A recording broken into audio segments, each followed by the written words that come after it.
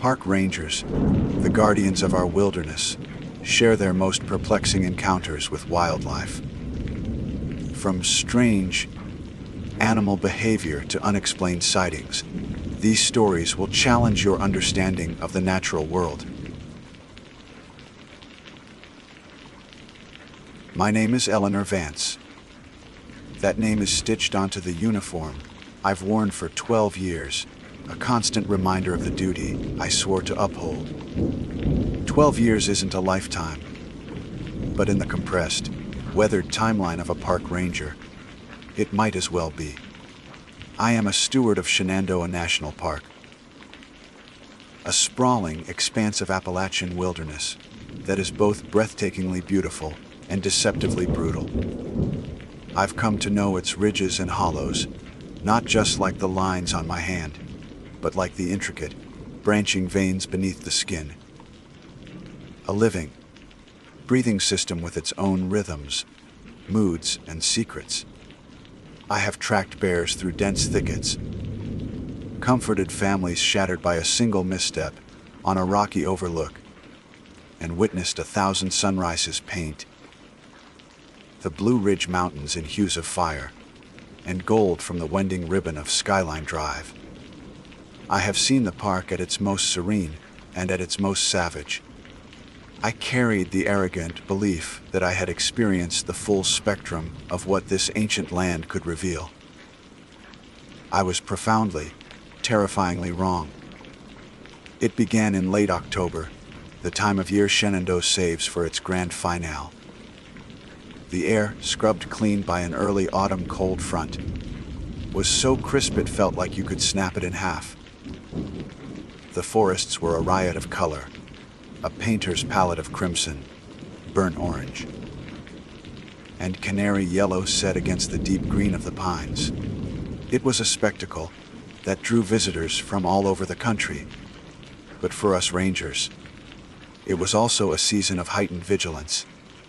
The beauty was a mask, and beneath it, the park's dangers grew sharper. The nights came sooner. The temperatures dropped faster, and the trails, now carpeted in a thick, rustling blanket of fallen leaves, could easily conceal roots, rocks, and the very path itself.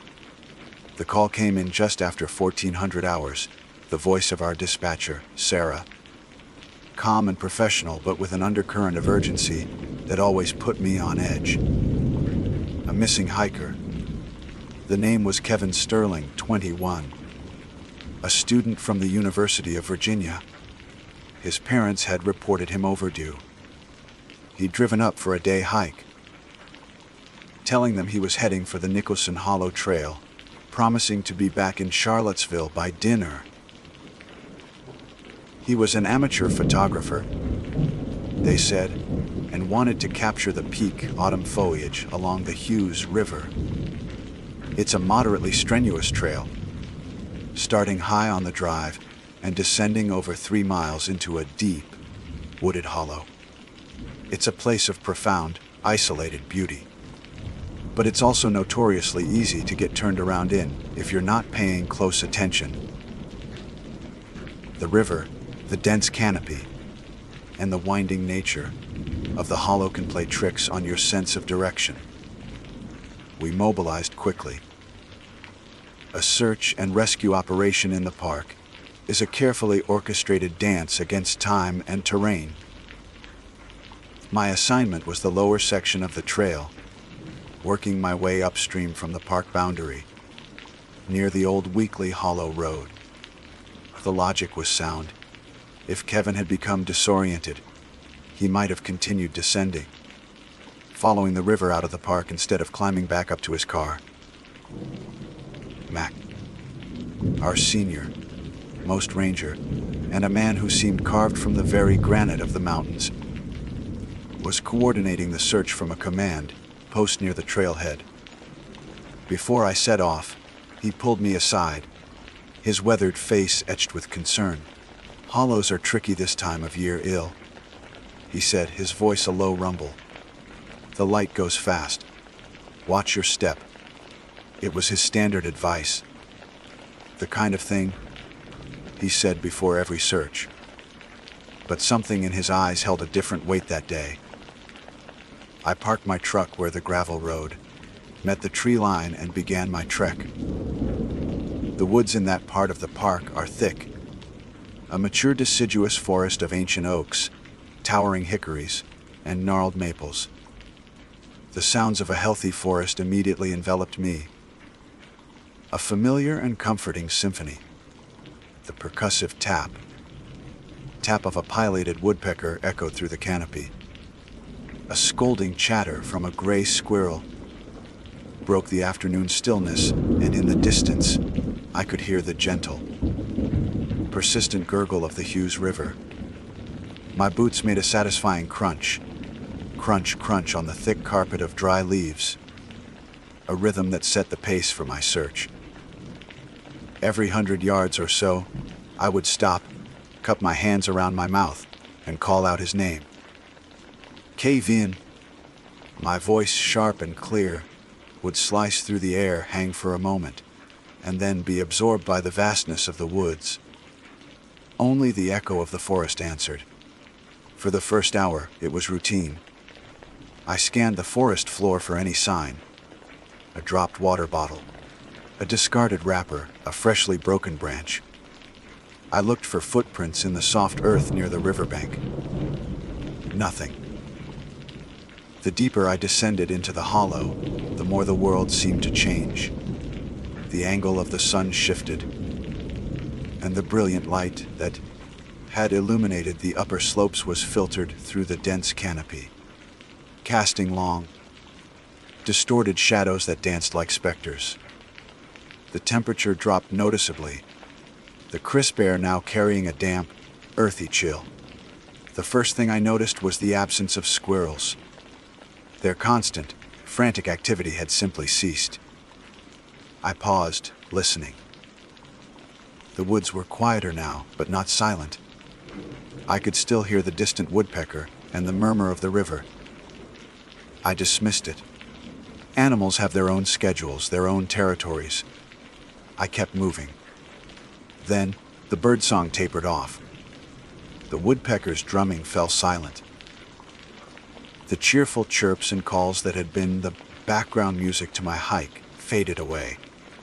Not suddenly, but as if a conductor were slowly, deliberately silencing each member of his orchestra.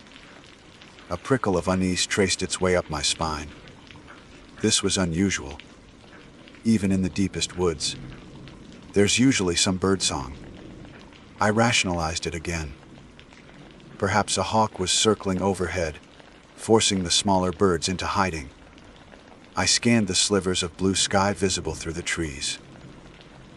I saw nothing. I pushed forward, the silence growing with every step.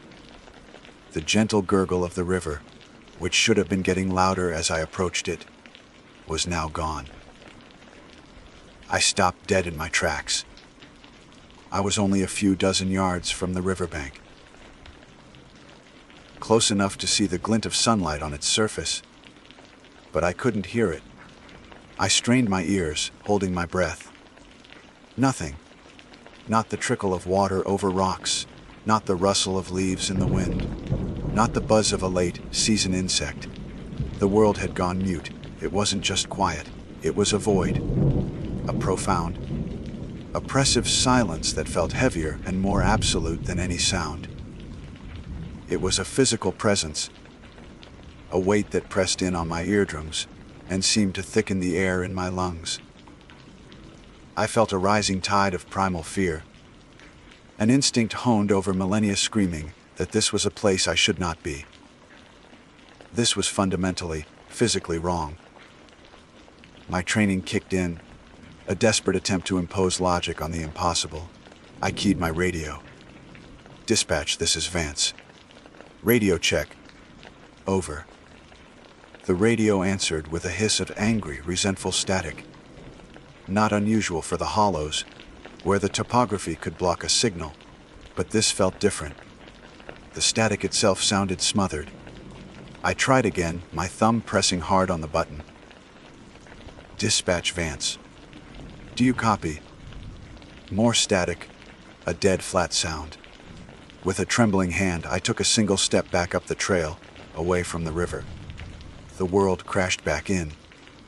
The sound was so sudden and overwhelming it made me flinch. The river roared in my ears. The wind whispered through the leaves, and a blue jay shrieked somewhere above me. It was a cacophony, a beautiful, chaotic symphony of life. I stood there, panting, my heart hammering against my ribs. Then, steeling myself, I took one step forward, back toward the river. Silence. Absolute. It was a wall. An invisible, intangible barrier separating the world of sound from a pocket of utter nothingness. I could see the leaves on the trees ahead of me trembling, in a breeze I could no longer hear. The forest floor was a carpet of dry, brittle leaves. Yet my boots made no crunch as I took another hesitant step into the void. My own breathing was a ghost in my chest. My heart beat a silent drum against my ribs. I stood on the edge of an invisible wall, a border between the living world and something else. And I knew, with a certainty that chilled me far more than the autumn air, that, to find Kevin, I had to step back through it. Duty is a heavy cloak. Fear is a cold, sharp knife. For a long moment, I stood on that impossible precipice, the world of sound behind me, the world of nothingness ahead. Every nerve ending, every primal instinct I possessed, shrieked at me to turn back, to run up the trail and never look behind me, to leave the hollow to its unnatural secret. But the name stitched on my uniform, Eleanor Vance, and the name of the lost boy, Kevin Sterling, were anchors holding me in place. I had a job to do. Swallowing the metallic taste of fear in my throat, I took a deep breath of the noisy, living air, held it, and stepped forward into the void. The transition was instantaneous and sickening. It was like plunging my head underwater. But instead of the dull pressure of water, it was the sharp, painful pressure of its absolute absence. My eardrums ached, a deep, throbbing pain as if the silence was trying to suck them from my skull. The air itself felt thick, viscous, and utterly dead. I exhaled, and the cloud of my breath hung in front of my face, perfectly still, refusing to dissipate in a breeze that did not exist. I was inside a bubble, a pocket of wrongness carved out of the heart of the forest. The vibrant autumn colors seemed dimmer here, as if the silence leached the very life from the light. My training screamed at me to establish my bearings. I pulled my compass from my belt pouch. I held it flat in my palm, waiting for the needle to settle on magnetic north. It didn't.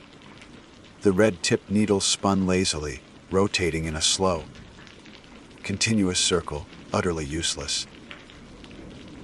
It was as if the fundamental laws that governed the world had been suspended within this invisible sphere. A wave of vertigo washed over me, and I braced myself against the trunk of a massive oak, its bark rough and real under my gloved hand, a small point of normalcy in a world gone mad. I had to move. I had to find him. I forced my legs to work, stepping deeper into the silent wood. The forest floor, which should have been a noisy carpet of brittle leaves and twigs, was utterly mute beneath my heavy boots. I could feel the crunch through the soles of my boots. A phantom sensation, but the sound itself was stillborn, erased the moment of its creation. It was the most disorienting experience of my life. It felt like I was walking through a memory, a ghost in a landscape that was no longer real. I tried to call his name again. Kevin. I formed the word, pushed the air from my lungs, felt my vocal cords vibrate. But the result was a dead thing in the air. A puff of sound that traveled no farther than my own teeth, before being utterly devoured by the oppressive quiet. It was like shouting into a pillow made of vacuum. The act of trying to speak and hearing nothing in return was profoundly isolating, a unique form of sensory torture. It made me feel like I was the last person on Earth, a solitary consciousness adrift in an ocean of nothing. The silence wasn't empty. That was the most terrifying part. As I moved, I began to feel a presence. It wasn't something I could see or hear or smell. It was a feeling, a weight on my soul. The silence was aware. It was an active, watching entity. I felt its attention on me, a cold, clinical observation that followed my every step. The bubble of nothingness wasn't stationary. It was moving with me, a personal prison of sensory deprivation. I'd glance over my shoulder, expecting to see something. But there was only the unnaturally still forest, the painted leaves hanging like decorations in a sealed room. Yet, the feeling of being followed, of being hunted by an absence, was unshakable. Panic began to bubble in my chest, hot and acidic. I fought it down, focusing on my task. Look for signs, footprints, broken branches, a piece of clothing. But there was nothing, no animal tracks. No sign that anything living had passed this way. It was as if the forest had been sterilized. I walked towards the river, my eyes fixed on the water. From a distance, it had looked like glass. Up close, it was even more disturbing. The Hughes River is a lively, flowing body of water, but here, in this zone, its surface was perfectly, impossibly smooth. Not a ripple, not a single eddy. A dead leaf floated on its surface, as motionless as if it were encased in resin. It was a photograph of a river, not the real thing. Time lost all meaning. Had I been in here for 10 minutes or an hour, the sun hadn't moved. The shadows were frozen. My watch was still ticking, its tiny second hand sweeping around the dial. But the movement felt like a lie, a mechanical defiance against a place where time itself had stopped. I felt a growing sense of despair. How could I find someone in a place that defied all logic? It was like searching a dream. I pushed on, driven by a desperate, fading flicker of duty.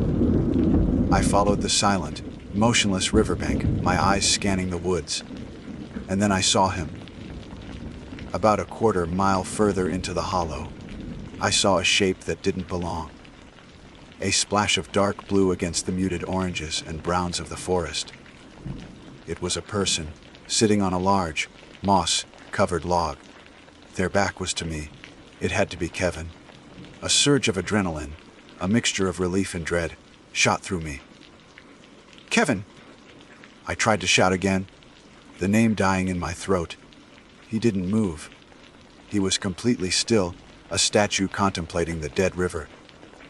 I began to walk faster, my soundless footsteps carrying me towards him. The feeling of being watched intensified, the silence pressing in, seeming to thicken with a kind of hungry anticipation. As I drew closer, the details became clearer. He was wearing a blue fleece jacket and jeans. A camera with a large lens was on a strap around his neck, resting in his lap. He was just sitting there, staring at the glassy water. He looked peaceful, almost meditative. But the stillness was wrong. It was too absolute. It was the stillness of the leaves, of the river, of the very air around us. "Kevin," I said again, my voice a useless whisper. I was only 10 feet away now. I could see the fair hair on the back of his neck. I reached out, my hand trembling, and placed it on his shoulder. The cold was shocking. It was not the chill of the autumn air. It was a deep, profound, unnatural cold that seemed to suck the warmth directly from my fingertips. It was the cold of marble, of a thing that had not been alive for a very long time. He didn't react to my touch. I moved around the log to face him. And then I saw his eyes. They were wide open, staring not at the river, but through it, at nothing. They were vast, empty pools reflecting a terror so complete, so absolute, that it had become a part of him. His face was a frozen mask of that terror. His mouth was slightly open, as if in a silent scream that had been stolen from his lungs. There were no marks on him, no signs of a struggle, no injury, no animal attack. He was pristine. But he was gone. The coroner, I knew, would later list the cause of death as a massive heart attack, a medical explanation for an event that defied all medicine. But standing there, in the crushing, watching silence, I knew what he had died of. He had died of the silence. He had listened to it until his heart had given out. And now it was listening to me. The moment that thought solidified in my mind, the character of the silence changed. Before, I had been an intruder, an observer being watched with a cold, detached curiosity. Now, I was the subject. The immense, crushing weight of the void, which had been a constant pressure, now focused entirely on me. It was a palpable shift, like the unblinking gaze of a predator that has finally singled out its prey. The feeling of being watched was no longer a vague sensation at the edge of my perception. It was a physical touch, a cold caress against the back of my neck, a phantom breath on my cheek. The silence was no longer just listening. It was tasting the air around me, savoring my fear, and it was hungry. My survival instinct, which had been screaming at me for the last hour, now roared with the force of a cornered animal. Get out. Get out, no W. But I couldn't leave him. The uniform on my back, the duty ingrained in my very bones, wouldn't allow it. I was a ranger. He was my responsibility. Dead or alive, I was bringing Kevin Sterling home. Breaking my gaze from his terrified, empty eyes took a monumental effort of will. I turned away, my back to him, and faced the direction I had come. The silent, motionless forest seemed to stretch into an infinite, repeating pattern of muted colors and frozen shadows. There was no path. There were no landmarks. My compass was useless, my radio was dead, and my own senses were liars. My only guide was the memory of the direction I'd come from, a fragile thread in a place designed to unravel the mind. Getting him off the log was the first nightmare. Rigor mortis hadn't fully set in, but his limbs were heavy and uncooperative. His body, still radiating that unnatural cold, was a dead weight. I hooked my arms under his, trying to lift him into a fireman's carry. The silence seemed to press down, adding its own immense weight to my burden. My muscles screamed in protest, not just from the strain, but from the sheer wrongness of the effort. Every movement felt like I was pushing through invisible molasses. I heaved, my lungs burning for air that felt too thin to sustain me, and finally managed to get him draped over my shoulders. The journey back was a slow motion descent into hell. Half carrying, half dragging him, I stumbled through the soundless woods. Every step was a battle. The weight of the body was immense, but the weight of the silence was worse. It was a psychological warfare of the most brutal kind. With no sound to orient me, my balance was shot. I kept stumbling, tripping over roots I couldn't hear myself approaching. The world felt tilted, unreal. The silence began to play tricks on me. In the periphery of my awareness, I started to almost hear things.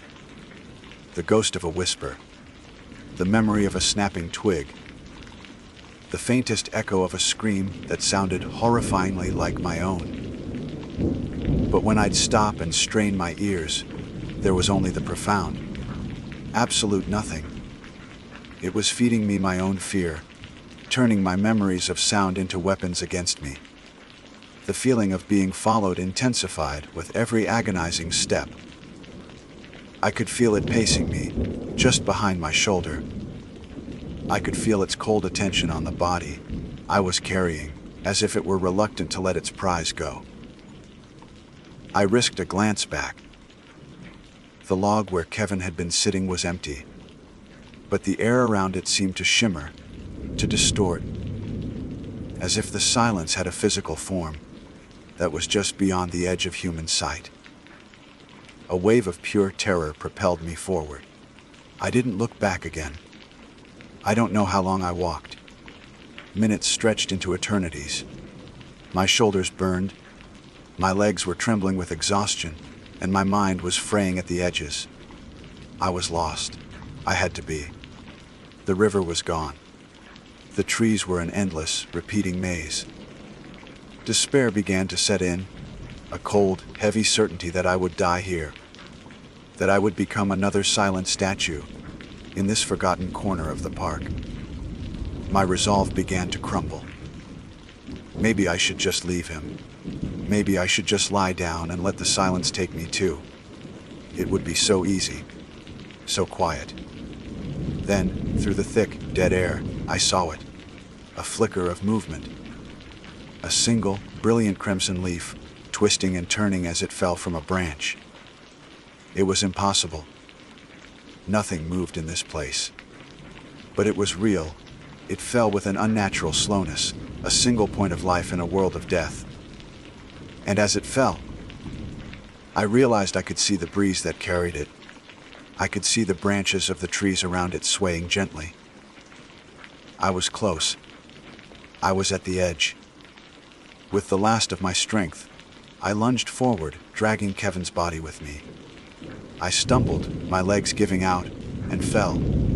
I fell across the invisible line. The sound that hit me was a physical blow. It was an explosion. A tidal wave of noise that slammed into my skull and sent agony shooting through my eardrums. The roar of the river, the shriek of a hawk, the rustle of a million leaves, my own ragged, gasping breaths. It all came back at once, a deafening, chaotic crescendo. I screamed, a raw, primal sound of pain and relief. I collapsed onto the noisy, living leaves, my body convulsing, gasping for air like a drowning woman who has finally broken the surface. I lay there for a long time, the symphony of the forest washing over me, the most beautiful sound I had ever heard. Eventually, the shaking subsided. I got to my feet, my body aching, my mind shattered. Kevin's body lay half in and half out of the silent zone, one world touching the other. I grabbed his feet and pulled him the rest of the way into the world of sound. I keyed my radio, my hand shaking so badly it took 3 tries. "Dispatch, this is Vance." Sarah's voice, crackling with static but wonderfully, blessedly real, came back instantly. "Eel, we've been trying to reach you. What's your status?" "I've found him," I said, my voice a hoarse croak. He's deceased. I'm bringing him out." I never told anyone the full story. Not Mac, not the sheriff, not the state police who handled the official investigation. How do you file a report on a patch of woods where the laws of physics take a holiday? How do you explain that a man was killed by an absence of sound? You don't. You let the coroner write, "massive heart attack," on the death certificate. You nod and agree when they talk about existing conditions and the strenuousness of the trail. You keep the impossible truth locked away. A cold, heavy secret in your own heart. I don't go into Nicholson Hollow anymore. But sometimes, on a quiet autumn night, when the air is crisp and clear, I think I can feel it. A faint echo of that pressure against my eardrums. A memory of that profound, watching silence. We have a new, unofficial rule now. We warn the new rangers, the ones with bright eyes and an unshakable faith in maps and compasses, to avoid that lower section of the hollow after the first frost. We tell them the trail gets treacherous, that the radio signals are unreliable. We don't tell them why. We don't tell them that there are places in the ancient woods that are not meant for us, places where the silence is alive and waiting and hungry. My name is Miguel Ortiz, and for 5 years, I had the distinct privilege and occasional terror of serving as a National Park Service ranger at the Grand Canyon. My official duties were logged in neat. Predictable columns interpretive talks at Mather Point, crowd management during peak season, and the endless, gentle repetition of safety protocols. It's a script you learn by heart. Please stay behind the barriers. Ensure you have at least a gallon of water per person. No, you cannot hike from the rim to the river and back in one day. Most people listen. They see the canyon as a magnificent postcard, a backdrop for their vacation photos. They don't feel its presence, its sheer, geological indifference to the tiny, fleeting lives that crawl along its edges. But the canyon has a memory etched into its layers of schist and sandstone. It's a place of profound beauty and profound sorrow.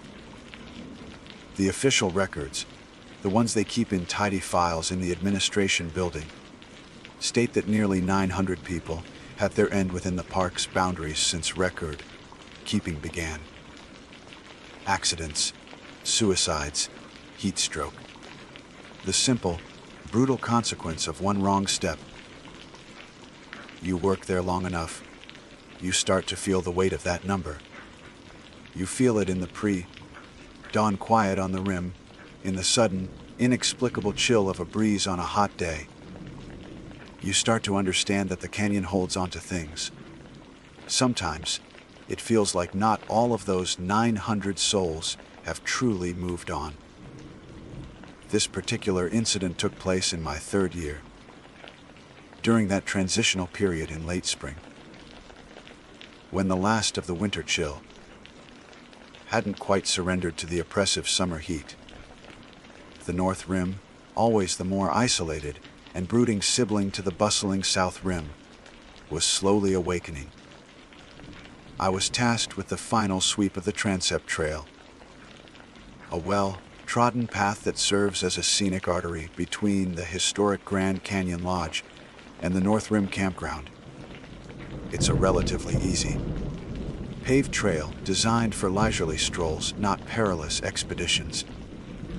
By this time of day, it was deserted. The sun was bleeding out across the horizon, a spectacular, violent display that painted the canyon walls in impossible, shifting shades of deep vermilion and bruised purple. The air was still, holding that unique high, desert silence, so total it feels like a pressure against your eardrums. That's when I first heard it. It wasn't a sound, not at first. It was more like a vibration in the air, a single, high, frequency note that my mind struggled to identify. I stopped, tilting my head, convincing myself it was just the wind whistling through a peculiar rock formation, or perhaps the distant cry of a bird. I stood motionless for a full minute, listening. Nothing. Just the immense, breathing silence of the canyon. I shrugged it off, my boots crunching softly on the gravel as I continued my patrol. Then it came again, clearer this time, and unmistakable. It was the sound of a child crying. The sound was thin, carried on the evening breeze, but it was saturated with a desperate, gut-wrenching sorrow. It was the sound of a small child who is utterly lost, who has cried for so long that their grief has exhausted them, leaving only these weak, hiccuping sobs. Every instinct in my body, both as a human being and a trained ranger, snapped to attention. My heart didn't just jump.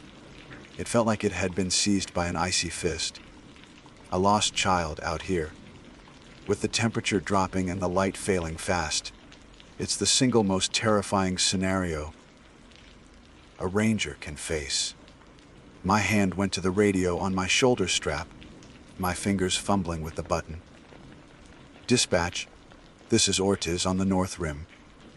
My voice was steady, a trained calm that belied the frantic pounding in my chest. I have a possible 1032. That's an unaccompanied child in the vicinity of the transept trail. I can hear crying. Over. The voice of Sarah, the night dispatcher, crackled back instantly, calm and professional. Received Ortiz.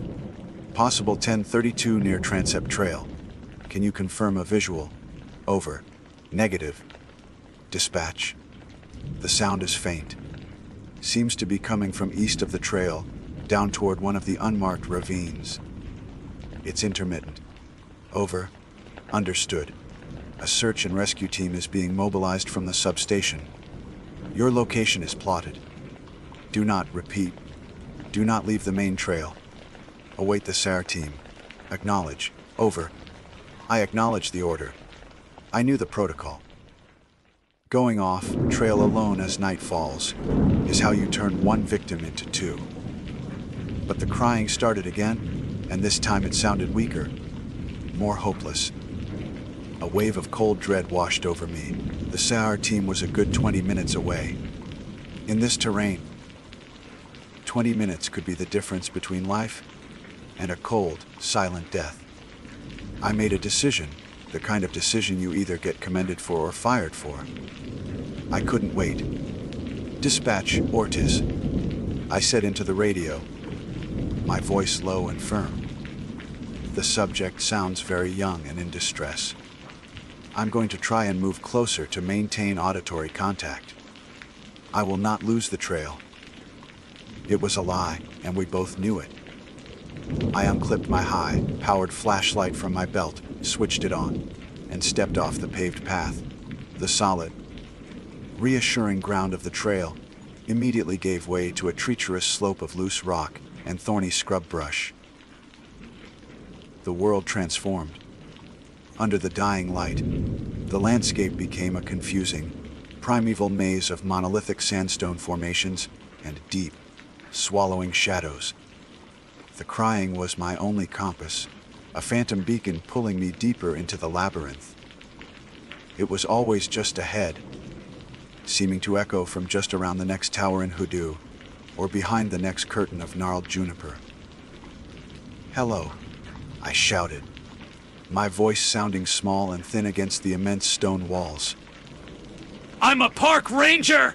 I'm here to help you! Can you tell me your name? The only answer was my own voice, thrown back at me in a series of mocking, distorted echoes. Then silence. A long, agonizing silence where I stood frozen, straining my ears, my flashlight beam cutting a nervous, trembling path through the oppressive darkness. I was about to turn back, to admit that Sarah had been right when the sobbing started again. It was different this time. It was further away, deeper in the canyon. It was leading me on. It was then, with the cold seeping into my bones and the darkness absolute, that the old stories began to surface, unbidden, from the back of my mind. The tales the old-timers, the rangers with sun, creased faces and 20+ years of service would tell over cheap coffee in the break room. Stories they didn't put in the official park brochures. They spoke of lures. They said the canyon gets hungry. They talked about the Lorona of the North Rim, the wailing woman, a settler's wife from the 1920s who, driven mad by grief after her husband, and Sampha from a cliff, threw herself into the void. They say her spirit still wanders the rim, her cries luring unsuspecting hikers to their own doom. I had always dismissed it as campfire folklore, the kind of spooky tale born from the scream of a mountain lion or the weird acoustics of the canyon, playing tricks on the ears of tourists. But this wasn't a mountain lion. I'd heard their screams before, and they sound like a woman being murdered. A terrifying but distinctly animal sound. This was different. This was the sound of a child's heartbreak. A sound engineered by nature and evolution to trigger an immediate, protective response in an adult. And it was working. The last sliver of ambient light vanished from the sky above the rim, and the world was plunged into a profound, ink-black darkness. The temperature plummeted. My flashlight beam seemed not to illuminate, but to create the darkness around it, making the shadows deeper, more menacing. The crying continued a steady, sorrowful metronome marking my foolish progress. But as I scrambled over a narrow ledge, clinging to the cold rock face, its character began to change. It wasn't just sad anymore. Beneath the grief, a new note was emerging.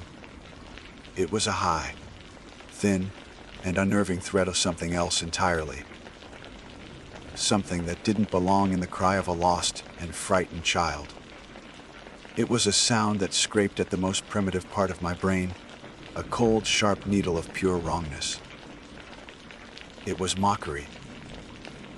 That was the note I couldn't place. The high, thin thread woven into the sound of a child's sobs was the unmistakable, chilling sound of mockery. The realization hit me with the force of a physical blow, stopping me dead in my tracks. My boots skidded on the loose shale, and I had to throw a hand out against the cold, rough surface of the canyon wall to steady myself.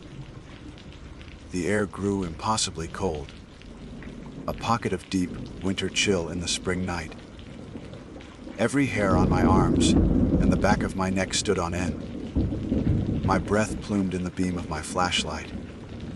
The world had gone utterly silent again, a heavy, listening silence that felt far more menacing than the crying had. My own breathing was a ragged, loud intrusion. I stood frozen for what felt like an eternity, my mind refusing to accept what my senses were telling me. It was a trick of the wind, an echo. My mind, primed by the old timers of stories, was manufacturing this. It had to be.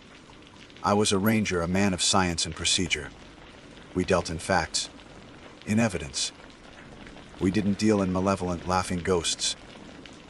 Then the crying came again, and it came from right behind me. It was so close that I felt it as much as I heard it. A cold vibration on the air just past my ear. I spun around, a strangled cry of my own catching in my throat. My heart hammered against my ribs like a trapped bird. I swept the powerful beam of my flashlight across the rock face I had just been leaning on, expecting to see what? I didn't know. A child. An animal. Something else. There was nothing. Just the flat, unforgiving surface of the ancient stone, etched with the lines of 1 billion years. The beam trembled in my hand. "Who's there?" I yelled, and my voice cracked, betraying the terror I was trying so hard to suppress. The sobbing answered, but this time it came from high above me. I jerked my head up, my light following the sound. And there, silhouetted against the last, faint bruised, purple sliver of twilight on the canyon rim, was a figure. It was impossibly far away, perched on the very edge of the precipice I had been descending from. My rational mind screamed that it was just a trick of the light, a strangely shaped juniper tree, or a jutting piece of rock that my panicked brain was shaping into a person. But it wasn't. It was a figure, and it was small like a child. But it was wrong. It was too thin, its limbs unnaturally long and spindly, like the branches of a dead tree. It didn't stand like a person. It hunched, its posture conveying a sense of ancient, predatory patience. It was a sketch of a human, drawn by a hand that didn't quite understand the proper proportions. As I stared, paralyzed with a mixture of awe and absolute horror. The figure raised a long, thin arm. It let out the child's cry again, a perfect, heartbreaking replica of the sound that had lured me down here. But this time, it didn't end in a sob. The sound twisted, contorting in the air, and curdled into a giggle. It was not the happy, innocent sound of a child's laughter. It was a dry, rasping, insectile sound. It was the noise of dead leaves skittering across pavement, of bones being ground into dust. It was a sound of pure, unadulterated malice, and it scraped along every nerve in my body, setting my teeth on edge. The figure rocked back and forth on the cliff top, a puppet animated by some unspeakable glee. The giggling echoing down into the chasm, seeming to come from all directions at once. That sound broke the spell. The paralysis shattered, replaced by a singular, overwhelming imperative run. I didn't think. I didn't plan. I turned and fled, abandoning all semblance of caution or procedure. I was no longer a ranger, I was prey. I scrambled back the way I came, my flashlight beam bouncing wildly, creating a dizzying, strobe-like effect that made the already treacherous terrain even more confusing. The sound of that giggling cry, interspersed with the pathetic, mimicked sobs, chased me. It was a predator toying with its food, and I was its mouse. Loose rocks turned under my boots, sending me sprawling to my knees. I felt a sharp, searing pain in my shin, but I barely registered it. I was up in an instant, adrenaline and terror a potent fuel. I clawed my way up a steep incline, my fingers raw and bleeding from gripping the sharp rock. The giggling followed, sometimes sounding distant, then suddenly right behind me again. It was playing with me, closing the distance, then letting me think I was getting away before reminding me that I was not. "Just keep calling out," a voice whispered, seeming to ride on the wind right beside my ear. It was my own voice, a perfect imitation of what I had shouted earlier. I'm here to help! A wave of nausea and vertigo washed over me. This thing wasn't just a lure. It was a parasite. It had listened. It had learned. The canyon itself felt alive now, a malevolent entity conspiring against me. The shadows cast by my flashlight seemed to twist and writhe, forming fleeting, monstrous shapes at the edge of my vision. The wind whistling through the rocks sounded like whispers, forming words I couldn't quite understand, but whose intent was clear. The very air felt hostile, charged with an ancient, predatory intelligence. I risked a glance over my shoulder. I couldn't see the figure on the rim anymore. The darkness was absolute. But I could feel its presence. I could feel it watching me, its cold, amused intelligence tracking my every panicked move. The giggling had stopped, replaced by a new sound, the soft, rhythmic scraping of rock on rock, coming from somewhere behind me and below. It was the sound of something climbing, something moving with an unnatural, scuttling gait. It was gaining on me. Panic gave way to a cold, focused dread. I had to get back to the trail. The paved, man-made trail was a symbol of safety, of order, of the world I understood. This place, this labyrinth of rock and shadow and impossible sounds, was something else entirely. It was the canyon's world, and I was an intruder. I pushed myself harder, my lungs burning, my legs screaming in protest. I could smell the familiar scent of pine and dust from the main trail, a scent that now represented salvation. I saw the faint, comforting line of the paved path just ahead, a pale ribbon in the darkness. I was almost there. With one final, desperate burst of energy, I scrambled up the last embankment, my boots finding purchase on solid, level ground. I stumbled onto the transept trail, collapsing onto the asphalt, gasping for air, my entire body trembling uncontrollably. I lay there for a moment, the rough surface of the path a reassuring anchor to reality. The silence that greeted me was profound, no longer menacing, but simply empty. The giggling, the crying, the scraping, it was all gone. It was then that I saw the lights. A series of bright, powerful beams bobbing through the trees, heading in my direction. Ortiz. Miguel, is that you? A voice called out. It was Mark, the lead of the SAR team. I pushed myself into a sitting position, my body screaming in protest. I tried to call back, but my throat was raw, and only a hoarse croak came out. The team reached me, their faces a mixture of concern and confusion, as their lights fell upon my disheveled state. My torn uniform, my bleeding hands, the wild, terrified look in my eyes. Miguel, what the hell happened? Mark asked, kneeling beside me. We heard you shouting. Dispatch said you went off trail.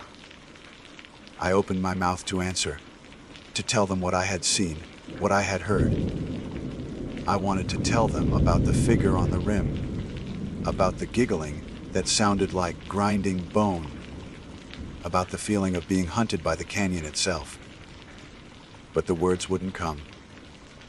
How could I explain it? What could I possibly say that wouldn't make me sound insane? You don't put a ghost in an official incident report. You don't tell your colleagues that you were lured into the dark by a monster from a campfire story. I stared up at Mark, the beam of his headlamp blinding me, the faces of the other two SAR members hovering behind him like concerned ghosts. Miguel, what the hell happened? He asked again, his voice grounding me, pulling me back from the edge of the hysterical abyss I was teetering over. The words were lodged in my throat, a tangled mess of unbelievable truth and necessary lies. How could I tell them? How could I articulate the sight of that spindly, wrong-shaped thing on the rim, or the sound of that dry, hateful giggle that had unraveled my sanity? They were men of maps, ropes, and medicine. They would look for tracks, for evidence. What tracks does a ghost leave? I made a mistake. I finally managed to croak, my voice a stranger's, raw and broken. I heard the crying, and I thought. I was so sure it was a kid. I took a deep, shuddering breath, tasting blood and dust. It must have been an animal. A fox. Maybe a cougar cub. The canyon, the echoes play tricks on you.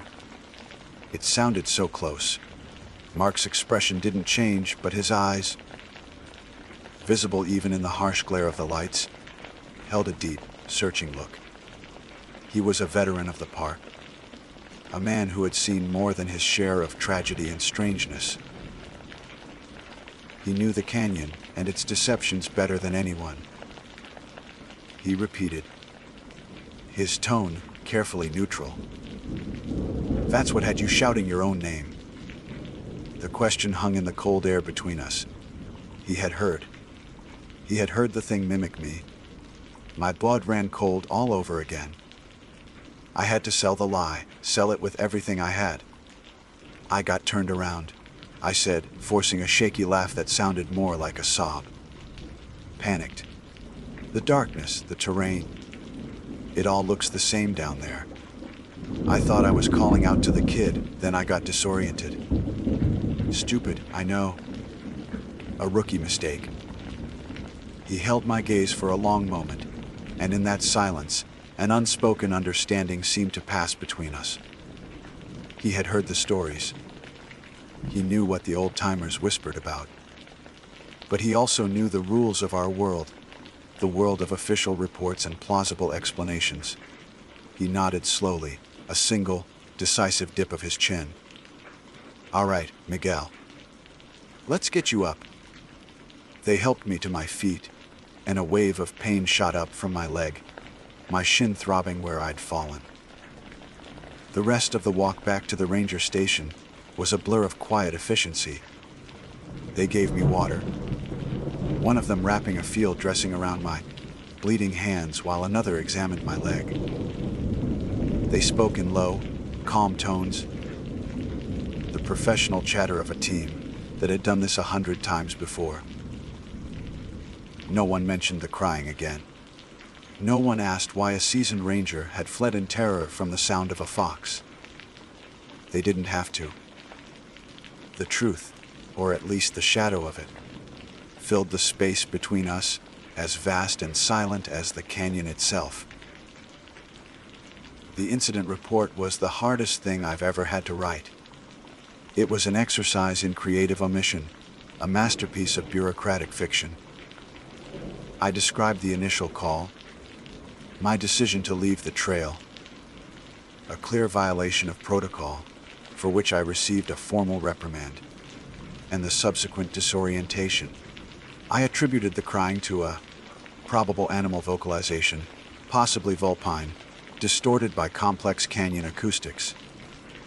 For my panicked flight, I cited temporary spatial disorientation exacerbated by darkness and difficult terrain. I wrote that I had sustained minor injuries due to a fall. I read it over and over, the clinical, sterile language a stark, insulting contrast to the raw, primal terror I had experienced. The report was accepted. The case was closed, but for me it was never closed. The physical wounds healed.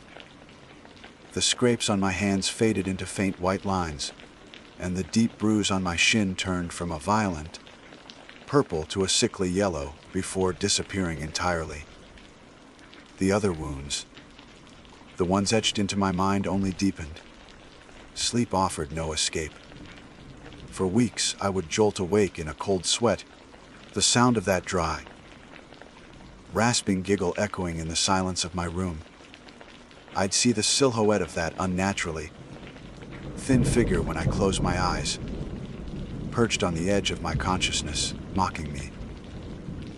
My job, once a source of pride and solace, became a form of torture. Every patrol was fraught with a new, gnawing anxiety. The familiar sounds of the canyon, once a comfort, were now potential threats. Was that the wind or a whisper? Was that a bird or the first note of a child's cry?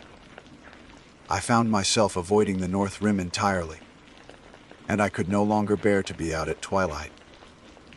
That magical hour, the one I had once loved most. When the canyon walls seemed to glow from within, now felt like a warning. It was the time when the veil between worlds grew thin, when things that slept during the day began to stir. About a month after the incident, I was sharing a coffee with one of the old-timers, a man named Dave who was nearing retirement. He was a quiet, leathery man who had forgotten more about the canyon than I would ever know. I gave him the official, sanitized version of my story, the one from the report. He listened patiently, stirring his coffee, his eyes fixed on some distant point beyond the window. When I finished, he didn't say anything for a long time. Finally, he took a slow sip of his coffee and looked at me, his gaze clear and direct. "The canyon calls for who it calls for, Miguel," he said, his voice a low rumble. "It's an old place, older than any of us can imagine. It has its own residents. Some of them are hungry. Some of them are lonely. And some of them are just plain mean. They know what we want to hear. They know what sounds will bring us running." He paused, taking another sip. "You were lucky. You heard the call, but you didn't answer it all the way." He never said another word about it, and I never asked. But his words were a validation, a confirmation that I wasn't insane. I was just one in a long line of people who had brushed up against the canyon's true nature and lived to tell the tale. Or more accurately, to not tell it. I finished my 5-year stint at the Grand Canyon and did not renew my contract. I work in a different park now. A place of green rolling hills and gentle streams. A place where the shadows are just shadows and the wind just sounds like the wind. I love my job, but something was lost in that ravine on the North Rim. A certain kind of innocence, a belief in a rational, orderly world. Sometimes, on a quiet night, when the wind is blowing just right, I'll hear a faint, high-pitched sound on the breeze. And for a terrifying split second, my heart will seize, and I am right back there, in the ink, black darkness of the canyon, with the sound of a child's heartbreak turning into a sound of pure, malevolent glee. You don't put that in a report. You just carry it with you. A cold, hard knot in your gut. A permanent in your gutter that there are older and hungrier things in this world than we can ever hope to understand. And some of them know our names. My name is Aisha Sharma. To say that my world has always been one of whispers from the past would be an understatement. My background is in archaeology, a field I was drawn to not by the promise of treasure or adventure in the cinematic sense, but by the profound, silent stories told by fragments of pottery, by the careful placement of a foundation stone, and by the very dust that settles in places abandoned by humanity.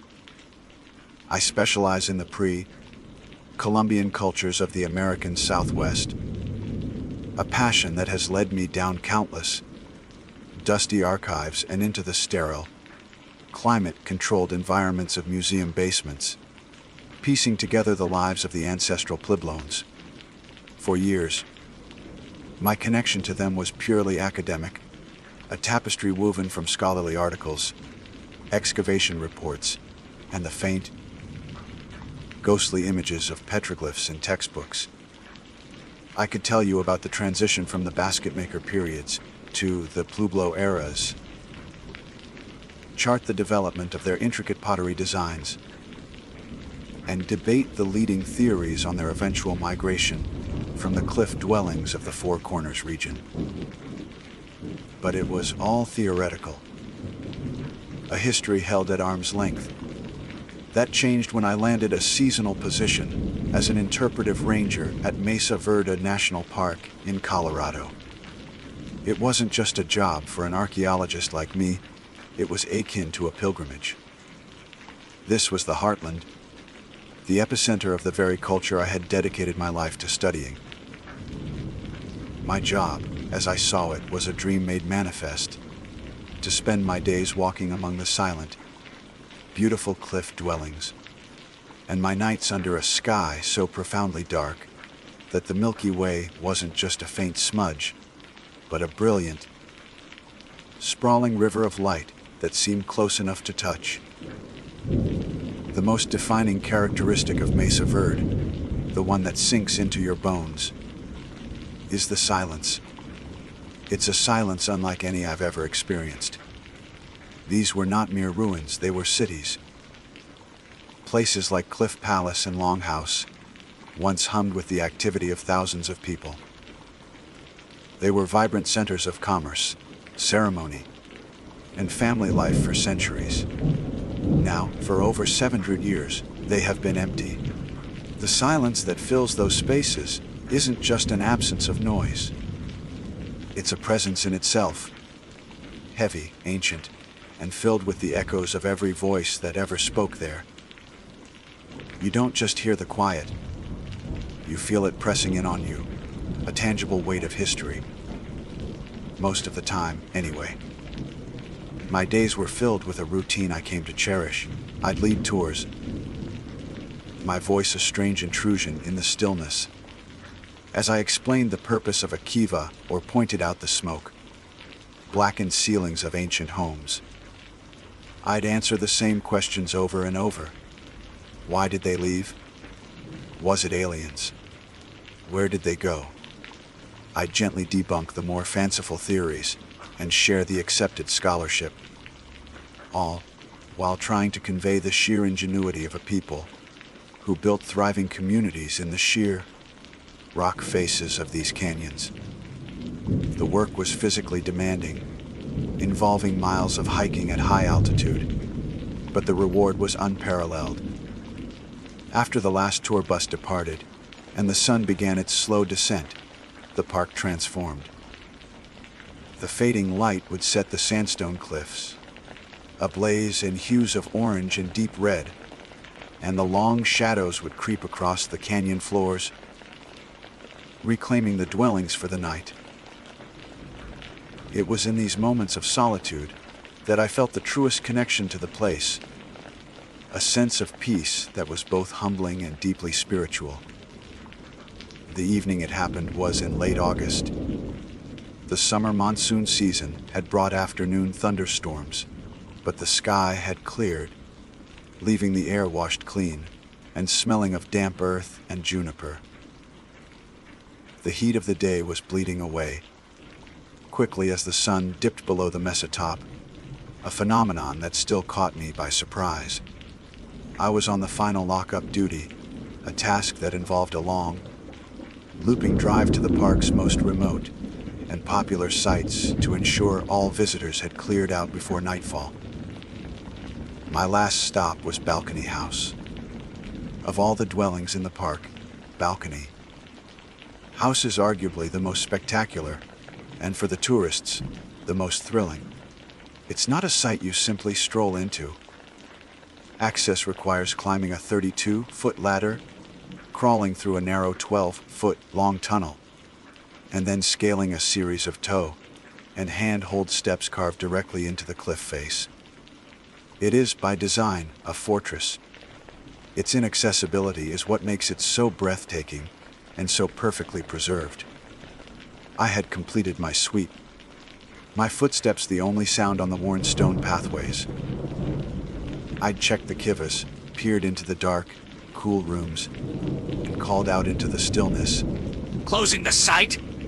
Anyone here? My voice was swallowed by the immense space, the only reply being the faint whisper of a breeze funneling up the canyon. Satisfied that I was alone, I made my way to the final heavy steel gate that secures the entrance. I pulled it shut, the metallic clang echoing unnervingly, and slid the heavy bolt into place. The finality of the sound always gave me a small shiver.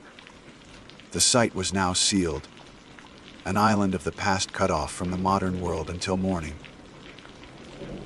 I stood there for a moment, catching my breath and watching the first stars begin to prick the deep indigo sky. The air was cool and crisp. The silence was absolute. And then I heard it. Music. It was so faint at first that I thought I'd imagined it, a trick of the wind or my own mind. But it came again, a delicate, reedy whisper on the breeze. It was a flute. The melody was simple, almost mournful, a high, haunting series of notes that seemed to hang in the air like smoke. I froze, every muscle in my body tensed. My heart began a slow, heavy thud against my ribs. It couldn't be. The site was empty. The gate was locked. I was the only person for at least a mile, probably more. My first rational thought was that a tourist had somehow evaded my sweep, found a hiding spot, and was now playing a recorder or a penny whistle as a prank. Annoyance warred with a rising sense of unease. "Hello," I called out, my voice sounding thin and reedy itself. "The park is closed." There was no answer, but the music continued, unwavering. It didn't sound like a prank. There was an ancient quality to it, a purity of tone that felt out of place with any modern instrument. I walked to the edge of the overlook, my boots crunching softly on the gravel, and scanned the entire area. I peered down into the canyon, across to the opposite cliff face, and back at the dark, silent facade of Balcony House. There was nothing. No flicker of a flashlight. No silhouette against the skyline. just the immense, empty landscape and the deepening twilight. Then, another sound joined the flute. It was a soft, rhythmic beat. A drum. It wasn't loud or aggressive, but a steady heartbeat, like pulse that provided a foundation for the flute's sorrowful melody. The two sounds were perfectly intertwined, a structured, deliberate piece of music, and it was coming from inside Balcony House. It was emanating from the empty, unlit kivas and stone rooms that I had just walked through, from behind the gate I had just locked. My scientific mind, the mind of an archaeologist trained to rely on evidence and logic, went into overdrive. It was scrambling, desperately trying to construct a plausible explanation. The wind whistling through a perfectly shaped crack in the rock, an auditory illusion caused by the altitude and fatigue. A radio signal from a distant station, bouncing off the canyon walls. But this was no random noise. It was structured. It had melody, rhythm, and harmony. It was music. And it was impossible. For a long moment, I was paralyzed, rooted to the spot by a mixture of pure astonishment and a cold, creeping dread. My mind, the archaeologist's mind, was a frantic library, pages flipping wildly as it searched for a reference, a precedent, a logical framework to contain what my senses were reporting. There was none. The data was impossible, so the data must be flawed. My ears were lying. My brain was misinterpreting. I closed my eyes, took a deep, shaky breath of the high-altitude air, and held it. Get a grip, Sharma. I told myself. It's the wind. It has to be the wind. I strained my hearing, trying to deconstruct the sounds, to break them down into their component parts, and identify them as something mundane. I tried to hear the whistle of air through a narrow fissure, the rustle of a loose branch, the distant hum of a generator. But the effort was useless. The sounds remained stubbornly, defiantly, what they were. The clear, melodic line of a wooden flute, and the steady, resonant beat of a skin drum. The music wasn't static. It swelled and ebbed, the melody weaving a complex, intricate pattern that spoke of practiced skill. It was filled with a profound melancholy, a sense of deep, ancient longing that resonated in the very marrow of my bones. It felt older than the rocks themselves.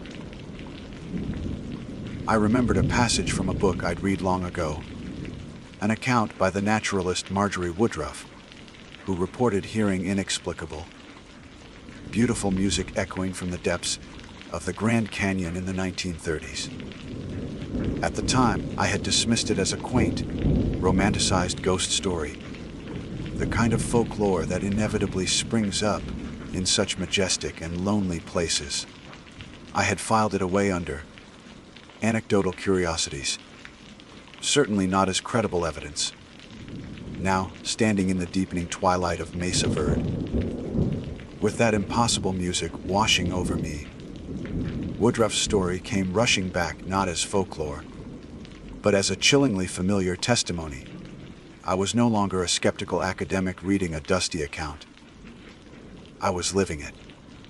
The hair on my arms and the back of my neck stood on end. A primal, physiological response to something my conscious mind refused to accept. This wasn't fear in the typical sense. I didn't feel threatened, not in a physical way. There was no sense of malice or danger. The feeling was something far more complex and unsettling. It was a profound, overwhelming sense of awe, inextricably mixed with the deep, gut-wrenching feeling of being a trespasser. I had stumbled into a place I didn't belong, at a time I wasn't meant to be there. This music wasn't for me. It wasn't a performance. It was private. I was an intruder, eavesdropping on a sacred ceremony of ghosts, a spectral echo of a life that had ended centuries ago. My feet finally obeyed my brain's frantic signals to move. I began to back away, slowly, deliberately, my boots making soft, crunching sounds on the gravel path that seemed sacrilegiously loud against the backdrop of the ethereal music. I never took my eyes off the dark, silent windows of Balcony House. The dwelling looked exactly as it had moments before, empty, inert, a collection of stone and mortar. Yet, it was undeniably the source. The music was pouring from its dark openings, a river of sound from a spring of absolute silence. As I retreated, something shifted. The music seemed to grow a little louder, a little clearer, almost as if it were acknowledging my departure. And then, other sounds began to bleed through, so faint they were at the very edge of my hearing. It was the murmur of voices, not distinct words, but a low, continuous hum, the cadence of conversation or perhaps prayer. Then, for a fleeting second, I heard a clearer sound, a snatch of what could only be described as chanting.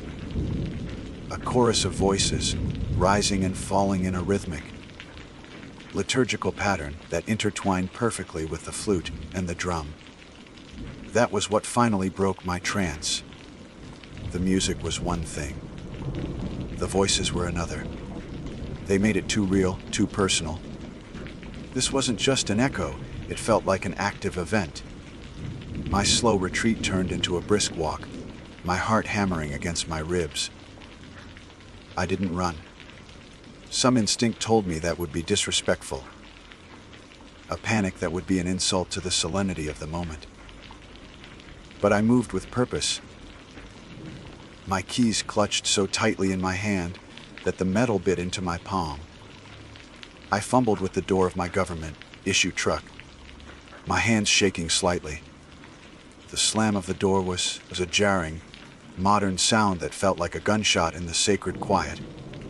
I turned the key, and the engine roared to life. Its mechanical rumble a comforting, familiar noise from my own world. I flicked on the headlights, and their powerful beams cut through the darkness, illuminating the dusty road ahead and the gnarled shapes of juniper trees. As I drove away from the overlook, I glanced in my rearview mirror.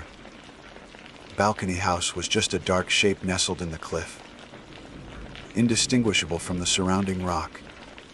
But the music, impossibly, followed me. I could still hear it in my head. The haunting flute melody as clear, as if it were playing on the truck's radio.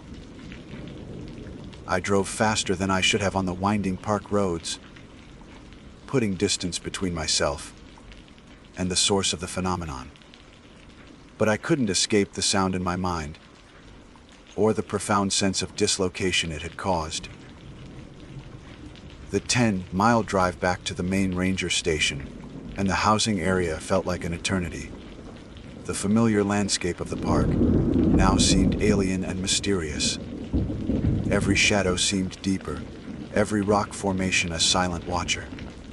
The world I knew, a world governed by the laws of physics and the principles of archaeology, had been tilted on its axis. The clear, solid line between the past and the present, between the living and the dead, had blurred into an unsettling fog. By the time I pulled into my designated parking spot, my hands were slick with sweat on the steering wheel. I cut the engine, and the sudden silence was deafening. But it wasn't the same silence as before. This silence was an absence. The music was gone, both from the air and from my head, leaving a ringing void in its place. I sat in my truck for a long time, watching the lights of the other rangers' houses, signs of normal life, of dinner being cooked and televisions being watched. How could I possibly walk in there and explain what I had just experienced? Hey, Dave, you won't believe this, but I think the ancestral Puebloans are having a concert in Balcony House. I would be laughed out of the room, or worse, sent for a psychological evaluation. Some experiences are so intensely personal, so far outside the realm of shared reality, that they are impossible to communicate. They belong to you alone. That night, I didn't just see the cliff dwellings as archaeological sites anymore. That scientific detachment was gone, stripped away by a few minutes of impossible sound. I stopped seeing them as collections of stone and timber, as data points on a historical timeline. I started seeing them as homes. Homes that, in some way my training could never explain, were still occupied. I had spent years studying the people who had lived here, but in that moment, I felt their presence. There are layers to this world, I realized, layers of time and existence stacked one on top of the other. And sometimes, if you're in the right place at the right time, and you're quiet enough, you can hear the echoes of a layer that exists right alongside our own. The dream job had become something else entirely. It had become a vigil. Sleep did not come easily that night. Every time I closed my eyes, the haunting melody of the flute would return, a phantom echo in the quiet of my small ranger issue apartment. I lay awake for hours, staring at the ceiling, my archaeologist's mind still trying and failing to file the experience away into a neat, logical category. It refused to be categorized. It was an anomaly, a rogue data point that threatened to corrupt the entire system of my understanding. When I finally did drift off, my dreams were a chaotic swirl of shadowy figures moving through fire lit kivas, the scent of juniper smoke thick in the air, and the constant, rhythmic pulse of the drum, a heartbeat in the earth beneath me. The next morning, I felt a profound sense of unreality. The sun rose, casting its familiar golden light over the mesa. My colleagues gathered in the break room, pouring coffee, complaining about paperwork, and discussing the day's tour schedules. It was all so painfully normal. I remember watching Dave, the head ranger, laugh at a joke, and a wave of dizziness washed over me. How could everything be the same when, for me, everything had changed? The world felt like a thin veneer, and I had seen, or rather heard, a glimpse of the vast, inexplicable machinery operating just beneath it. I kept my secret. The words I'd rehearsed in the truck. I think the ancestral Puebloans are having a concert. Seemed even more insane in the bright light of day. To speak them aloud would be to invite ridicule, concern, and a quiet professional ostracism. So I said nothing. I smiled, drank my coffee, and went about my duties, but a chasm had opened between me and everyone else. They saw a national park, a beautiful and historically significant landscape. I now saw a place that was actively haunted, not by malevolent spirits, but by the persistent, powerful residue of life. My work, my dream job, was irrevocably altered. Leading tours became an exercise in cognitive dissonance. I would stand before a group of tourists at Cliff Palace, reciting the facts I knew so well. Population estimates, construction dates, theories on the final migration. My voice was steady, my explanations clear, but inside I was a wreck. My eyes would dart to the dark, empty doorways, half expecting to see a face peering out. I would pause mid-sentence, straining to hear if a ghostly flute melody was hiding beneath the chatter of the crowd and the chirping of canyon wrens. The silence I had once found so profound and peaceful now held a different quality. It was a listening silence. It was expectant. I felt as though I was constantly being observed by unseen eyes, not with menace, but with a quiet, patient curiosity. I was the strange new animal in their environment. I started performing small, almost unconscious acts of reverence before entering a dwelling. I would pause for a moment at the entrance, a silent gesture of asking permission. I found myself speaking in softer tones, moving with more deliberate care, as if not to disturb a sleeping household. Driven by a desperate need for validation, I began to dig. During my off hours, I bypassed my usual academic journals and dove into the park's archives, specifically the old, handwritten logs from rangers of decades past. Most of it was mundane weather observations, records of rockfalls, accounts of troublesome bears.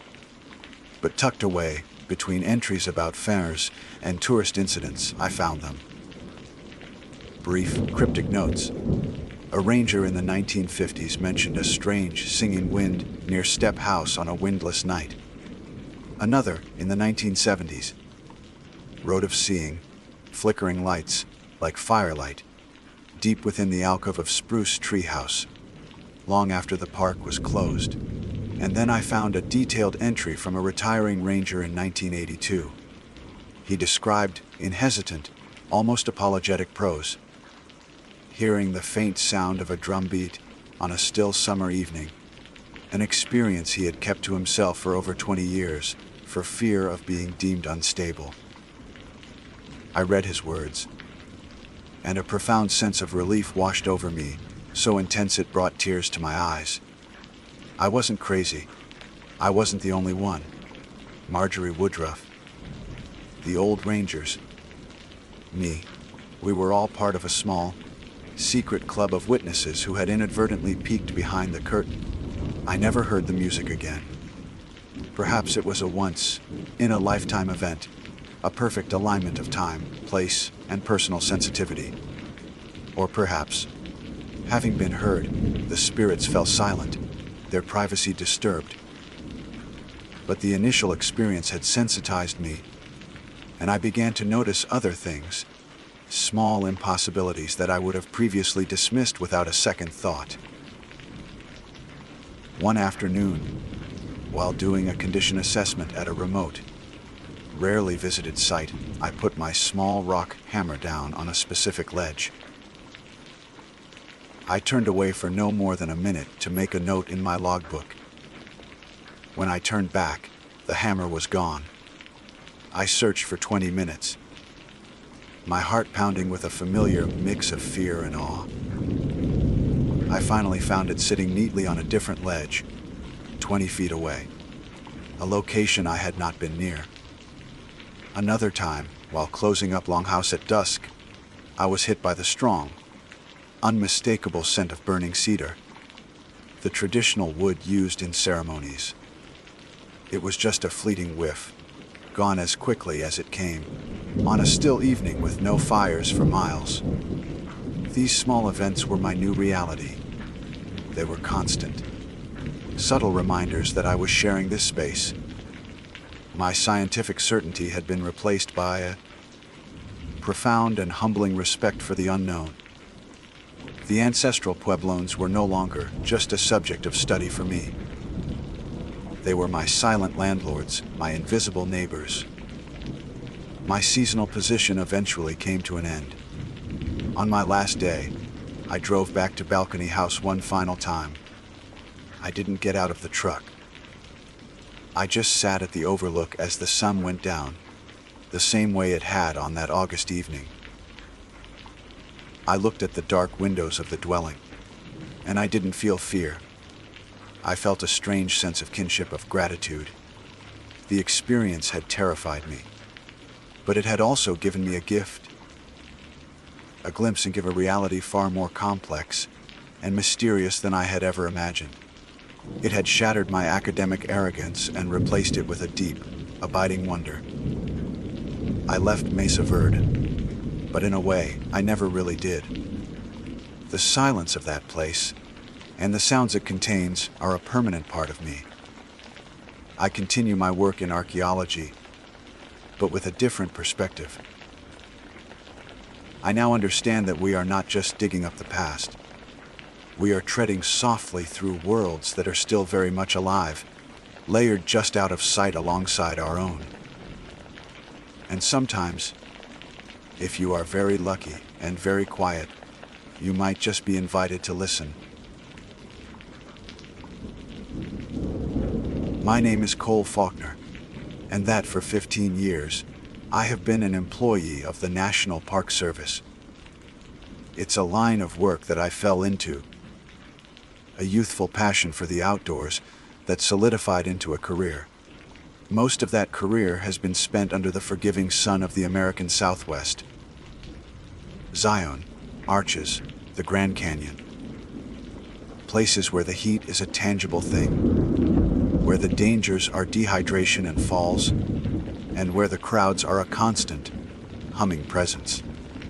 I'm a man who appreciates warmth, the hum of life, and the clear, defined edges of shadows cast by a desert sun. But for 2 seasons, back to back, my luck ran dry. Due to a series of staffing shuffles and what my supervisor called an opportunity for character building, I drew the short straw. I was assigned to winter duty in Yellowstone National Park. If you've only ever seen Yellowstone in July, packed with minivans and tourists, jostling for a picture of Old Faithful, you haven't seen the park at all. You've seen a theme park with a wilderness backdrop. The real Yellowstone wakes up when the snow falls. Under 10, sometimes 15 feet of powder, it becomes a different planet. The silence is the first thing that gets you. It's not just quiet. It's a physical pressure against your eardrums. A void where the noise of the world used to be. The isolation is a tangible weight on your shoulders. And the cold is a patient, calculating predator. It doesn't just bite. It seeps into your bones, and it will kill you in minutes if you stop respecting it. My assignment was the Thorare region, a patrol cabin deep in the park's southeast corner. For those unfamiliar with the geography, the Thorare Ranger Station holds the distinction of being the most remote occupied dwelling in the contiguous United States. In the summer, it's a long, arduous horseback ride to get there. In the winter, you are utterly and completely snowed in. Your only link to civilization is a crackling radio signal, and your only companions are the shaggy, steaming bison and the ghost, like figures of the wolf packs that roam the Lamar Valley. My job was simple: exist. Keep the cabin functional. Monitor weather conditions and perform short, range patrols to check on wildlife, ensuring the park's winter keepers were faring well. It was a 10-day solo shift. 10 days of utter solitude. The journey in was a prelude to the isolation to come. A senior ranger named Dave, a man whose face was a roadmap of Wyoming winters, ferried me out on a heavy-duty snowmobile. The machine roared, a violent intrusion in a world of white. For 2 hours, we carved a path through a landscape that felt prehistoric. The trees wore thick coats of snow, their branches bowed into solemn arches. Herds of bison, their coats caked with ice, stood like ancient statues, their breath pluming in the frigid air. Then Dave cut the engine. The silence that rushed in was deafening. "This is it, Cole," he said, his voice sounding small and thin. "Radio in every night at 1900 hours. Don't miss it. If you miss 2, we come looking." He helped me unload my gear, gave me a final, grim nod, and then he was gone. The whine of his snowmobile faded, leaving behind a quiet so profound it felt like I had gone deaf. The cabin was a sturdy, simple structure of log and stone, a tiny bastion of warmth against the vast, indifferent wilderness. Inside, it smelled of pine, wood smoke, and old coffee. A pot-bellied stove was the heart of the place, and keeping it fed was my primary chore. The first week of my 10-day shift passed in a comfortable, monotonous rhythm. I'd wake before dawn, stoke the fire, make coffee, and watch the sun cast a pale, ethereal light over the snow, drowned landscape. I'd spend the days on short snowshoe patrols, the crunch of my steps the only sound for miles. I'd check the weather instruments, chop wood, and read old paperbacks left by previous rangers. At 1900 hours, I'd switch on the radio, the crackle and hiss a welcome connection to humanity. Patrol cabin thoroughfare to Mammoth. All's well. Over. The reply would come back, distant and tinny, and then I'd be alone again with the wind and the stars. On the 7th day, a blizzard rolled in. It wasn't a gentle snowfall, it was a fury of wind and white. For 36 hours, the world outside my window ceased to exist, replaced by a churning, howling vortex. The cabin groaned under the assault, and I kept the fire roaring, a silent battle against the elemental rage outside. When I woke on the morning of the 9th day, the storm had broken. The silence that returned was even deeper than before, muffled by the fresh blanket of powder that had buried everything. At least 2 feet of new snow had fallen, pure, pristine, and untouched. After a quick breakfast, I pulled on my heavy gear and grabbed a shovel. The path to the woodshed was completely gone, and I needed to clear it. The air was so cold it felt sharp in my lungs, each breath a tiny ache. The sun was brilliant on the new snow, the glare almost painful. I began to dig, the rhythmic scrape and toss of the shovel the only sound. I was about halfway to the shed when I saw a shovel held in midair. That's when I saw them. Footprints. They weren't the tracks of a fox or a coyote. I knew those patterns as well as I knew my own hands. They weren't the heavy, clumsy prints of a bear cub, which should have been hibernating anyway. These were small, unmistakably child-sized, and they were barefoot. The distinct shape of 5 small toes and a naked heel were pressed deep and perfect into the crystalline powder. My blood didn't just run cold. It felt like it had turned to ice slush in my veins. I stood frozen, scanning the entire perimeter of my clearing. Nothing. Just the silent, snow-laden pines of the forest edge. I took a slow, deliberate breath, my mind racing, trying to assemble a rational explanation. There wasn't one. There was not another human being for 50 miles in any direction.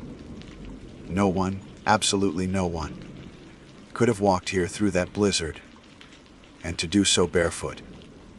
It was an impossibility, a violation of every law of nature and survival I had ever known. With my heart hammering against my ribs, I left my shovel where it stood and began to follow the tracks. They emerged from the dense tree line to the north and proceeded in a slow, deliberate path. They didn't meander. They didn't run. They walked. They formed a perfect, unbroken circle around my cabin, maintaining a consistent distance of about 10 feet from the walls. It was as if someone had been methodically pacing the perimeter, inspecting it. I followed the circle all the way around. It was flawless. Then I saw where it broke. The tracks stopped directly beneath the main window of the living area. The very window where I had spent the long hours of the blizzard, sitting by the fire, reading a solitary figure in a pool of lamplight. The snow there was more heavily disturbed, the footprints deeper, overlapping. It looked exactly as if someone had stood there, shifting their weight from foot to foot, for a very, very long time, just peering inside, watching me. From that single spot, a new line of tracks led away.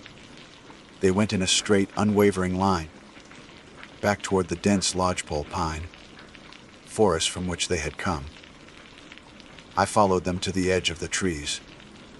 The prints continued for another 20 feet into the shadowy woods, and then they just stopped. They didn't fade. They didn't get scuffed. They simply ceased to exist, as if the person who made them had vanished into thin air.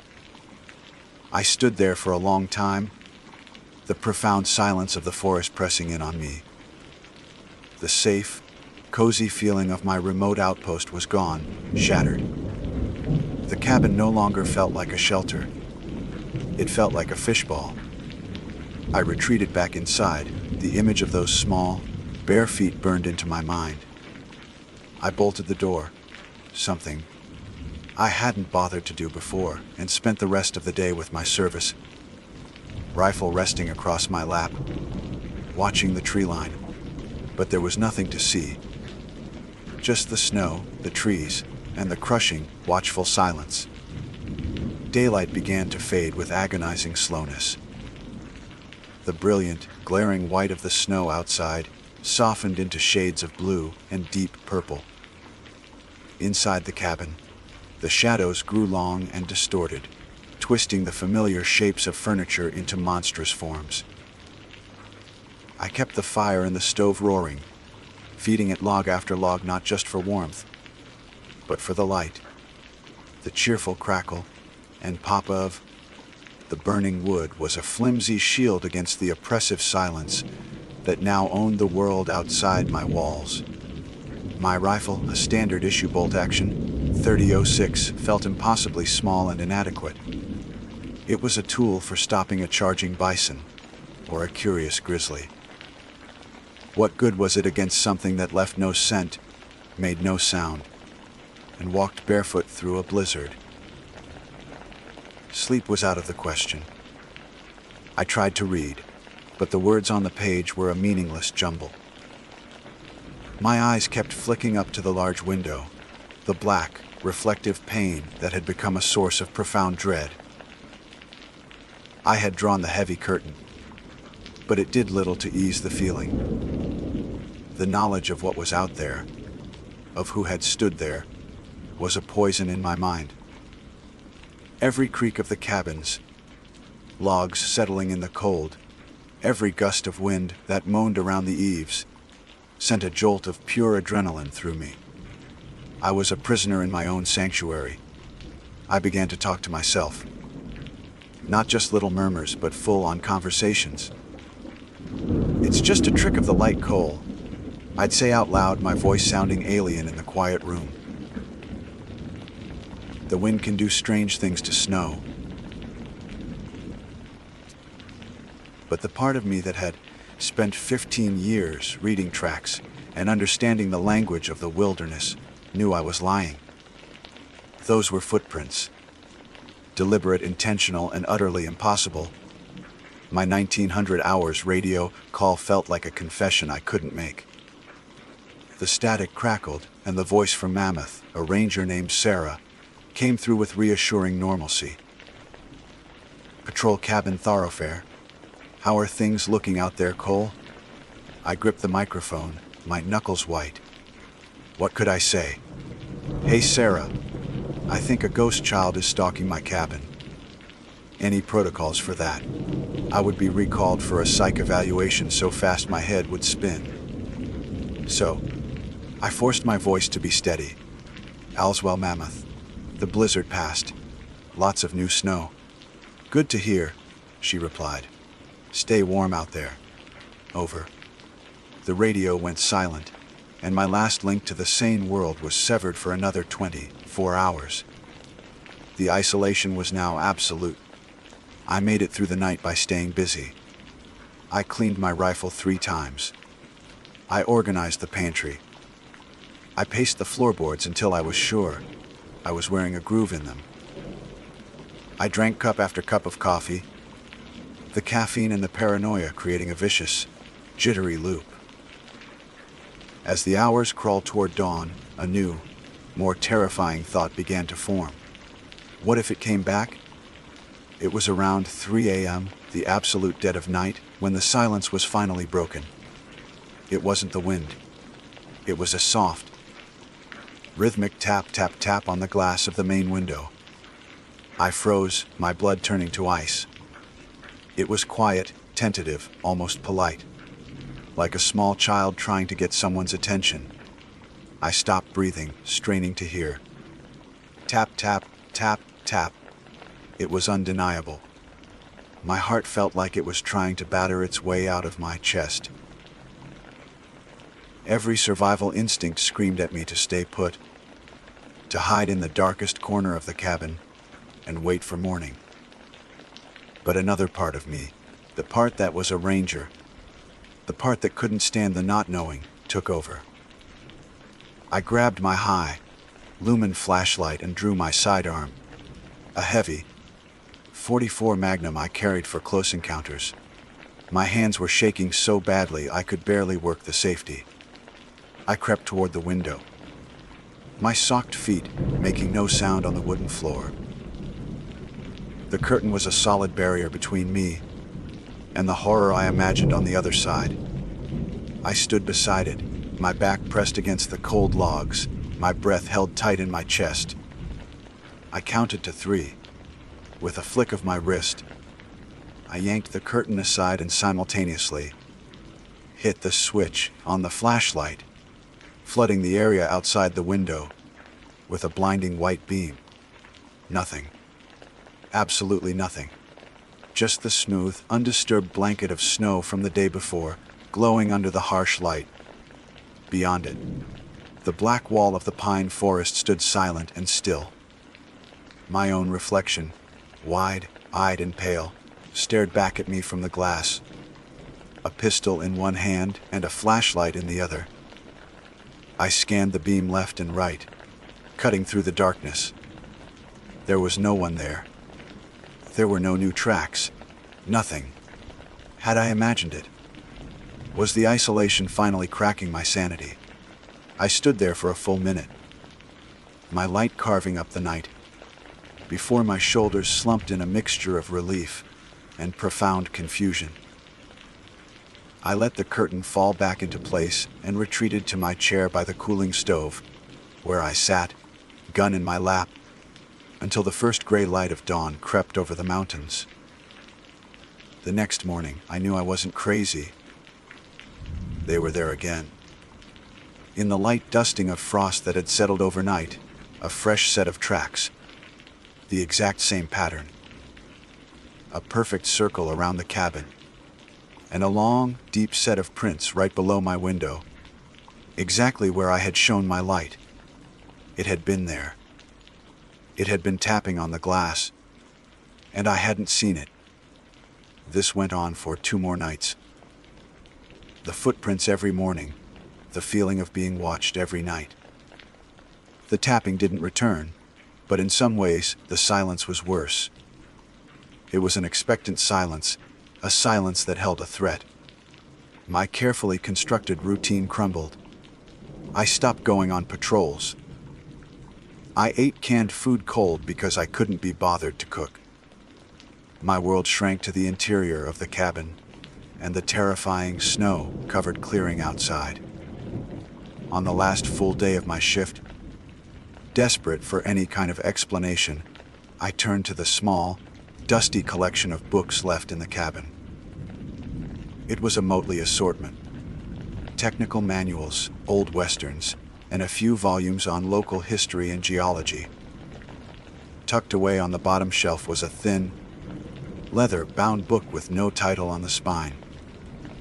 It was a compilation of regional folklore, put together by an anthropologist in the 1950s. I flipped through it, my eyes scanning for anything, any legend or story that might explain what was happening. I found it in a chapter on the beliefs of the northern tribes, specifically those with roots in the Alaskan and far northern territories. The page was yellowed and brittle. I read a reference to a creature the natives called the Ursenrat, which translated roughly to the little people, or the shadow people. My skin went cold as I read the description. They were said to be childlike spirits of the forest, elusive and shy, but also territorial and deeply malicious toward intruders. The legends describe them as being small, human children, and capable of moving through the wilderness without a sound, often appearing and disappearing at will. They were known to be active in the deep winter, their presence marked by strange occurrences and the unsettling feeling of being watched. The book described how they would torment isolated hunters or travelers, tapping on their shelters in the night, leaving mysterious signs, and creating a sense of creeping madness. They were said to mislead people, luring them deep into the woods with faint noises or glimpses of movement, only to abandon them to the cold. The description didn't just resonate. It was a perfect, horrifying match for my experience. These weren't the actions of a lost child. They were the calculated, predatory behaviors of something ancient and malevolent. I slammed the book shut, my heart pounding. Giving my fear a name didn't help. It made it worse. This wasn't a random, inexplicable event anymore. It was a known phenomenon. I was trespassing, and the residents were making their displeasure known. I had one more night to survive. That last night was the longest of my life. The knowledge from the book didn't arm me, it disarmed me. Before, I was dealing with an anomaly, a terrifying but perhaps explainable mystery. Now, I was dealing with a named entity, a thing with a history and a playbook. The Ersenrat. The word itself felt like a splinter in my mind. I was no longer just a man in an isolated cabin. I was a character in a very old, very dark story, and I had no idea how it was supposed to end. I didn't even pretend to rest. I wedged the back of a heavy wooden chair under the doorknob, a completely useless gesture that offered a sliver of psychological comfort. I kept the fire blazing, turning the small cabin into a sweltering box. But the heat couldn't touch the cold that had settled deep inside me. My rifle and my sidearm were my constant companions. I sat at the small table, facing the curtained window, my entire being focused on the sounds of the night. The silence was different now. It was heavier, filled with intent. I felt like I was on a stage, under a spotlight, and an unseen audience was waiting for me to make a mistake. The folklore book lay open on the table, its description of the Ersenrat's methods replaying in my head. They torment isolated travelers, creating a sense of creeping madness, luring them deep into the woods with faint noises. I thought about the tapping on the window. Was that just a torment? Or was it an invitation? An attempt to draw me outside into the killing cold? Every gust of wind was the whisper of a name. Every pop from the stove was a footstep on the porch. My mind, starved of sleep and saturated with fear, began to play tricks on me. I saw movement in the periphery, fleeting shadows that vanished when I turned my head. I heard what sounded like faint, childish laughter on the wind, a sound so horrible and out of place that I had to clamp my hands over my ears. Was it real? Or was this the creeping madness the book had described? I didn't know, and that was the most terrifying part. I had lost my ability to trust my own senses. The hours between midnight and dawn were a physical ordeal. My body was screaming for sleep, but my mind was a live wire. I kept my focus on a single point, the eastern horizon. I just had to make it to sunrise. Dave was scheduled to arrive around 0900. I just had to hold on. I started counting the seconds, a slow, deliberate metronome in my head to keep the panic at bay. 1, 2, 3. The numbers became a mantra, a thin thread of sanity in a storm of fear. When the first hint of gray finally appeared, it was like a physical weight being lifted. The oppressive, inky blackness outside softened, and the shapes of the trees began to resolve themselves from the shadows. I had made it through the night. I felt no triumph, only a hollowed-out exhaustion. I waited. The sun climbed higher, casting long, blue shadows across the snow. I didn't move from my post. I just watched the tree line, waiting for the first sign of Dave's snowmobile. The minutes stretched into an eternity. What if he didn't come? What if the blizzard had blocked the trails more than he expected? The paranoia began to creep back in, and then I heard it. Faint at first, a low whine that was not the wind. It grew steadily, a mechanical, man-made sound that was the most beautiful thing I had ever heard. The roar of the snowmobile engine was the sound of the real world. The sound of safety, the sound of my ordeal coming to an end. I felt a wave of relief so powerful, it almost brought me to my knees. I unwedged the chair from the door and stumbled outside, blinking in the bright morning light. The cold air hit my face, sharp and clean. And there, carving a path through the pristine snow, was the dark shape of the snowmobile. I had never been so happy to see another human being in my entire life. As Dave pulled up, killing the engine and plunging the clearing back into silence, he gave me a long, hard look. "You look like hell, Cole," he said, his voice gruff but not unkind. "Long shift," I managed to say, my own voice hoarse. While Dave did a quick check of the cabin, I began gathering my gear, my movements hurried and clumsy. I wanted to be gone. I didn't want to spend another second in this place. As I carried my pack toward the snowmobile, my eyes were drawn, one last time, to the now familiar pattern in the snow. The footprints were there, as I knew they would be. A fresh set from the night just passed, tracing their circular patrol around my prison.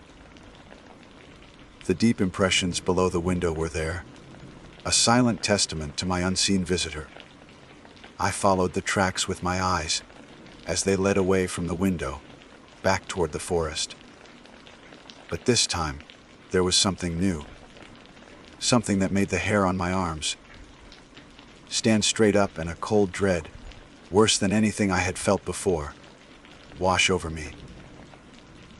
Next to the final footprint, the very last one before the tracks vanished into the trees, someone had drawn a small, crude picture in the snow.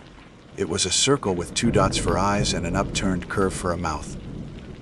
A smiley face. It was a taunt. A message. It was a playful, childish gesture imbued with an ancient knowing malice. It said, "We were here. We were watching you. We know you were afraid." And this was all a game. I stood there, paralyzed, staring at that simple, horrifying drawing. It was the final, psychological twist of the knife. It confirmed that this wasn't just a haunting, it was an intelligent, calculated act of terror. "Cole! Let's move." Dave's voice snapped me out of it. I tore my eyes away from the smiley face, threw my gear onto the back of the snowmobile, and climbed on behind him without a word. I didn't look back. As the engine roared to life and we sped away, I felt the oppressive weight of the forest's silence lift, but the image of that childish drawing in the snow was burned permanently into my memory. I never told Dave, or anyone in the service, the full story. They wouldn't have believed me. I put in for a transfer the day I got back to Mammoth and was in Zion by the spring.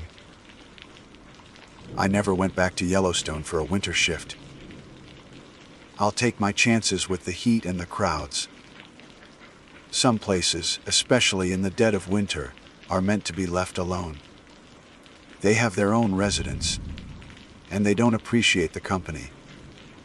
They have their own games, and you don't want to be the one they choose to play with. My service record with the National Park Service identifies me as Ranger Jackson Reed, badge number 734, I've been assigned to the Blue Ridge Park Way District for 22 years, which constitutes the majority of my adult life. Most folks I encounter, from the seasonal staff to the lost tourists I pull out of a ditch, just call me Jack. It's a name that feels more at home here, amidst the ancient, rolling peaks and the deep, quiet hollers. This land doesn't care much for formalities. It's a world of granite, hickory, and silence, and it has a way of stripping you down to the essentials. The Parkway is a deceptive creature. For the millions who drive its winding asphalt ribbon, each year it's a scenic escape, a curated slice of Appalachian beauty viewed through a car window. They see the gentle curves, the meticulously maintained overlooks, the vibrant explosion of fall colors that sets the mountains ablaze in shades of crimson and gold. They smell the sweet, cloying scent of galax leaves in the sun, and hear the distant roar of a waterfall. What they don't see is the Parkway's other face. They don't feel the bone, deep chill of a November rain at 4,000 feet, or the unnerving, absolute blackness of a moonless night miles from the nearest town. They don't know the feeling of the forest watching you, a primal awareness that prickles the back of your neck when you're alone and the trail has disappeared. I've spent 2 decades learning both of its faces, the beautiful and the brutal, and I've developed a healthy, professional respect for its power. My job is a mix of the mundane and the terrifying. One day, I might be giving a talk on bear safety to a group of wide-eyed children at a visitor center. The next, I could be coordinating a multi-agency response to a wildfire, the air thick with smoke, and the roar of the blaze sounding like a freight train. I've rescued hikers with broken ankles, tracked down lost dogs, and cleared fallen trees after ice storms that coated every branch in a crystalline shell. Through it all, I prided myself on being a man of logic and procedure. In this line of work, you have to be. Panic is a contagion, and skepticism is your shield. You learn the science behind the weather patterns, the geology of the rock faces, the predictable habits of the wildlife. You rely on maps, compasses, and the steady, reassuring crackle of the radio. There is an explanation for everything, and it's usually far more boring than people want to believe. Nowhere was this professional skepticism more necessary than when dealing with the subject of the Brown Mountain Lights. Every autumn, as the air grew crisp and the days shortened, the pilgrimage would begin. They'd start arriving in the late afternoon, cars and campers pulling into the overlooks at mileposts 301 and 310. They came with binoculars, thermoses of coffee, and a hushed, almost reverent anticipation. They were here to see the ghost lights. For years, I was the designated debunker. I'd walk the overlook, my boots crunching on stray gravel, and offer the official, scientifically sanctioned explanations. Folks, what you're likely to see are headlights from cars down in the Catawba River Valley, I'd say, pointing into the vast darkness. On a clear night, atmospheric refraction can make them appear to float or move erratically. If they pressed, I had more. There's also the theory of swamp gas, or ignis fatuus. Decaying organic matter in the boggy areas below can produce phosphine and methane, which can spontaneously ignite. For the more scientifically minded tourists, I'd even mention ball lightning, a rare but documented atmospheric phenomenon. I had an answer for everything. I could recite the findings of the 1922 U.S. Geological Survey report from memory. I was calm, rational, and a little bit smug. I saw myself as a bastion of reason against a tide of superstition. And the stories were legion. The oldest, and the one that always seemed to carry the most weight, was the Cherokee legend. The story, as it was told to me by a tribal elder, spoke of a great battle fought on the slopes of Brown Mountain between the Cherokee and the Catawba warriors, long before the first white man set foot here. After the battle, the women of the tribe came out with torches, searching the dense woods for their husbands, sons, and brothers who had fallen. The lights, the legend says, are the spirits of these women, their torches still burning, their search eternal. When you hear that story told in the quiet of the mountains, with the wind whispering through the pines, it's hard to dismiss it as mere folklore. It feels woven into the very fabric of the place. Then there were the bluegrass tales, passed down through generations of mountain families. The most famous was about a slave who went hunting with his master in the 1850s. The slave returned alone, and when questioned, he claimed his master had been lost in the wilderness. A search party was formed, and they eventually found the master's body, murdered. The slave confessed to the crime, and he was hanged. But just before he died, he swore that he would return with a light to search for his master for all time. I heard them all. I listened patiently, nodded, and then gently offered my scientific counter-arguments. I was Ranger Jack, the professional skeptic. I believed in what I could see, touch, and explain. The world was a complex but ultimately knowable place. Ghosts and spirits had no place in it. They were stories, nothing more. Echoes of grief and fear, designed to explain the unexplainable. My partner, a grizzled old-timer named Ben Carter, who was nearing retirement, used to just smile at my certainty. Ben had been a ranger back when the parkway was still being paved in some sections. He'd seen more than I could imagine, and he kept his own counsel. "The mountains have secrets, Jack," he'd say, his voice a low rumble. "Best not to be too sure you know all of them." I'd just clap him on the shoulder and tell him he'd been breathing too much swamp gas. I was comfortable in my certainty. I was good at my job. I understood the mountain. Or so I thought. I had no idea that my entire, carefully constructed worldview was about to be shattered. The fall of 2016 was when it happened.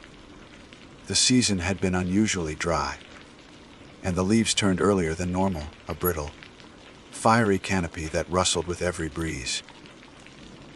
The air was clear, the nights cold, and the tourists were out in force, hoping for a glimpse of the phantom lights. I was doing my usual rounds, feeling the familiar rhythm of the season settle in, and then, on a Tuesday afternoon, the call came over the radio. A hiker, overdue. Last seen near the summit of Brown Mountain itself. A search and rescue operation was being launched, and I was assigned to lead one of the ground teams. Search and rescue operations have a grim, familiar rhythm. It starts with a controlled chaos at the incident command post, usually set up in a ranger station parking lot. Maps are spread across the hoods of trucks, their corners held down by coffee cups and flashlights. We get the details.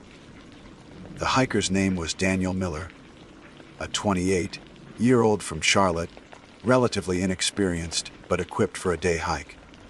His car was found at the trailhead a day overdue. His intended route was a strenuous, seldom used path that skirts the upper slopes of Brown Mountain. That was our first problem. The trails the tourists use are one thing. The old hunting paths and unofficial tracks are another beast entirely. They are faint, treacherous, and crisscross terrain that can snap an ankle or swallow a man whole with one misstep. Ben and I were assigned to Team Alpha, Our sector was a steep, heavily wooded drainage, basin on the mountain's northwest face. It was rough country, choked with rhododendron thickets so dense you had to turn sideways and bull your way through, the waxy leaves slapping at your face. We moved in a sweep line, spaced about 50 yards apart, our voices calling out, Daniel! Park Service! "Can you hear us?" The words were swallowed by the immense, indifferent silence of the woods. The only reply was the rustle of leaves under our boots and the occasional scolding chatter of a squirrel. The first day was a grueling, fruitless slog. We combed ravines and scrambled over moss, slick rock falls, our eyes scanning for any sign of passage, a broken branch, a scuff mark in the dirt, a dropped water bottle. We found nothing. As dusk began to settle, the forest transformed. The familiar shapes of trees melted into hulking, ambiguous shadows. The temperature dropped, and the air grew heavy with the smell of damp earth and decay. We made camp on a small, level patch of ground, the mood grim. Over the crackle of a small, contained fire, the talk was all business. Adjusting the search grid for the next day, conserving supplies, checking radio batteries. But underneath the professional chatter, there was a shared anxiety. A second night out for a lost hiker, especially with the temperatures dropping, was a bad sign. Ben was quieter than usual. He'd just stare into the fire, his weathered face illuminated by the flickering flames, a deep sadness in his eyes. "This mountain doesn't like to give people back," he murmured, more to himself than to me.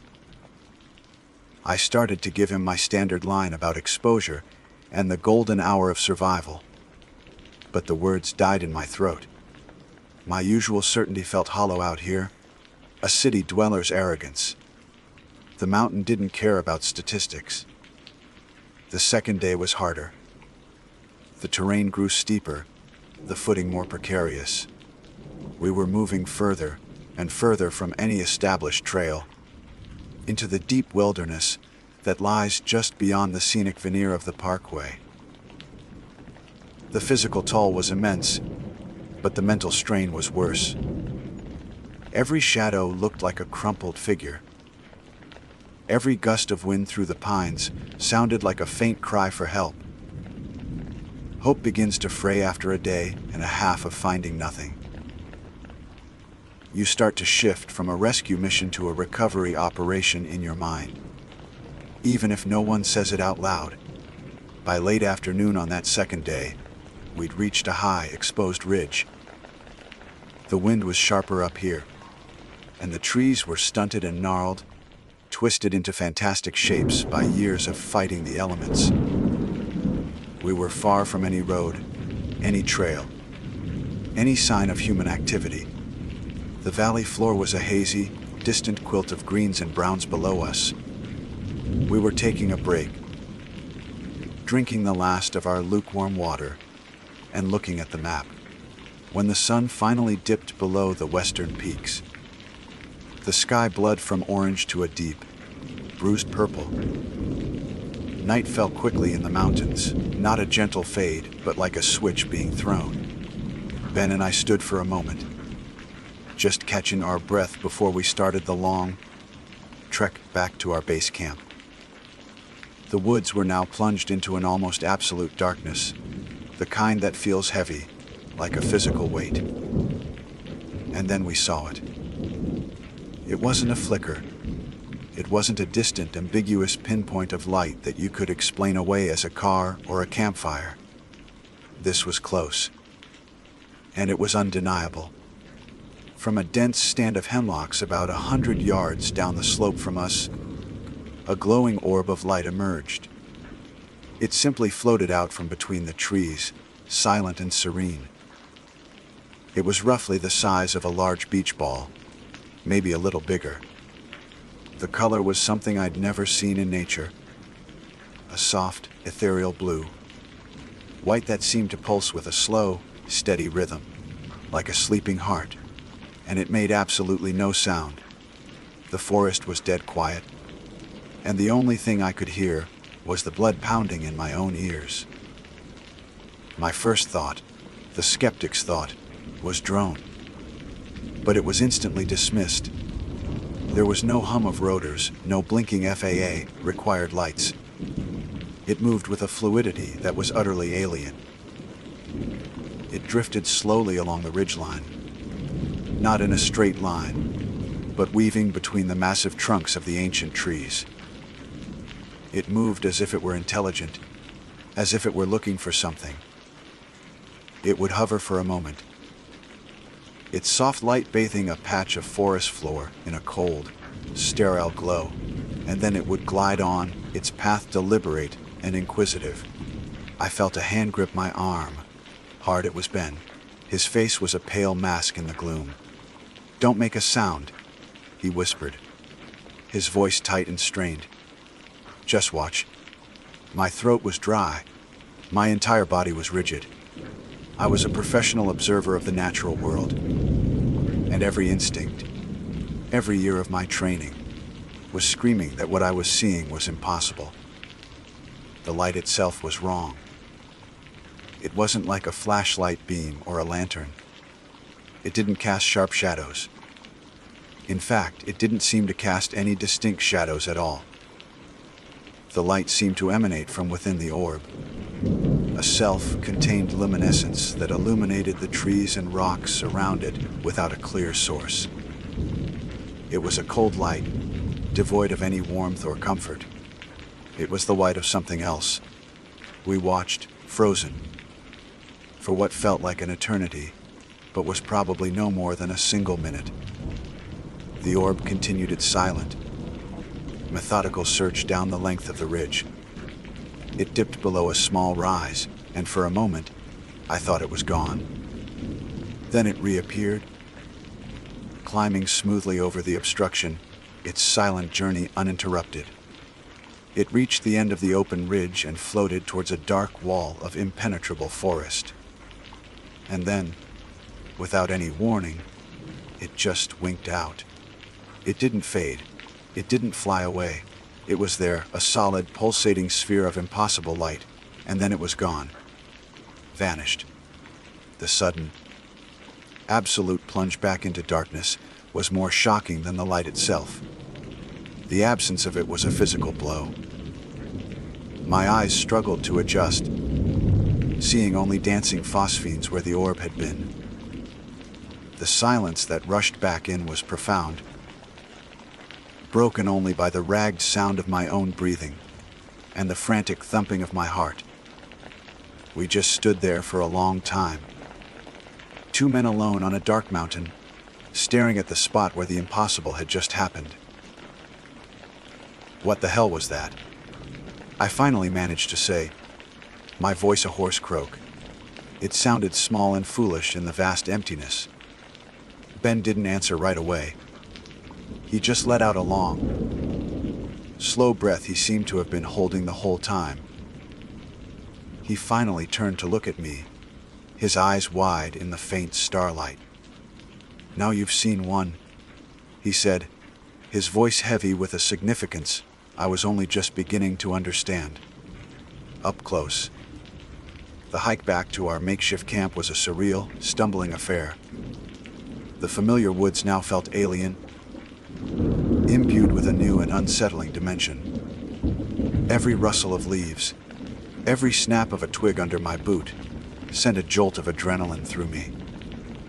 My professional composure, the shield I had worn for 2 decades, was gone, shattered into a million pieces by that silent, pulsing light. I kept glancing over my shoulder, half expecting to see that cold, blue, white glow drifting between the trees, following us. My mind, trained to find logical patterns and explanations, was in a state of revolt.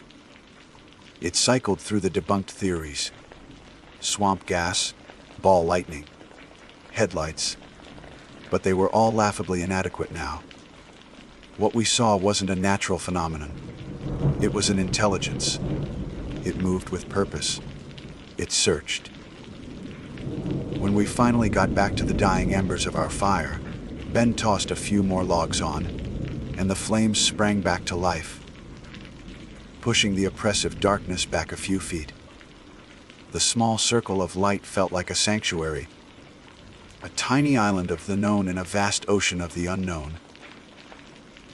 We sat in silence for a long time, the unspoken question hanging in the air between us. Finally, Ben spoke, his voice low and raspy. "I saw one up close before," he said, not looking at me but into the fire. "About 15 years ago. A winter search, not far from here. Snow on the ground. We were tracking a guy who'd gotten turned around hunting.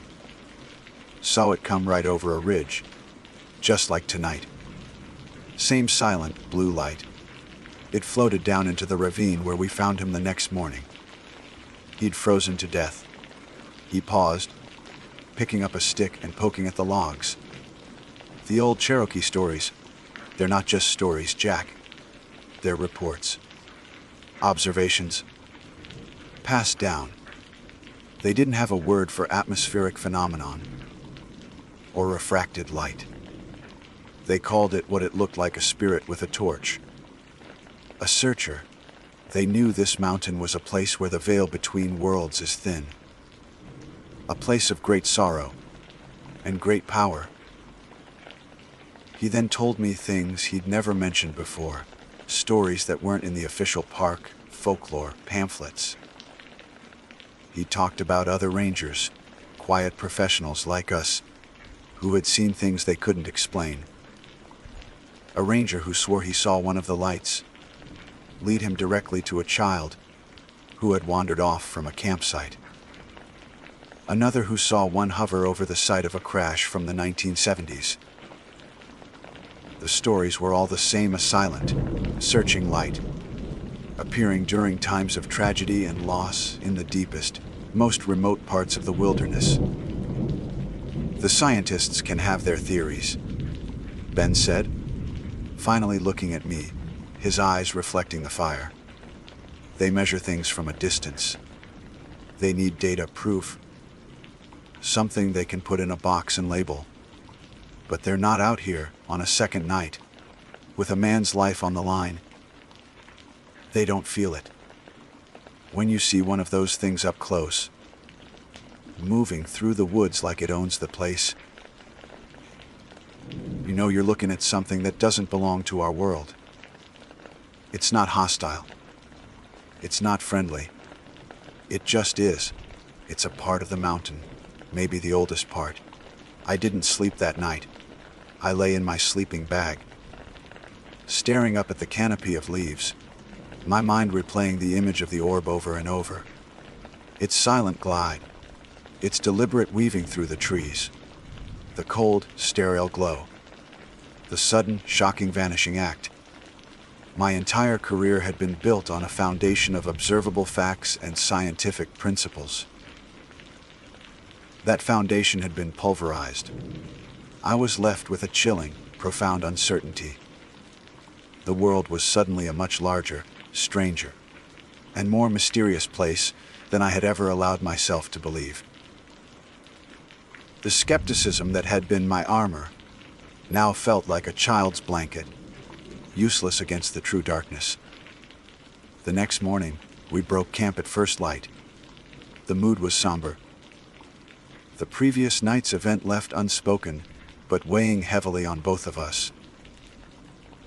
We followed the ridge where we had seen the light, our search patterns now infused with a new, grim sense of direction. We were no longer just searching. We were following a path that had been illuminated for us. We found Daniel Miller an hour later. He was at the bottom of a steep, rocky crevice, partially obscured by a tangle of mountain laurel. It was clear he had fallen from the ridge above, the same ridge the light had been so intently scanning. From the position of his body, it was obvious he had died instantly. It was a tragedy, a life cut short by one wrong step in an unforgiving landscape. It was a scene I had witnessed before in my career, but this time was different. As we stood there, waiting for the recovery team to be dispatched, I looked back up at the ridge. The morning sun streamed through the trees, dappling the forest floor in light. It was just a normal stretch of woods again, beautiful and serene. But I could no longer see it that way. I could still feel the cold presence of the night before. I could see the path the orb had taken, its silent, methodical search along the very edge from which Daniel had fallen. As we prepared to carry him out, a thought, cold and sharp, cut through my grief and exhaustion. The light hadn't been searching for him. He was already gone. It had been searching the place where he had died.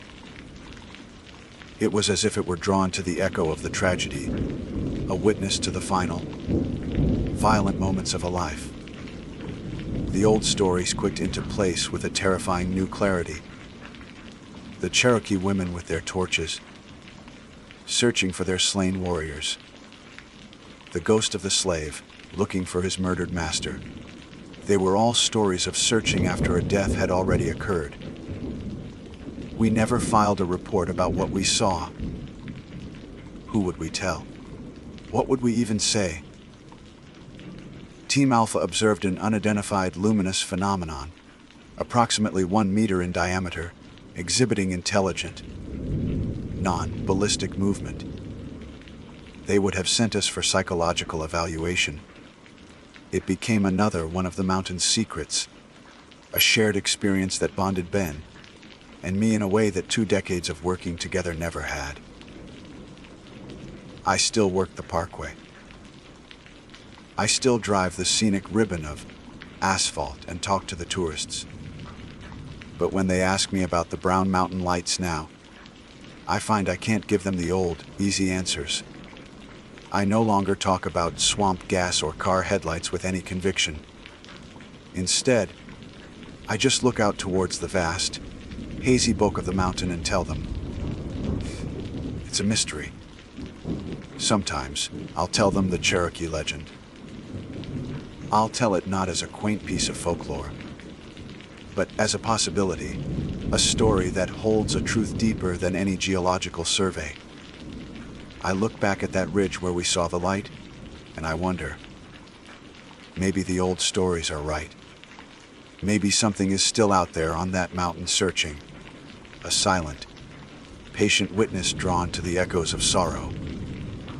And maybe, just maybe, in the darkest, most hidden places, it sometimes finds what it's looking for. My name is Lena Petrova. For 2 consecutive summers, that name was attached to the official title of Seasonal Park Ranger for the United States National Park Service. My station was Badlands National Park, in the southwestern corner of South Dakota. A place that redefines one's understanding of the word desolation. People speak of its beauty, and they aren't wrong. But it is a beauty forged from violence and extremes. It's a stark, brutal kind of allure. The kind that feels less like an invitation and more like a challenge. The landscape is an alien moonscape, a sprawling graveyard of eroded butts, jagged pinnacles and silent, watchful spires that claw at an endless sky. This geological chaos is ringed by a vast, seemingly infinite mixed, grass prairie, an ocean of pale green and gold that whispers with every breath of wind. To work there is to learn a new kind of respect, not just for nature, but for the raw power of the elements. In the summer, the heat is not merely a number on a thermometer. It is a physical force, a tangible presence that presses down on you from the moment the sun clears the horizon. Temperatures routinely soared past 100 degrees Fahrenheit, and out in the backcountry, shade is a myth. It's a concept you remember from a more civilized world, but it has no practical application here. You learn to revere the sun as a dangerous, indifferent deity. You learn to measure your life in liters of water, and you quickly adopt the first rule of the Badlands: carry more than you think you will ever need, and then add another bottle. Dehydration is a silent predator, and it stalks the unprepared with a terrifying efficiency. My duties were varied, ranging from visitor assistance on the main loop road to educational talks at the Ben Rafel Visitor Center. But the part of the job that truly embedded itself in my soul was backcountry patrol. These patrols were long, solitary affairs, conducted on an all-terrain vehicle along dusty, barely their service tracks that snake it for miles through areas the average tourist would never see. This was the real Badlands, the raw, untamed heart of the park. Out there, the silence was profound, a living entity broken only by the drone of my ATV's engine, the cry of a red-tailed hawk, or the unsettling rattle of a prairie dog's warning call. It was a place that could make you feel like the last person on Earth. It was on one such patrol, in the suffocating heat of a late July afternoon, that the incident occurred. The sun was at its zenith, a merciless white disk in a bleached blue sky. The heat radiated up from the pale, cracked earth in shimmering waves, distorting the horizon and making the distant buttes tremble as if they were alive. I was miles from the relative civilization of the main road, deep in a sector designated as Backcountry Area 7. The air was thick, heavy, and tasted of dust and baked clay.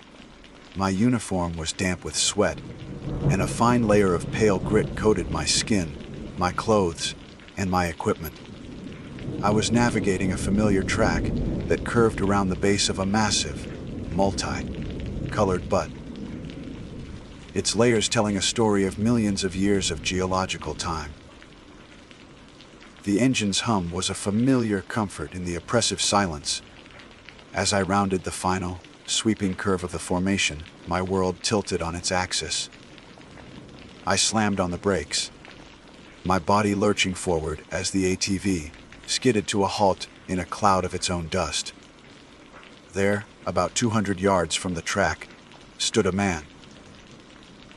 He was in the middle of the open prairie, a flat, exposed expanse of dry grass and cracked earth that offered no shelter, no context for his presence. He was standing perfectly still, his posture rigid, his gaze fixed on the eastern horizon.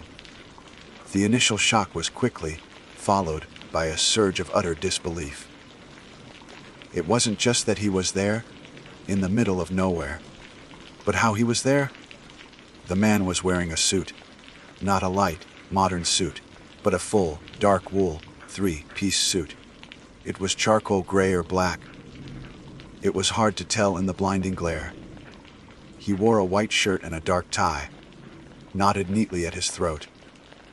The suit was immaculate. From my position, even without binoculars, I could see that it was clean, pressed, and utterly out of place. There was not a speck of dust on it, not a single wrinkle to suggest a long journey. In the crushing 100-degree heat, he should have been on the verge of collapse, his clothes soaked through with sweat and caked with the ubiquitous dust of the Badlands. Yet, he looked as if he had just stepped out of an air-conditioned boardroom meeting and been teleported into the heart of this furnace. My training, a litany of protocols and procedures drilled into me for situations like this, fought against the sheer irrationality of what I was seeing. My mind scrambled for a logical explanation.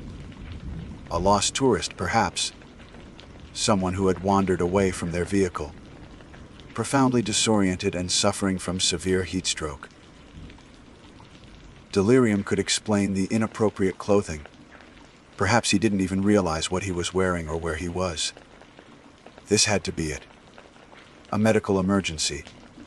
I grabbed my radio, my thumb fumbling with the transmit button. "Dispatch, this is Ranger Petrova." My voice was steady, a trained calmness I did not feel. "I have a visual on a solo individual, appears disoriented and inappropriately dressed for the conditions. Location is Backcountry Area 7, approximately 2 miles east of the Dillon Pass access point. I am proceeding to make contact and assess the situation. Advise backup to be on standby." "Copy that, Petrova." A calm voice crackled back. "Stand by for backup. Proceed with caution." I grabbed a heavy 1-gallon jug of water from the rack on my ATV, the plastic sloshing with a sound that seemed impossibly loud in the dead air. I left the vehicle running. Its hum was a tether to the sane, predictable world. I suddenly felt slipping away. The sun beat down on my neck as I began to walk toward him, my boots sinking into the soft, dusty soil. The ground here was a fine, pale powder, the kind that held a footprint with perfect, crisp clarity. I could hear the soft crunch of my own steps, each one leaving a clear, deep impression in the earth. "Sir," I called out, my voice sounding thin and small in the vast emptiness. "Sir, are you okay?" "My name is Ranger Petrova. I'm here to help." He didn't react. There was no flicker of movement, no turn of the head, not even a twitch. He remained a static figure, a dark anomaly painted onto the sun-drenched landscape. A deep, primal sense of wrongness began to wash over me, cold and heavy despite the heat. It was a feeling that started in my gut and spread through my limbs, a silent alarm that screamed louder than any logical thought. As I drew closer, my eyes were fixed on him, but my ranger instincts had me scanning the ground, looking for signs. Spoor, as we called it. Tracks. A path. Anything to explain how he had gotten to this spot. I looked at the ground all around him, and I saw nothing. My own trail was a clear, undeniable scar on the landscape, a perfect record of my journey from the ATV. But around him, the ground was pristine. It was untouched, undisturbed. There were no footprints leading to where he stood. There were no scuff marks, no signs of a struggle.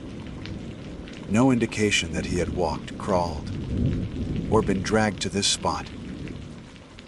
It was as if he had been carefully placed there from above, set down upon the earth without leaving so much as a whisper of his arrival. I stopped dead in my tracks, about 50 feet away. The cold feeling in my stomach intensified, turning into a knot of pure dread. The logical explanations were evaporating, like morning mist in the Badlands sun. This wasn't a lost hiker. This wasn't a simple case of heat stroke. This was something else. This was something impossible. I raised my binoculars, my hands trembling slightly. The lenses brought him into sharp, terrifying focus. He was middle-aged, perhaps in his late 40s. His face was clean-shaven. His dark hair was neatly combed, parted on the side. His expression was placid, neutral. His eyes were open, but they weren't looking at anything. They were just aimed east, vacant and unfocused. He looked like a mannequin, a perfect, lifeless replica of a man. The sheer wrongness of it, the quiet, calm impossibility of his existence, in that moment, in that place, was more frightening than any wild animal or sudden danger I could have imagined. He was a tear in the fabric of reality, and I was standing at its edge. My hand, the one not holding the binoculars, instinctively went to the cold, hard plastic grip of my sidearm. It wasn't a conscious decision to draw the weapon, but a primal, reflexive need for some kind of leverage against a situation that had no precedent. My training had prepared me for armed poachers, aggressive wildlife, and medical emergencies. It had not prepared me for the laws of physics to take a vacation. Every rational fiber of my being was screaming that this was impossible, while my eyes were feeding my brain undeniable, first-hand evidence to the contrary. The man in the suit was real. The absence of his tracks was also real. The two facts could not coexist in the world I knew. "Sir, I need you to talk to me," I said, my voice now low and tight, stripped of the helpful, friendly tone I'd used before. "Do you require medical assistance?" Silence. The word is insufficient to describe the quality of the stillness that answered me. It wasn't just an absence of noise, it was a heavy, pressurized void. The air itself seemed to be holding its breath. The only thing that moved was the heat shimmering off the ground, making the man's dark form ripple at the edges, as if he were a glitch in the simulation of the world. The sun beat down, a physical weight on my shoulders. A trickle of sweat traced a path down my temple, stinging my eye. The man in the suit, however, remained a statue of impossible composure. He did not sweat. He did not sway. He did not breathe, for all I could tell. My mind raced, cycling through a Rolodex of failed explanations. A prank. Who would stage such an elaborate, pointless prank in a location so remote? On the off chance a single ranger would come by. And how could they possibly achieve the effect of leaving no tracks? A hallucination. A mirage brought on by the oppressive heat. This felt the most plausible, the most scientifically sound explanation. My brain, starved of oxygen and cooked by the sun, was simply projecting an image. Yet the image was too stable, too detailed. The binoculars brought the weave of his wool suit into focus, the perfect knot of his tie, the placid emptiness in his eyes. Hallucinations, I'd been taught, were often fleeting, distorted, and inconsistent. This was terrifyingly consistent. It was a solid, unwavering fact planted in the middle of an empty field. The feeling of being watched began to creep up my spine. It was a strange, paradoxical sensation, because the man clearly wasn't looking at me. His gaze was locked on the eastern horizon, as if awaiting a signal from a distant star. No, the feeling of being observed came from the land itself. The silent buttes, the vast prairie, the indifferent sky, they all felt like witnesses. I was the intruder here, not him. He belonged to this silent, impossible tableau in a way I never could. He was a secret the Badlands was keeping, and I had stumbled upon it by accident. This was beyond my pay grade. This was beyond anyone's pay grade. My authority as a ranger extended to enforcing park regulations and ensuring visitors' safety. It did not include confronting apparitions. The thought, absurd as it was, solidified my decision. I was not equipped for this. My duty now was to observe from a safe distance and wait for backup. The other rangers, Tom and Dave, were seasoned veterans. Maybe they had seen something like this before. Maybe there was a protocol for dealing with well-dressed phantoms. I lowered the binoculars, letting them hang against my chest. I took a slow, deliberate step backward, my boot crunching softly in the dust. The sound was a comfort, a proof of my own physical existence. I kept my eyes locked on the man, my heart hammering against my ribs. I took another step back. He remained motionless.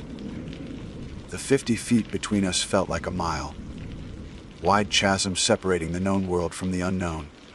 I had to get back to the ATV. I had to get on the radio and update dispatch. Try to convey the sheer strangeness of the situation, without sounding like I had lost my mind. The retreat was agonizing. Walking backward, I felt clumsy and vulnerable. I had to trust my memory of the ground behind me, praying I wouldn't trip over a rock or step into a prairie dog hole. Each step away from him felt like a victory, but the tension only mounted. He just stood there, a silent, dark sentinel in the glaring sun. I reached the halfway point to my vehicle. I needed to turn around. I couldn't walk the remaining 100 yards backward. I took a deep breath, held it, and committed. I would turn my head for just a second, a single, fleeting moment to orient myself and make sure the path was clear. It was a calculated risk. 1 second, that's all it would be. I turned my head, my eyes scanning the ground back toward the humming ATV. The path was clear. It was a straight shot. The entire action took no more than a heartbeat. A single, frantic pulse in my throat. Then I looked back. He was gone. The word is too simple, too clean for what happened. He didn't run. There was nowhere to run to. The prairie was a flat, open stage, and he was miles from any cover. He didn't duck or hide. He had simply ceased to be there. The space he had occupied was now just empty air, shimmering with heat. The transition was so absolute, so instantaneous, that my brain refused to accept it. I blinked, expecting my vision to clear, for him to reappear. But the spot remained empty. The dark suit, the pale face, the unsettling stillness, all of it had been erased from the landscape as if it had never been.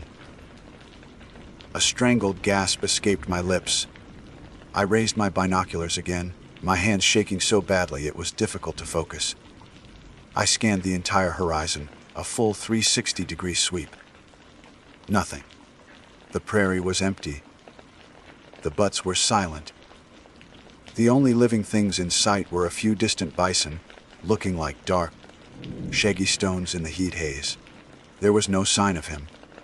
No running figure, no cloud of dust, no trace. Panic, cold and sharp, pierced through my shock. I broke into a run, sprinting toward the spot where he had been standing. The gallon jug of water I had dropped lay on its side, a dark, wet patch spreading in the dust around it. My own footprints were a chaotic, desperate trail marking my advance. I reached the spot, my lungs burning, and stopped, panting heavily. I looked down at the ground. It was exactly as it had been before. Virgin soil. The delicate, cracked crust of the dry earth was undisturbed. There were no footprints. Not his, not mine from this new approach, because I had stopped just short of the exact location. There was no impression, no scuff mark, no single, solitary sign that a man weighing nearly 200 pounds had been standing there moments before. The ground held no memory of him. It was in that moment that I felt a true, profound and terrifying sense of isolation. It wasn't just that I was alone in the backcountry. I was alone with a truth that defied explanation. I had seen something that was not possible, and the world had conspired to erase all evidence of it, leaving me as the sole, unreliable witness. The silence that rushed back in was no longer empty, it was mocking. The sun felt malicious. I felt a sudden, overwhelming urge to get back on my ATV and ride as fast as I could, to leave this place and never look back. But I was a ranger. I had a duty, and backup was on the way. The thought was only marginally comforting. What could they possibly do? What could anyone do?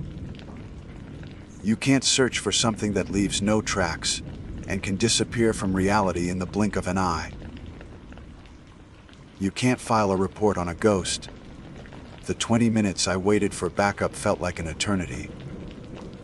I spent them pacing a tight, anxious circle near my ATV. The engine's steady hum the only thing keeping me grounded. I didn't dare venture back to the spot. It felt sacred in a terrifying way, a patch of ground that had briefly touched another reality. I kept scanning the horizon, half expecting the man to reappear as suddenly as he had vanished. But there was nothing. The world remained stubbornly, maddeningly normal. The sun began its slow descent toward the jag, western horizon, painting the sky in hues of orange and purple. But the beautiful sunset brought no comfort. It only served to deepen the shadows, making the landscape feel more alien, more secretive. Finally, I saw a plume of dust in the distance, growing steadily larger. It was the park-issued pickup truck, and soon I could make out the familiar figures of Tom and Dave inside. Tom was the senior ranger, a man in his late 50s with a face as weathered as the butts themselves.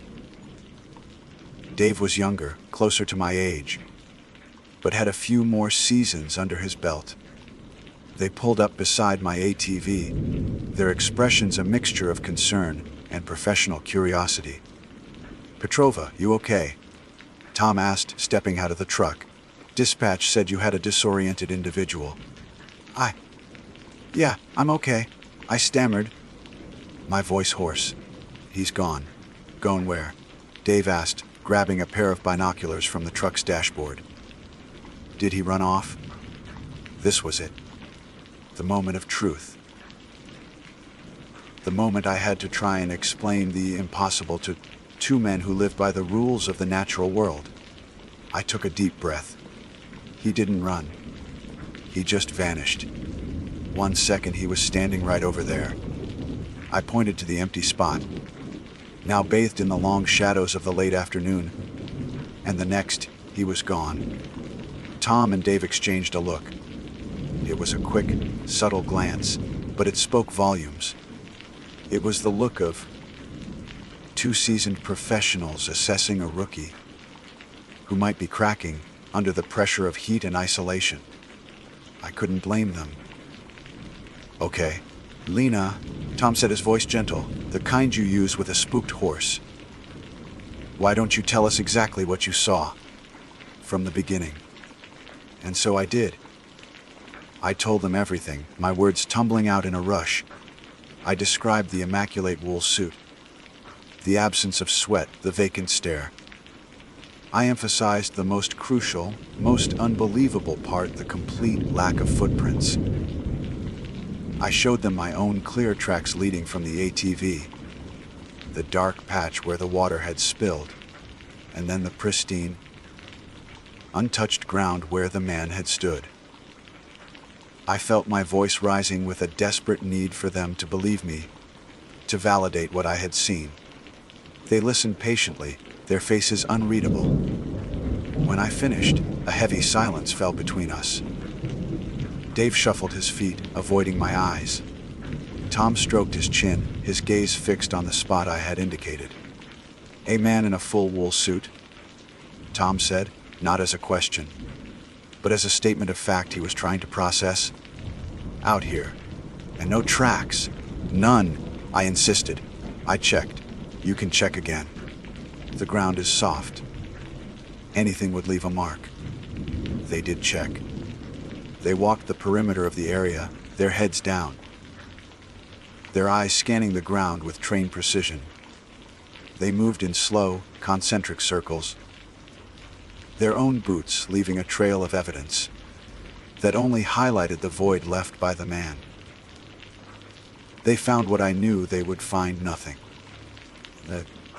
They found my tracks, the tracks of a few coyotes from the night before, and the delicate tracings of a sidewinder. But there was no sign a human being had ever stood on that patch of earth. We spent the next hour conducting a formal search. It felt like a charade, a hollow exercise in procedure. We called out, our voices swallowed by the immense landscape.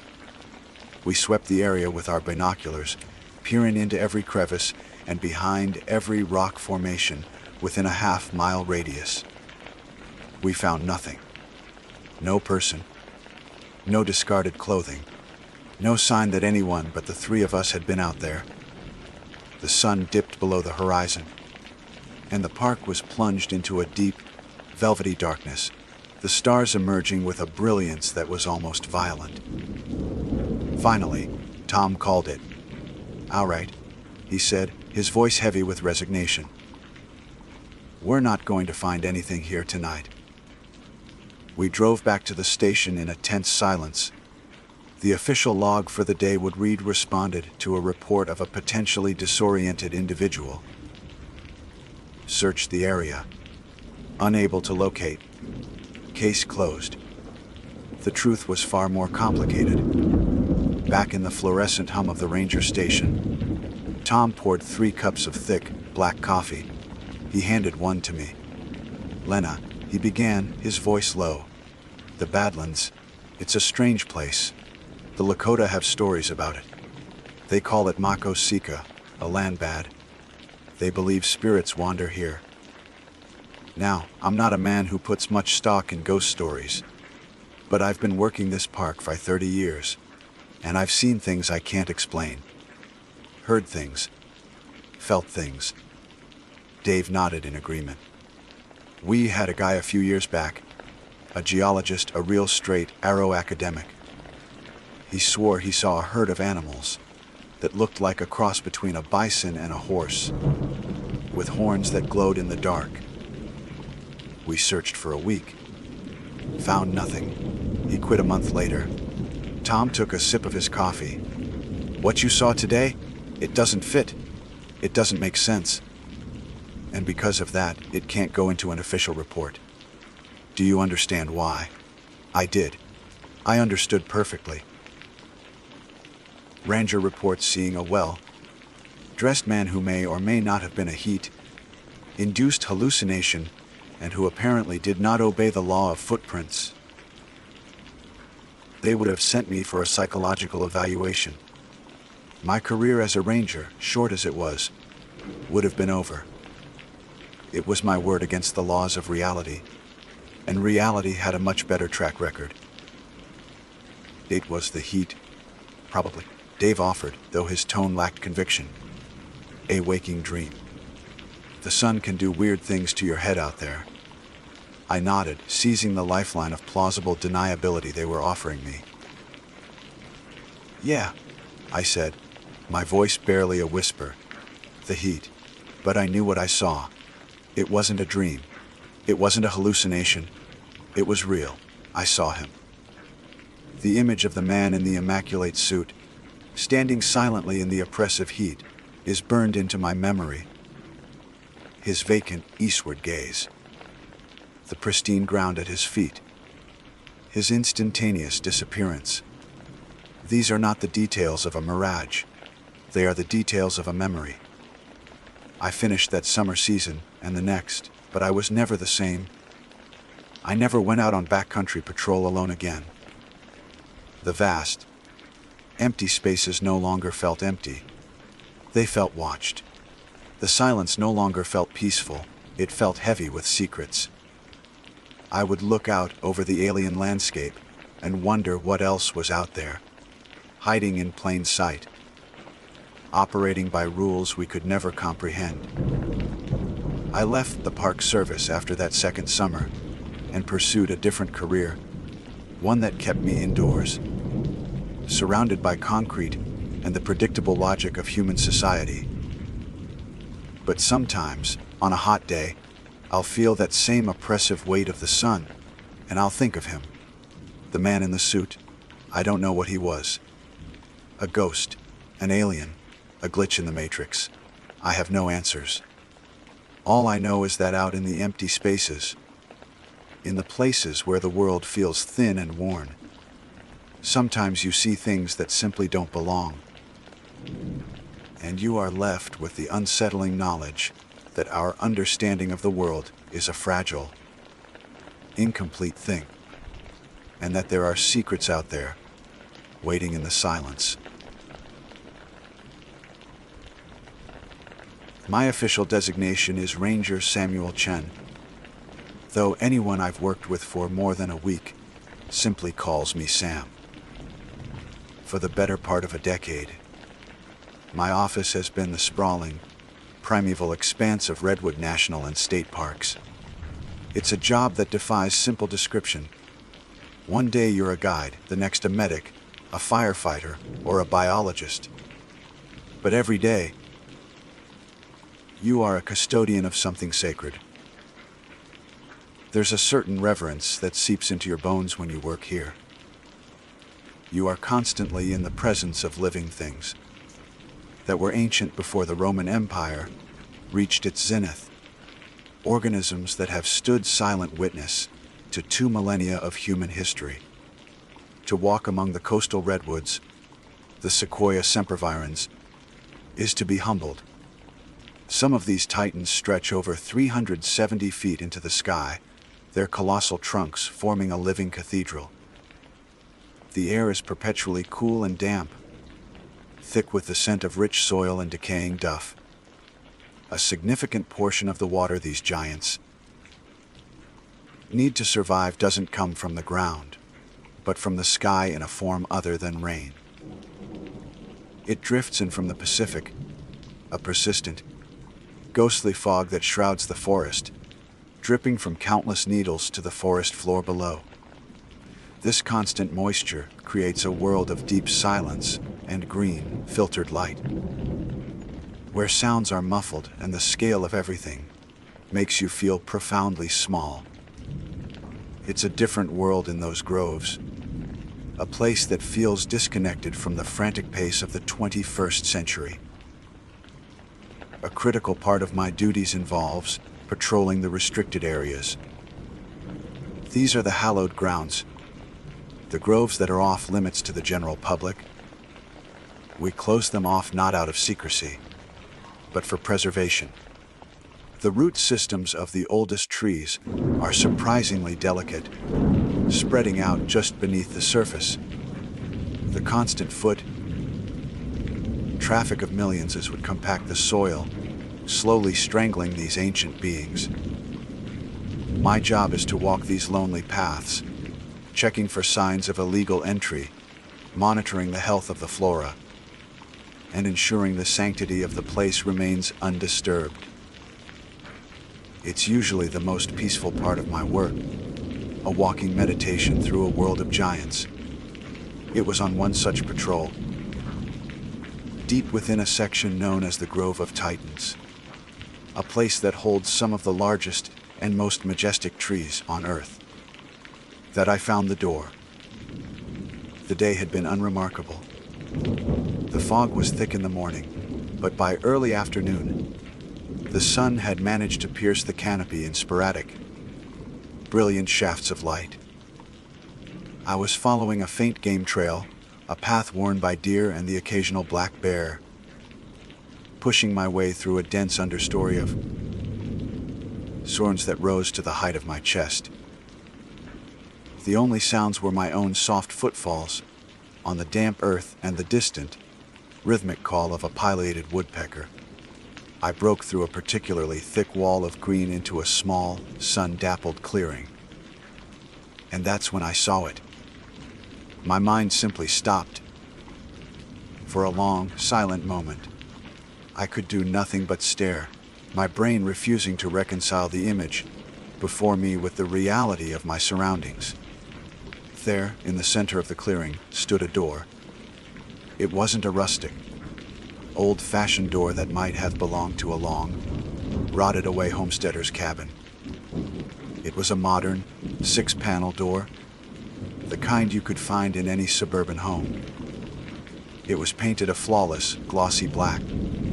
A lacquered slice of midnight dropped into the heart of the ancient green. It was set perfectly into a crisp, white frame, complete with a tarnished brass doorknob that caught a stray sunbeam, but it wasn't attached to anything. There was no house, no wall, not even a single post or support. It stood entirely freestanding, perfectly plumb and level, an architectural tumor in the midst of the wilderness. It was held up by nothing but the impossible fact of its own existence, surrounded by 2,000-year-old trees and a carpet of moss-covered ground. My training kicked in, a detached, analytical process that tried to impose order on the chaos. My first thought was that it had to be an art installation, some kind of guerrilla art piece, a statement about nature and modernity. But the logic crumbled as soon as it formed. This clearing was miles inside a restricted zone, accessible only by foot through rugged, unmarked terrain. The logistics of hauling a heavy, fully assembled door and frame into this specific, hidden spot without a vehicle, without cutting a wide, obvious path through the dense foliage, were staggering. It would have been a Herculean effort, and for what? There was no plaque, no signature, and no audience to appreciate it. I began to circle it slowly, my boots sinking slightly into the soft ground. I kept a distance of about 20 feet, my eyes scanning every detail. The paint was immaculate, without a single scratch or fleck of dirt. The frame was perfectly joined at the corners. There was no sign of a foundation, no disturbance in the soil around its base. It didn't seem to be resting on the ground so, as it was simply in it, as if it had sprouted there. A powerful and deeply unsettling urge washed over me. I wanted to open it. It was more than just curiosity. It was a palpable, irrational pull. The brass doorknob, though tarnished, seemed to gleam with a faint, internal light, a silent invitation. My hand started to lift, my fingers twitching with the phantom sensation of closing around the cool metal. I froze, my hand hovering in the air. A new feeling, cold and sharp, sliced through the strange compulsion. It was a primal, instinctual dread, the kind that raises the hair on your arms and the back of your neck. It was the distinct and absolute certainty that I was being watched. My head snapped up, my gaze darting into the colossal canopy above. I scanned the interlocking branches of the redwoods, the deep shadows where the light couldn't reach. I saw nothing. No movement, no glint of eyes, no silhouette against the sky. The woodpecker had fallen silent. The forest was holding its breath, but the feeling was undeniable, as real as the ground beneath my feet. Something was up there, nestled among the ancient boughs. It was silent, it was still, and it was waiting to see what I would do with the door. My mind, scrambling for a rational anchor, dredged up a memory. I'd read some of those strange stories that circulate on the internet, the creepypasta, tales my nephew was obsessed with. Specifically, the ones about staircases in the woods. Lone staircases, fully carpeted, that led to nowhere. I'd always dismissed them as absurd, the product of a bored imagination. I wasn't laughing now. This felt like a page torn from one of those stories, only the ink was real. And I was the character who had stumbled foolishly into the first chapter. The door itself seemed to exude a low, almost sub-audible hum, a strange energy that vibrated in my teeth. I had the overwhelming impression that opening it would be a final, irrevocable act, a terrible mistake. I knew with a certainty that defied logic that whatever was on the other side of that door was not the same sun-dappled clearing I was currently standing in. The air would be different, the light would be different, and I would be different. Slowly, deliberately, I began to back away. I didn't dare turn my back on it. My eyes were locked on the brass doorknob, half expecting it to turn on its own. Every step backward was a victory of will over a paralyzing fear. The feeling of being watched intensified, a heavy pressure on my shoulders, as if the silent observer in the trees was disappointed by my cowardice. I kept backing up until the ferns began to close around me again, the impossible black rectangle shrinking in my vision, until finally, it was gone. The retreat through the forest was an exercise in controlled panic. Every snap of a twig underfoot sounded like a gunshot. Every rustle of leaves in the canopy felt like the shifting of a great, hidden body. The woods, which had always been a place of solace and profound peace for me, now felt alien and menacing.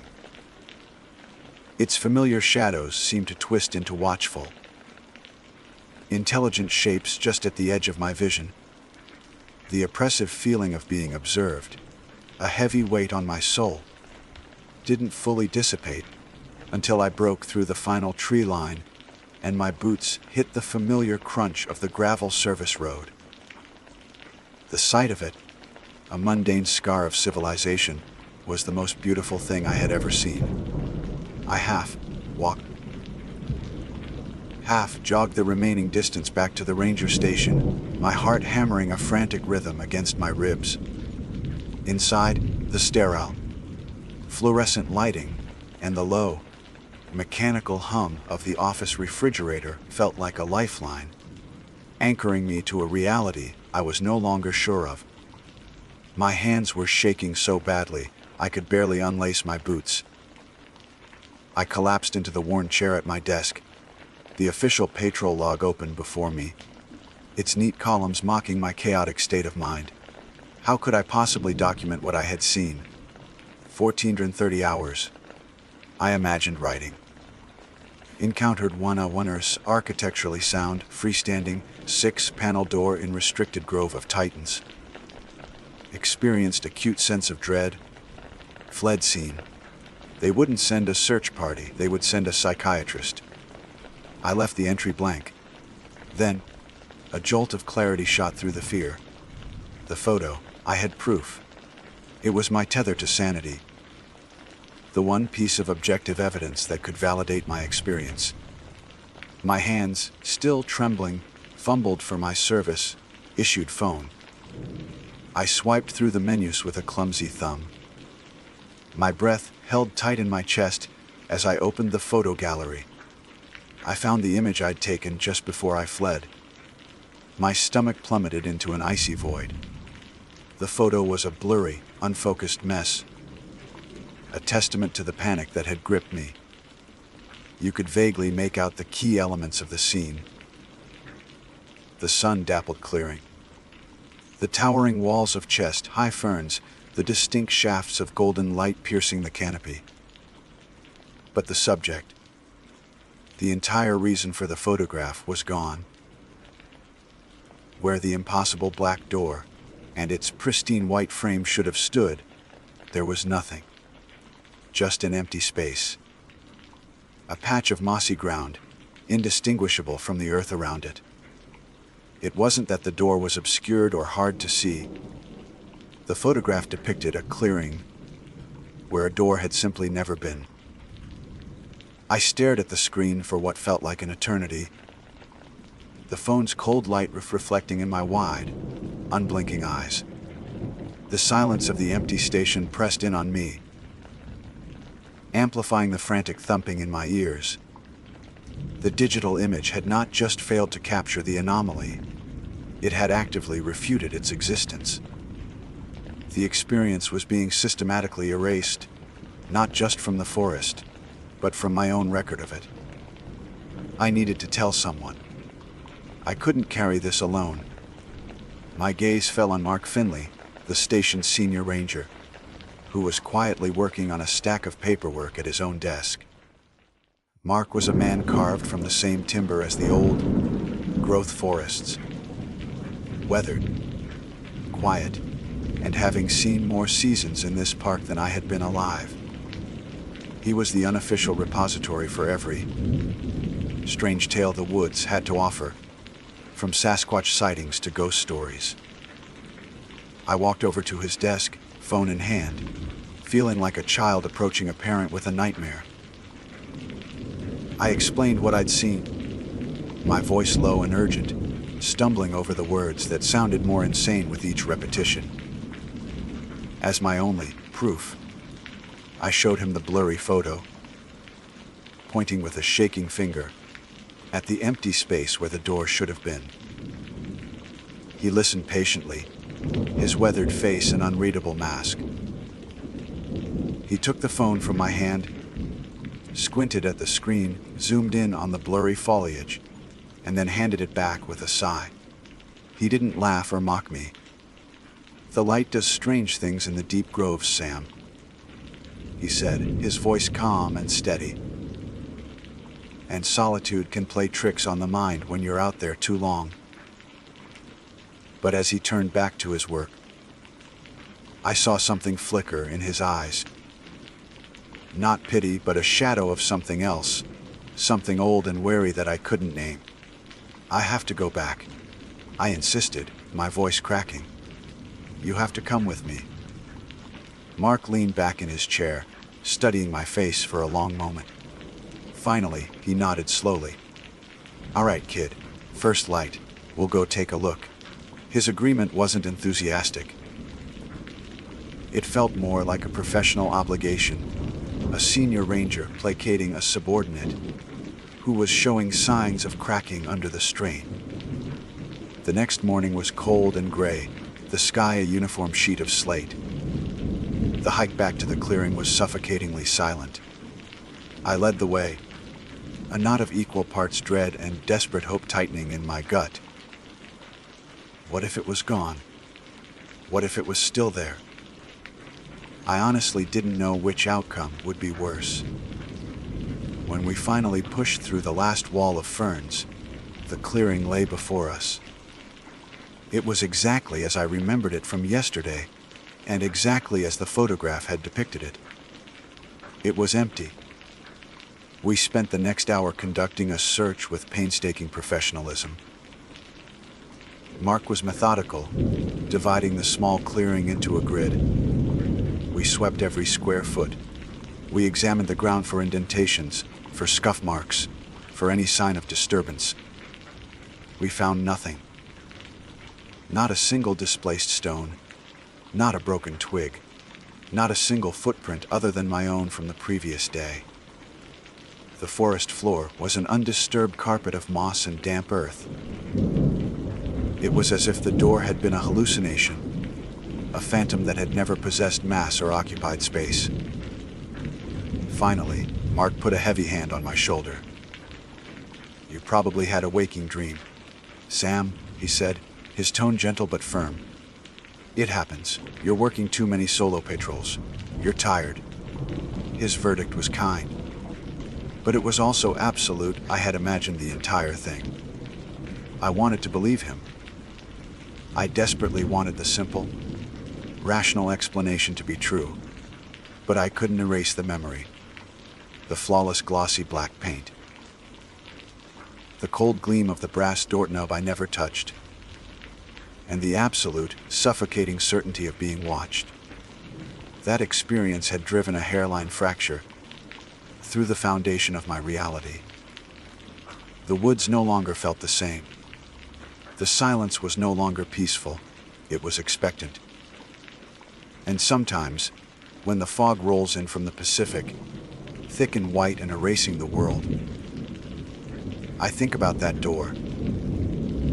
And I wonder if the thing in the trees is still out there, watching me, waiting for me to come back to the clearing alone. In the weeks that followed, I tried to bury the incident under a mountain of routine. I filed patrol logs, cleared fallen branches from trails, and gave educational talks to tourists about the park's delicate ecosystem. I smiled, I made small talk with my colleagues, and I pretended that the foundation of my world hadn't cracked. But it was a fragile charade.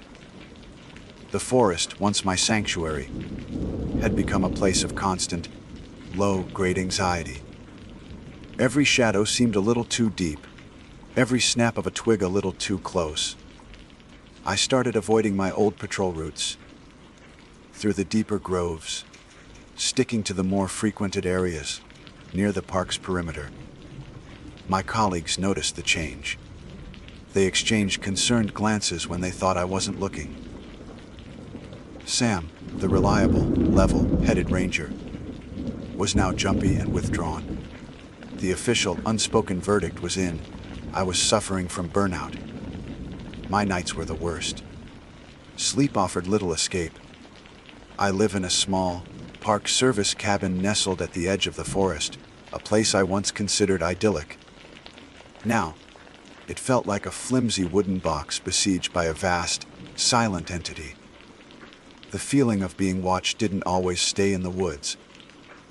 Some nights, I'd wake up abruptly, my heart pounding, with the unshakable certainty that something was standing just outside my window, hidden in the impenetrable darkness beneath the trees. I'd lie there, frozen, listening to the wind and the creaks of the old cabin, imagining a pair of unseen eyes fixed upon me.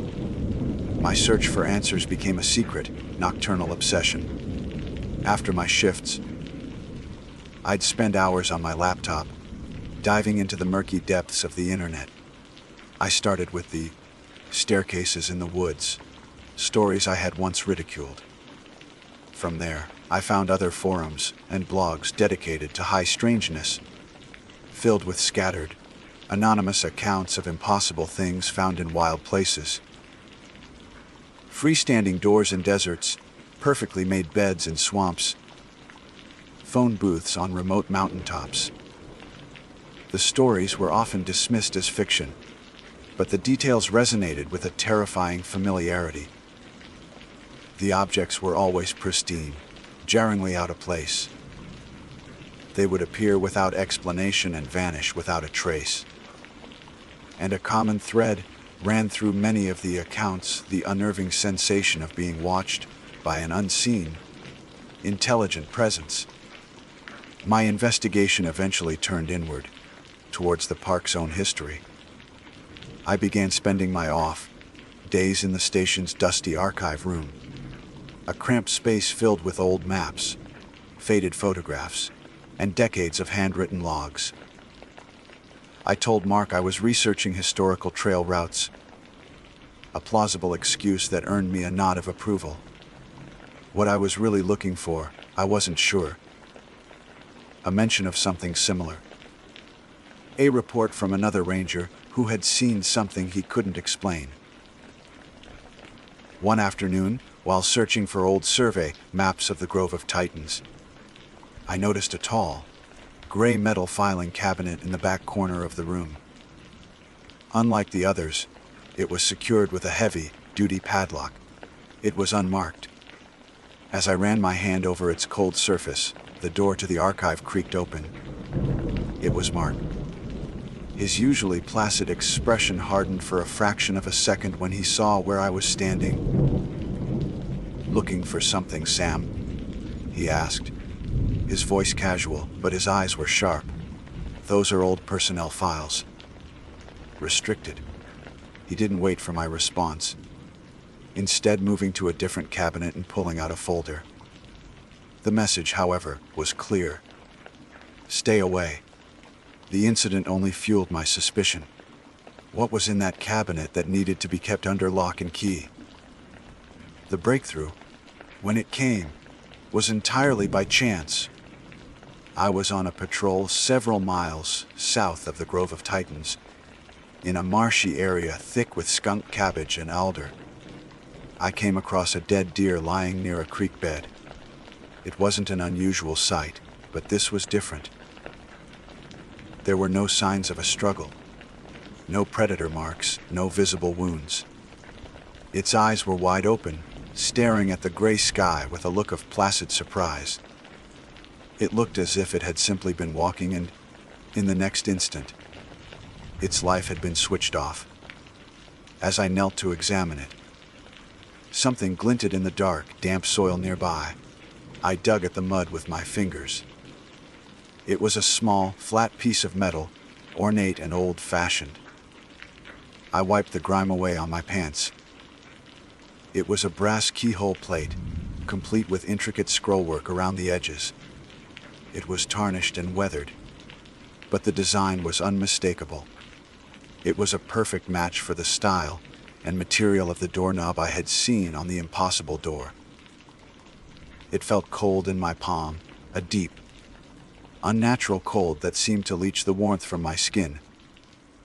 I stood there for a long time, the dead deer at my feet and the cold piece of brass in my hand. This was it. This was real. It was a physical artifact. A tangible piece of the impossible that I could hold, that I could show someone. But who would believe me? They'd say it was just a piece of junk, a discarded bit of hardware from a long-gone homesteader's trunk. They'd say the deer died of a heart attack. They would find a rational explanation for everything, because the alternative was too terrifying to consider. Holding that keyhole plate, a switch flipped in my mind. The fear that had been my constant companion for weeks was suddenly burned away by a hot, clarifying anger. I wasn't crazy. I wasn't imagining things. Something was out there in the woods, something that defied the laws of our world, and it was playing games with me. The door, the watcher, the blank photograph, the dead deer. It was all connected. I realized then that I had been passive, a victim of the phenomenon. I had been waiting for it to reveal itself again. But maybe that wasn't how it worked. Maybe it required an invitation, a response. The feeling in the clearing hadn't just been dread. It had been a pull, an invitation to act. That evening, I didn't go online. I didn't pore over old maps. I went to my cabin and methodically packed a small bag. A high-powered flashlight, a compass, a length of rope, and a flask of hot coffee.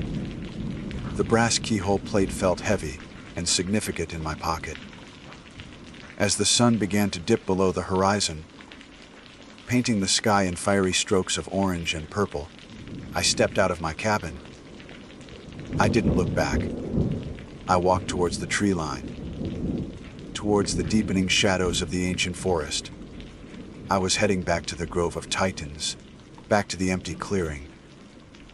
This time, I wasn't going to run. I was going to get an answer, or I wasn't coming back at all. My name is Maria Flores, and for the past 8 years, I have served as a park ranger with the National Park Service. My current posting is Joshua Tree National Park, a place that is less a single location and more a convergence of two distinct and powerful worlds. It's a vast expanse of over 790,000 acres, a scale that can make a person feel profoundly small. The western half of the park is the famous Mojave Desert, the landscape you see on postcards. This is where the park gets its name, from the iconic Yucca brevifolia, the Joshua trees themselves. They stand like gnarled, ancient sentinels, their twisted limbs reaching for a sky that is often a piercing, cloudless blue. This area is defined by its massive Monzogranite rock formations, wonderland of rocks, skull rock, boulders stacked and weathered into fantastical shapes over millennia, creating a playground for climbers and a maze for hikers. It's rugged, stark, and possesses a raw, untamed beauty. Then there is the other world. As you travel east, the elevation drops, and you descend into the Colorado Desert. This is a different kind of desert altogether. It's hotter, drier, and the landscape is more sparse, characterized by creosote bushes, ocotillo, and chala cactus. The iconic Joshua trees vanish, replaced by a low, sprawling emptiness that stretches to a hazy horizon. This area, particularly the Pinta Basin, is a place of profound, almost intimidating silence. During the day, the heat can be a physical force, pressing down on you, shimmering off the baked earth. But at night, that same emptiness transforms. With no city lights for miles, the sky ignites. It becomes a celestial ocean, so dense with stars that the Milky Way appears not as a faint band, but as a brilliant, shimmering river of light. It's a humbling, awe-inspiring sight. Usually, the only light you see after sunset is from the heavens, a silent, cosmic ballad that has played out long before humans ever walked this land. It is in this profound darkness, this overwhelming silence, that the fabric of the normal world can feel at its thinnest. Our work as rangers is varied. We handle everything from medical emergencies and search and rescue operations to educational programs and routine patrols. Most days are predictable, governed by the rhythm of the seasons and the flow of tourists. But some days are not. We had started receiving a few calls over the park's radio network about a lone camper in the Pinto Basin area. Camping there isn't illegal, but it's unusual for someone to stay for an extended period, especially given the harsh conditions. The calls themselves were what put us on edge. They weren't reports of a crime or a disturbance, but of something far more unsettling. Different hikers, on different days, all reported the same thing: a man who was just off. One hiker, a seasoned backpacker, called in to say he'd seen the man, standing moss on a ridge for over an hour, simply staring down at the trail. Not looking at the scenery, not resting, just staring. When the hiker waved, the man didn't react. He remained as still as the rocks around him. Another couple reported that their car had broken down, and as they waited for help, they saw him watching them from a distance. He never approached, never offered help, never made a sound. He just watched, a solitary figure in the vast emptiness, until a patrol vehicle arrived. The consensus was the same: there was no overt threat, just a deeply unnerving presence.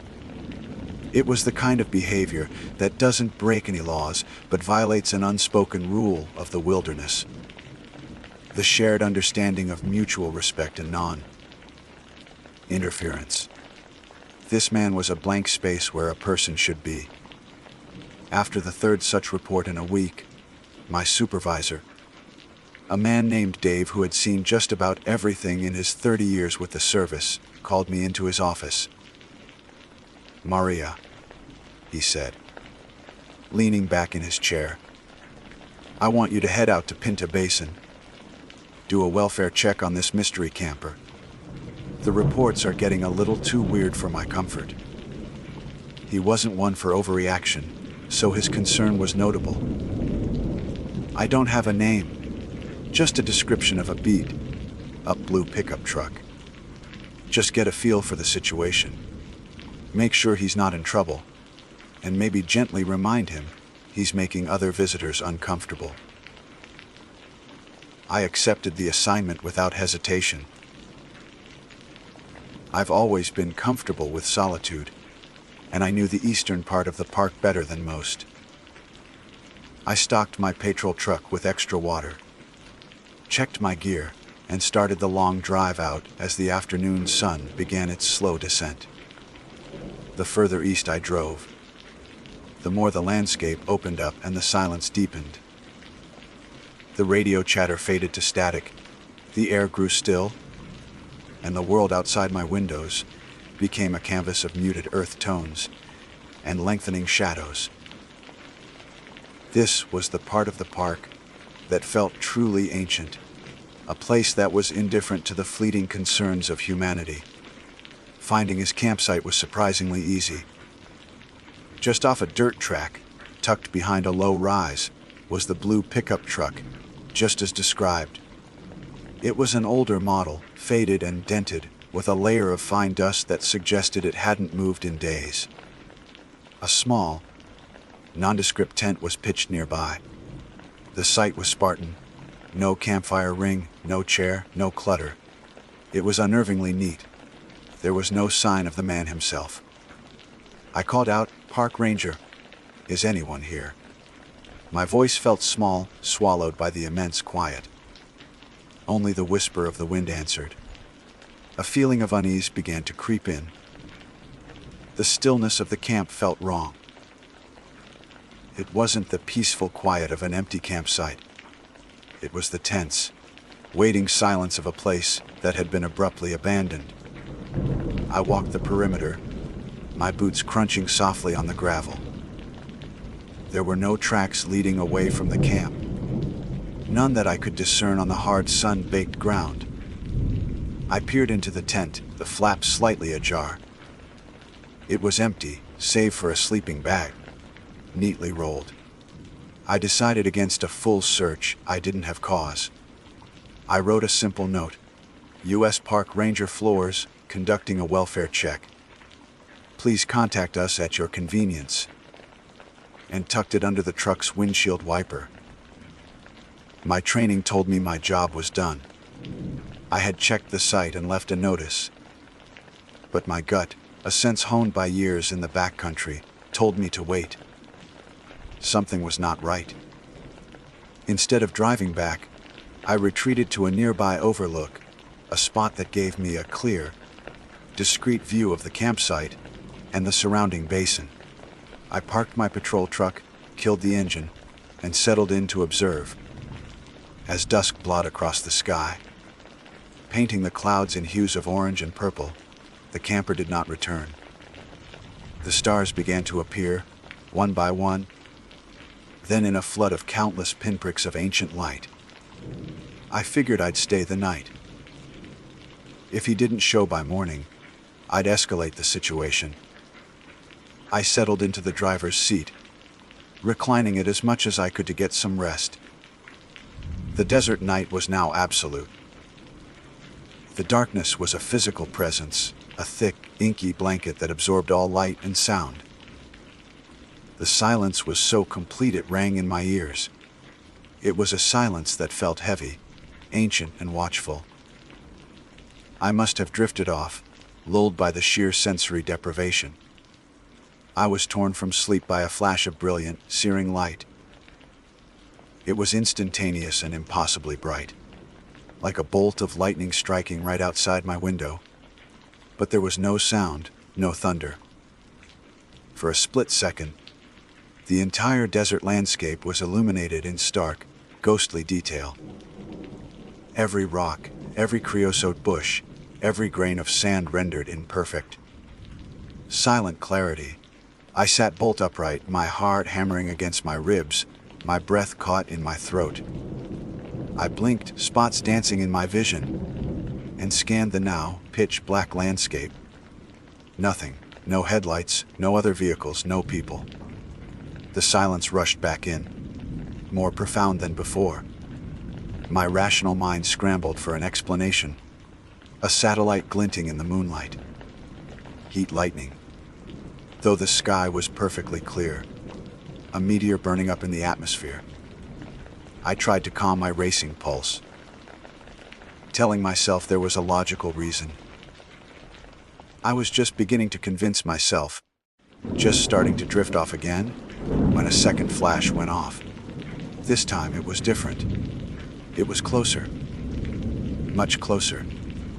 It erupted from the right side of my truck, right outside the passenger window.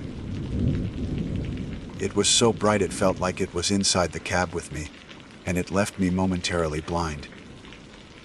And this time, there was no mistaking its source. It wasn't natural. It was the sharp, sterile, blue, white light of a camera flash. The kind with that instantaneous, shocking burst. The realization hit me like a physical blow. I was miles from anywhere, in the dead of a moonless night, and someone was out there in the darkness, taking pictures of my truck. That single, terrifying realization that the flash was a camera shattered the fragile peace of the desert night. The cold dread that followed was unlike any fear I had ever known. It wasn't the adrenaline, fueled fear of a physical confrontation or a dangerous animal. It was a deep, primal terror, the kind that whispers that the rules of the world you thought you knew no longer apply. My training kicked in, a series of automatic, drilled responses. My hand went to the service pistol holstered at my hip, the cold, familiar weight of the steel a small, inadequate comfort. My mind raced through protocols: identify the threat, establish a perimeter, maintain situational awareness. But how do you apply a textbook response to a situation that defies all logic? My heart was a frantic drum against my ribs. I strained my ears, listening for the tail crunch of gravel, the snap of a twig, the sound of breathing. Anything to give a physical presence to my tormentor. But there was nothing. The silence that rushed in after the flash was absolute, a crushing void. It was as if the flash itself was the only thing that existed, a silent, instantaneous event born from nothingness and returning to it. The thought that it might be the strange camper flickered through my mind. Was this his idea of a prank? Or was it something more sinister? The reports of him just watching. People took on a terrifying new meaning. Was he watching me now? I reached for the radio on my dashboard, my fingers trembling slightly. I needed to call it in. Report a prowler, a suspicious event. But before my fingers could even brush the microphone, another flash went off. This time from the left side of the truck. It was another blinding, silent explosion of light, perfectly synchronized with my attempt to call for help. It felt deliberate. It felt like a response. Then another flash erupted from behind the truck, its light momentarily illuminating the empty truck bed through my rear view mirror. Then one directly in front, so bright it made the entire dashboard glow. That's when the true, methodical nature of the event became clear. This wasn't random. It was a pattern. The flashes began to circle my truck. One from the front right, then the direct right, then the rear right. A slow, deliberate, clockwise rotation. Each flash was a silent punctuation mark in the suffocating darkness. There was never a sound. No footsteps. No engine. Just the silent, blinding pulses of light, moving with an impossible stealth. The gaps between them were agonizing, filled with a tense, breathless anticipation. I was a specimen in a jar, and something was examining me from every possible angle. My training and my instincts were now at war. Every fiber of my being as a law enforcement officer screamed at me to get out of the truck, to take control of the situation, to confront the threat head on. You are the one with the gun. You are the one with the authority. Do not let them dictate the terms. But my gut, a primal animal instinct, shrieked a different command: stay inside. Lock the doors. Do not move. To open the door is to die. It felt like a trap, a meticulously laid snare. The flashes, the silence, the circling. It felt like a predator, trying to flush its prey from cover. It felt like whatever was out there wanted me to get out. It was a test, a game, and I had the sickening feeling that I didn't know the rules and couldn't possibly win. I stayed frozen in my seat, my hand clamped so tightly around the grip of my pistol that my knuckles were white. I didn't dare turn on the truck's lights. It felt like a concession, an admission that I knew it was there. I just sat, my head on a swivel, trying to anticipate the next flash, my eyes aching from the repeated bursts of intense light, followed by profound darkness. The flashes grew more audacious. One went off so close to the driver's side window that for a split second, I imagined I could feel the heat of it on my face. I flinched violently, a small, involuntary cry escaping my lips. I expected to see a face, a hand, something pressed against the glass. But in the fraction of a second of illumination, there was only the familiar desert landscape, empty and still. For the next 2 hours, this horrifying ballad continued. The circle of flashes would complete its rotation, pause for a few agonizing minutes, and then begin again. Sometimes in the opposite direction. Sometimes the flashes were distant, making the basin look like a stage for a silent lightning storm. Other times they were right against the truck, so close that the light seemed to seep through the metal itself. I felt my sanity begin to fray. The lack of sound was the worst part. A person, no matter how stealthy, would make a noise. Their clothes would rustle. Their feet would dislodge a stone. This silence was unnatural. It was the silence of something that didn't belong in our world. Something that didn't need to obey the laws of physics as I understood them. I was no longer a park ranger. I was a cornered animal. My world had shrunk to the confines of the truck's cab. The vast, beautiful desert I loved had transformed into a prison, an arena of psychological torture. I thought about my family, about Dave back at the station, about the morning sun. I clung to these thoughts like a lifeline, a mantra to keep the overwhelming, irrational fear at bay.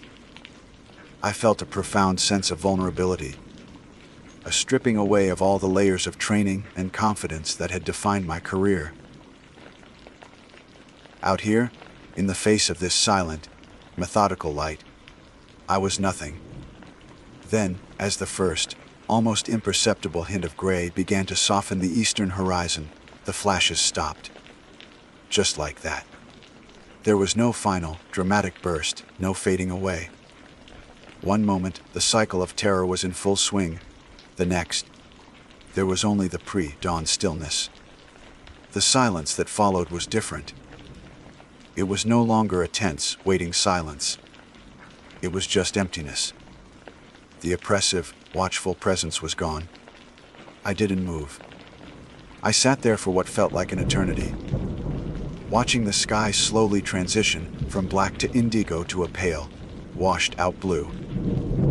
I waited until the sun was fully above the horizon, casting long, sharp shadows across the basin and bathing the landscape in the warm, familiar light of day. Only then did I dare to unlock my door.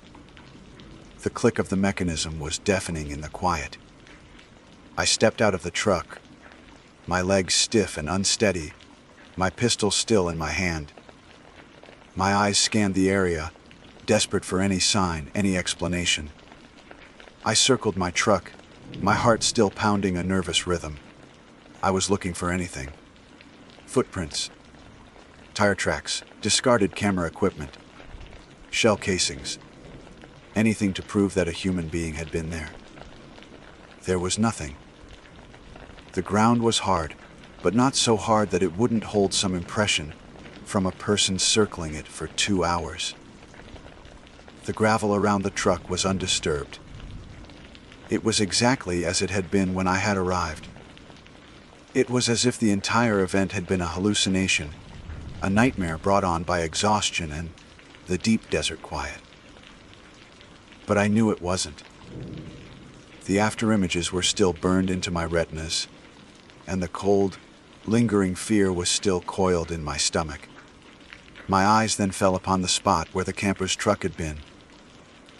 It was empty. The blue pickup, the tent, all of it, gone. There were tire tracks leading away from the site, fresh ones cutting through the dust. He had left sometime during the night. He never came back, and we never received another report about him. I don't know what was out there that night. I don't know if it was the strange camper with some impossibly silent technology, or if he had simply fled from the same thing that had terrorized me. All I know is that something was circling me in the dark, something that made no sound and left no trace, and it wanted to see what was inside. The drive back to the station was a blur. The familiar landscape of the Pinto Basin, usually a source of comfort and awe for me, now felt alien and menacing. Every shadow seemed to hold a hidden observer, Every glint of sun off a rock felt like another flash about to erupt. I felt exposed, watched. The profound silence that I had once cherished now seemed to be mocking me, holding a secret it would never reveal. When I finally got back into radio range, I called Dave. My voice was hoarse, strained. I tried to keep it professional, to report the facts as I knew them. I had performed the welfare check. The camper was gone, and I had experienced an unusual event. I left out the paralyzing fear, the feeling of being hunted. How do you put that into an official report? Unusual event, I said. Flashes of light.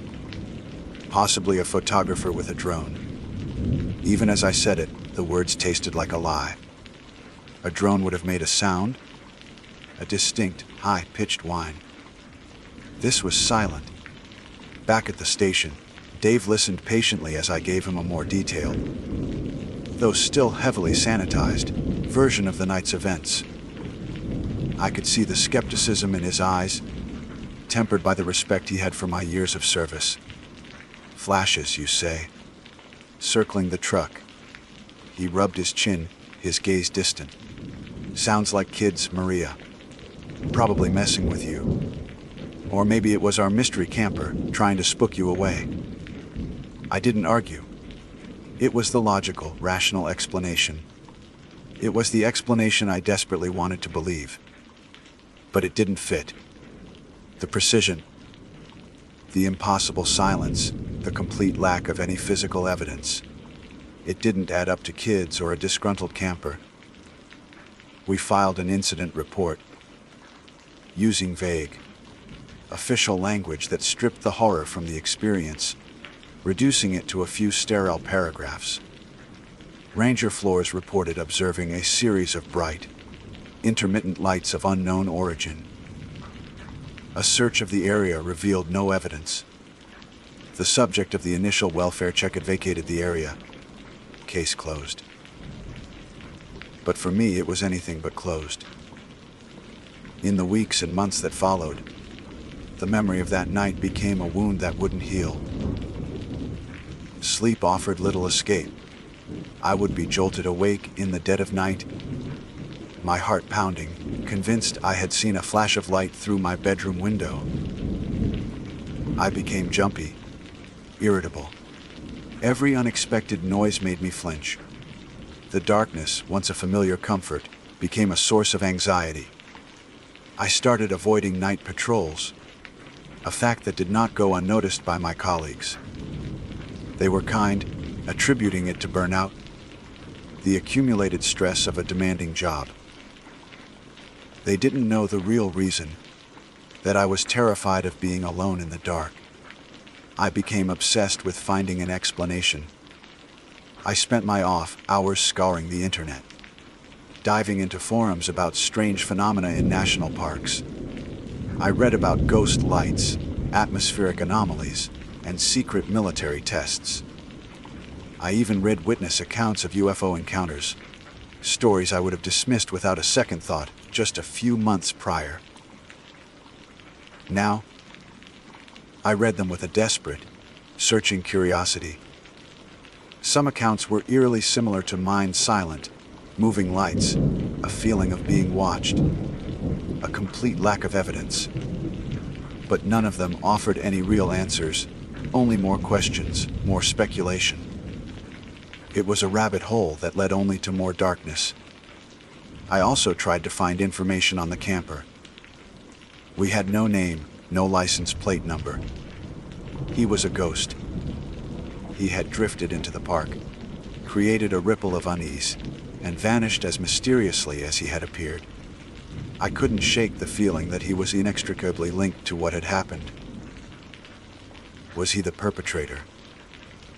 Or was he a victim, like me? Had he been staying out in that basin for so long because he was studying the phenomenon? Or had he been driven away by it, just as I had been? It was another question without an answer, another loose end that frayed my nerves. The experience changed my relationship with the park. I still saw its beauty, but now it was a beauty tinged with menace. I looked at the ancient rock formations and wondered what they had witnessed over the millennia. I looked at the vast, empty stretches of the Colorado desert and felt not a sense of peace, but a sense of exposure. It was as if a veil had been lifted, and I had been shown a glimpse of something that lived in the spaces between the world we know. Something ancient, intelligent, and utterly indifferent to us. The profound silence of the desert no longer felt peaceful. It felt like the bated breath of a hidden predator. Years have passed since that night. I still work as a park ranger, but I transferred out of Joshua Tree a while ago. I needed a change of scenery, a place with more trees and less overwhelming emptiness. I never told anyone the full story of what happened. It's a weight I carry alone. Sometimes, on a clear, dark night, I'll look up at the stars and think about that night in the Pinto Basin. I don't know what was out there. I don't know if it was human or something else entirely. All I know is that for 2 hours, I was the subject of a silent, methodical, and terrifying examination. Something was circling me in the dark, something that made no sound and left no trace.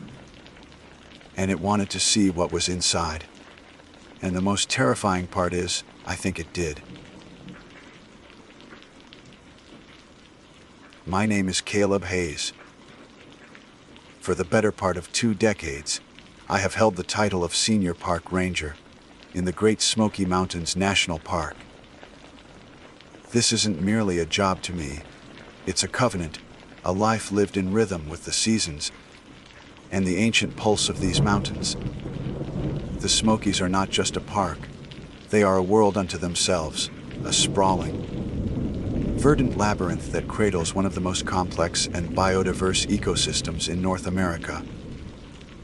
In my 20 years, I've come to know its many faces. The gentle, sun-dappled trails of spring, the fiery autumnal blaze that draws tourists by the thousands, and the deep, imposing silence of a winter night when the snowpack muffles all sound and the world feels brand new. I've been the man you call when things go wrong. I've tracked a lost child for 2 days and 3 nights, fueled by black coffee and a gnawing fear, until we found him cold and scared, but alive in a rhododendron thicket. I've faced down a 400-pound black bear that had grown too accustomed to raiding campsites. The space between us electric with a primal understanding as I raised my tranquilizer rifle. I've rappelled down slick rock faces to retrieve injured hikers and have spent countless hours maintaining the very trails that guide people through this wilderness. I've learned to read the language of the forest, the snap of a twig, the alarm call of a blue jay, the subtle shift in the wind that signals a coming storm. My mentor, an old timer named Silas who retired a decade ago, used to say, "The mountain always talks, Caleb. You just have to be quiet enough to listen." I thought I had learned its language fluently. I thought I had seen everything this cathedral of old growth forest and mist shrouded peaks had to offer. But what I encountered on a quiet Tuesday afternoon in the Greenbrier section, a place known for its wildflower displays and quiet fishing spots, proved me devastatingly wrong. It was a day that taught me that some things in this world defy explanation, and that the mountain speaks in whispers of things far older and stranger than bears or storms. The day began with an oppressive humidity that clung to everything, a typical late summer afternoon in Tennessee. The air was thick and still, the drone of cicadas a constant, high-pitched thrum in the background. I was in my office at the Sugarlands Visitor Center, catching up on a mountain of paperwork that seems to grow wilder than any kudzu vine. The radio, usually a comforting source of chatter about trail conditions and ranger check-ins, crackled to life, breaking the monotonous rhythm of my keyboard. It was Janice, our dispatcher. Her voice, usually a model of calm professionalism, had a strained edge to it. "Caleb, got a call from a party of birdwatchers up in Greenbrier, near the Ramsey Cascades trailhead." I leaned back in my chair, grabbing a notepad. "What's the situation, Jan?" "They're spooked." "Badly," she said. The word spooked is not one Janice uses lightly. "They reported a white-tailed deer. Said it was acting aggressive, unnatural. Their words were sick or rabid. They cleared out of the area fast. Said it was just standing in a clearing, watching them." My mind immediately began cycling through the professional possibilities. Chronic wasting disease, CWD, was the most likely culprit. It's a truly awful prion disease that turns a deer's brain into sponge, causing erratic behavior, aggression, and a slow, wasting death. Rabies was a less common but still plausible explanation. In either case, the protocol was straightforward: locate the animal, confirm the condition, and if necessary, euthanize it to prevent further suffering and the potential spread of disease. It's one of the ugliest parts of the job, but a necessary one. "All right, I'm on my way," I said, already pushing my chair back. "Tell Em thanks for the call and for getting out of there. I'll handle it." The drive to Greenbrier was familiar. The winding road follows the Little Pigeon River, and the sunlight filtered through the dense canopy of hemlock and poplar trees, creating a shifting mosaic of light and shadow on the asphalt. I felt that familiar sense of calm that always settled over me when I left the administrative buildings behind and headed into the deep woods. It was routine. A problem had been identified, and I was the solution.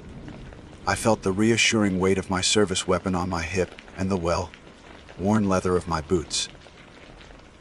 I was prepared, competent, and completely unaware that the world is about to be irrevocably fractured. I parked my truck in the small lot near the trailhead and stepped out into the soupy air. The birdwatchers were long gone.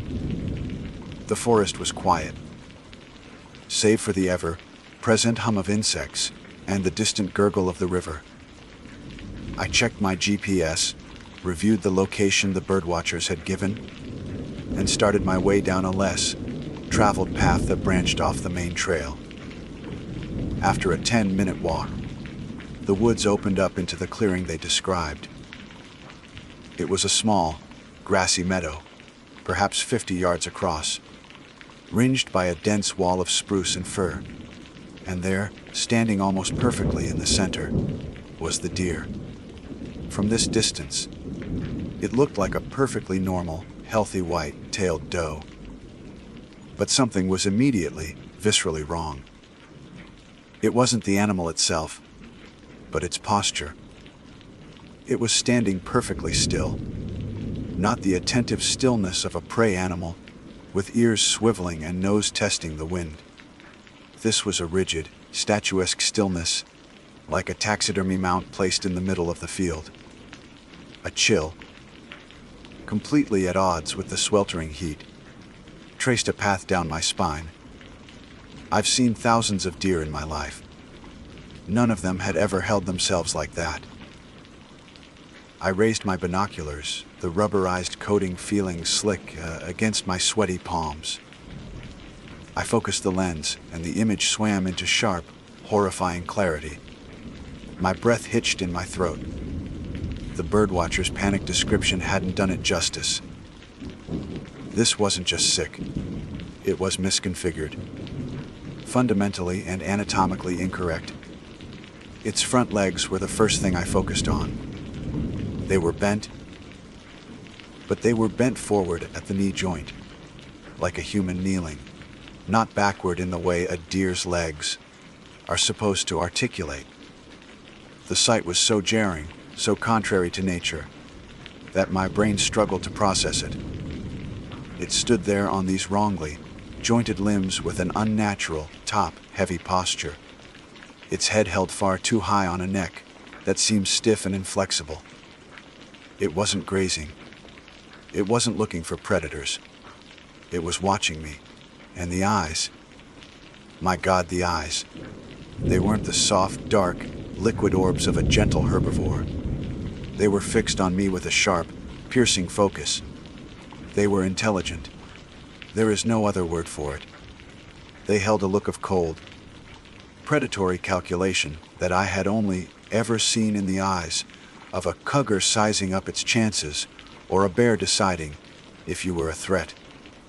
There was a cognitive process happening behind those eyes, and it was not the simple fight or flight instinct of a deer. It was an appraisal. I lowered the binoculars, my heart now a frantic drum against my ribs. The forest around me seemed to have fallen completely silent. No cicadas, no birdsong, no rustle of leaves. There was only the thick, heavy air and the impossible creature standing before me. This was the moment my professional training and my primal instincts went to war. My training screamed CWD, a neurological disorder causing strange posture. But my gut, the part of me that had kept me alive in the wilderness for 20 years, screamed that this was not an animal. This was something else entirely, something wearing the skin of a deer like a poorly fitting costume. It took a step toward me. The movement was a grotesque parody of walking. It was jerky, uncoordinated, a lurching motion that seemed to defy the very anatomy it was trapped in. It didn't move like a quadruped. Its wrongly jointed legs worked in a sequence that was both inefficient and deeply unsettling, as if an unseen puppeteer was struggling with the controls. The bird watchers hadn't been exaggerating. They had understated it. This thing was a profound violation of the natural order. Then it lowered its head slightly and made a sound. It wasn't a bleat, a grunt, or any sound I'd ever heard a deer make. It was a low, guttural click, a series of hard, wet-sounding noises from the back of its throat that vibrated in the air and seemed to land cold in my chest. It took another lurching step, then scraped its right fore, hoof against the ground. It wasn't the aggressive pawing of a buck. It was a slow, deliberate scrape, a gesture of pure, unadulterated impatience. It was the gesture of a person tapping their foot, waiting for you to make your move. And in that moment, all my theories about disease evaporated like mist in the morning sun. I knew, with a certainty that chilled me to the bone, that I was not dealing with a sick animal. I was facing something that was aware, intelligent, and utterly alien. The sound of my own blood roaring in my ears was so loud it almost drowned out the suffocating silence of the woods. My hand, acting on years of training and instinct, moved slowly, deliberately toward the cold, reassuring grip of my service weapon. My fingers wrapped around the textured polymer, but I didn't draw it. Not yet. Part of my brain, the rational, analytical ranger part, was still fighting for control, desperately trying to fit this impossible scene into a logical framework. It's a neurological disease. It's a birth defect. It's a trick of the light, a hallucination brought on by the heat and humidity. But the other part of me, the older, more primal part that understood the deep woods have secrets, knew that I was lying to myself. It was the scraping hoof that had shattered my professional composure. That single, simple gesture was so loaded with intelligent contempt, so utterly out of place for a wild animal, that it felt like a direct communication, a taunt. And as I stood there, locked in this terrifying standoff, a memory surfaced from the deep recesses of my mind. It was a memory of my old mentor, Silas, sitting on the porch of his cabin, a jar of moonshine sweating between his hands. He was telling me the old stories, the ones the Park Service officially dismissed as folklore. The tales whispered by the families who had lived in these mountains for generations, long before it was a national park. He spoke of strange lights in the sky, of phantom hikers who vanished from the trails, and of something else. Something he called, in a low and serious voice, the not deer. "It looks like a deer, Caleb," he'd said, his gaze fixed on the dark ridgeline. "Walks on four legs, got the hide, got the shape. But if you're a man of the woods, you know it ain't right. The joints are wrong. The eyes are too smart. It moves like a man trying to remember how to be an animal. They say it's a bad omen. They say it's a skinwalker. They say it's something that fell from the stars and is trying to build itself a body from what it sees around it. All I know is, if you see one, you don't treat it like a deer. You turn around and you walk away, and you pray it doesn't decide to follow." At the time, I had nodded along politely, dismissing it as the ramblings of an old man fond of his liquor and his legends. But now, standing in this silent clearing, Silas's words echoed in my head with the chilling force of prophecy. The wrong joints. The smart eyes. A perversion of a familiar animal, something wearing a deer's skin but not a deer at all. The not deer. The creature of local legend was standing 30 yards in front of me, and it was watching me with an unnerving, analytical patience. It took another step, another one of those lurching, puppet-like movements. This time, it lowered its head, and its jaw opened. It didn't open like a deer's jaw.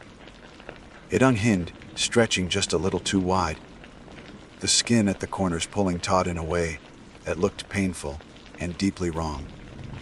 And inside that mouth, I saw its teeth. They weren't the flat, grinding molars of an herbivore. In the split second its mouth was open, I saw the distinct, unmistakable glint of canines. Not the massive fangs of a predator, but small, sharp, wickedly pointed teeth that had no business being in a deer's mouth. The sight was so fundamentally abhorrent, so contrary to every biological rule I knew, that a wave of nausea rolled through me. This was the tipping point. The line between a biological anomaly and a monstrous impossibility had just been crossed. My hand finally completed its journey. The snap of the holster's retention strap was unnaturally loud in the dead air. I drew my Glock, the familiar weight a small comfort in the face of the incomprehensible. I didn't want to shoot it. My entire being recoiled at the thought of killing this thing. I wanted to understand it.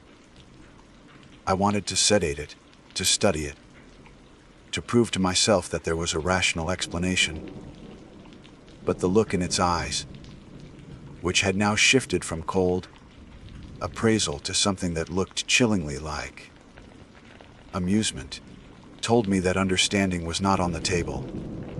This was not a negotiation. It took another lurching step, closing the distance to maybe 25 yards. The clicking sound started again. Faster this time, more insistent. It was a sound that scraped at my nerves, a biological metronome counting down to something terrible.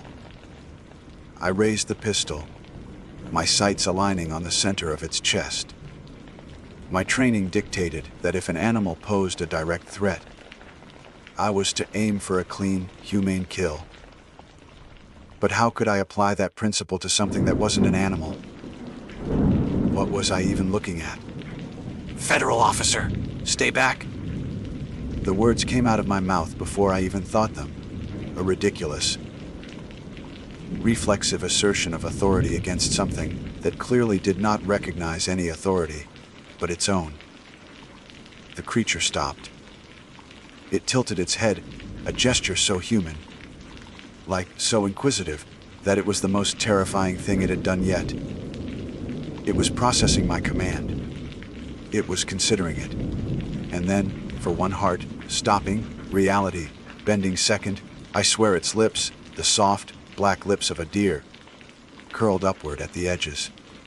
It wasn't a snarl, it wasn't a baring of teeth. It was a sneer. A complex, intelligent expression of pure, unadulterated mockery. That was it. My finger tightened on the trigger. I wasn't going to try for a kill shot. I couldn't. But I had to do something. I had to see how it would react to a real threat. I shifted my aim slightly to the side and fired a single shot into the ground, a few feet from its front legs. The roar of the gunshot was a physical blow, shattering the silence and echoing off the surrounding trees. The smell of burnt gunpowder instantly filled the air. A normal deer, any deer, even a rabid one, would have exploded into motion. It would have bolted into the next county, a brown and white blur of pure panic. This thing just flinched. It was a small, irritated movement, like a person shrugging off a fly. It didn't startle. It didn't run. It turned its head with that same stiff, unnatural motion, and stared at the puff of dirt my bullet had kicked up. It looked at the hole in the ground for a long moment, as if it were a mildly interesting puzzle. Then it slowly lifted its gaze and looked right back at me. The sneer was gone. In its place was a look of flat, cold, reptilian fury. It knew what the gun was. It knew what I had tried to do. And it was angry. My blood ran cold. I had not scared it. I had provoked it. For a long, terrible moment, I thought it was going to charge. I could see the muscles in its malformed legs tense up. I raised my pistol again, this time aiming for its head, my mind screaming at me to shoot, to end this before it could close the distance between us. But then, as quickly as it had appeared, the tension seemed to drain from its body. It gave one last, guttural click, and then it turned and ran. But it didn't run like a deer. It didn't bound away with the graceful, arching leaps of its kind.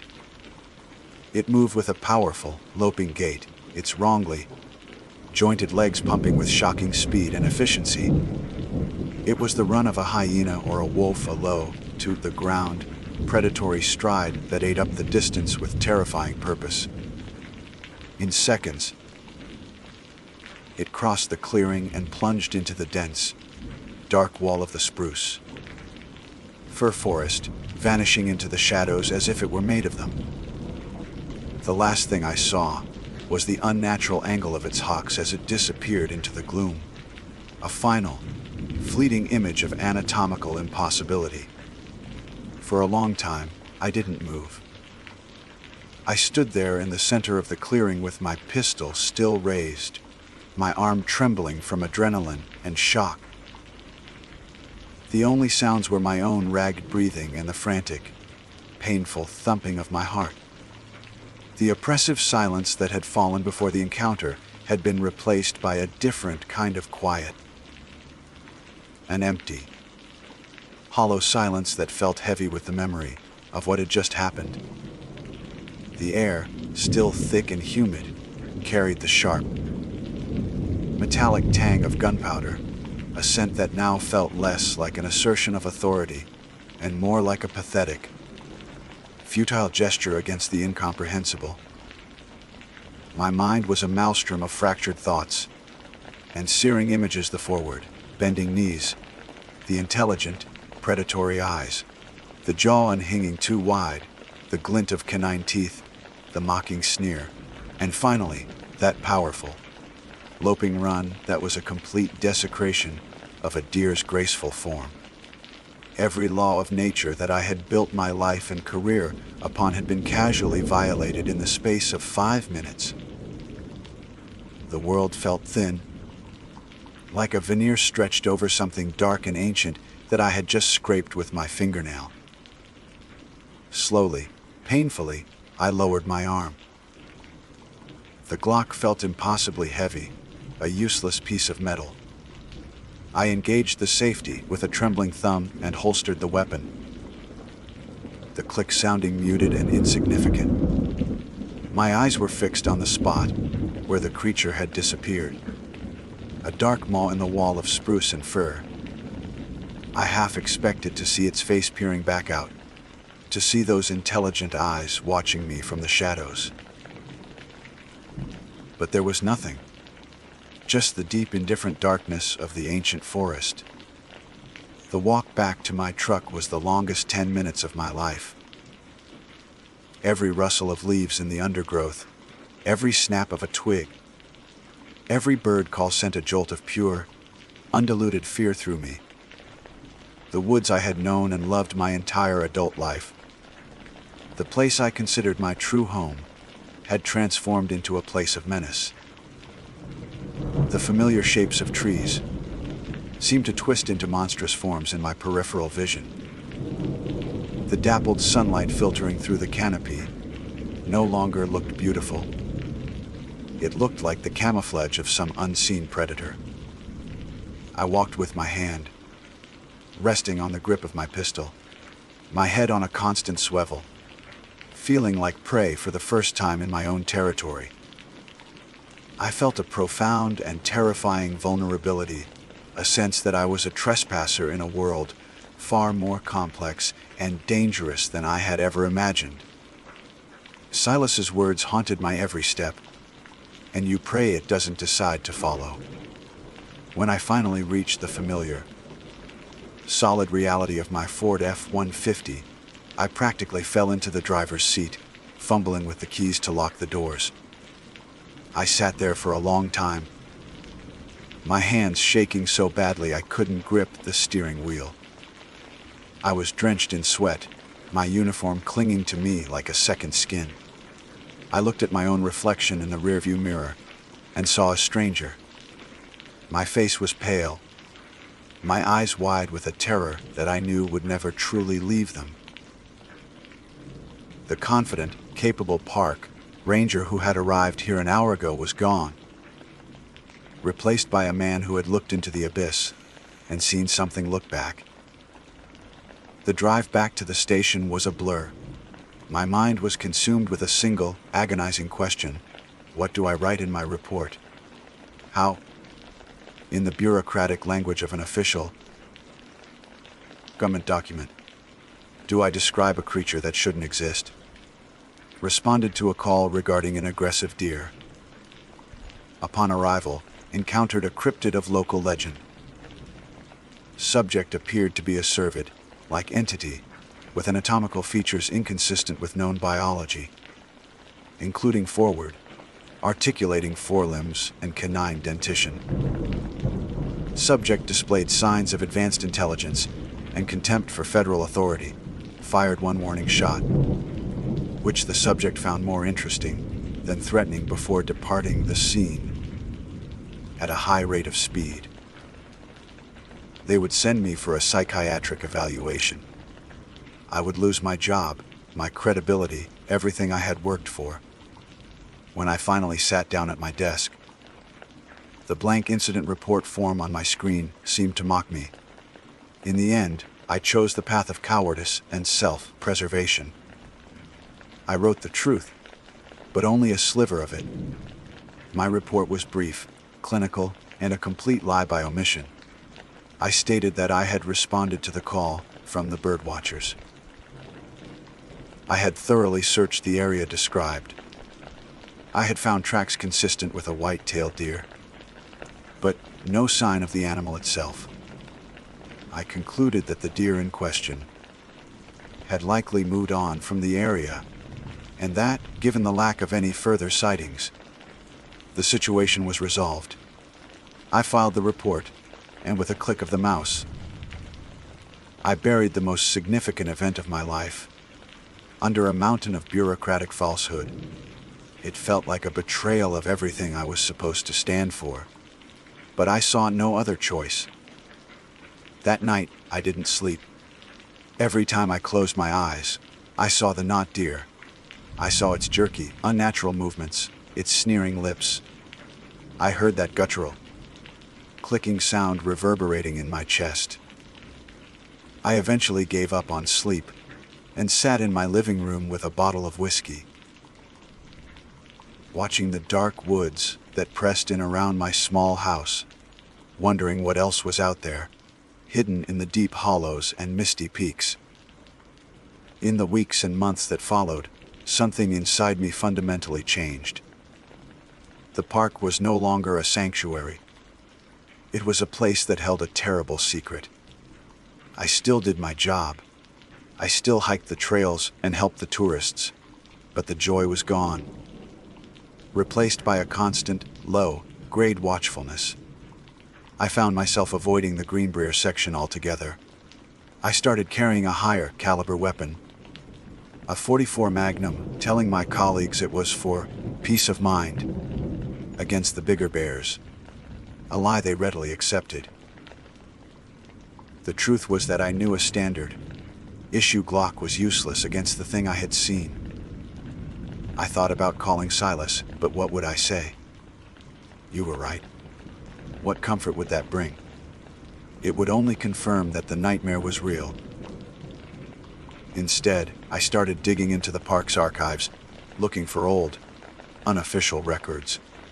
Journals from rangers in the 1930s and 40s, anything that might mention similar encounters. I found whispers, vague reports of malformed deer, or usually aggressive wildlife, that were always dismissed as misidentification or local superstition. I found a chilling entry from a ranger in 1952 who reported finding a black bear carcass that had been torn apart, but not in a way consistent with any known predator. He described the tracks around the carcass as being like a deer's, but deeper, heavier, as if it walked with a purpose. The official cause of death was listed as unknown. It's been years since that afternoon. I'm closer to retirement now. I've never seen the creature again, but I know it's still out there. Its presence lingers in the back of my mind, a permanent shadow on my soul. Sometimes, on a quiet night when the mist hangs low over the mountains, I think I hear a strange, clicking sound carried on the wind, and the old terror washes over me as if it were yesterday. I still love these mountains, but my love is now tempered with a deep and abiding fear. I understand now that we are just guests here. We build our trails and our visitor centers on the edge of a world that is far older, stranger, and more dangerous than we can possibly comprehend. We haven't tamed this wilderness. We've just been tolerated. The Great Smoky Mountains National Park is one of the most biodiverse places in North America. But biodiversity doesn't just mean the number of species of birds or salamanders. It means a richness of life, and that includes things that don't fit into our neat, scientific boxes. Things that walk in the shadows, wearing the skins of familiar animals. Things that watch us from the edge of the woods with eyes that are far, far too intelligent. My name is Thomas Laurent, and I need to speak of what happened on Isle Royale. It's not a story that finds its way into official reports or campfire tales told to tourists. It's a story that belongs to the deep, cold places of the world, and to the silence that follows a scream in the dead of winter. For years, I've held it in, letting it fester like a splinter of ice in the heart. But silence is a weight, and mine has become too heavy to bear. My family is Cree, our roots tracing back to the vast, windswept lands near James Bay. We are people of the forest and the river, our history written in the tracks of animals and the patterns of the stars. But life, as it does, charts its own course. I found my path leading south, to a career with the U.S. Park Service. It was a good job, a way to remain in the wild, places that felt like home, even if it was a different wilderness. My posting was to Isle Royale National Park, in the formidable heart of Lake Superior. For those who don't know it, Isle Royale isn't just an island, it's a world unto itself. A roadless archipelago of over 400 smaller islands, clustered around a large central landmass. It's a designated wilderness, a place intentionally left to its own devices. Its fame in the world of ecology comes from the long, running study of its wolf and moose populations, a perfect, isolated laboratory of predator and prey. They are locked in a primal, bloody dance that dictates the health of the entire ecosystem. It's a place of raw, untamed beauty, of rugged shorelines, dense boreal forests, and a silence so profound it feels like a physical presence. In the summer, it's a haven for hikers and kayakers. But in the winter, it is another thing entirely. When the lake freezes and the tourist ferries stop, the island reverts to its true self, a fortress of ice and snow, ruled by the wind and the cold. The silence deepens, broken only by the crack of a tree limb, under the weight of snow or the distant, lonely howl of a wolf. It is in this season that the island feels most ancient, most potent. My ancestors, my Ninakam, my grandmother, had stories for places like this. She would tell them to me not to frighten, but to teach. They were lessons wrapped in warnings. Stories about the spirits that dwell in the deep woods, the ones who watch from between the trees when you think you are alone. And she would tell me, in a low and serious voice, about the most terrible of them all, the Wendigo, the spirit of the lonely places, the embodiment of starvation. It was a story about what can happen when the winter is too long, the game has vanished, and the gnawing hunger in a person's belly becomes a force more powerful than their own soul. When a human, to survive, consumes the flesh of another, that act, she said, was a doorway, and once opened, it could never be closed. The person was lost, consumed by a hunger that could never be sated, their heart turning to a shard of ice. They became a monster, gaunt and tall, with an insatiable craving for human flesh, a creature of eternal, ravenous winter. To a child, it was a terrifying boogeyman. To a young man, a piece of folklore. But to me, standing on the shore of Isle Royale, as the winter winds scarred the frozen lake, my grandmother's stories felt less like myth and more like a field guide to a world I was only beginning to understand. That January was a beast. A polar vortex had descended upon the Great Lakes, locking the region in a merciless, bone-deep freeze. Temperatures on the island plunged to depths that made metal brittle and exposed skin burn in seconds. The island was buried under a thick blanket of snow, and Lake Superior had transformed into a vast, white, frozen plain stretching to the horizon. We, the skeleton crew of winter staff, were effectively marooned. The call came through on a crackling line. A solo winter camper, Marcus Thorne, was overdue. Thorne was no amateur. He was a well-known survivalist, the kind of man who wrote books and taught courses on winter camping. He thrived on solitude and extreme conditions. He had a satellite phone and a strict check-in schedule, a professional courtesy to us. He had missed 2 of them. In these temperatures, 2 missed check-ins was not a minor issue, it was a potential death sentence. A 2-man team was tasked with the search and rescue. I was one of them. The other was a young ranger named Dave Miller, a good man from downstate Michigan, full of energy and by the book procedure. He was strong and capable.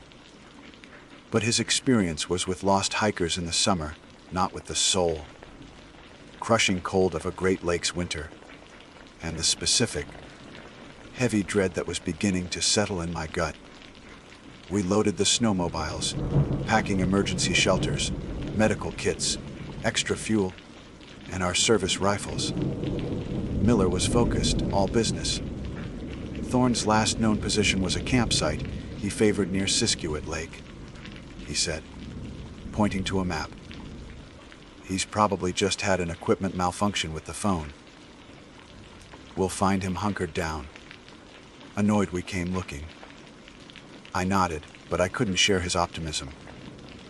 As I zipped up my parka, the wind howled outside our cabin, and for a moment, it sounded like a thin, wailing voice. I felt a cold that had nothing to do with the temperature. It was the feeling I got from my grandmother's stories. The feeling of a taboo being broken. The feeling of a hungry spirit stirring in the woods. Let's get this done, I said, my voice sounding flatter than I intended. We set out at first light. The world was shades of white and gray. The sky a low, oppressive ceiling of metallic cloud. Our snowmobiles were the only sound, their engines a harsh, mechanical roar against the profound silence of the island. We were two small specks of color and noise moving through an immense, indifferent wilderness. The trees stood like silent, snow-shrouded sentinels, their branches heavy, their presence ancient and watchful. Every so often, I would cut my engine and Miller would pull up beside me. "What is it?" he'd ask. "Just listening," I'd reply. But I wasn't listening for Thorne. I was listening for the silence itself. I was trying to gauge its quality. The silence of a normal winter wood is peaceful, full of the tiny, unheard movements of life. This was different. This was a hollow, waiting silence, a hungry silence. It was the feeling of being watched not by a wolf or an owl, but by something that understood what we were and saw us only as meat. My grandmother's voice was a whisper in my mind. "Be careful of the lonely places, Thomas. Hunger makes monsters of us all." The journey to Siskiwit Lake was a descent into a deeper, more unnerving level of isolation. The farther we traveled from the relative safety of the ranger station, the more the island seemed to close in around us. The snow-laden pines and firs grew thicker, their branches forming a dense canopy that swallowed the already weak daylight, casting the trail in a perpetual twilight. Our headlamps cut cones of bright, sterile light that seemed only to emphasize the profound darkness waiting just beyond their reach. The roar of our engines felt like a sacrilege, a loud, ignorant intrusion into a place that demanded reverence and quiet. Miller, to his credit, was a skilled rider. He navigated the drifts and icy patches with a confidence I envied. He was focused on the mission, his mind occupied with logistics and procedure. He would occasionally point out a set of tracks, fox, or a lone wolf, his voice crisp and professional over the engine noise. For him, this was a problem to be solved, a checklist to be completed. For me, every shadow held a shape, and every gust of wind through the trees sounded like a whisper. The feeling of being watched intensified until it was a physical pressure against my skin. It wasn't the gaze of a predator I knew. A wolf watches with purpose, a bear with curiosity or territorial anger. This was a cold, patient, and utterly alien observation. It felt like the land itself was examining us, weighing our worth, and finding us wanting. We reached the vicinity of Siskiwit Lake as the afternoon began to wane. The sky, which had been a uniform sheet of gray, started to take on a bruised, purplish hue at the edges. A storm was coming. We both knew it. The air grew heavy, and the wind began to pick up, carrying fine, stinging particles of ice.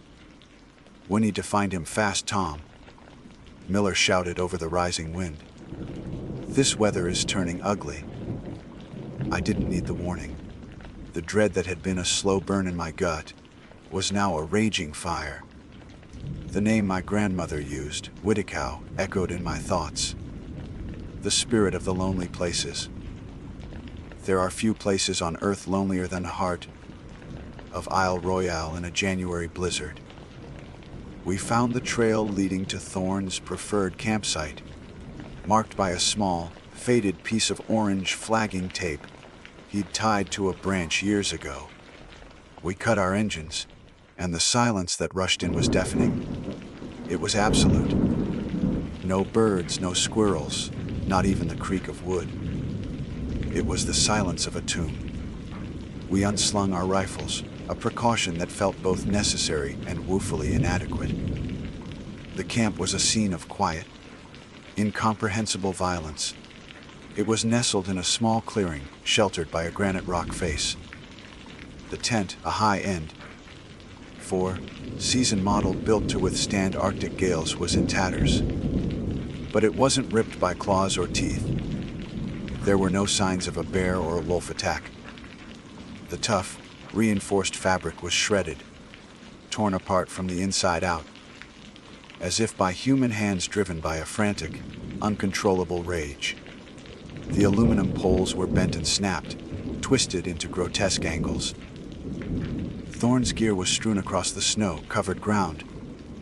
His expensive pack, a sleeping bag rated for sub-zero temperatures, his cooking equipment. All of it was scattered as if he had emptied his life's necessities into the snow for no reason. A book lay open, its pages stiff with ice. It was a collection of poems.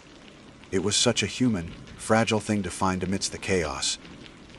Miller swore under his breath, his face pale. What the hell happened here? A moose. Did he get trampled?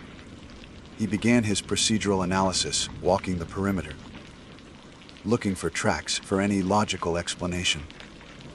But I was drawn to the center of the clearing, to the fire pit. There were signs of a recent, large fire. The snow melted in a wide circle around it, and in the center of the cold, gray ashes lay a single object. It was a bone, long, thick, and unmistakably humanoid. It was charred at one end, but the other was clean, almost polished, with faint gnaw marks scraped into its surface. I had seen enough animal remains in my life to know what I was looking at. It was a human femur. "Miller," I said, my voice hoarse. I couldn't look away from it. The sight seemed to lock all the cold in the world into my own bones. He came over, his boots crunching in the snow. He stopped, and I heard his sharp intake of breath. "Oh God, is that—" "Yes," I said. The single word felt like a stone in my throat. Miller stumbled back, his face a mask of horror and disbelief. He looked like he was going to be sick. A wolf. Maybe a wolf dragged a piece of him back to the fire. He was searching, desperately, for a rational thread in a tapestry of madness. But I knew. In that instant, all of my grandmother's stories, all the cultural warnings I had dismissed as folklore, crashed down on me with the force of absolute truth. The shredded tent wasn't the work of an animal. It was the rage of a man losing his humanity. The scattered gear was the act of someone for whom material possessions had become meaningless. And the bone was the final, unforgivable act, the crossing of a line from which there is no return. Marcus Thorne, the expert survivalist, had faced the ultimate test in the wilderness. He had faced the gnawing, endless hunger, and he had failed. He had opened the door. I finally understood the profound emptiness in the woods, the hollow silence. It wasn't just the absence of life. It was the presence of an anti-life. An eternal, insatiable hunger. The Wendigo wasn't just a spirit that possessed a person. It was what a person became. Thorn wasn't lost. He was the monster now. He was the hunter in this silent, frozen forest. We need to leave, I told Miller, my voice low and urgent. Now. He stared at me, his eyes wide with confusion and shock. What are you talking about? We have to find him, or what's left of him. We have to call this in. This is a crime scene! He's not lost, I said, grabbing my rifle from where I'd leaned it against a tree. The cold of the steel was a comfort. And this isn't a crime scene. It's a birthplace. Tom, you're not making any sense. The first flakes of the blizzard began to fall, thick and heavy, swirling in the air between us. The sky darkened with alarming speed. The wind, which had been a steady moan, began to rise in pitch, howling through the trees like a hungry animal.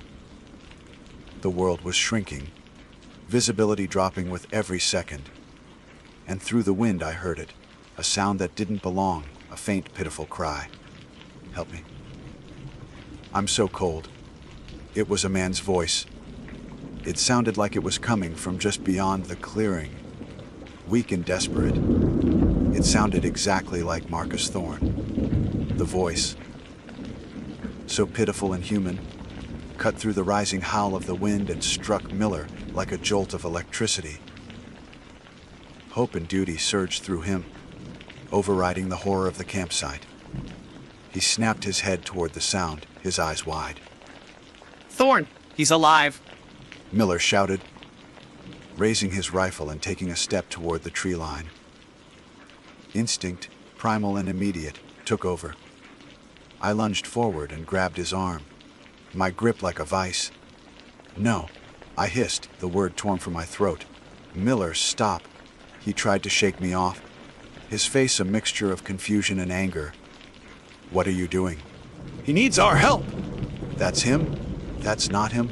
I said, pulling him back with all my strength. The blizzard was exploding around us now, a blinding wall of white that reduced visibility to mere feet. The world had shrunk to just the two of us, the ruined camp, and that terrible, beckoning voice. It's a mimic. It's a lure. A what?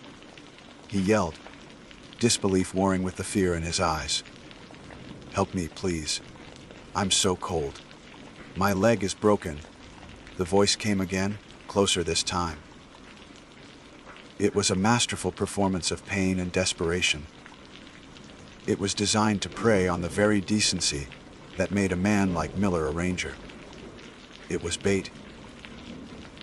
It knows we're here, I explained, my voice low and urgent, trying to cut through his panic and the shriek of the wind.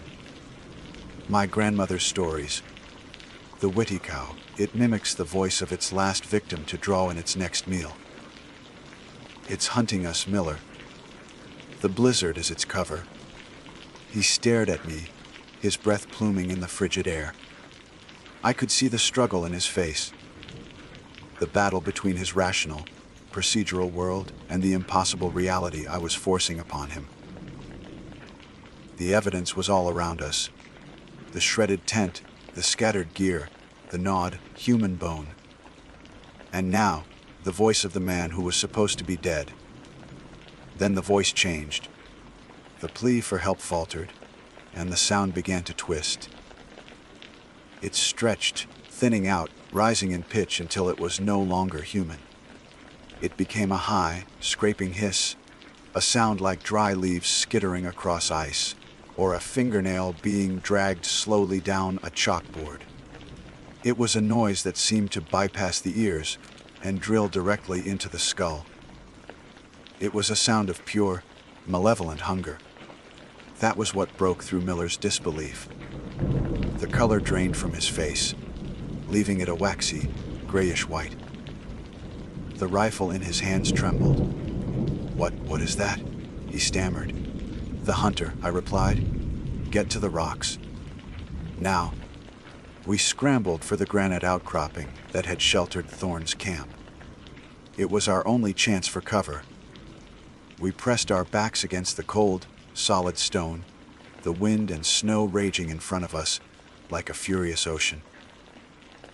We were on a tiny island in a sea of white, and something was circling in the depths. The whiteout was absolute. We couldn't see the trees 10 feet in front of us. We were trapped. The night that followed was an eternity.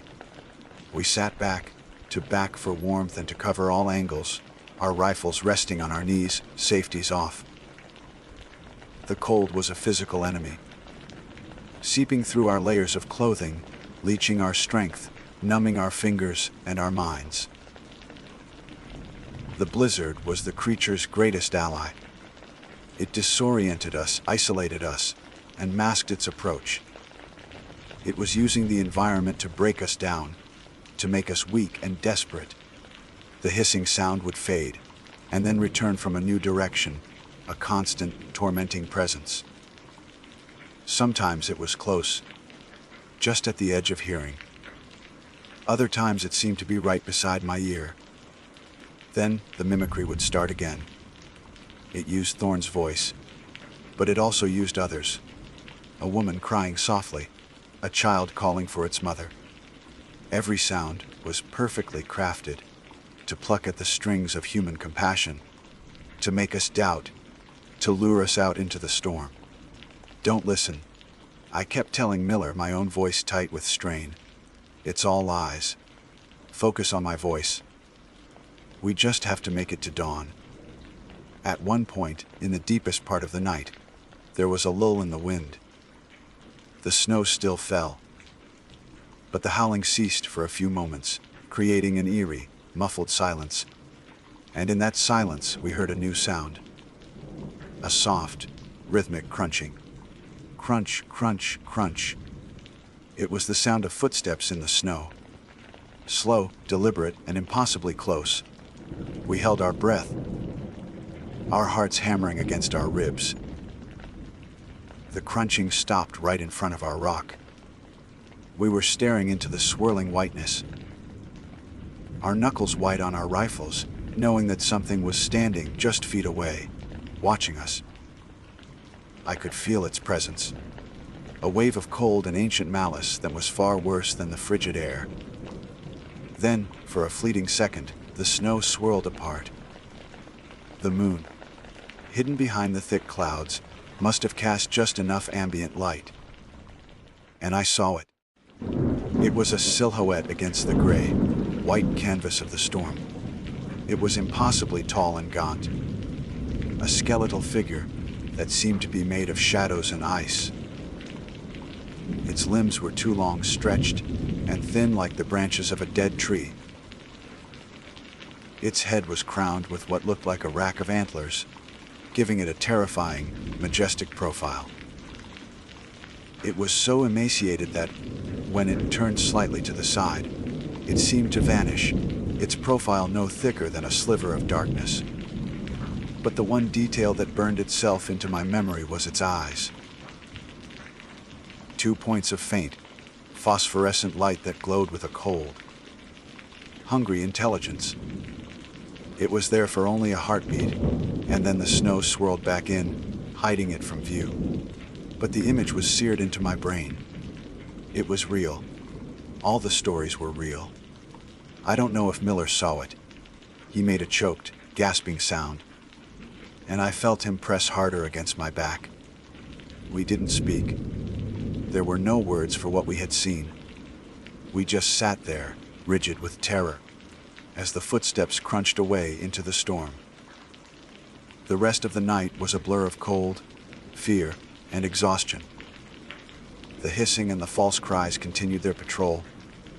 Around our position, a psychological siege that never let up.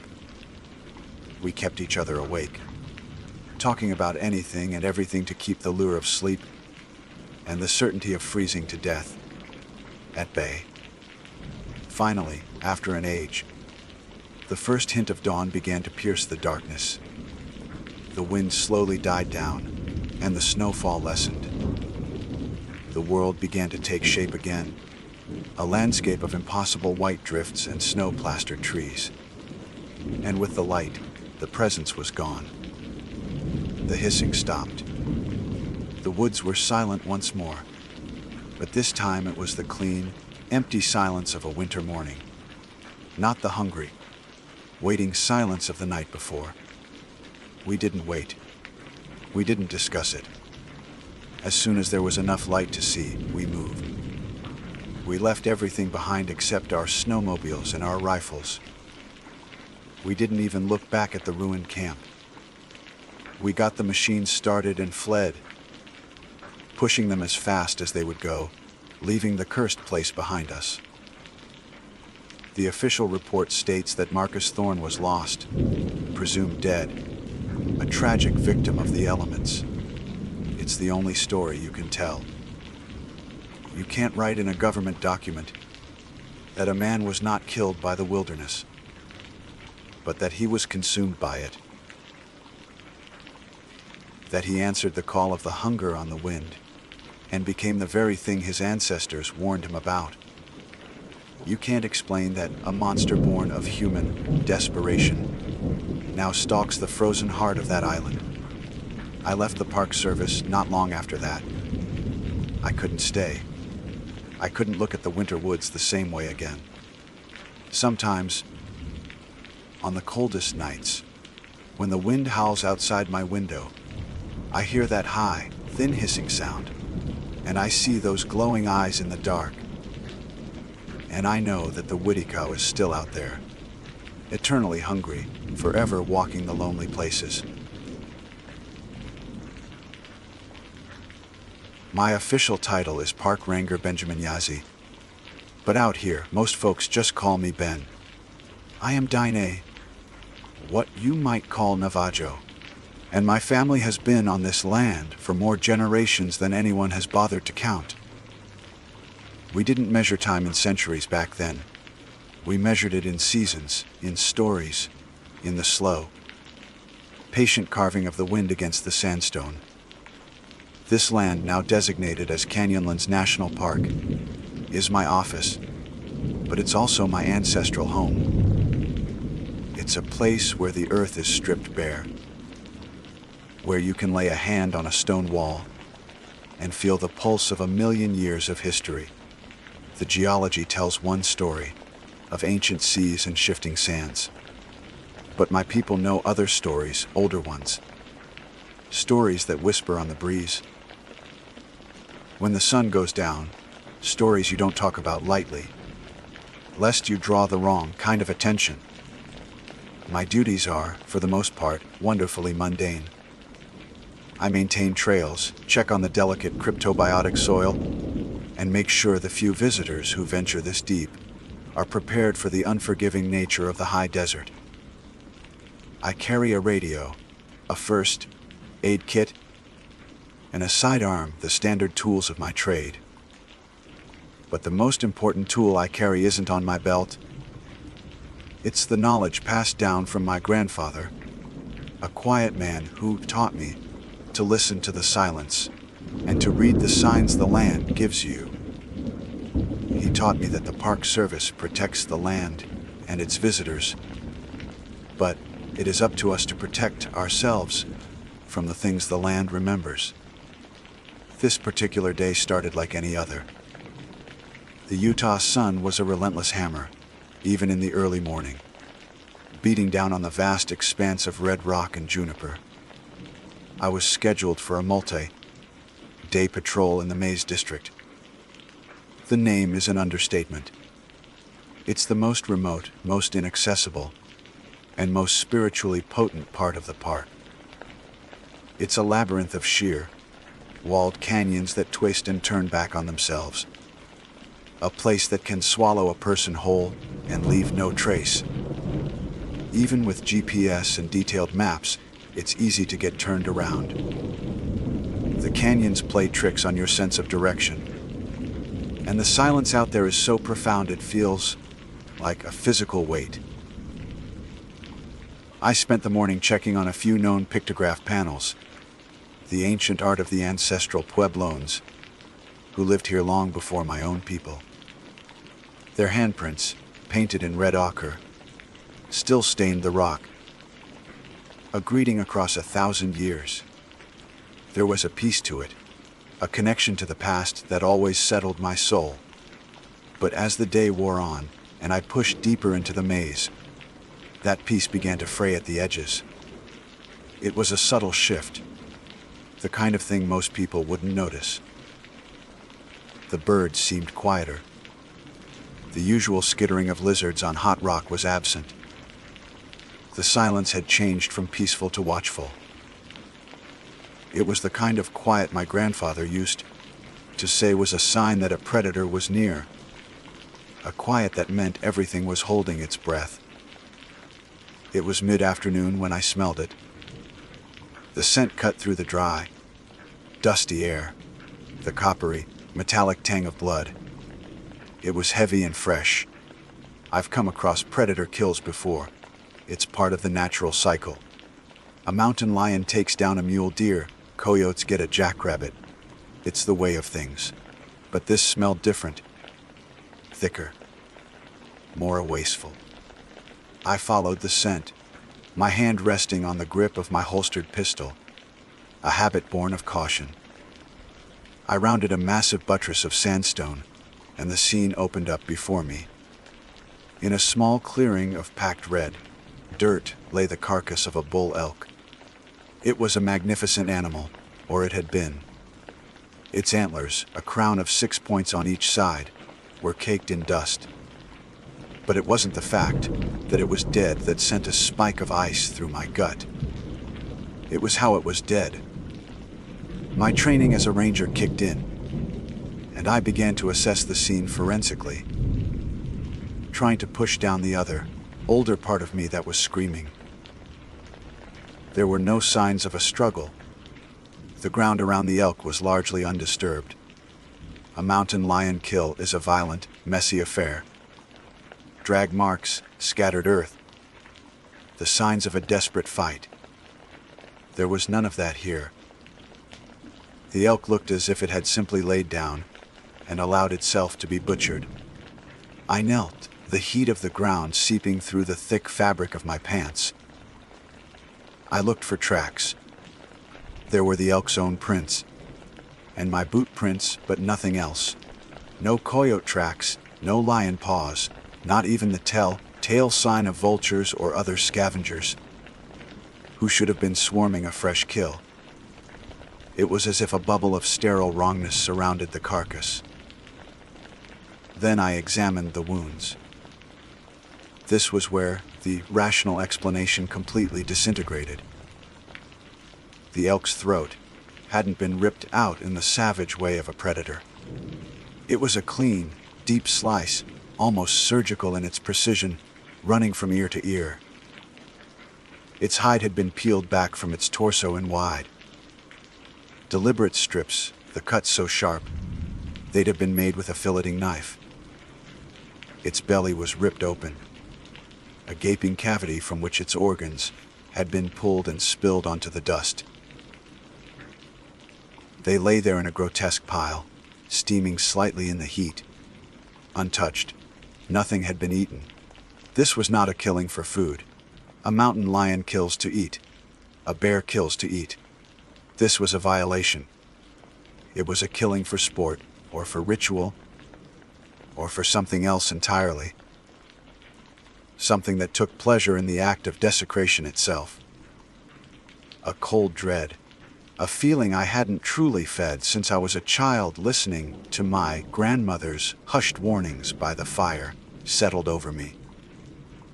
She spoke of beings who drew power from causing pain, who mimicked animals but were not animals, who perverted the natural order for their own dark purposes.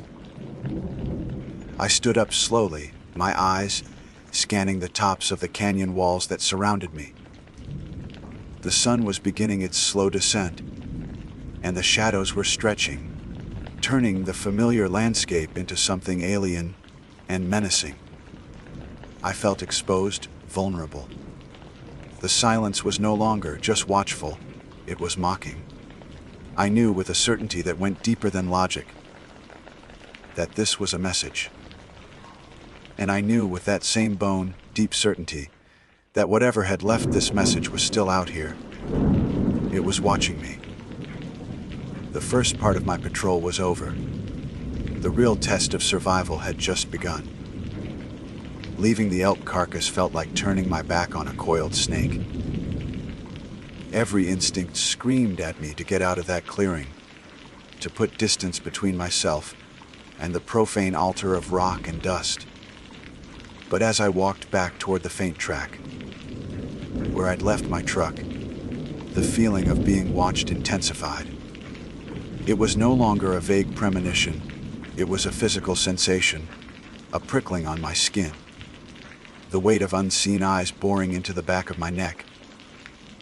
The sun bled across the western sky, casting impossibly long shadows that writhed and twisted like living things. Every rock formation, every gnarled juniper tree, seemed to morph into a crouching figure in my peripheral vision. I forced myself to walk, not run. Running was for prey, and my grandfather had taught me that you never show fear to the things that hunt in the dark. You give them nothing.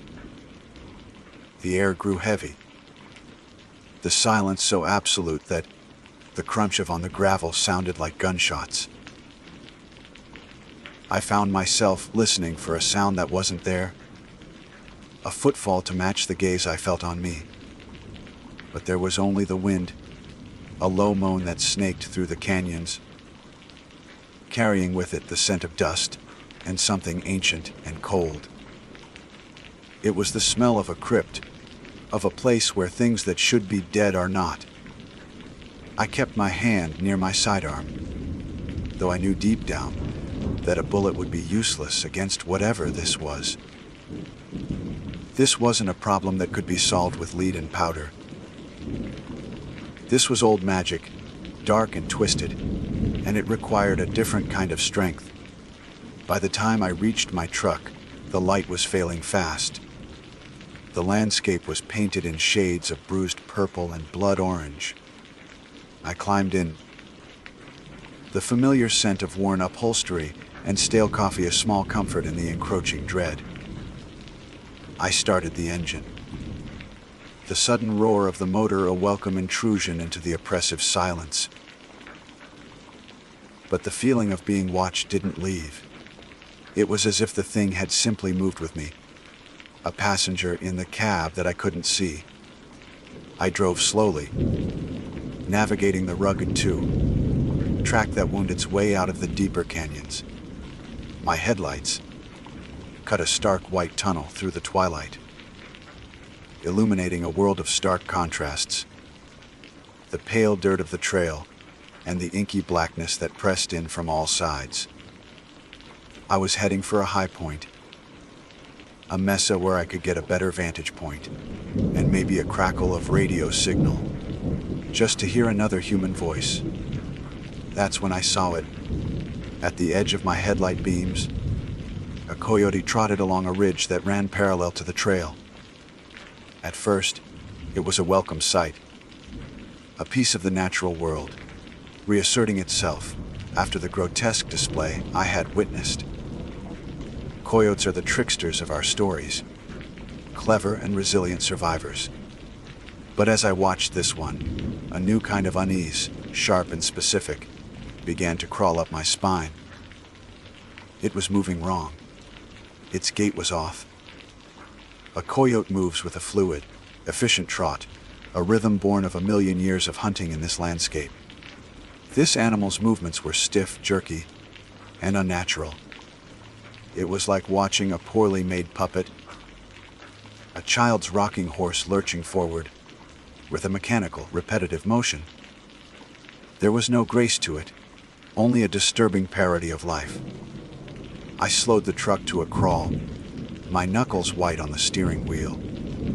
The engine's low rumble was the only sound. The coyote stopped.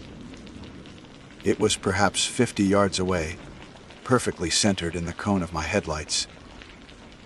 It turned its head and stared directly at me. And its eyes were not the reflective yellow, green of a normal canine caught in a beam of light. They glowed. It wasn't a reflection. It was a source of light, a dull, malevolent red, like the embers of a dying fire. They burned with an intelligence that was utterly alien and deeply hostile. In that moment, I knew with chilling certainty, this was not a coyote. This was something wearing a coyote's shape, as a man might wear a coat. The world seemed to shrink to the space between my truck and that creature. The engine noise faded, the wind died, and all that existed was that unblinking, burning gaze. It held me pinned, a collector's specimen on a board of fear. And then it did something that shattered the laws of nature and made the world stop. It rose up.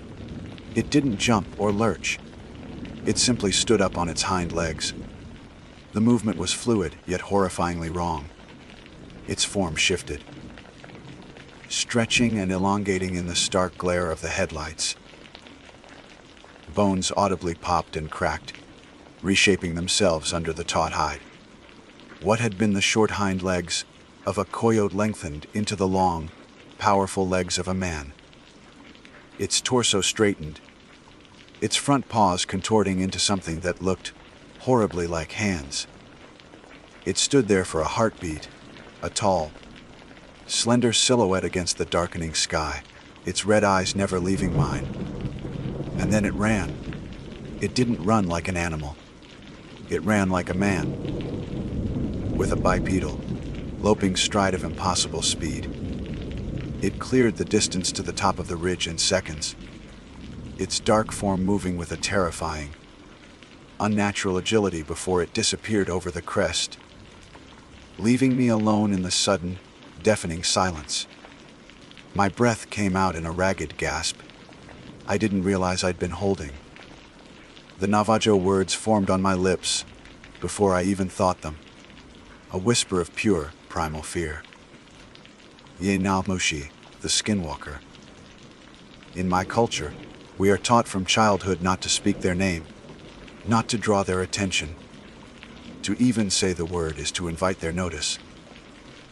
They are the ultimate taboo, the antithesis of all we hold sacred.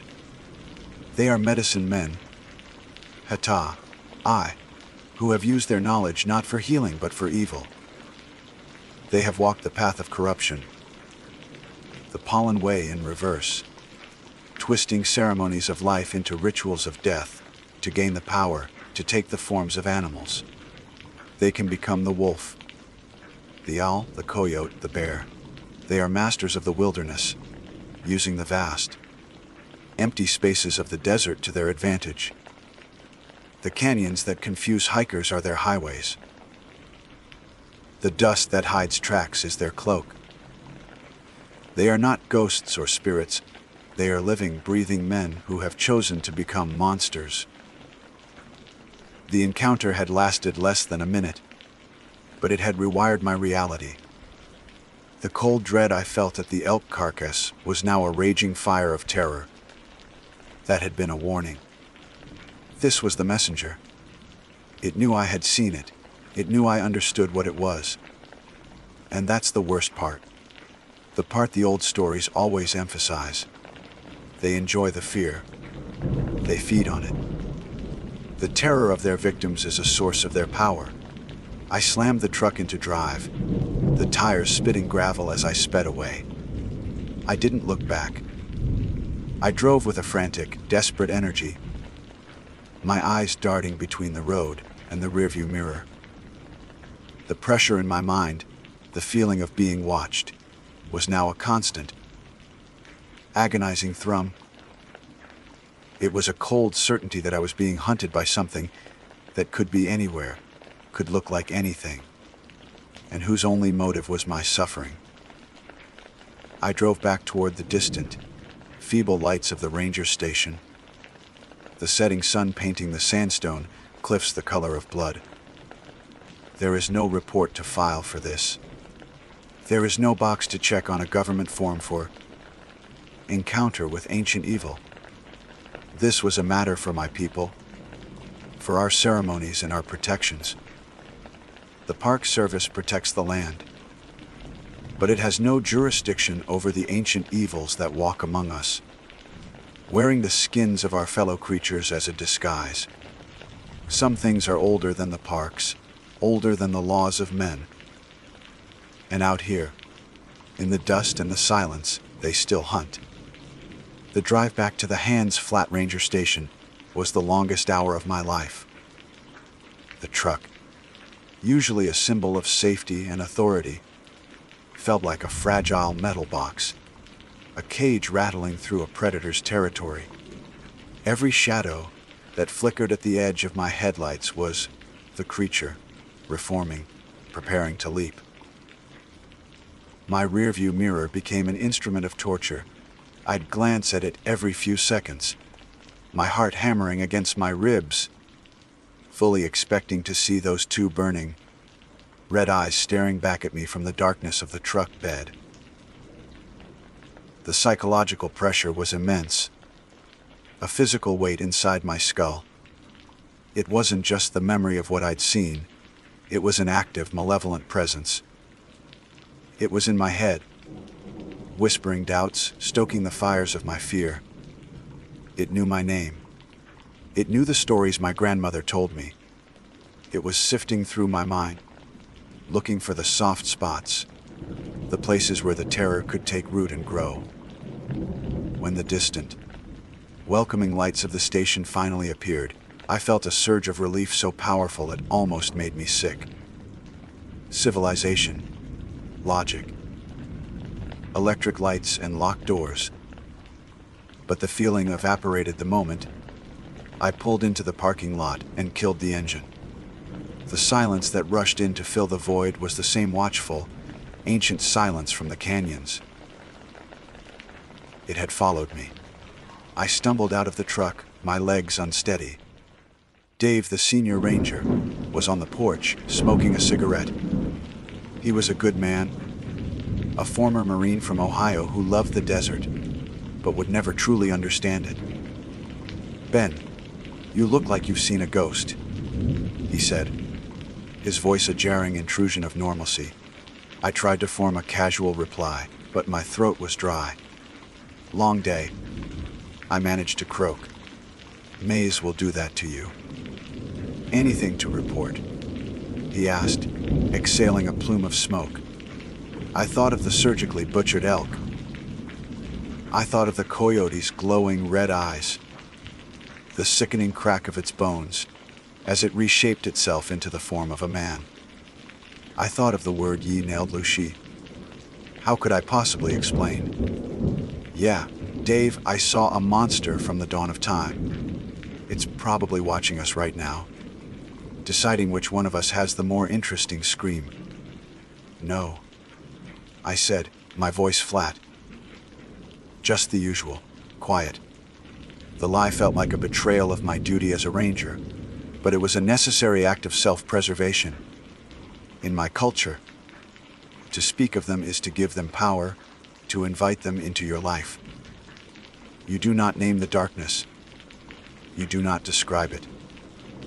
You protect yourself and your family by holding the knowledge in a place of respectful fear and silence. Dave nodded, oblivious, and flicked his cigarette into the dirt. "Get some rest. You look beat." Rest did not come. My small ranger's quarters, usually a sanctuary, felt like a trap. I locked the door and bolted the window, but I knew it was a futile gesture. A lock means nothing to something that can slide through the cracks in the world. I sat on the edge of my bed in the dark, my service pistol on the nightstand beside me. The metal felt cold and useless. I thought about my grandfather's teachings on Zu, the state of balance, beauty, and harmony that we strive for. The skinwalker is the opposite of Asli. It is a being of pure chaos and malice, a tear in the fabric of the universe. Its goal is to unravel everything, to turn beauty into ugliness, life into death, and sanity into madness. And it began its work on me that night.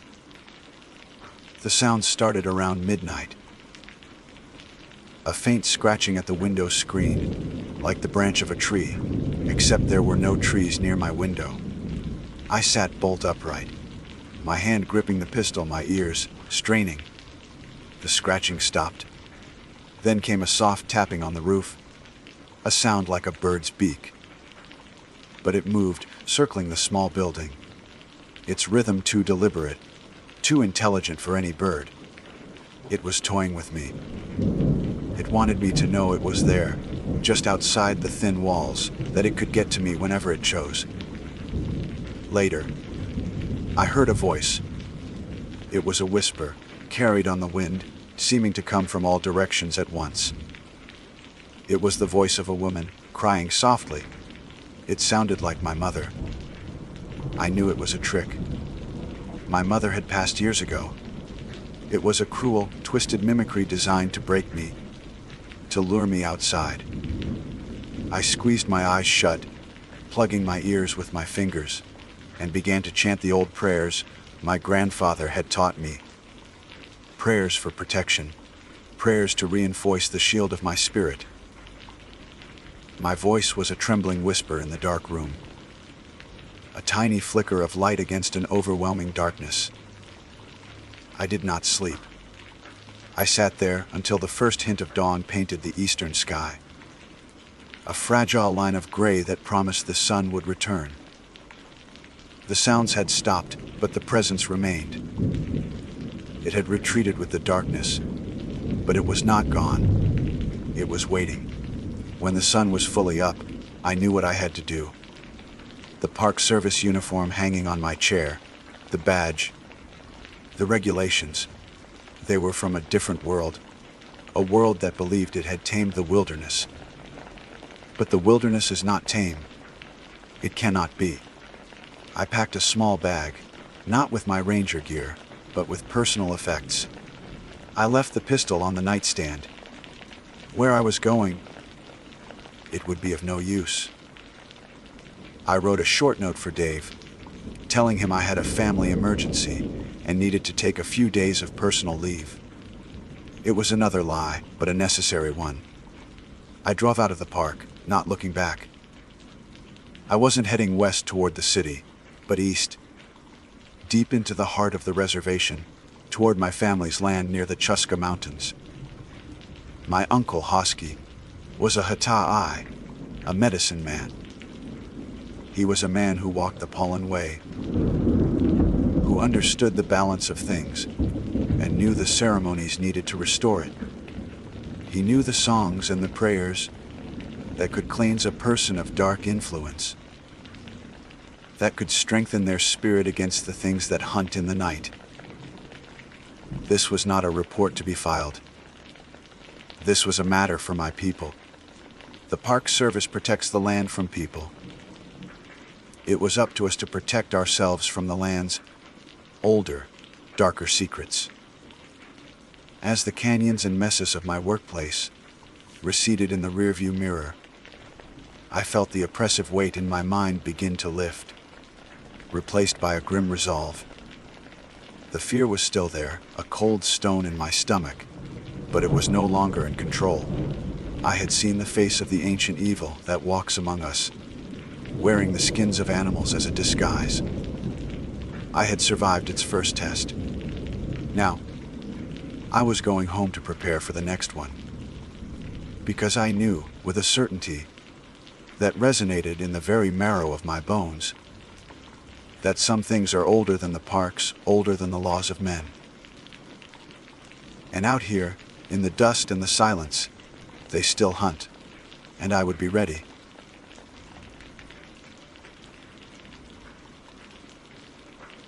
My name is David Chen, and my official title is Climbing Ranger for the United States National Park Service, assigned to Denali National Park and Preserve in Alaska. It's a title that sounds impressive to people back in the lower 48, conjuring images of heroic rescues on snow-blasted peaks. The reality is a lot less glamorous and infinitely more demanding. It's a job that's part mountaineer, part medic, part detective, and part custodian to one of the most formidable landscapes on Earth. Denali isn't just a park, it's a kingdom of ice and rock. A sprawling 6 million acres of raw, untamed wilderness that operates on a scale that defies human comprehension. To stand at its heart is to feel profoundly insignificant. The air itself feels different here. Thinner, colder, and carrying the ancient scent of glaciers and damp earth. The silence is the most unnerving part. It's not an absence of sound, but a presence, a heavy, watchful quiet, punctuated by the crack of a distant calving glacier, the cry of a golden eagle, or the rustle of something large moving through the alder thickets. Everything in Denali is bigger, harsher, and less forgiving. The central feature, Denali itself, the Great One, is a 2310-foot behemoth of rock and ice that generates its own weather systems.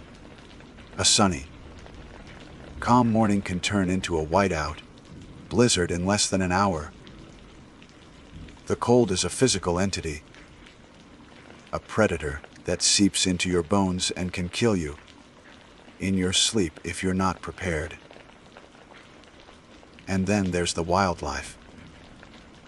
We have grizzlies the size of small cars, moose with antlers spanning 6 feet that will charge without provocation, and packs of wolves that move like ghosts through the boreal forest.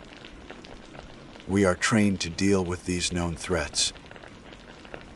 We carry bear spray, high-caliber rifles on certain patrols, and an encyclopedic knowledge of survival protocols.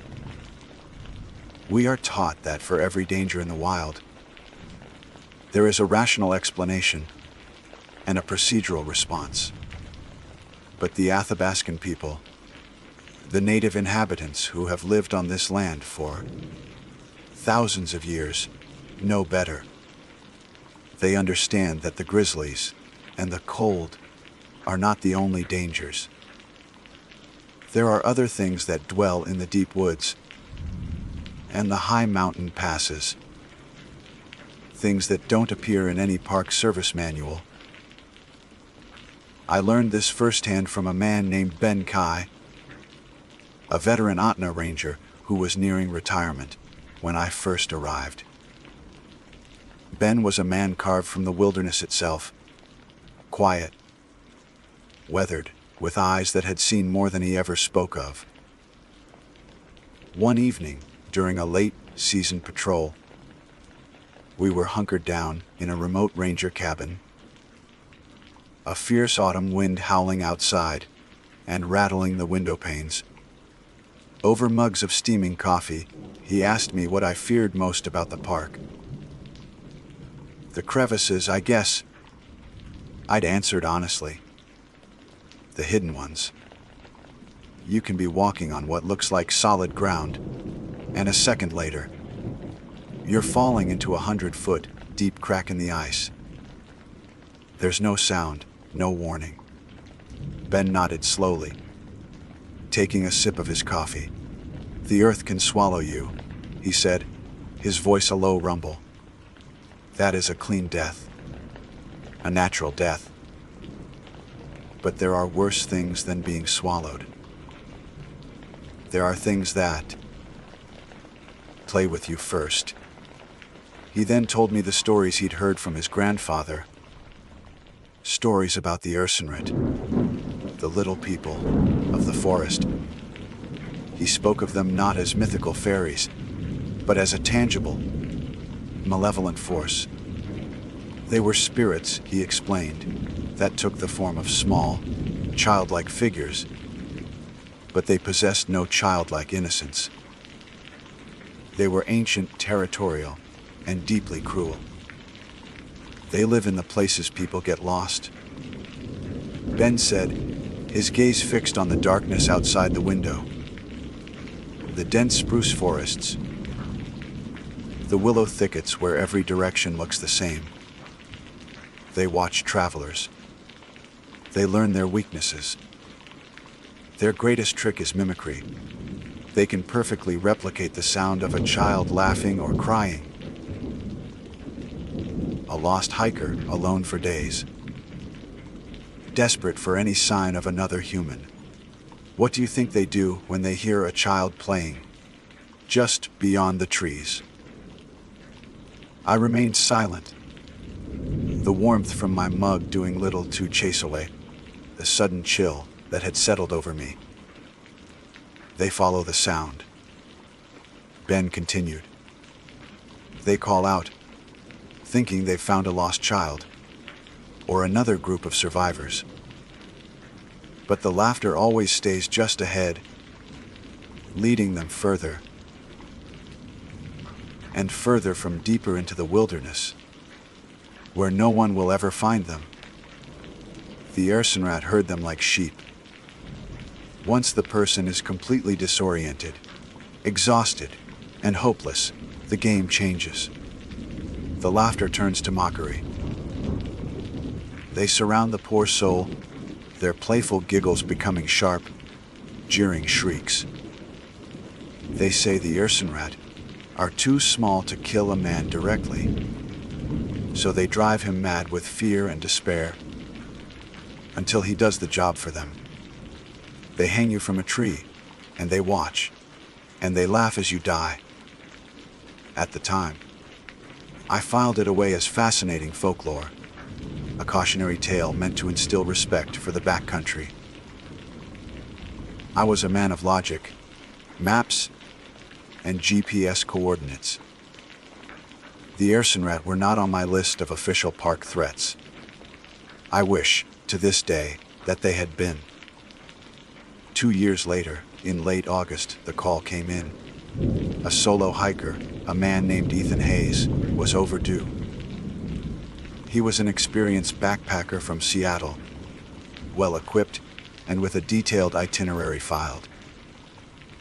His plan was to traverse a remote, trailless section of the backcountry, north of the Alaska Range.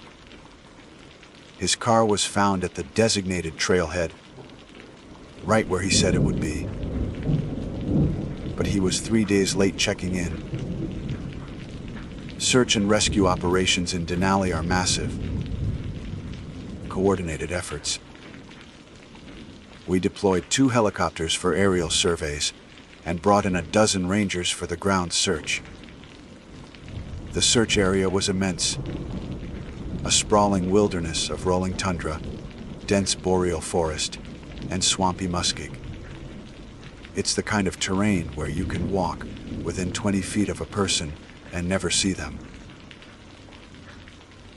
For 2 days, we found nothing. Absolutely nothing. No discarded food wrapper, no footprint, no sign of a campfire. The helicopters saw no trace of his bright orange tent. It was as if Ethan Hayes had simply been erased from the landscape. The mood at base camp grew more somber with each passing hour. The statistical probability of finding a missing person alive drops precipitously after the first 48 hours. We were no longer searching for a lost hiker. We were searching for a body. On the morning of the 3rd day, our search coordinator, a grim-faced ranger named Mark, decided to push our search grids into the less probable, more difficult terrain. He assigned me a sector deep in a heavily wooded valley, characterized by a dense, almost impenetrable thicket of willow and spruce. It was a miserable place to search, the kind of area a hiker would actively avoid. But we had to clear it. I was working the sector alone, a standard procedure to cover more ground. The plan was to sweep the valley from east to west, maintaining radio contact every 30 minutes, As I set out, the sky was a blanket of low, gray clouds, and a cold drizzle began to fall, muffling the sounds of the forest and amplifying the sense of isolation. Hours bled into one another as I pushed my way through the valley. The work was slow and arduous. The willow and spruce grew so tightly together that in places I had to turn sideways to squeeze through, my backpack snagging on unseen branches. The persistent drizzle had soaked through my outer layers, and a damp chill clung to me. Every 30 minutes, my radio would crackle to life. Chen, status report. And every 30 minutes, I'd give the same monotonous reply. Base, this is Chen. Still sweeping Sector 7.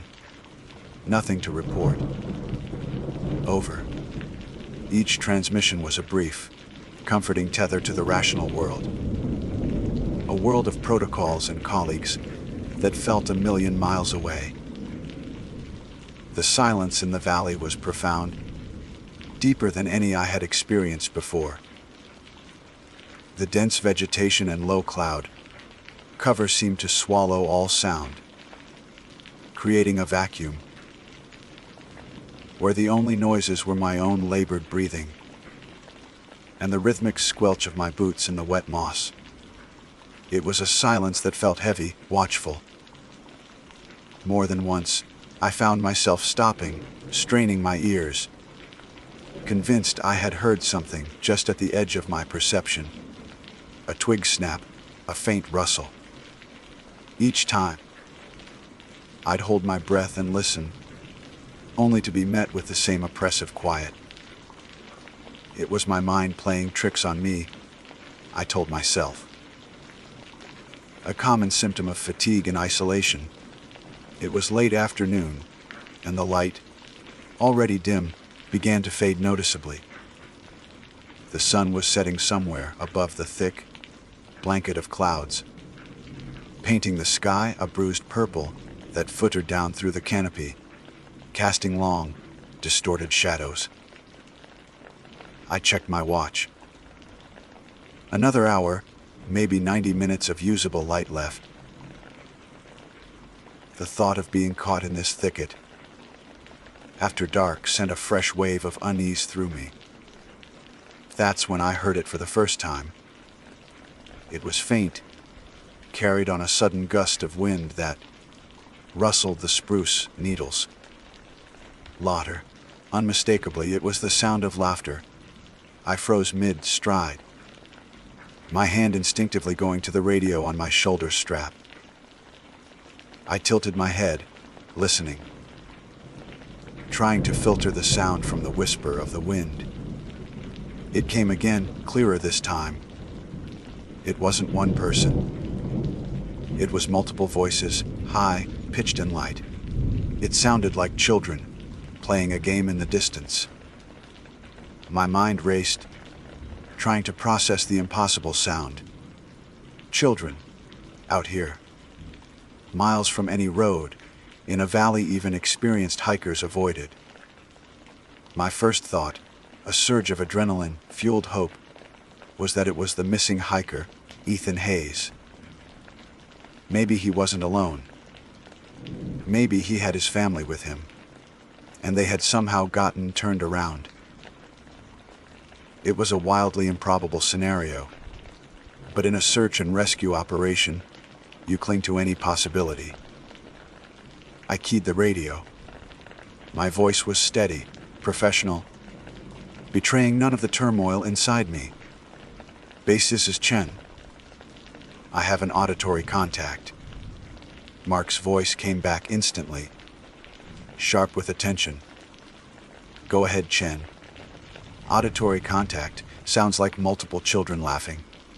Approximately 1, maybe 2 clicks north of my current position. The sound is intermittent. I paused, choosing my next words carefully. It's unusual for this location. Proceeding to investigate. Over. Copy that, Chen. Proceed with caution. Keep this channel open. Report every 10 minutes. Over. Shen copies. Ow, as I moved toward the sound, a deep, cold unease began to settle over me, pushing aside the initial flicker of hope. Ben Kai's words echoed in my memory, as clear as if he were whispering in my ear. Their greatest trick is mimicry. They can perfectly replicate the sound of a child laughing. I shook my head, trying to force the thought away.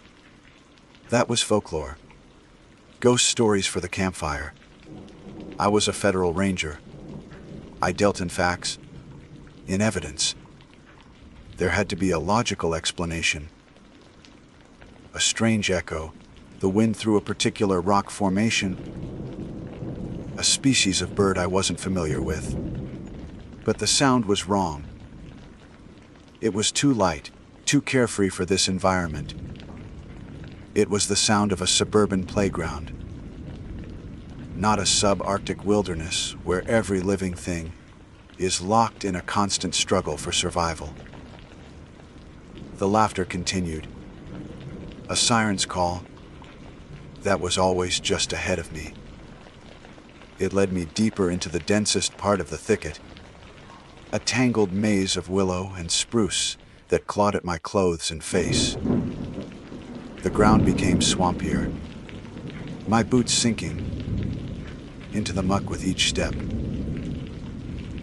The laughter was playful, infectious, the kind that should have been joyful. But out here, in this immense, empty wilderness, with a man missing and the light failing, it was the most terrifying sound I had ever heard. I stopped, my heart hammering against my ribs. I pulled out my compass, my movements stiff and clumsy.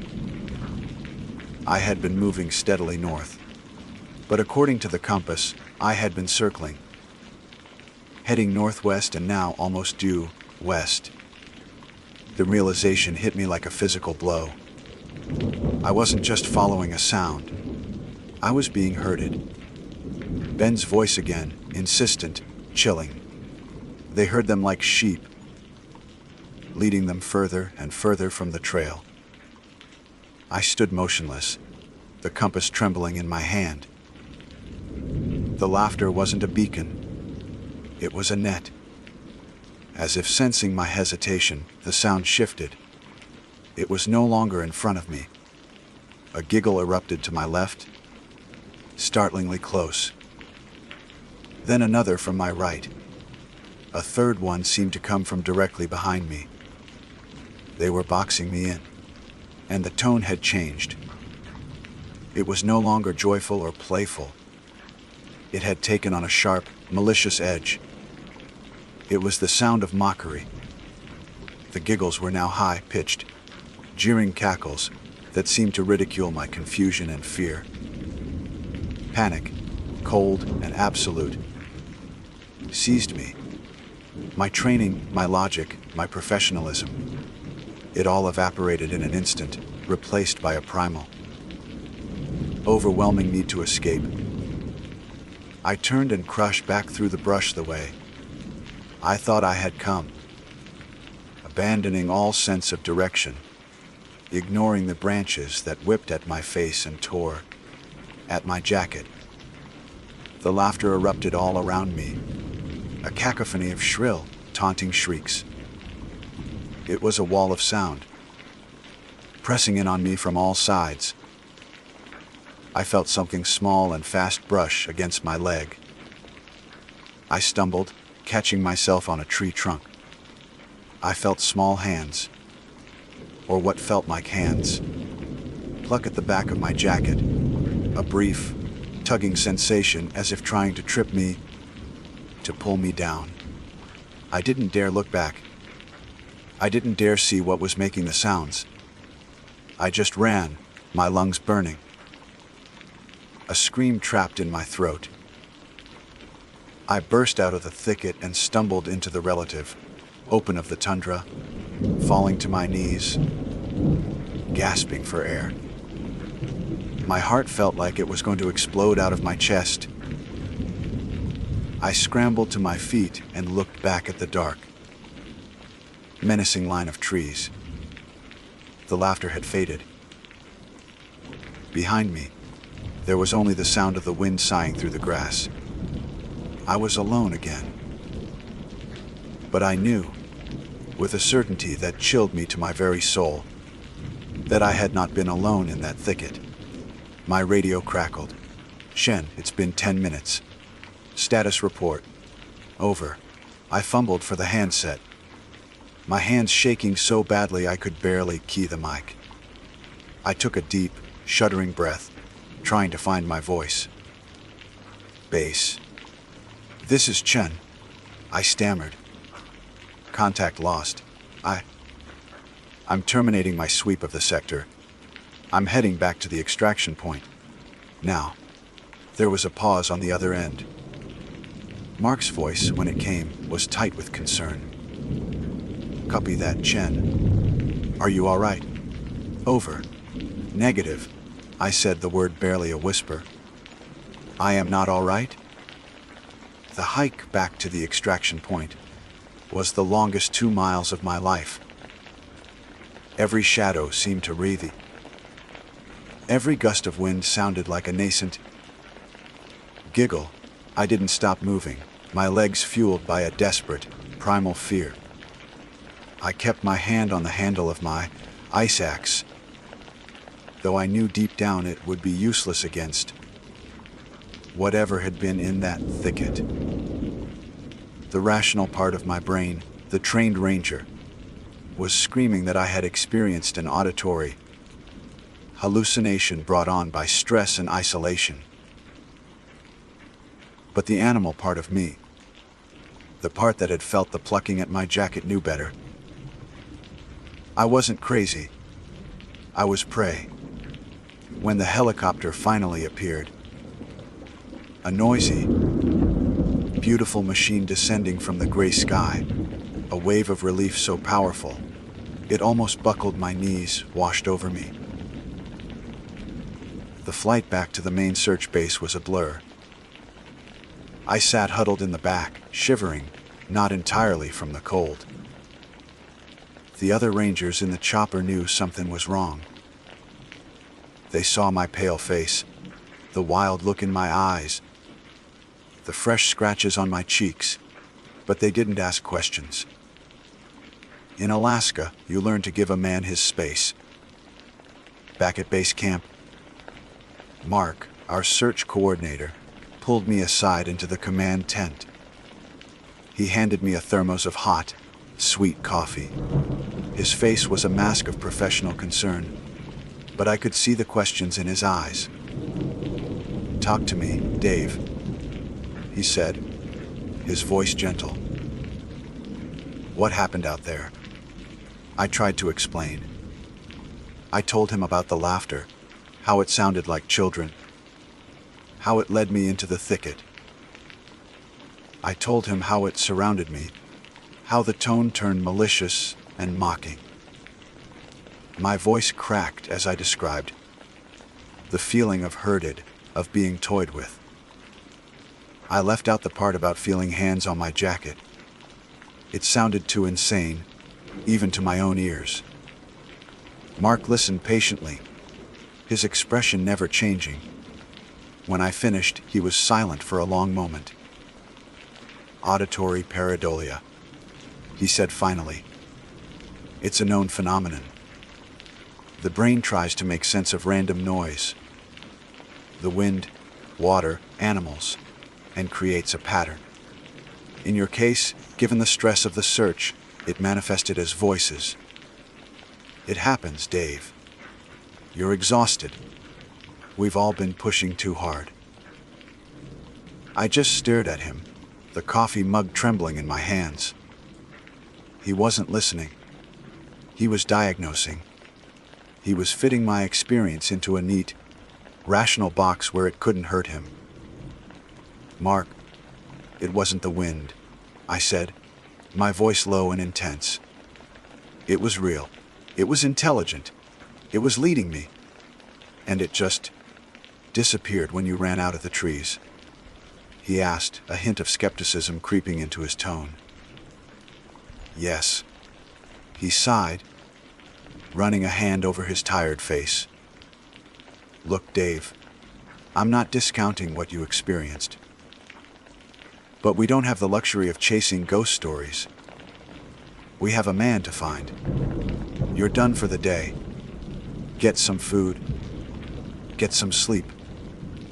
We'll put you on a line with a partner tomorrow, somewhere in the open tundra." I didn't argue. I knew it was pointless.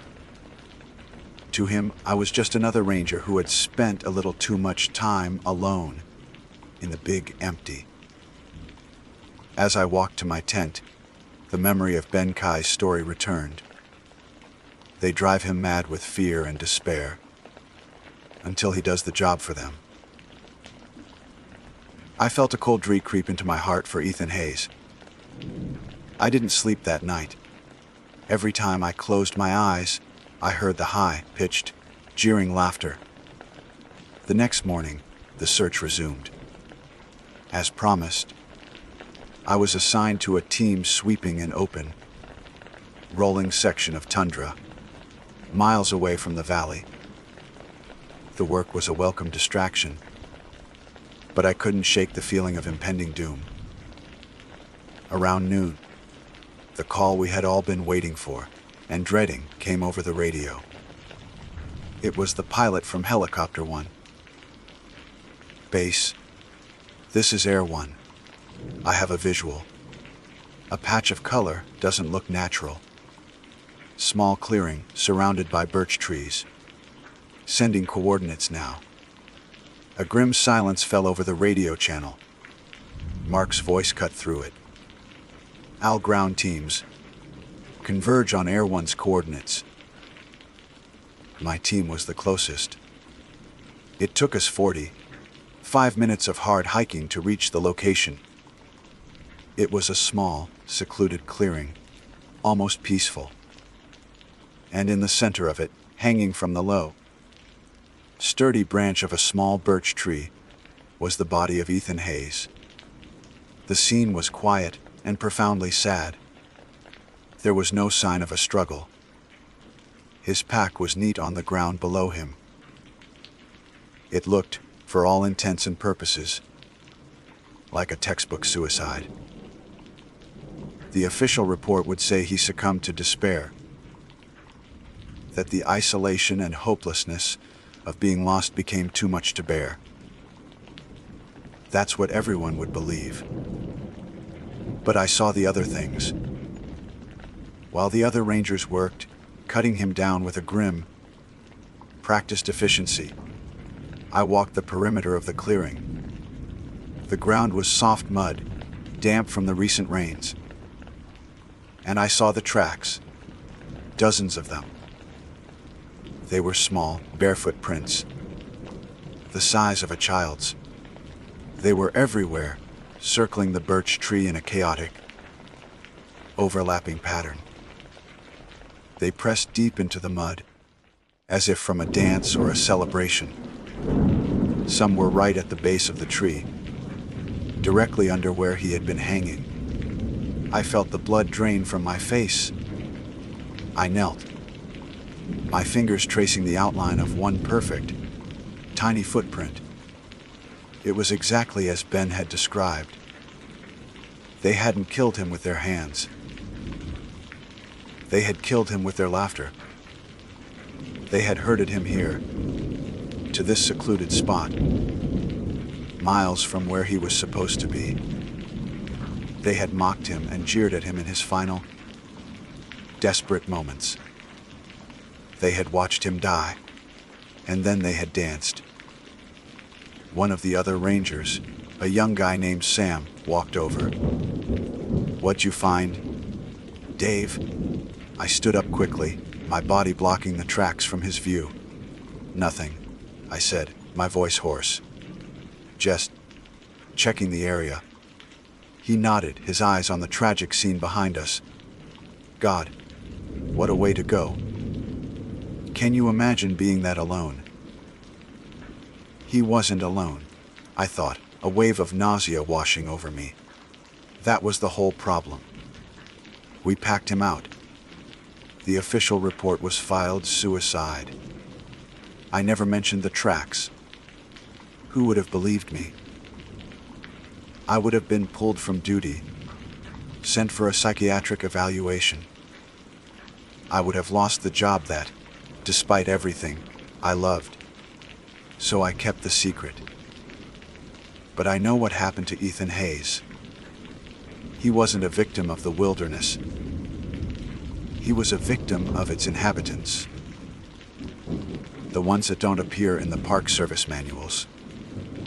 He'd heard the laughter, too, and he'd followed it.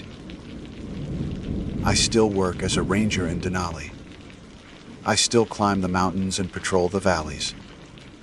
But I don't do it with the same confidence I once had. I listen to the wind differently now. I stay out of the deep thickets when the light begins to fail. And sometimes, when the silence gets too heavy and the shadows grow too long, I think I can hear it, faint and far away. The sound of children laughing. And I know it's time to go home. My official title is Park Ranger Delilah Washington, a designation that appears on my uniform, my identification, and the paperwork I file at the end of each long, humid week. But everyone who knows me past a handshake calls me D. For the past 8 years, I've had the profound privilege of working at Congaree National Park in South Carolina. This isn't a park in the grand postcard sense of the word, not like the granite monuments of Yosemite or the Geyser, filled basins of Yellowstone. There are no majestic, snow-capped peaks here, no vast, open canyons that steal your breath with their scale. Congaree is something else entirely. It's intimate, ancient, and primal. The park protects one of the last significant tracts of old, growth bottomland, hardwood forest left in North America. To put it plainly, it's a swamp, a floodplain forest shaped and defined by the slow, meandering waters of the Congaree and Wateree rivers. The air here is a physical presence, a thick, soapy mixture of humidity, the scent of damp earth, and the sweet decay of fallen leaves. It's a place that feels prehistoric, where the canopy of giant loblolly pines, water tupelos, and ancient bald cypress trees is so dense that it can feel like twilight even at high noon. Sunlight struggles to pierce the gloom, and when it does, it comes down in ethereal, shifting columns, illuminating dust motes and lazy insects dancing in the still air. It's a cathedral of green and brown, and for most of my career, it has been my sanctuary. My connection to this land runs deeper than my job title. My grandmother grew up just a few miles from here, and she used to tell me stories of the Darkwater Woods, a place of immense beauty and profound mystery.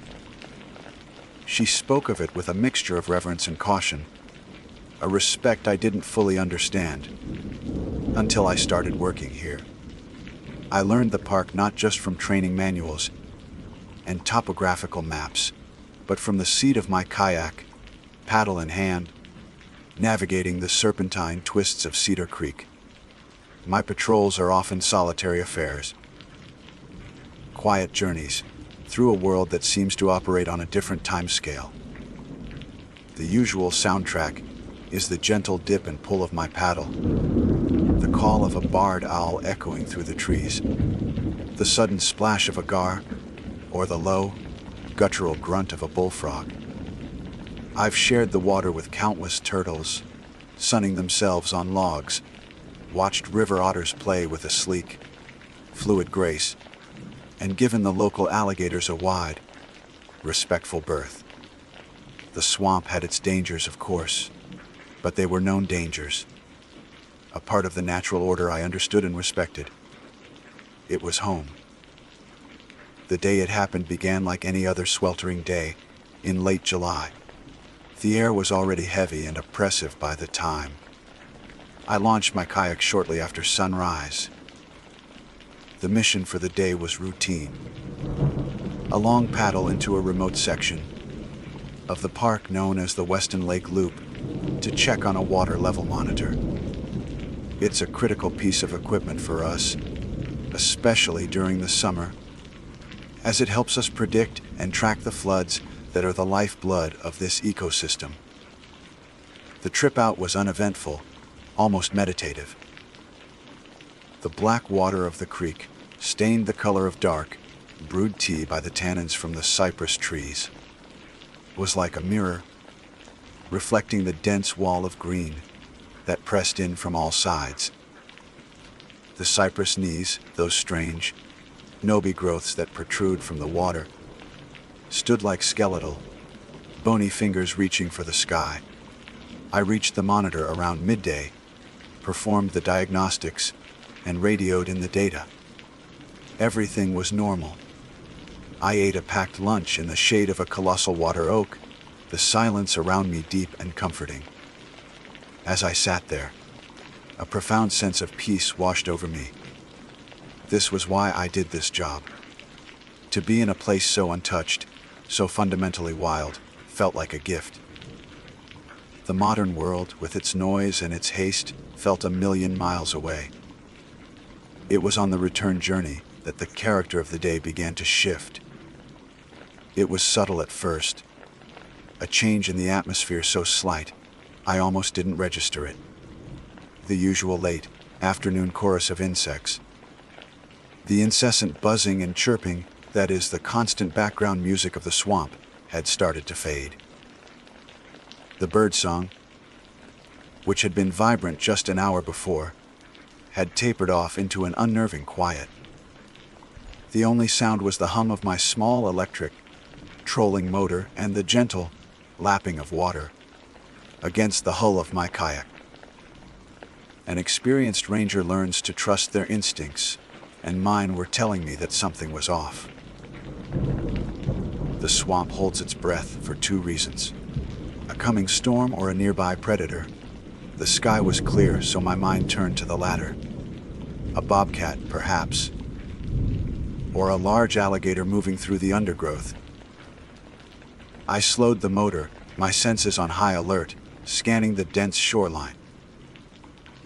I was in one of the most secluded parts of the creek, a narrow channel flanked by thick stands of palmetto and tangled vines.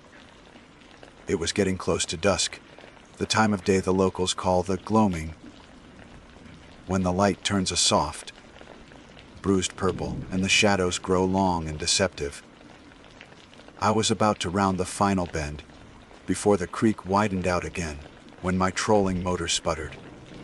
It coughed once, twice, and then fell silent. A flicker of annoyance, but not panic. I'd been in this situation before. Batteries die. That's what the paddle strapped to the side of the kayak was for. No problem, I muttered to myself, the sound of my own voice startlingly loud in the sudden silence. Just a long row home. I tried the ignition again, just in case. Nothing. The silence that followed was absolute, a heavy blanket that smothered the world. It was then, in that profound stillness, that I smelled it. It wasn't a normal swamp smell. I know the scent of decay, of wet mud, of blooming water lilies, and the musky odor of a gator's den. This was something else entirely, a thick, gagging stench that hit the back of my throat and made my eyes water. It was a complex and horrifying cocktail of odors, the cloying foulness of a weak, old garbage bin left in the sun, the rank smell of a wet, unwashed dog, and the sharp, acrid spray of a skunk, all rolled into one overwhelming wave. It was so potent, it felt like a physical weight in the air. And it was coming from the dense tree line on the bank, no more than 20 feet away. I froze, my hand still on the useless motor. Every nerve ending in my body screamed danger. This wasn't a smell of death. It was a smell of life, a rank, unholy vitality. My gaze was locked on the wall of green from which the odor was emanating. And then I heard the sound. It was a heavy thump, thump, thump. It wasn't the four-legged scramble of a deer or a wild hog crashing through the brush. This was different. It was the deliberate, measured tread of something massive. Something heavy. And it was bipedal. The sound vibrated through the water, a low-frequency tremor I felt in the hull of my kayak and deep in my chest. My heart, which had been beating at a steady, calm rhythm moments before, began to hammer against my ribs like a trapped bird. I grabbed my paddle, my knuckles turning white as I gripped the smooth wood. The palmetto fans on the bank, thick as a privacy screen, began to shake violently, as if something immense was pushing its way through them. A low grunt echoed from the same spot. A deep, guttural sound that was not quite animal, not quite human. It was a sound of exertion and annoyance, and it vibrated through my very bones. In that moment, every local story I had ever dismissed as folklore came rushing back. Every swamp, every deep wood has its monster. Down here, in the humid wetlands of the South, they call it the skunk ape, the foul-smelling, reclusive cousin of Bigfoot. A giant, hair-covered ape, like man, that supposedly sticks to the deepest, most inaccessible parts of the wilderness. I'd heard the tales from fishermen, seen the grainy, unconvincing photos in local tabloids, and laughed them off as campfire stories, a fun bit of local mythology to spook tourists. I was a scientist, a professional. I dealt in facts, in observable data, in the known and categorized species of the park. But as I sat there, stranded on that black water, with the sun bleeding out of the sky, that suffocating stench burning my nostrils, and the heavy, two-legged footsteps moving just beyond my sight, the folklore suddenly felt terrifyingly, undeniably real. Time seemed to stretch and warp in that moment. My entire world, once a sprawling, familiar ecosystem, had shrunk to the dimensions of my small kayak and the 20-foot stretch of black water separating me from an impossible reality. The rational part of my brain, the part that had been trained to identify animal tracks, catalog flora, and handle park emergencies with a level head, was frantically trying to find a logical explanation. A black bear standing on its hind legs? No, the sound was wrong, the gait too deliberate. A feral hog, maybe a monstrously large one. Impossible. Hogs don't walk like that, and they certainly don't smell like a chemical spill in a landfill. Every logical explanation I grasped slipped through my fingers like water, leaving only the cold, hard dread of the unbelievable. The shaking in the palmetto fan stopped. For a heartbeat, there was only the suffocating stench and the frantic thumping of my own pulse in my ears. Then, a large shape detached itself from the deeper shadows behind a screen of cypress trees and moved into a sliver of open space. It wasn't a clear view, and for that, I am eternally grateful.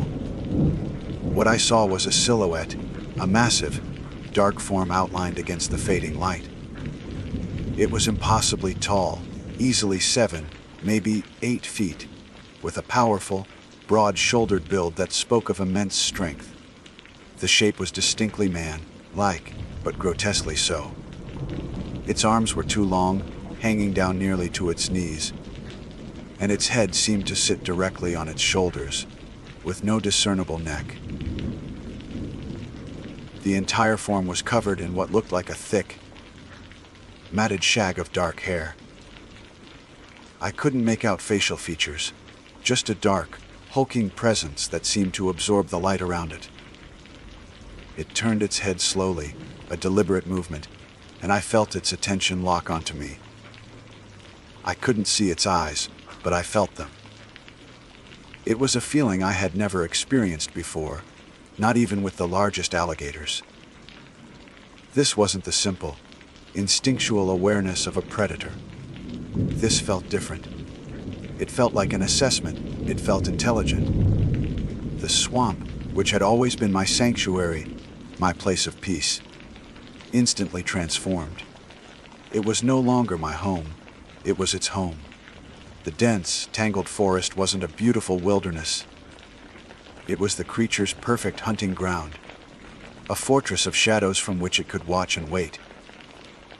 I, on the other hand, was completely exposed, a solitary figure in a tiny plastic boat on the open water. The feeling of being prey was a physical thing, a crushing weight on my chest that made it hard to breathe. I was no longer Ranger Delilah Washington. I was just meat. My training kicked in. A thin, reedy voice of reason in a hurricane of panic. Don't show fear. Don't make sudden movements. Don't appear to be a threat. But my body wasn't listening.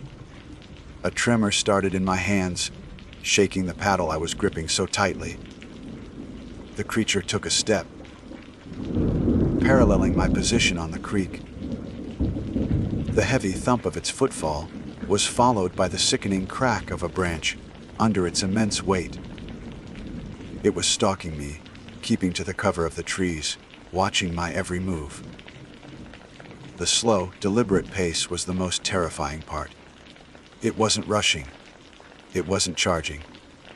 It was simply walking alongside me, as if to say, "You can't go anywhere I can't follow. This is my pace. This is my domain." I had to move. Staying here, frozen in place, was a death sentence. I dipped the paddle into the black water, trying to make the movement as slow and silent as possible. My goal wasn't speed, not yet. It was stealth.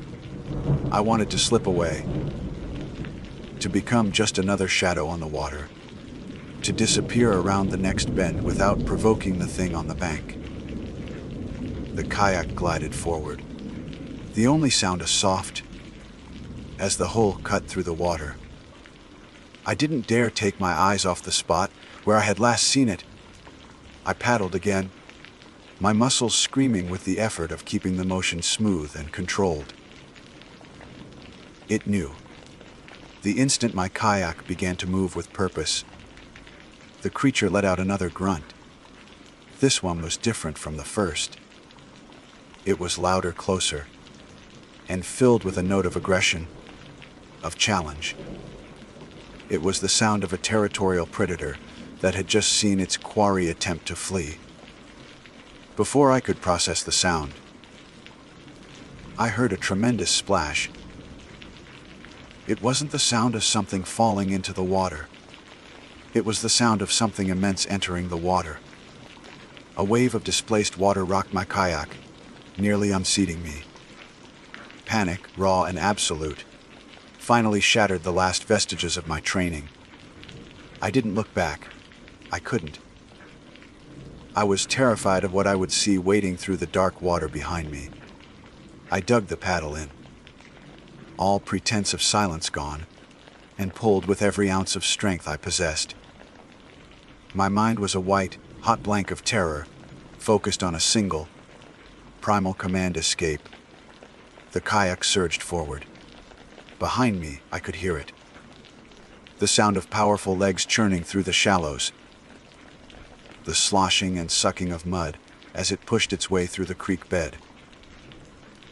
It was faster than I could have imagined. The sounds were getting closer.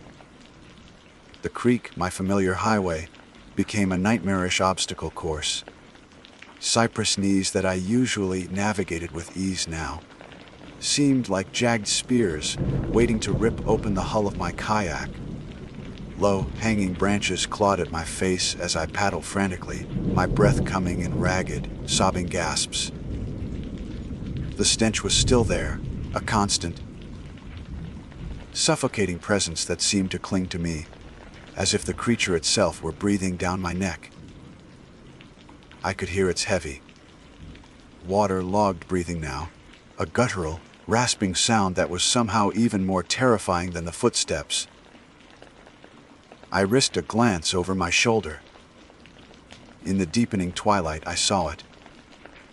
It was about 30 yards back, wading through the chest, deep water with an unnerving ease. Its massive shoulders and head were above the surface, a dark, unstoppable shape plowing a V-shaped wake through the black water. It was gaining on me. The sight sent a fresh jolt of adrenaline through my system. I paddled harder, my arms burning, my lungs on fire. The world narrowed to the blade of my paddle hitting the water, the pull of the stroke, the burn in my muscles, and the horrifying sounds of pursuit behind me. For what felt like an eternity, this was my reality. The desperate race through the darkening swamp, the monster in the water behind me, the familiar landscape turned alien and hostile. Every splash behind me made my heart leap into my throat. I expected to feel a massive, hairy hand clamp down on the stern of my kayak at any second, to be pulled into that dark, foul-smelling water. I was no longer in Congaree National Park.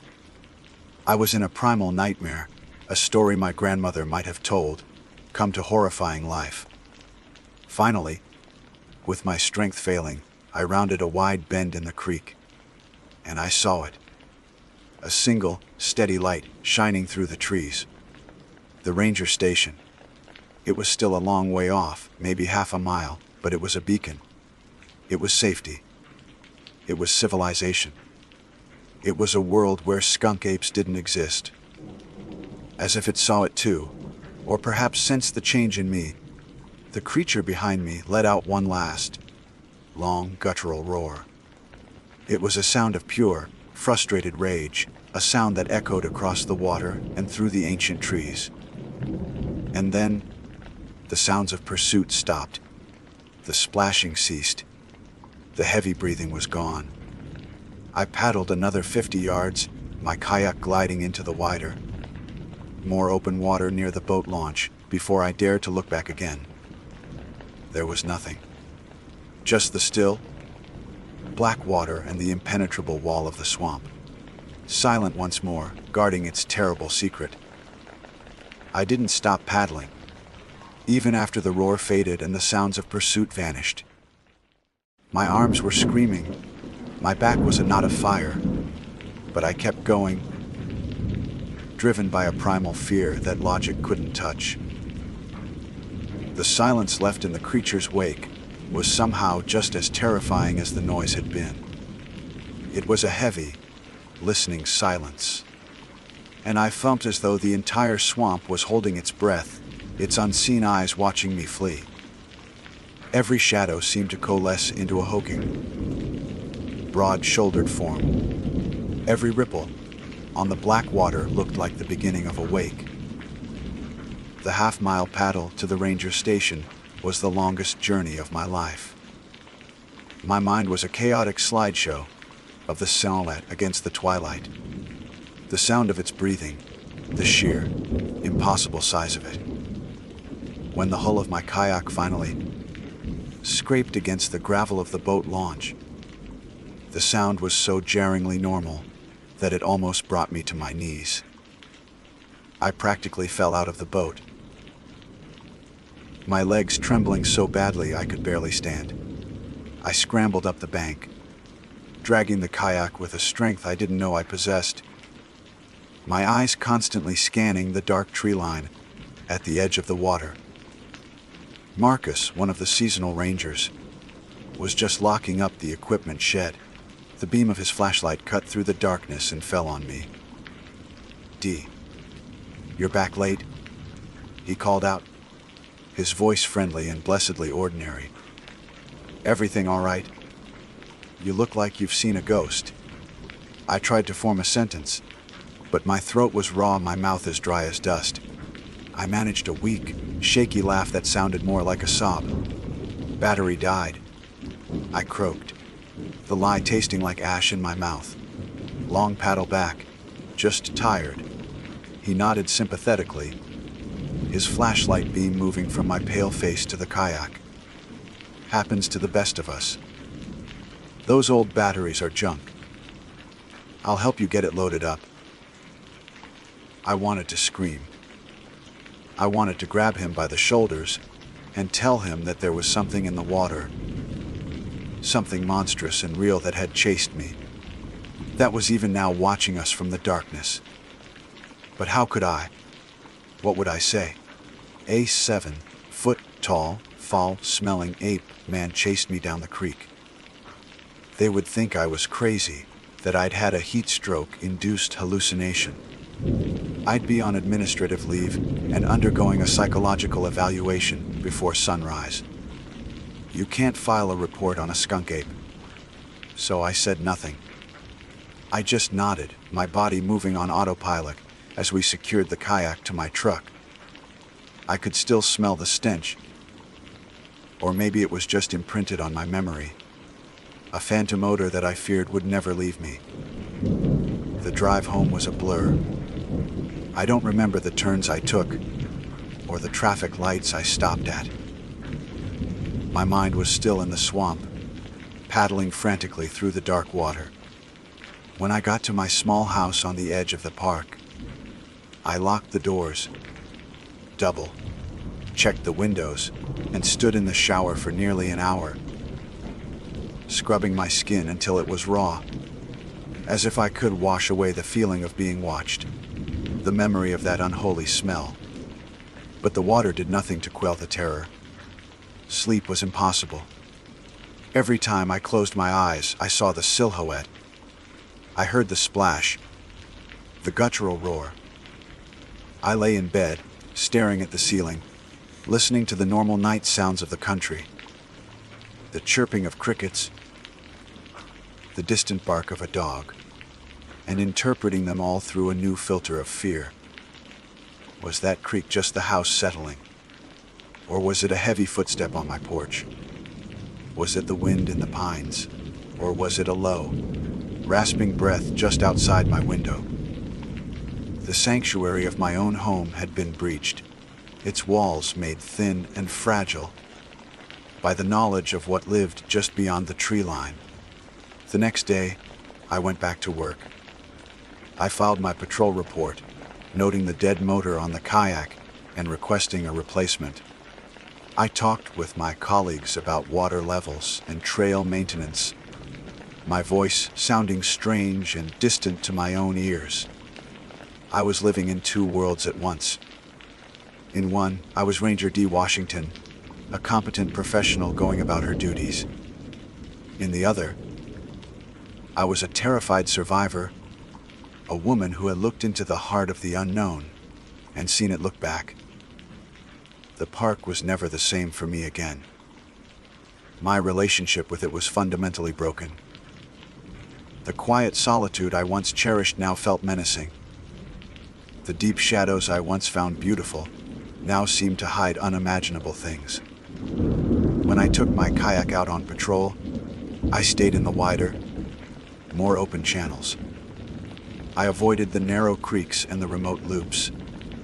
I found myself constantly scanning the shoreline, my hand never far from the canister of bears I now carried. Though I knew it would be as effective as a water pistol against something that large. The call of a barred owl would make me jump. The rustle of a squirrel in the leaves would send a jolt of ice through my veins. My sanctuary had become a place of anxiety, my home a source of constant, low-grade dread. In the weeks that followed, I did something I never thought I would do. I went down a rabbit hole of internet forums and cryptozoology websites. I read dozens of eyewitness accounts of the skunk ape, the southern Sasquatch from Florida to Arkansas. Most were easily dismissible. Blurry photos, outlandish claims, stories that reeked of hoax. But some of them made the hair on my arms stand up. They described the same things I had experienced The impossible height and build, the bipedal gait, the long arms, and most of all, the overwhelming, gag-inducing stench. They were written by hunters, fishermen, and hikers. People who, like me, knew the woods, who could tell the difference between a bear and something else. These were not people seeking fame. They were people who were scared, confused, and trying to make sense of something that defied all logical explanation. They were people like me. I never told anyone the full story of what happened that evening. I couldn't. To speak it aloud would be to give it a power I wasn't ready to confront, to invite ridicule and disbelief that I didn't have the strength to face. I simply said the motor died, and I had a long, tiring paddle back in the dark. It was the truth, just not the whole truth. But the secret I carry has changed me. I still do my job. I still patrol the black water of Congaree. I still marvel at its ancient beauty. But I do so with a new, heavy awareness. I know now that the maps we draw and the species we catalog don't tell the whole story. I know that my grandmother's stories of the dark water woods were more than just folklore. They were warnings. We are guests here, visitors in a world far older and stranger than we can comprehend. And I know, with a certainty that chills me to my core, that we are not the only things walking on two legs in the deep woods of the South. My name is Frank Miller. For 32 years, my office was the sprawling, untamed wilderness of West Virginia. I breathed air thick with the scent of pine and dead earth, and the only deadlines I had were the rising and setting of the sun. Now, my world is one of recycled air, the sterile hum of a computer, and a coffee mug that's perpetually lukewarm. I traded my ranger's uniform for a collared shirt and a tie that always feels a little too tight. A quiet retirement into a desk job that's safe, predictable, and soul-crushingly dull. But some nights, when the office is quiet and the only light is the glow from my monitor, the memories come back. Not the good ones of sun, dappled trails, or the thrill of spotting a black bear from a safe distance, but the other ones. The memories that remind me why I was so eager to trade the wild for the mundane. Before I was shuffling papers, I was a state park ranger. Most of my career was what you'd expect, helping lost hikers, managing wildlife, and dealing with the occasional poacher or illegal camper. It was a life grounded in logic and the observable laws of nature. I'm a nuts and bolts kind of guy, always have been. If I can't see it, touch it, weigh it, and measure it, I don't put much stock in it. My world was one of soil samples, animal tracks, and weather patterns. Ghosts. UFOs, cryptids. To me, those were just stories people told around a campfire, products of overactive imaginations fueled by darkness and isolation. I'd heard them all, and I'd dismiss them all with a patient smile and a rational explanation.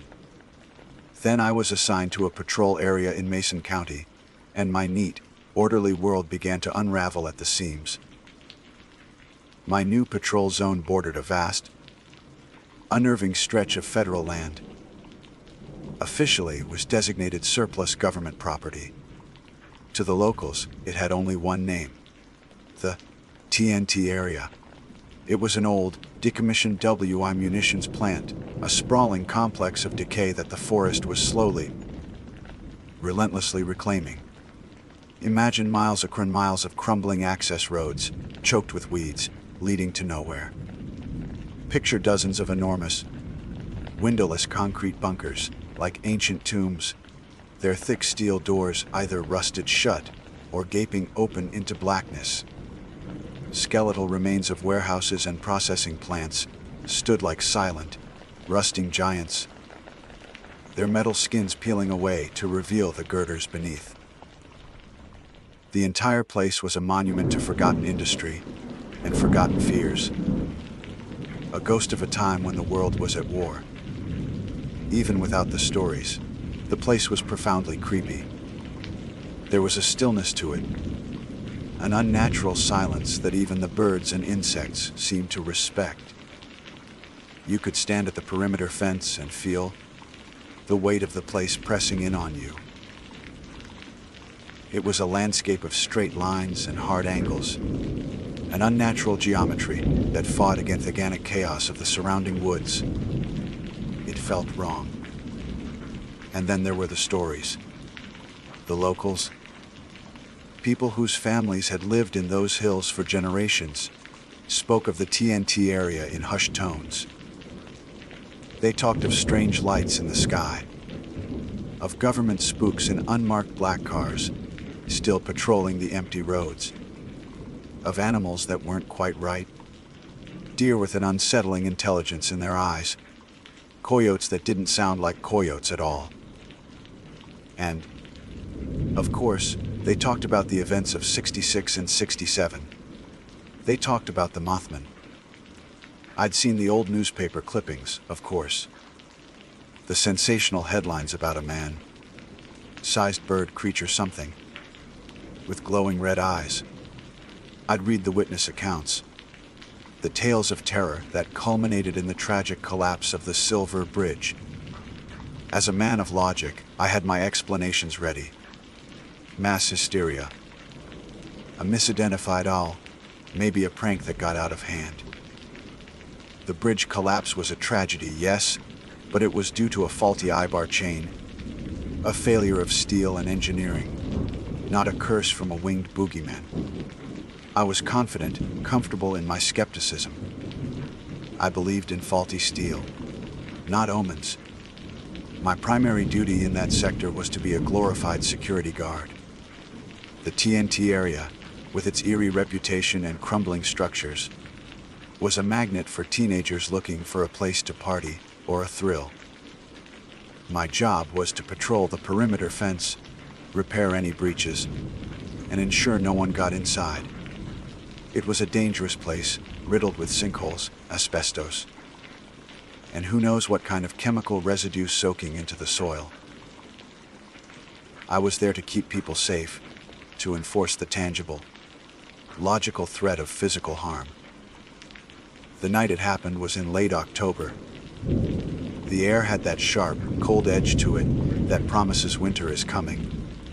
The leaves were mostly down, leaving the trees as a stark, skeletal lattice against the sky. It was a moonless night, the kind of profound. Ink, black dark you only find deep in the country, far from the light pollution of any town. The kind of dark where the forest feels like a living, breathing entity that swallows the light from your truck's headlights, giving you back nothing but a few dozen yards of illuminated road before the blackness closes in again. I was doing a late patrol, my third sweep of the northern fence line. The reports of kids getting in had been more frequent, and my supervisor wanted a visible presence. The hours between midnight and 4 a.m. were the worst. The world is asleep, and the profound loneliness of the job can start to play tricks on your mind. The familiar crackle of the radio is your only companion. Every snap of a twig, every rustle in the undergrowth gets amplified in the silence. But I was used to it. I was a professional. I had pulled my Ford F-150 over to the shoulder of narrow access road to inspect a section of fence that looked like it had been recently tampered with. That's when I got the feeling. It wasn't a sound or a sight. It was a primal, biological alarm that bypassed my logical brain entirely. It was the feeling of being watched, not by a curious deer or a passing raccoon. This was different. This was the cold, heavy certainty of being observed by something with intelligence and intent.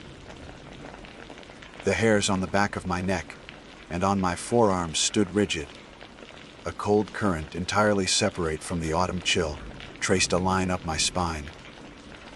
It was the ancient, instinctual terror of a prey animal that has just realized a predator is nearby.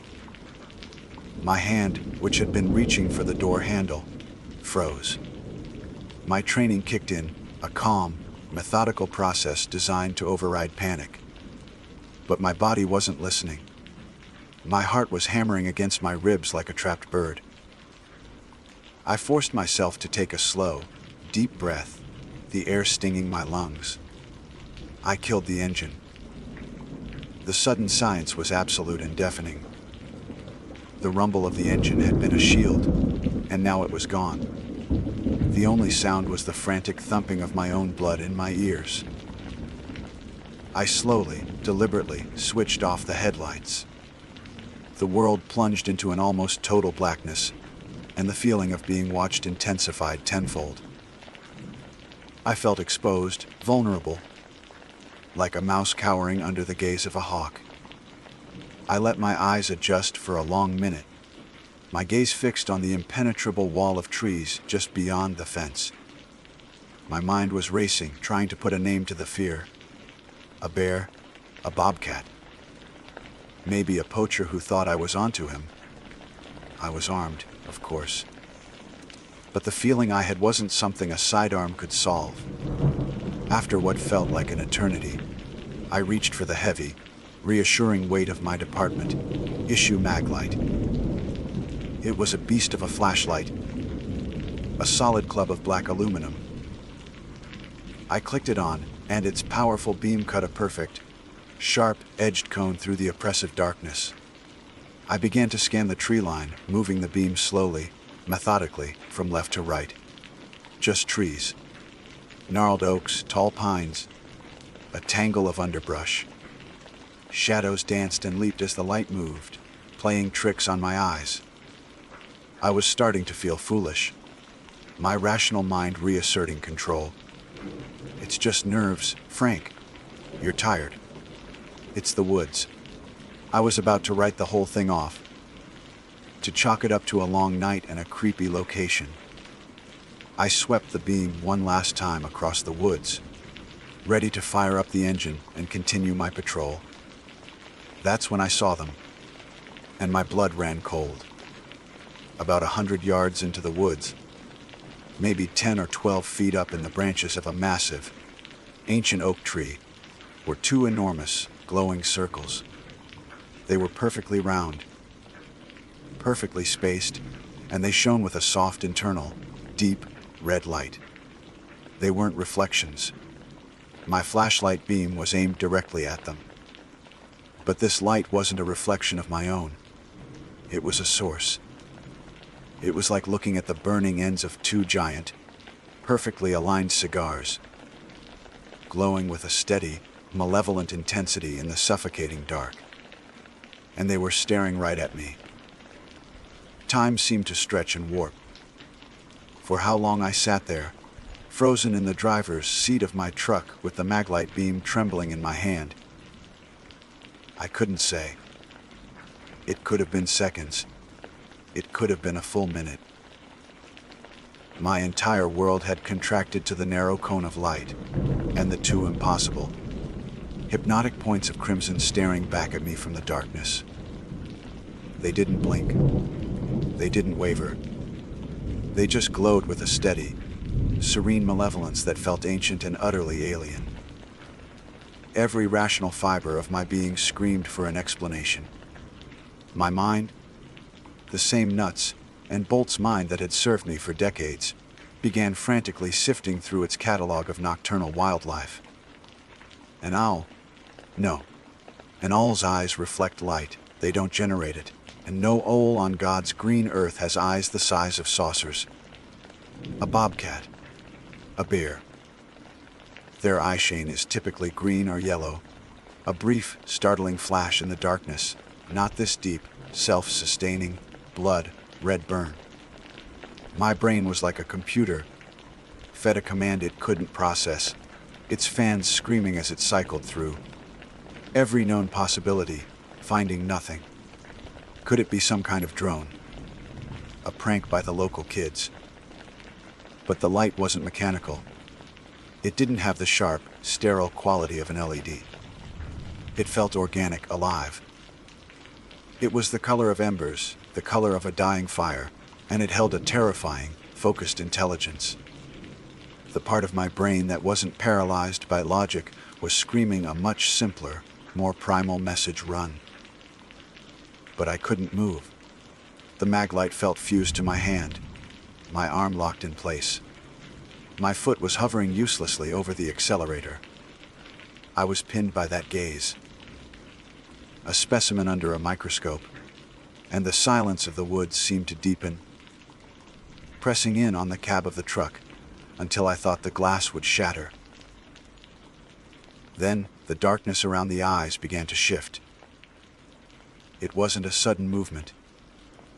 It was a slow, deliberate detachment from the deeper blackness of the tree and the night sky. What I had assumed was the trunk of the oak tree, or a cluster of thick branches, was not a tree at all. A shape began to resolve itself, a form coalescing around those two burning points of light. It was huge, far bigger than any man. A broad, powerful torso, vaguely humanoid in its outline, but wider, thicker, and from its shoulders something unfolded. With a terrifying, silent grace, two massive wings unfurled from its back. They didn't flap or flutter. They simply expanded, like a dark cloak being thrown open. They were not feathered like a bird's wings, nor leathery like a bat's. They seemed to be made of shadow itself, absorbing the faint starlight, creating a patch of absolute nothingness against the night.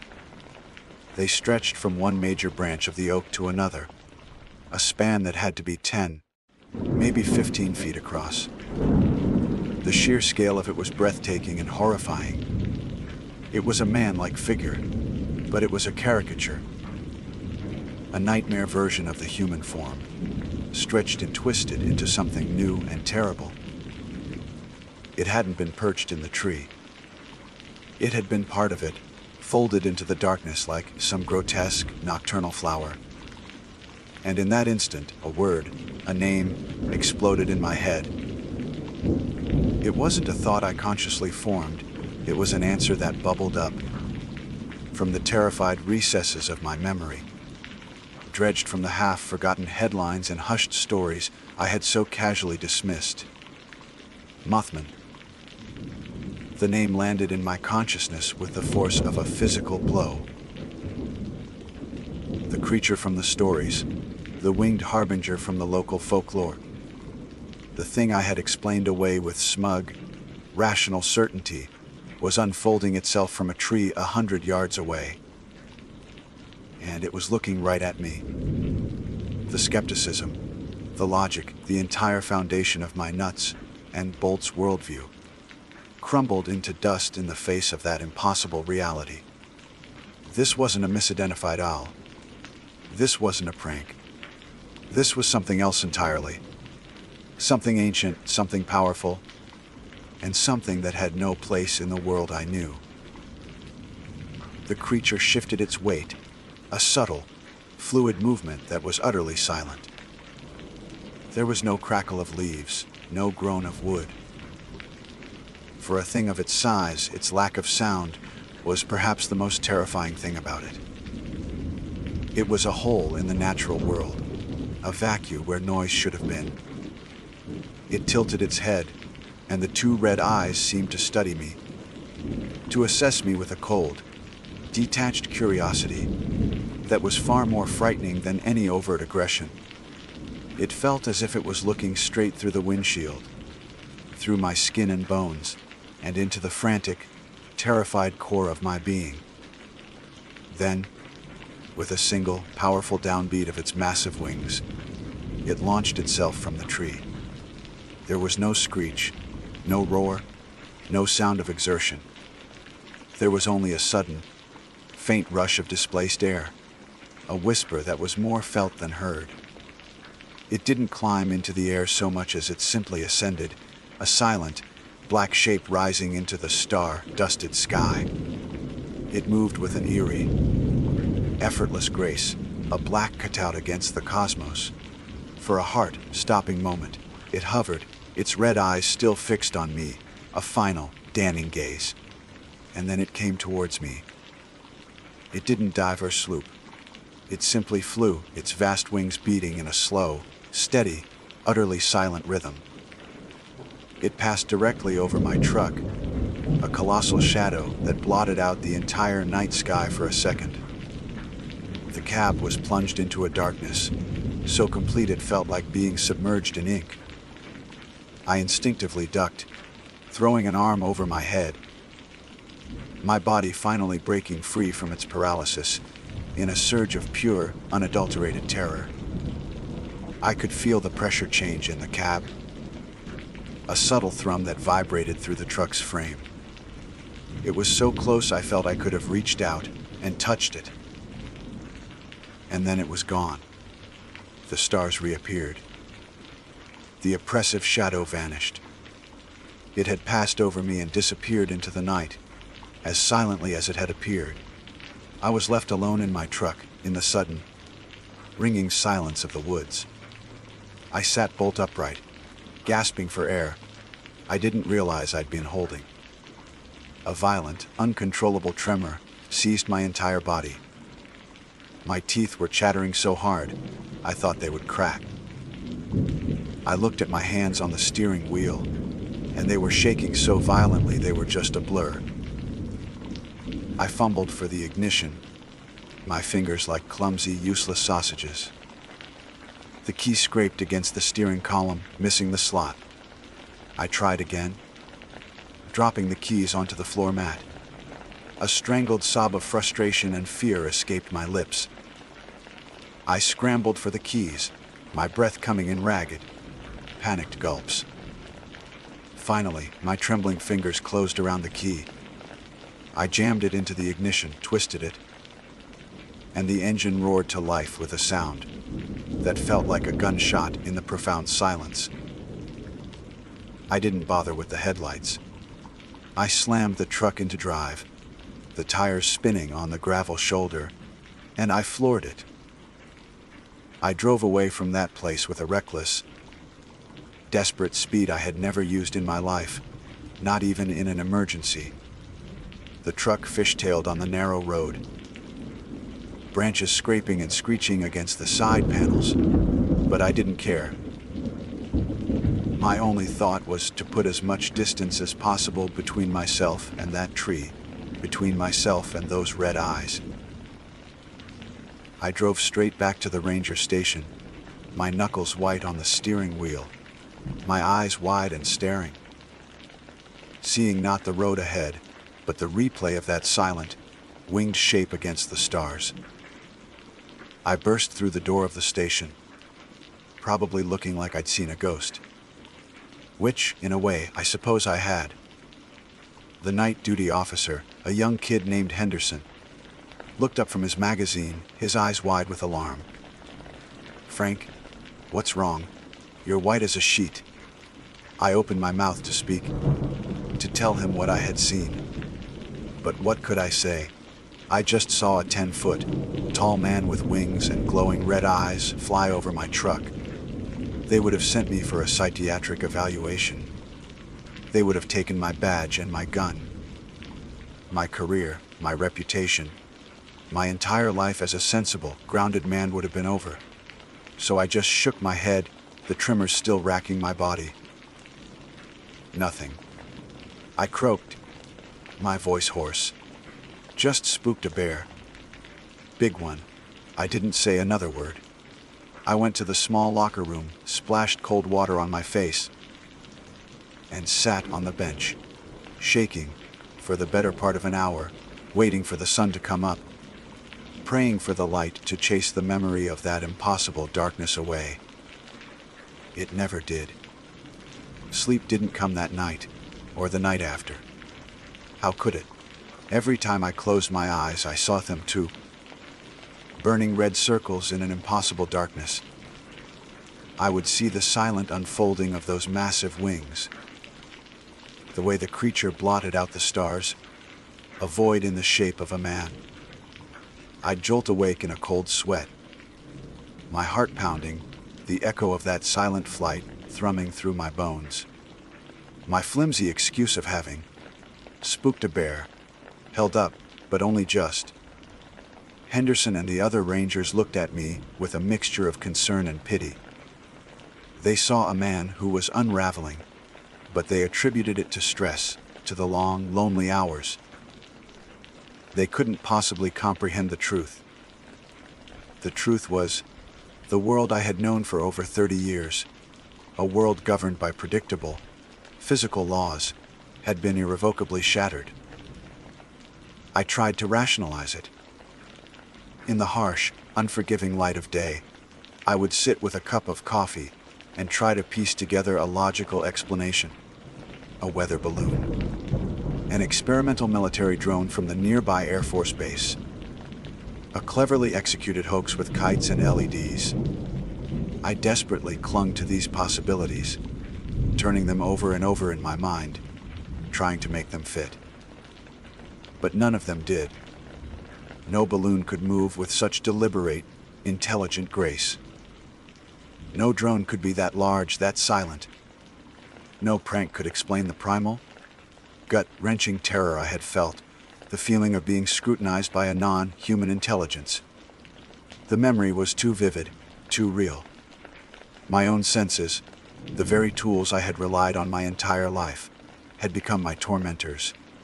Work became a nightmare. I, who had once found solace and peace in the deep woods, now felt a constant, gnawing anxiety whenever I was on patrol. Every shadow seemed to hold a hidden form. Every gust of wind sounded like the rush of silent wings. I couldn't look at a large oak tree without my throat tightening. I started making excuses to avoid night patrols, trading shifts, feigning illness. I took a new route that added 20 minutes to my commute just to avoid driving past the TNT area after dark. The fence I was supposed to be guarding became a boundary I was terrified to approach.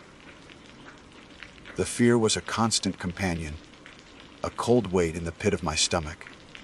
My colleagues noticed the change. "You okay, Frank?" My supervisor, a good man named Dave, asked me one afternoon. "You seem on edge." I just nodded and mumbled something about not sleeping well. How could I tell him the truth?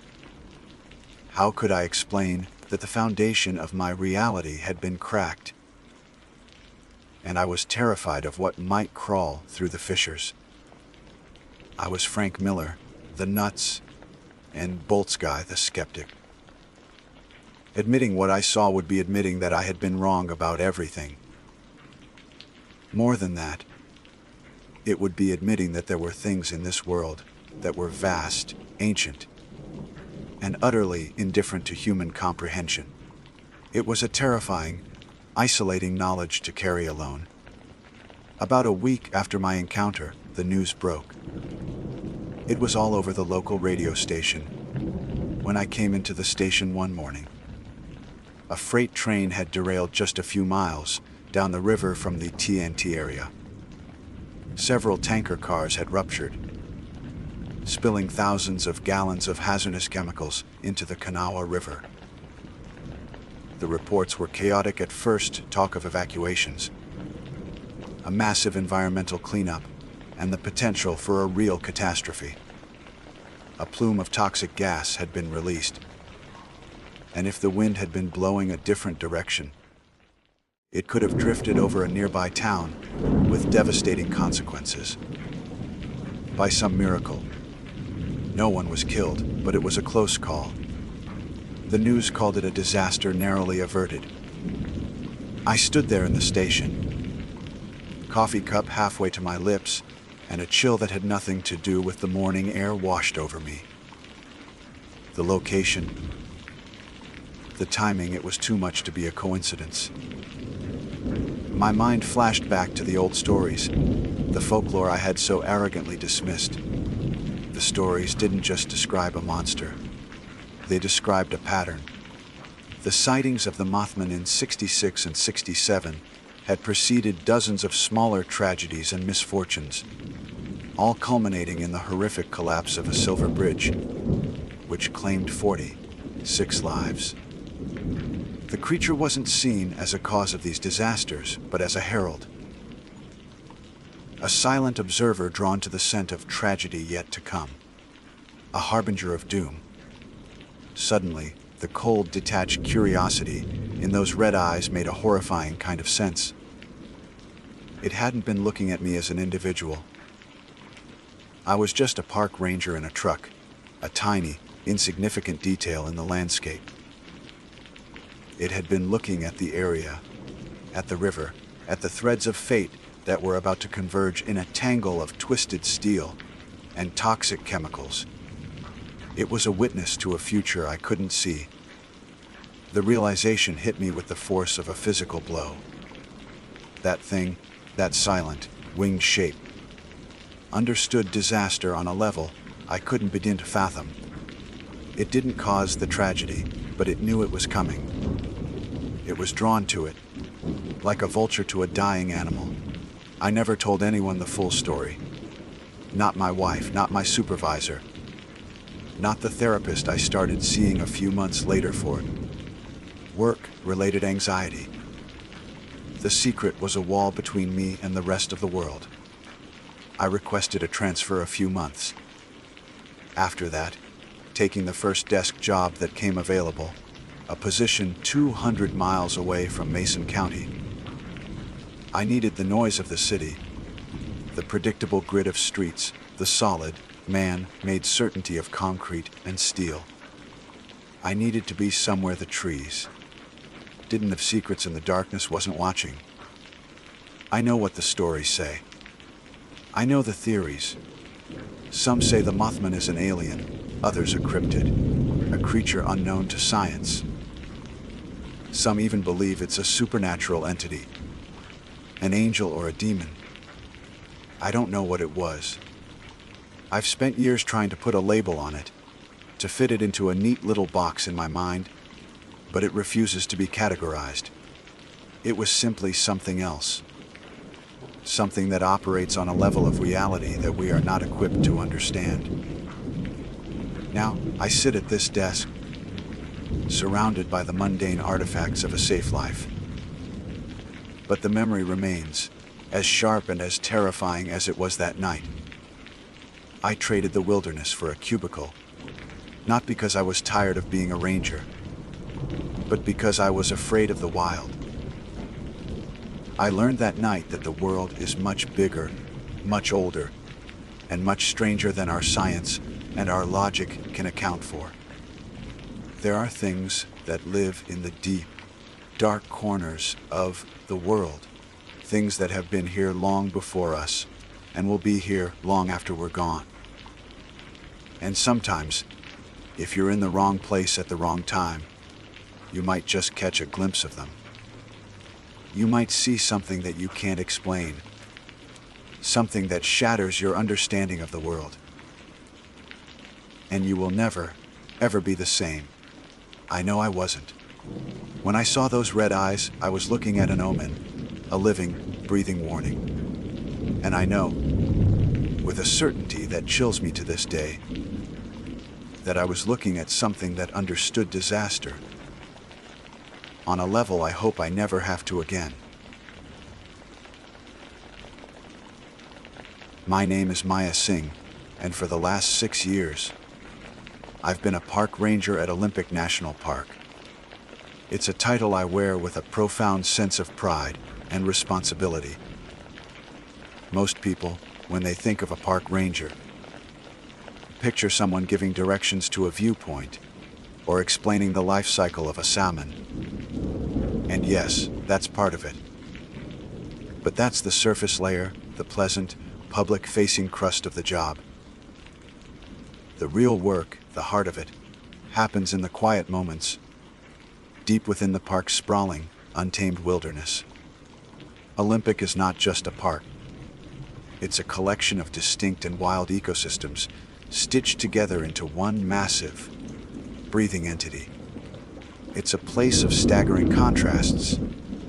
On any given day, you can stand on the rugged, windswept Pacific coastline, where colossal waves, born from storms thousands of miles away, relentlessly pound against ancient sea stacks. Then, you can drive inland and find yourself enveloped in the damp, earthy scent of the Hoh rainforest, a temperate jungle where moss hangs from the limbs of giant Sitka spruce and western hemlock, like the tattered robes of ancient kings. The silence in there is a physical presence, a heavy green, tinted quiet that swallows sound.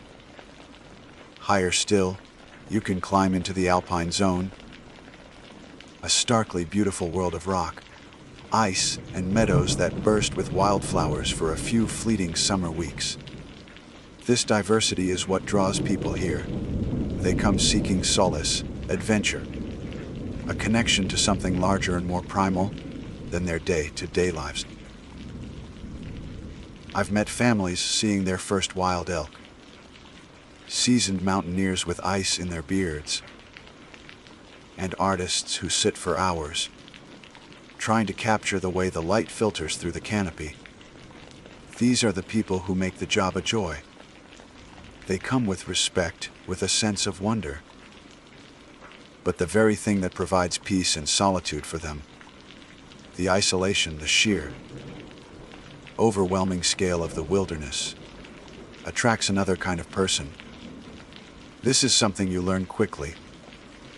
It's a lesson taught not in a classroom, but in the subtle shift of a stranger's gaze, in a question that hangs in the air a little too long. The wilderness doesn't judge. It offers a blank canvas, a place where the background noise of society fades away. For most, this is a blessing.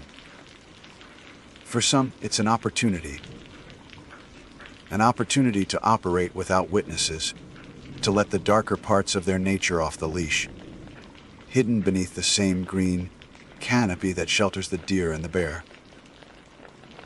The day it happened was a Tuesday in late October. The tourist season had wound down, and a crisp, autumnal chill was settling into the valleys.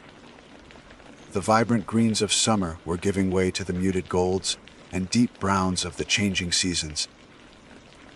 I was on a solo foot patrol, covering a less trafficked trail in the lowland forest near the Elwha River. It was a beautiful, almost melancholic area, dominated by towering old, growth Douglas firs that created a high, dense ceiling, leaving the forest floor in a state of perpetual twilight. The air was still and cold, and my breath plumed in front of me with every exhale. The only sounds were the soft crunch of my boots on the damp earth and the distant, melodic call of a varied thrush. I hadn't seen another soul for over 3 hours. This wasn't unusual for this trail, especially on a weekday in the off-season. I felt a sense of profound peace, a feeling of being the only person in the world. It was a sensation I cherished, the very reason I took this job. I felt my shoulders relax, the constant low, level alertness of being on duty softening into a comfortable awareness. I came around a wide bend in the trail, where a massive, moss-covered fir had fallen decades ago, its trunk now serving as a natural bench, and someone was sitting on it. My first reaction was a mild professional surprise. I automatically began my mental checklist. He appeared to be in his late 30s or early 40s. He was fit, with the lean build of a regular hiker. His gear was standard, a good quality day pack. Sturdy, looking boots, weather-appropriate clothing. Nothing seemed out of the ordinary. He was just a man, sitting on a log, looking out into the dense woods. As I drew closer, I prepared my standard greeting, the one I'd used 1,000 times. I put on a professional, welcoming smile. "Afternoon," I said, my voice clear and friendly in the quiet air. Everything okay? He turned his head to look at me, and that's when the first, faint whisper of an alarm bell went off in my mind. It wasn't anything I could articulate, just a feeling. His eyes.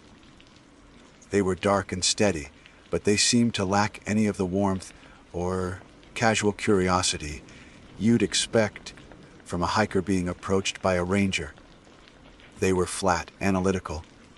He didn't smile back, just enjoying the quiet. He said. His voice was even, almost monotone. He looked me over, his gaze lingering for a fraction of a second on my uniform, my badge, the radio on my shoulder strap. You're the first person I've seen all day. It's a quiet trail, I replied, keeping my smile in place, though it felt a bit more rigid now. The alarm bell gave another faint, insistent ring. My training kicked in, pushing back against the unease. Assess, don't assume. Just doing my rounds. Have a good hike. My intention was to continue walking, to move past him, and let the encounter be just another brief, forgettable interaction. I took a step to the side of the log, but he spoke again, his voice cutting through my intention to leave. You patrol this trail often? I stopped. The question itself wasn't strange, but the timing and the tone were. It was too pointed.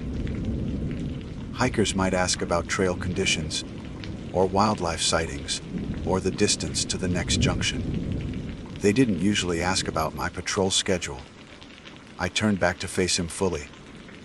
Fairly regularly, I said, my voice becoming more neutral, shedding the practiced friendliness.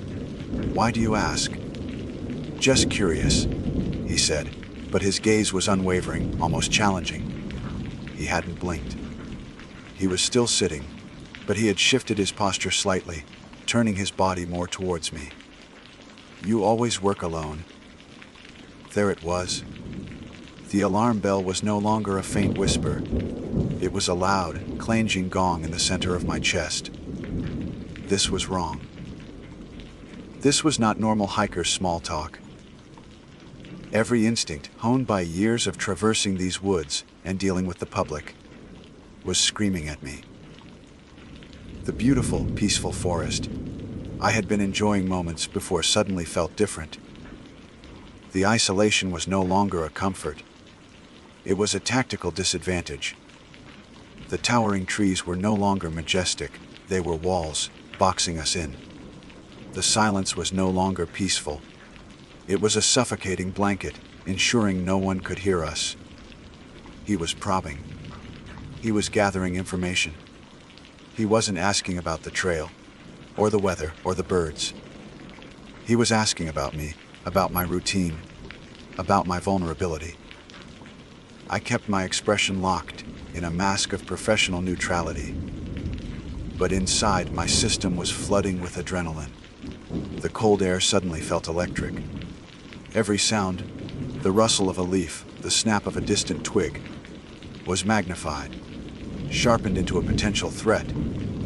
My mind was racing, replaying his questions. You patrol this trail often. You always work alone.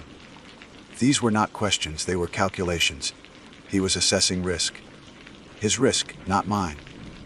Sometimes, I said, my voice carefully measured, betraying none of the frantic energy surging through me. Is there something I can help you with, sir? Are you lost? I injected a note of official concern, trying to pivot the conversation back to a normal ranger-hiker dynamic. It was a test of my own. If he was just an awkward person, he'd likely seize the opportunity to ask for directions or end the conversation.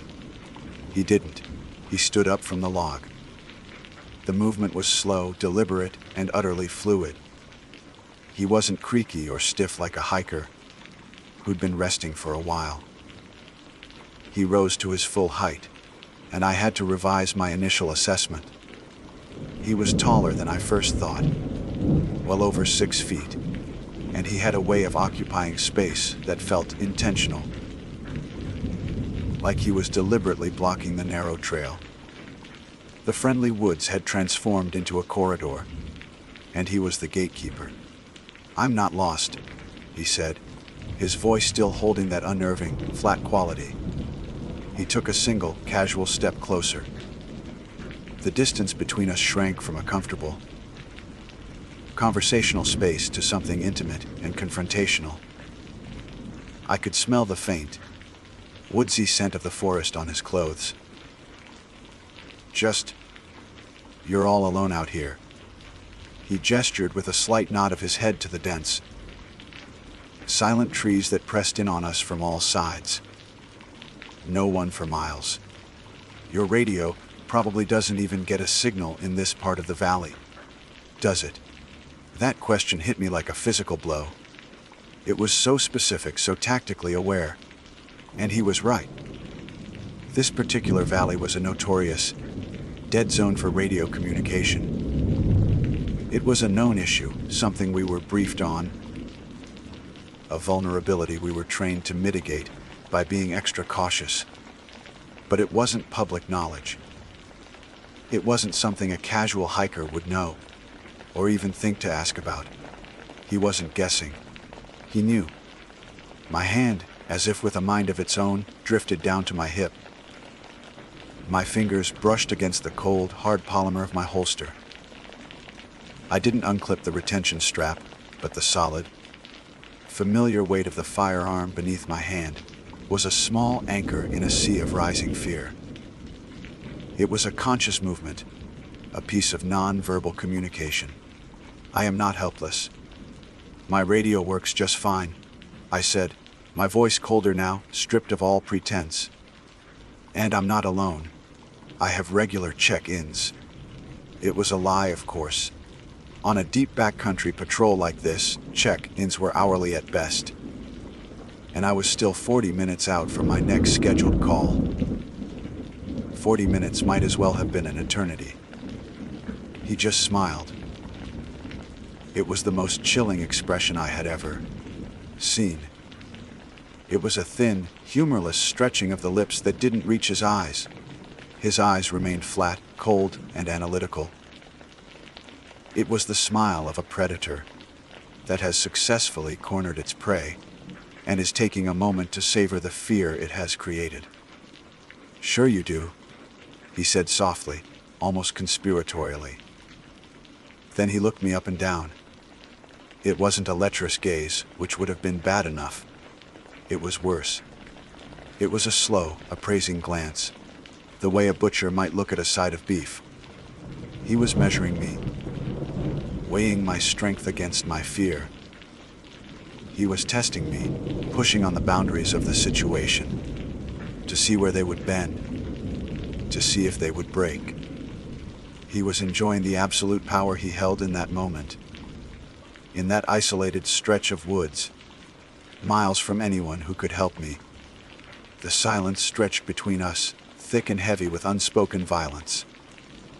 The forest, which had felt so peaceful just minutes before, now seemed to be his accomplice, its immense, uncaring isolation a weapon he was wielding against me.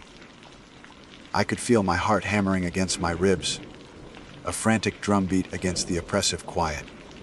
I had two choices. I could let the fear consume me, let him see the terror he was so obviously trying to inspire, or I could push back. I could take the authority that my uniform was supposed to grant me and make it real.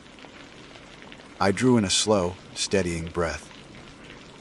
I planted my feet firmly on the trail. I met his unwavering gaze with my own, channeling every ounce of command presence I had ever learned. Finally, I broke the silence. My voice was not loud, but it was hard and sharp, the voice I used when I was done with warnings. "Sir, I'm going to need you to step aside and continue on your hike. Now." We stood there for what felt like a lifetime, locked in that silent standoff.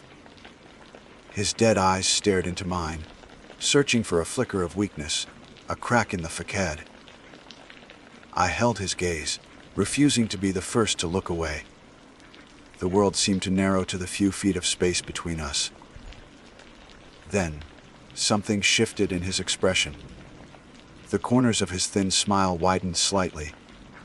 He had found what he was looking for. He had pushed me to my limit, seen the fear, and seen the resolve that held it back. He had gotten what he came for. With a theatrical slowness, he took a deliberate step back, clearing the path. "Of course, officer," he said, and his tone was a masterpiece of mockery. Every syllable dripped with contempt for the authority I was clinging to. "Wouldn't want to cause any trouble." I didn't say another word. I gave him a curt nod, my jaw tight, and walked past him. Every nerve ending in my body was screaming. My back tingled with a primal, animal certainty that I was about to be attacked from behind.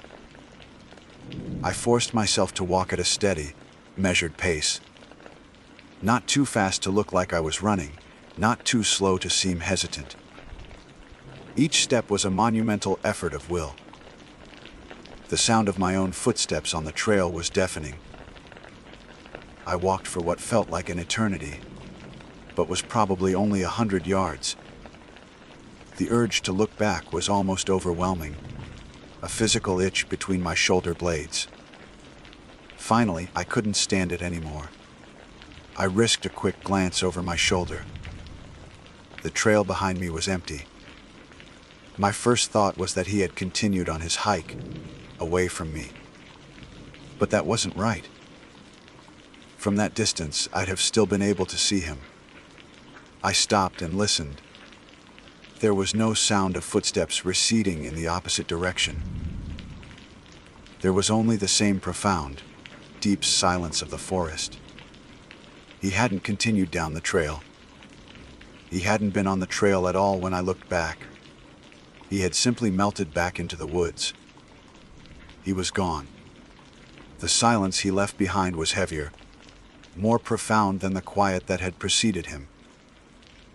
It was a weighted silence, filled with his unseen presence. He was gone from the trail, but he wasn't gone from the woods. The distinction was critical, and it sent a fresh spike of ice, cold dread through my veins. A man who stays on the trail is a hiker. A man who melts into the dense, pathless undergrowth is something else entirely. My hand, which had been resting near my holster, now gripped it tightly. With a deliberate click that sounded like a gunshot in the stillness, I unstrapped the retention hood. My pistol was now ready. The hike back to my patrol vehicle was roughly 4 miles. 4 miles of dense, winding trail, with countless places for an ambush. The thought was paralyzing. I was exposed, a solitary figure moving through his territory, because that's what it felt like now. Not a national park, not my patrol route, but his woods. I forced myself to move. Standing still made me a stationary target. My walk was no longer the confident stride of a ranger. It was the cautious, hyper, alert movement of prey. I scanned the trees on both sides of the trail, my head on a constant swivel. Every dark shadow between the ferns, every thicket of salal, every moss-draped maple seemed to hold his shape. The wind rustled the leaves above, and I flinched, my heart leaping into my throat. The forest, my sanctuary, had become a house of horrors. The familiar calls of birds now sounded like warnings.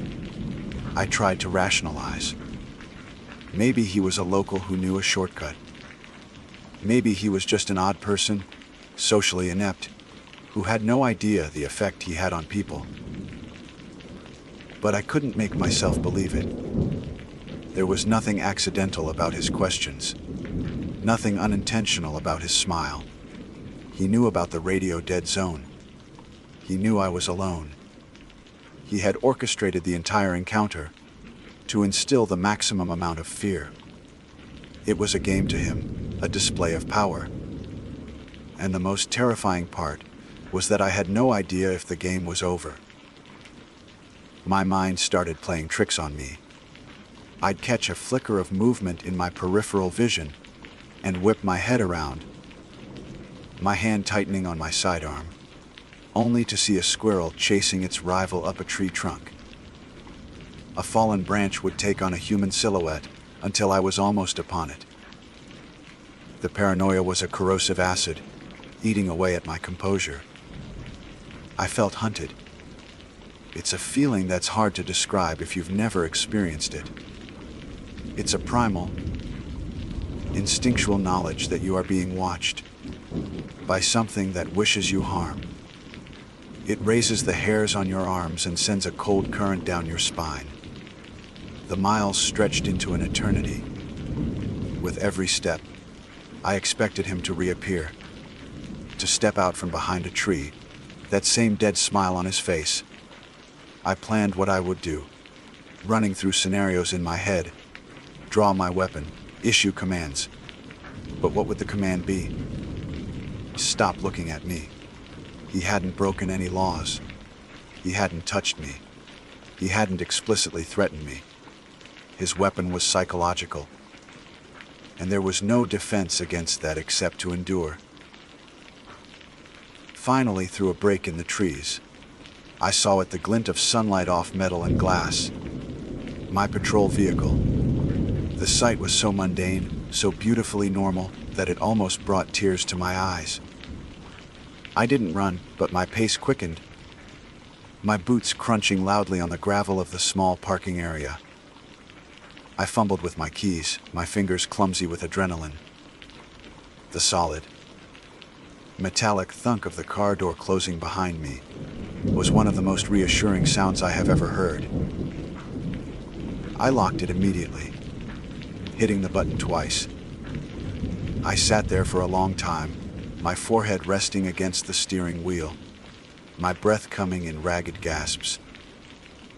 The silence inside the truck was different. It was a safe silence, an insulated silence. I looked out at the trailhead, at the dark maw of the forest I had just emerged from. It looked exactly the same as it had when I'd started my hike hours earlier.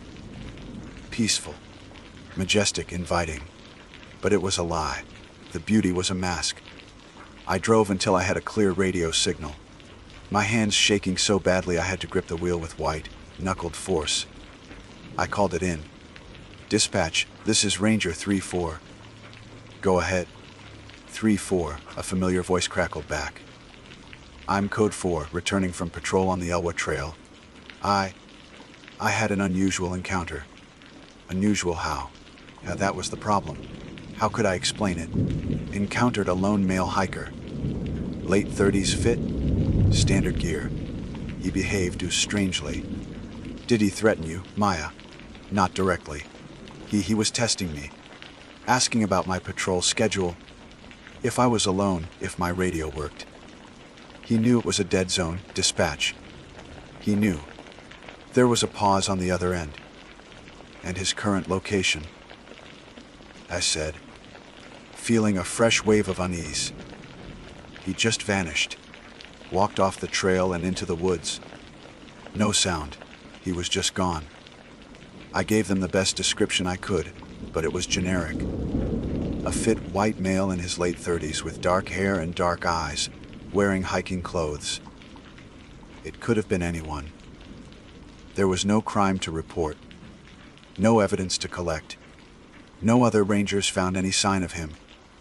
No car was left in the lot overnight. It was as if he had materialized on that log and dematerialized back into the forest. I have never felt more vulnerable in my life than I did in those moments on the trail. I've encountered bears. I've dealt with aggressive drunks at campgrounds. I've performed high-angle rescues. None of it touched the pure, psychological terror of that encounter. He never laid a hand on me, but he hunted me as surely as any cougar stalks a deer. That day changed something in me. The woods no longer feel the same.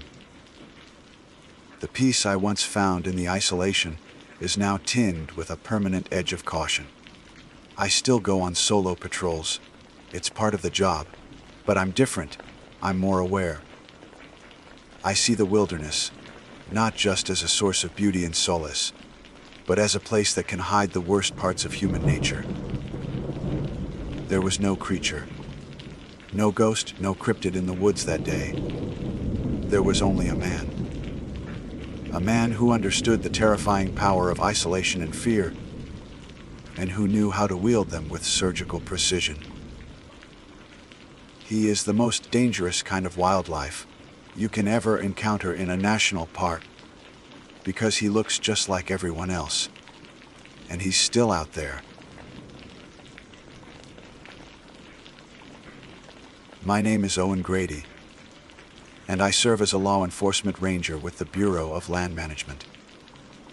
While most people are familiar with the National Park Service, the folks in the iconic flat hats, my jurisdiction is the vast, untamed expanse of public land that lies between the parks. Here in the Utah backcountry, the lines on the map tend to get blurry, especially when someone's in trouble. We work closely with the NPS, county sheriffs, and state agencies. Out here, you take help where you can get it, and you give it without a second thought. The landscape we patrol is a raw, unforgiving canvas of rock, sand, and sky. Specifically, I spend a lot of my time in the shadow of the Book Cliffs, a rugged and remote escarpment that snakes across the horizon for nearly 200 miles. It's a geological marvel, a fortress of solitude carved by millennia of wind and water. It's also a place people go to disappear. Some come for a weekend of solitude, to escape the noise of the modern world. Others come here for good, seeking to vanish from a life they no longer wish to lead. The call that started it all came in over the ditch radio late one afternoon, just as the sun began its slow descent, painting the western sky in fiery strokes of orange and purple. The air was cooling, and the long shadows of the mesas were stretching across the desert floor like grasping fingers. It was the kind of evening that usually promised a quiet end to the day. The dispatcher's voice was calm, almost routine. Two hikers were stranded near Woodside, a ghost town that clings to existence by a thread, a lonely marker on a desolate stretch of highway. Their truck was disabled. It was a standard call, the kind I'd handled 100 times before. A flat tire, a dead battery, an empty gas tank. The desert is notoriously hard on vehicles. I acknowledged the call, told the dispatcher I was en route, and keyed the mic to let the stranded party know help was on the way. "This is Ranger Grady," I said, my voice steady. "I'm on my way. Sit tight." The response was a shaky, "Thank God," that was cut short by static. As I drove, the familiar landscape began to feel different. The setting sun cast the cliffs in a deep, red light, and the silence seemed heavier than usual. Woodside isn't just a ghost town. It's a place with a palpable sense of history and loss. The abandoned buildings, skeletal and weathered, stand as silent witnesses to a bygone era. It's a place that feels haunted, not by spirits, but by the sheer weight of its own isolation. The further I drove, the deeper I plunged into that isolation, leaving the last vestiges of civilization behind me. The paved road gave way to a graded dirt track, and my truck kicked up a plume of fine red dust that hung in the still air behind me. When I finally arrived at the location, the scene that greeted me was anything but routine. The hiker's truck, a heavy-duty Ford, was parked awkwardly on the shoulder of the dirt road. From a distance, it looked like a simple breakdown. Up close, it was a declaration of war. All four of its thick, off-road tires had been viciously slashed, the rubber gaping open in wide, ugly wounds. But the perpetrator hadn't stopped there. In the bed of the truck, a large auxiliary fuel tank had been punctured repeatedly with what looked like a large knife. A dark, wet stain was spreading in the dirt beneath it, and the acrid smell of gasoline hung heavy in the air. A sharp, chemical tang that cut through the natural scent of sagebrush and dust. This wasn't a random act of vandalism. This was methodical, personal, and deeply menacing. The hikers, a young couple who couldn't have been more than 25, were huddled together near the front of their disabled vehicle. The man had his arm wrapped tightly around the woman, and they both stared at me with wide, terrified eyes. They weren't just shaken up, they were in the grip of a primal fear. The kind of fear that comes when you realize you are no longer a person, but prey. "He's still out here?" the man whispered, his voice hoarse and cracking. He didn't look at me, his gaze darting frantically across the desolate landscape that surrounded us. He did this, and then just walked off. But he came back. We saw him coming back towards us, and that's when we called. I tried to calm them, using the measured, reassuring tone I'd been trained to adopt. I got them to sit in the cab of my truck, the engine still running, the doors locked. Slowly, in broken sentences, they pieced the story together for me. They had been exploring a side canyon and were hiking back to their truck when they saw him. A lone figure standing by their vehicle. At first, they thought it might be another explorer, maybe someone in need of assistance. They called out to him. The man didn't respond. He simply turned, looked at them from across the distance, and then, with a chilling deliberation, he pulled out a knife and began to slash the tires, one by one. When he was done, he casually walked away, disappearing over a small rise. The couple, stunned and horrified, had rushed to their truck, discovering the full extent of the damage. As the reality of their situation sank in, stranded, miles from help, with no cell service, they saw him again. He had reappeared on the same rise, a dark silhouette against the dying light, and he had started walking back towards them. That's when they'd used their satellite phone to call 911. As I stood there, processing their story and assessing the scene, a flicker of movement caught my eye. Far off in the distance, maybe half a mile away, I saw him, a figure walking away from us with a slow, deliberate, almost leisurely stride. He wasn't running. He wasn't hiding. He was simply walking, as if he had all the time in the world. He was just a silhouette against the last fiery glow of the sunset, but his posture radiated a chilling confidence. In that moment, I knew exactly who he was. This was the man the locals whispered about, in hushed tones at the diner in Green River. A transient. A ghost of the desert who had taken up residence in the ruins of Woodside. A man named Jason Pogue. He had a reputation for this kind of thing, for a deep-seated, violent territorialism.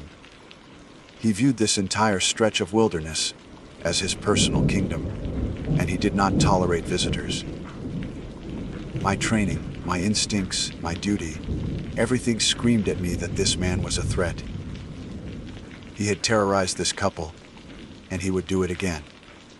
Leaving him out here to melt back into the shadows was not an option. I made a quick decision. I turned back to the couple in my truck. "Stay here. Lock the doors. Do not get out for any reason. I'm going to make sure he's not a danger to anyone else." They nodded, their faces pale with fear. I started following his path, my boots crunching on the gravelly soil. But it was a game to him, and he was the master. He knew this land in a way I never could. He moved with an uncanny familiarity, using the terrain to his advantage. He would disappear behind a sandstone ridge, and by the time I crested it, expecting to see him just ahead, he would be a quarter-mile away, moving in a completely different direction. It was like he was toying with me, leading me deeper and deeper into his world, further and further from the safety of my truck and the terrified couple I was sworn to protect. The sun finally dipped below the horizon, and the desert was plunged into a deep, disorienting twilight. The game was getting more dangerous. I was now in his territory, in the dark. Night fell upon the book cliffs not like a blanket, but like a lid being sealed on a stone coffin. The last vestiges of twilight were extinguished abruptly, and the world was reduced to shades of black and deep indigo, punctuated by the cold, distant light of the stars. The temperature plummeted. The vast, open wilderness, which had felt expansive and liberating in the daylight, now felt claustrophobic and menacing. Every shadow stretched and writhed, transforming familiar rock formations into grotesque beasts. Every gust of wind that funneled through the canyon sounded like a whisper, like footsteps, just beyond the range of my flashlight beam. My world shrank to the bouncing circle of light at my feet. The comfort I usually found in this raw, untamed nature had evaporated, replaced by a gnawing hostility. The wilderness was no longer neutral. It felt alive, and it had taken his side. I had radioed my position back to dispatch, before losing sight of Pogue for the final time, updating them on the situation. The initial plan was for me to keep a visual on him while they coordinated a response. Now, that plan was useless. I was alone, on foot, tracking a man who had melted into the darkness, as if he were born of it. He wasn't just a man anymore. He was a ghost of the cliffs, a phantom woven into the very fabric of the landscape. My training had prepared me for a lot. Flash floods, rock slides, blizzards, encounters with mountain lions and bears. It had not prepared me for this. It had not prepared me for a human being who had so completely shed the rules of society and embraced the most savage, predatory aspects of the wild. The game of cat and mouse had changed. In the daylight, I was the hunter. Now in his territory, under the cloak of darkness, I had a sickening feeling that our roles had been reversed. He was no longer just fleeing, he was leading. The path he had taken was not one of escape, but of invitation. He was drawing me into a labyrinth of his own choosing. I stopped for a moment, turning off my flashlight to let my eyes adjust to the natural darkness.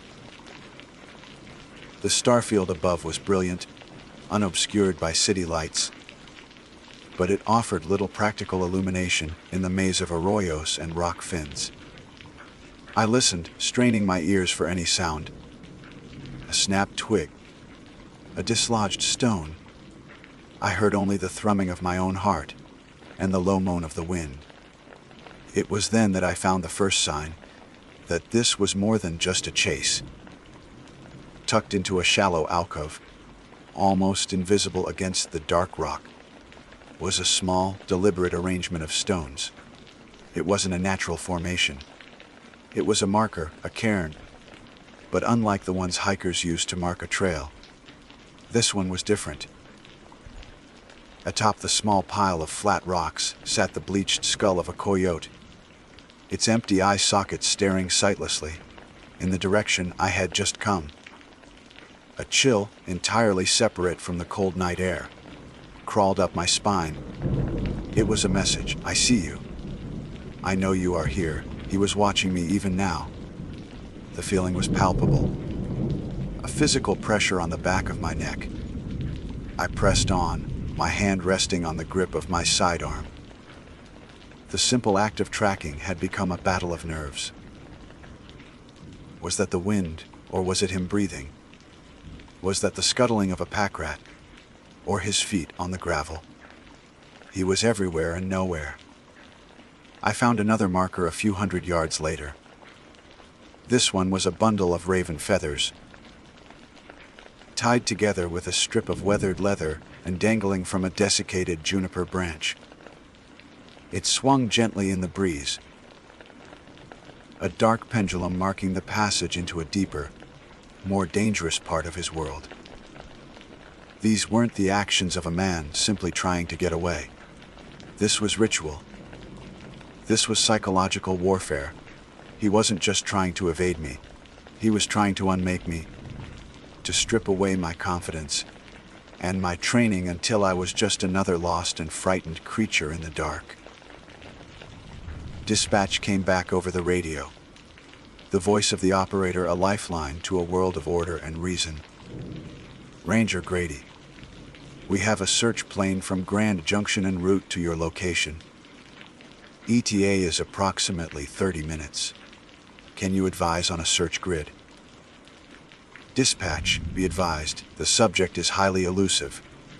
I replied, keeping my voice as level as I could. He knows this terrain intimately. The plane will be searching blind. It was the truth. A searchlight from a plane would be a beacon of hope in open country, but here, in the fractured maze of the Book Cliffs, it would be useless.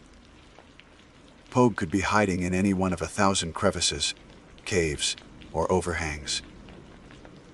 He would see the plane long before it could ever spot him. He would simply step into a shadow and vanish. As if on cue, I heard the faint, distant drone of the aircraft. It grew steadily louder, a mechanical intrusion into the ancient silence of the desert. Soon, a powerful beam of light cut through the darkness, sweeping across the cliff tops and canyon rims far above me. From my position deep within a narrow wash, it was like watching a storm from underwater. The light was a remote, ineffective god, unable to penetrate the deep shadows where I stood and where Pogue was undoubtedly watching. The plane made several passes, its searchlight tracing methodical, useless patterns across the immense, rugged landscape. It was a gesture, a fulfillment of protocol, but we all knew it was futile. Pogue had escaped completely into the wilderness he called home. He had been swallowed by the land. After the plane departed, the silence that returned was deeper, more profound. The false hope it had brought was gone, leaving only the cold, hard reality of my situation. I made the decision to pull back. Continuing the pursuit was reckless. I was outmatched, and my primary responsibility was to the couple waiting in my truck. I began the slow, cautious trek back, my senses on high alert. Every step felt like I was being watched, my retreat being permitted by a predator that had finished playing with its food. The walk back was an exercise in pure terror. The landscape that I had navigated with purpose on the way in now seemed alien and confusing. I had to fight a rising sense of panic, forcing myself to rely on my compass and my memory of the terrain. When I finally saw the distant, comforting glow of my truck's headlights, a wave of relief washed over me that was so intense. It almost brought me to my knees. The couple was safe. I was safe. We would get out of here. We got the couple and their story back to the sheriff's office in Green River. A tow truck was dispatched to retrieve their vehicle the next morning. A formal search was organized, with more deputies and rangers, but it was a token effort. Nobody believed we would find Jason Pogue unless he wanted to be found. He had vanished. The incident stuck with me, lodging itself in my mind like a stubborn burr. It's one thing to deal with the inherent dangers of nature. I understand flash floods. I respect rock slides. I know how to handle wildlife. Those are dangers without malice. They are impersonal forces of the natural world. It is another thing entirely to confront a human being who has consciously unburdened himself of all the rules and restraints of society, who has embraced the most savage aspects of the wild and turned the wilderness into his weapon. Out here, miles from anyone or anything, where the veneer of civilization is stripped away, you learn a fundamental truth. The most dangerous animal is the one that walks on two legs, knows you're looking for him, and is patiently waiting for you in the dark. In the weeks that followed, the incident with Jason Pogue settled into an uneasy quiet, like the calm in the eye of a hurricane. The official search was quietly downgraded and then called off entirely. Resources were limited, and chasing a ghost in a wilderness that vast was an exercise in futility. The official report listed Pogue as a transient person of interest, but to those of us who worked the backcountry, the report was a formality. We knew he wasn't just a person of interest. He was a permanent fixture of the landscape, as much a part of the Book Cliffs as the juniper trees and the sandstone. The couple from the city never came back to retrieve their truck. They sold it to the tow yard for scrap, eager to put the entire state of Utah in their rearview mirror. I couldn't blame them. For me, however, leaving it behind wasn't an option. This was my office, my sanctuary, but it had been tainted. The familiar comfort I once drew from the solitude of the desert was gone, replaced by a persistent, low-grade hum of anxiety. On my patrols, I found myself scanning the ridgelines not for deer or bygone sheep, but for the silhouette of a man. I'd catch a flicker of movement in my peripheral vision, and my heart would seize, only for it to be a raven taking flight or a heat mirage shimmering off the rocks. The wilderness was no longer a place of peace. It was a place of watching, and I was the one being watched. The signs continued, subtle and unnerving. A week after the incident, I found another cairn, miles from the first, built on an overlook I frequented to eat my lunch. It was topped with a sun-bleached cattle vertebra, positioned to look out over the road below. There was no practical reason for it to be there. It was another message, a quiet assertion of his presence. I know your habits. I know where you go. I started varying my routes, avoiding my usual spots, feeling like an intruder in my own territory. I was changing my behavior because of him, and I hated the feeling of powerlessness it gave me. He was dictating the terms of my existence out here, all without showing his face. One evening, I was talking with an old rancher named Earl, whose family had run cattle in these hills for 3 generations. I mentioned the incident at Woodside, carefully omitting the more unsettling details. Earl just nodded slowly, his weathered face a roadmap of long years under the desert sun. "That'd be Pogue," he said, not a hint of surprise in his voice. "He's been out there for years. Used to work on the rigs, they say. Something snapped in him. He's not crazy, not in the way most folks think. He's just gone wild. He thinks those cliffs are his, and he's the alpha predator." Earl took a long sip of his coffee. "My granddaddy used to say there are men who hear the call of the wild so strong they forget how to be men. Pogue's one of them. He doesn't want to hurt you, Ranger. He just wants you to know that you're in his house, and he can touch you whenever he wants." Earl's words echoed in my mind for days. He can touch you whenever he wants. The psychological aspect of Pogue's game was what truly terrified me. He wasn't a common criminal driven by greed or passion. He was something more primal, a man who had stripped away his humanity like an unwanted coat, and found something more elemental underneath. He was a force of nature with a human mind, and that was a terrifying combination.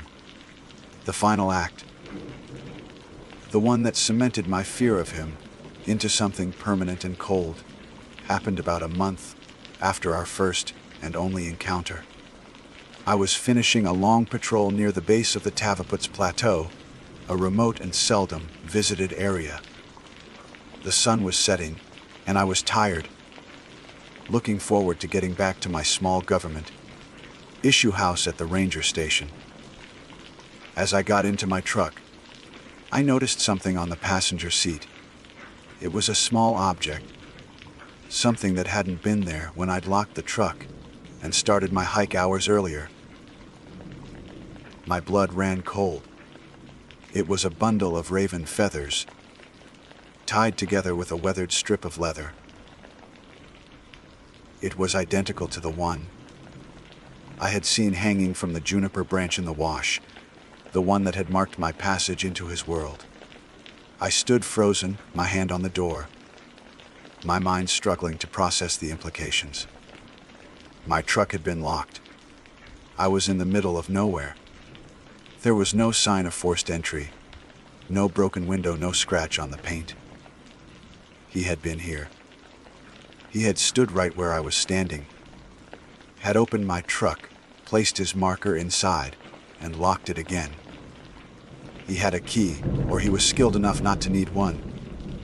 The how didn't matter. What mattered was the message. It was the ultimate violation, a complete and total demolition of any illusion of safety I might have had. My truck, my personal space, the one bubble of civilization I carried with me into the wild, had been breached. He had been inside. He had touched me. I never saw Jason Pogue again.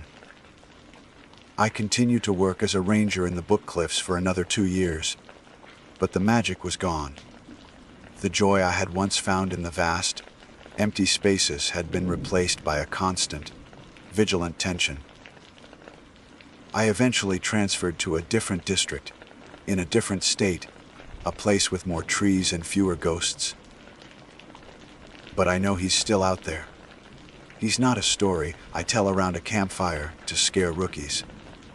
He's a cold, hard fact of my life, a memory that stalks the edges of my mind. He's a reminder that the wilderness doesn't just contain dangers like flash floods and rock slides and wildlife. It contains the potential for a deeper, more terrifying kind of wildness. It's the wildness that can grow in the human heart when it's left alone in the great, silent, and watchful dark. My name is Chris Jenkins. For 22 years, I've worn the uniform of a park ranger in Yosemite National Park. Most people who hear that picture me standing against a backdrop of epic, postcard, perfect beauty. And they're not wrong. I've had my morning coffee, watching the sunrise paint El Capitan in shades of orange and pink. And I've ended my day under the silent, imposing watch of Half Dome, its granite face a stoic observer of the ages. I've walked among the giant sequoias, trees so ancient and immense they feel like a fleeting whisper in the grand, long story of the world. This park is a cathedral of granite and silence, a place of profound, dramatic beauty that rightfully attracts millions of people a year. But there's a duality to a place this wild. For every awe-inspiring vista, there's a hidden crevice a man can fall into. For every gentle, meandering stream, there's a torrent of snowmelt that can sweep you off your feet. The same vastness that inspires wonder can also swallow you whole, leaving no trace. We, the Rangers, are the custodians of that duality. We're here to help people see the beauty, but we're also here to pull them back from the brink when they forget that a beauty this grand always has teeth. With millions of visitors, You get your share of strange calls. It's an unavoidable part of the job. Most of them fall into predictable, if sometimes tragic, categories. You have the unprepared hikers, who think a single bottle of water is enough for a 10-mile trek in the summer heat. You have the tourists who get a little too close to the wildlife, convinced that a bear is just a fluffy, oversized dog who'd love to be in their selfie. And you have the ones who simply get lost, who take a wrong turn on a well-marked trail and find themselves in a disorienting labyrinth of identical, looking trees as dusk settles in. These are the standard calls, the bread and butter of our search and rescue operations. They can be tense, they can be heartbreaking, but they are always grounded in a logic I understand. The wilderness is indifferent, and people can be foolish. It's a simple, if harsh, equation. Then there are the other calls, the ones that don't fit the equation, the ones that linger in the back of your mind, long after the paperwork is filed. The call I took on a cold August night from a group of backpackers up near May Lake is the one that, to this day, makes my skin crawl and the hair on my arms stand on end. It's the one that introduced a new, terrifying variable into my understanding of the wild, the variable of the impossible. The call came in just after midnight, relayed to me and my partner, Dave Martinez, by our dispatcher, Sarah. Dave was younger than me, about 10 years on the job, sharp as a tack and utterly dependable. He was driving our truck up the winding, empty stretch of Tioga Road when Sarah's voice crackled through the radio. It wasn't the calm, measured tone she used for routine checks. There was a tremor in it, a note of genuine disturbance. "Chris, Dave, I've got a 911 transfer. It's chaotic. I can't get a clear report. A group of campers, sounds like, near the May Lake Sierra Camp." I keyed the mic. "What's the nature of the call, Sarah?" "Medical. Animal encounter." There was a pause. On the other end of the line, I could hear faint, frantic noises being broadcast from her station. It sounded like screaming, thin and reedy over the connection. "I don't know," she said, her voice tight. "It's not a clear call for help. It's just panic. There's a lot of screaming. The only words I can make out clearly are from one of them. A male, I think, just yelling the same thing over and over again." "What's he yelling?" Dave asked, his eyes fixed on the ribbon of asphalt, illuminated by our headlights. Sarah's voice dropped, as if she were hesitant to even repeat it. "He's yelling, 'He's not real! He's not real!'" The words hung in the cab of the truck, stark and nonsensical. Dave and I exchanged a look. In our line of work, a phrase like that immediately sends your mind down a specific checklist of possibilities. Drugs were high on the list. Psychedelics, maybe. A bad trip in the middle of the wilderness was a recipe for disaster. A mental health crisis was another. Or, and this was a grim thought, it could be a prank. Some college kids thinking it's hilarious to tie up emergency resources for a laugh. "All right, Sarah," I said, keeping my voice steady. "We're about 20 minutes out from the turn off. Have you been able to get anything else from them?" "Negative.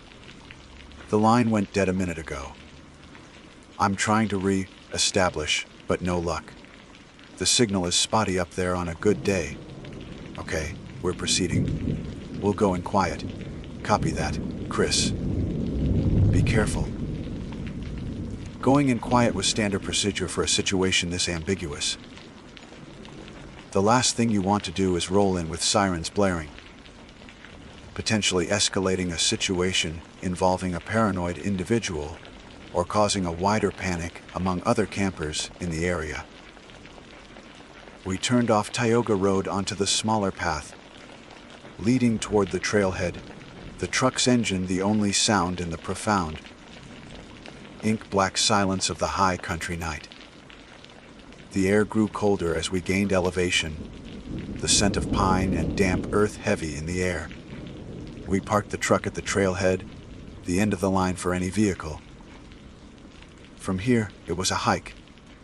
We gathered our gear, powerful flashlights, a medical kit, our radios, and our sidearms. You always hope you won't need the last one, but you never leave it behind. The woods were unnervingly still.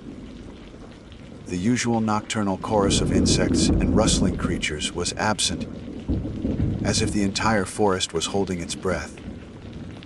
As we started up the trail, our flashlight beams cutting sharp, white cones through the oppressive darkness. The only sounds were the crunch of our boots on the gravel, and our own breathing, which seemed unnaturally loud in the silence. May Lake isn't a terribly remote spot by Yosemite standards, but at this hour, it felt like we were on another planet. We were walking toward a single point of human distress in an ocean of silent, indifferent wilderness. After about 15 minutes of hiking, we saw it. A faint, flickering orange glow through the trees. The campsite. As we got closer, we started to hear sounds. Not the panicked screaming from the call, but something more subdued, and, in a way, more disturbing. It was the sound of quiet, desperate sobbing. We slowed our approach, stepping carefully to minimize noise. We emerged from the tree line into a small clearing. The scene before us was one of complete disarray. A tent was partially collapsed. Camping gear was strewn about. And in the center of it all, 4 young adults were huddled together around a dying fire. They weren't just scared, they were shattered. Their faces, illuminated by the weak, dancing flames and the harsh glare of our flashlights, were masks of pure, unadulterated terror. They looked like the survivors of some unspeakable ordeal, their eyes wide and vacant, fixed on the darkness that pressed in from all sides. It took us a long, patient while to piece together the story, as they were all talking over each other, their voices trembling and hysterical. Finally, I managed to get the quietest one, a young woman who introduced herself as Sarah, to explain what had happened. And, as she spoke, the cold night air seemed to get a whole lot colder. Dave, ever the professional, was already moving among the other 3 campers, speaking in a low, calming voice, offering them water from our canteens. It was a practiced routine, the gentle de-escalation of a crisis. My job was to get the story, to find the nucleus of the panic and examine it under the cold light of reason. I knelt by the fire, making sure to keep my movements slow and non-threatening. I focused on the young woman they called Sarah. She was wrapped in a thin blanket, shivering though the night air wasn't that cold. Her eyes, wide and dark, were locked on the impenetrable wall of trees that surrounded our small bubble of light. "Sarah," I said softly, "my name is Chris. This is my partner, Dave. We're here to help. Can you tell us what happened?" She flinched at the sound of my voice, her gaze snapping from the woods to my face. For a moment, I saw a flicker of raw, animal fear in her eyes, the look of a cornered creature. Then, it subsided into a kind of exhausted resignation. The other 3, 2 young men and another woman, fell silent, turning their haunted faces toward us, as if her voice was the only one that mattered now.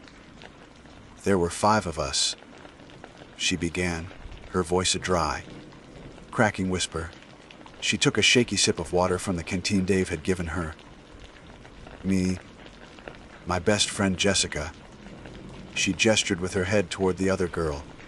who was rocking back and forth silently, my boyfriend Mike, and his friends Ben and Kevin. She painted a picture of 5 college friends on a final summer trip before the fall semester began. They were experienced enough, had done a few backpacking trips before. They weren't rookies. This wasn't a case of city kids getting spooked by an owl. They had set up camp in the early afternoon, cooked dinner, and were sitting around the fire, telling stories and laughing. It was, by all accounts, a perfect evening. The kind of memory you're supposed to cherish for a lifetime. Around 11 o'clock, Sarah continued, her voice gaining a little strength. Kevin had to use the restroom. She pointed a trembling finger toward a dark, narrow path leading away from the campsite. The pit toilet is up there, maybe 100 yards not far. Kevin, she explained, was the group's jester. The loud one. The one who was always cracking jokes, always filling the silence. He grabbed his headlamp, made a goofy face, and plunged into the darkness. The beam of his light bouncing and cutting a swath through the trees before it disappeared around a bend.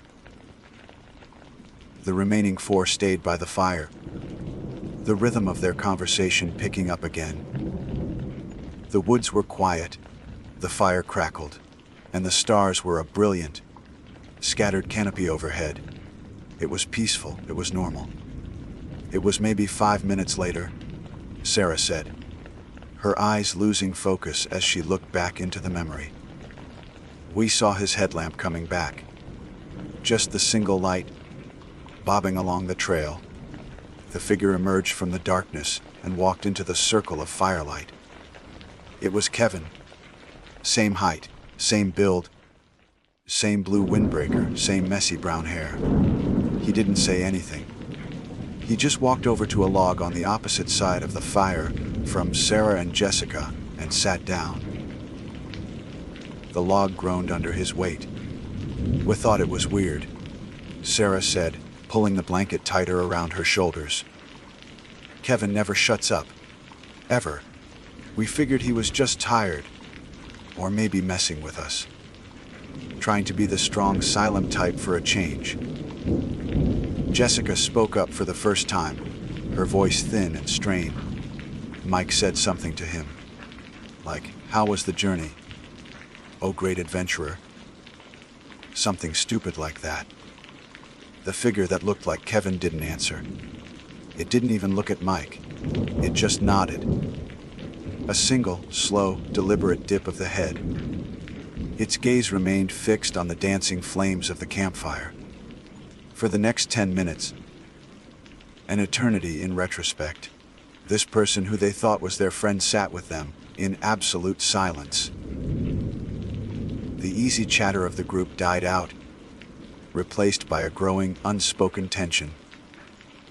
They tried to draw him into conversation a few more times, but the only response they ever got was that same slow, disconnected nod. He never spoke. He never smiled. He just stared into the fire, his face a blank, emotionless mask. The firelight flickered across his features, but it seemed to stop at his eyes. Sarah said his eyes were like holes. They didn't reflect the light. They just absorbed it. The atmosphere around the campfire grew thick and heavy. The warmth of the flames seemed to be shrinking, pushed back by a palpable cold that emanated from the silent figure on the log.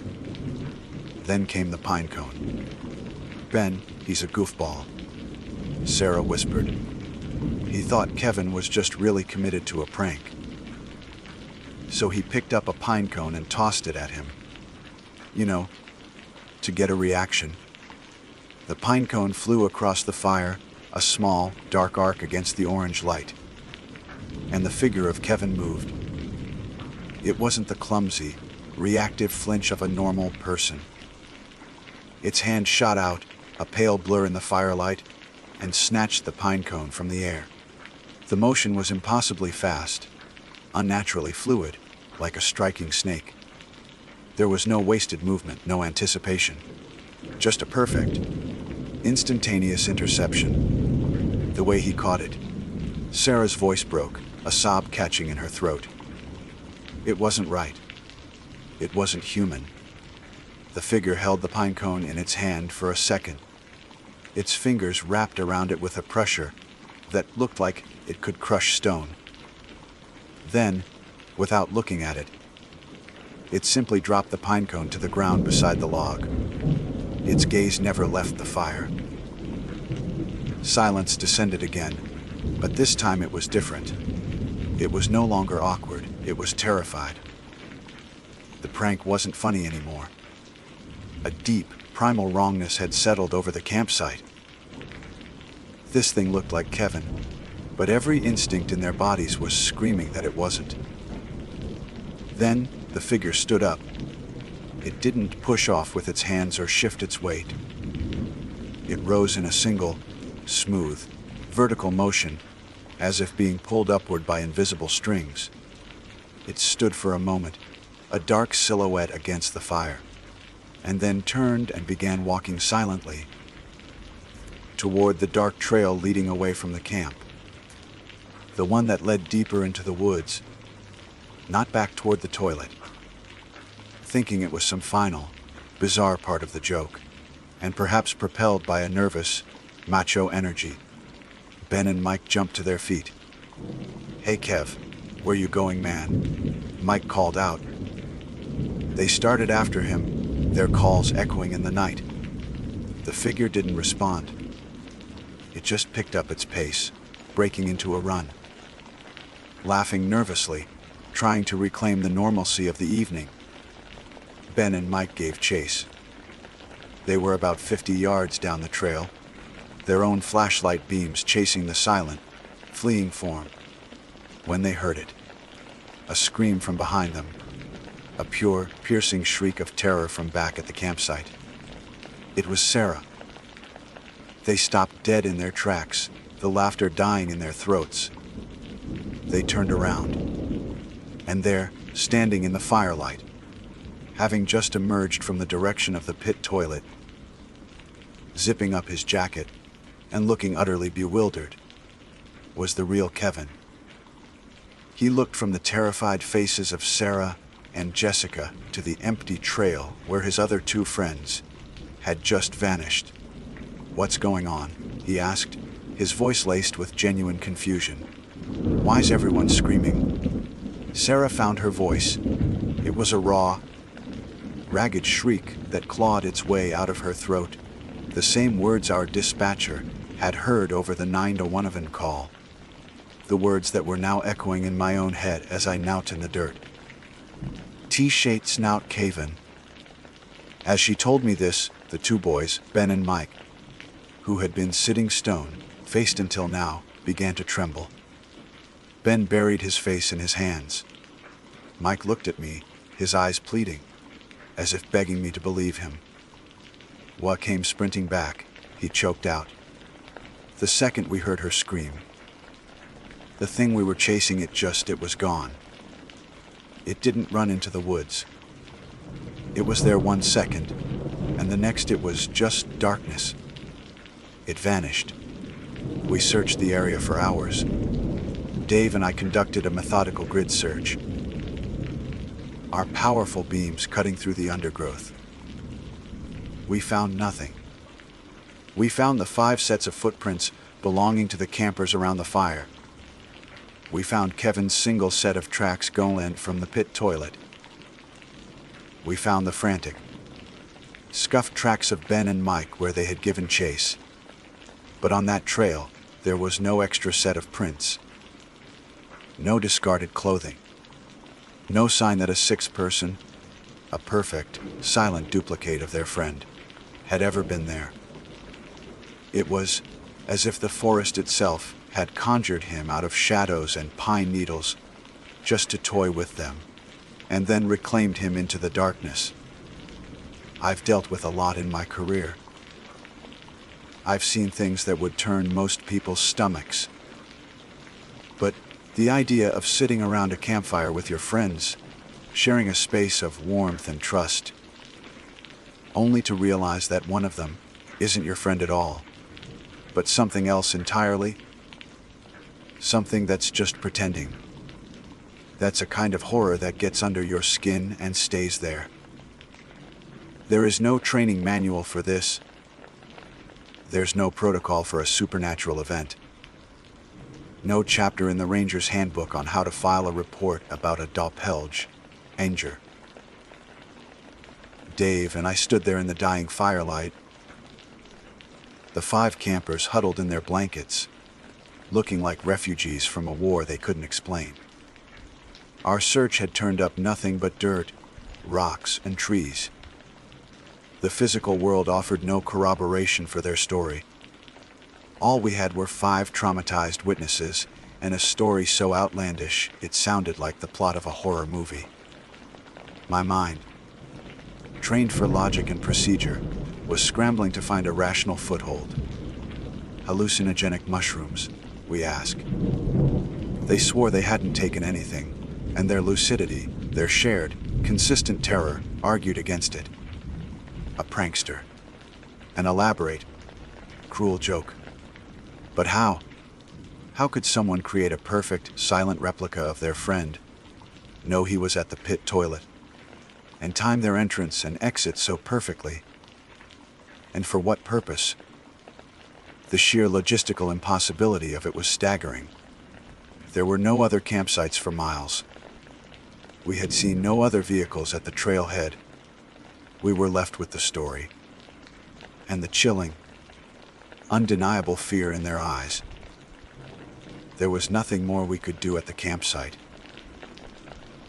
Leaving them there for the rest of the night was not an option. Their sense of safety was shattered beyond repair.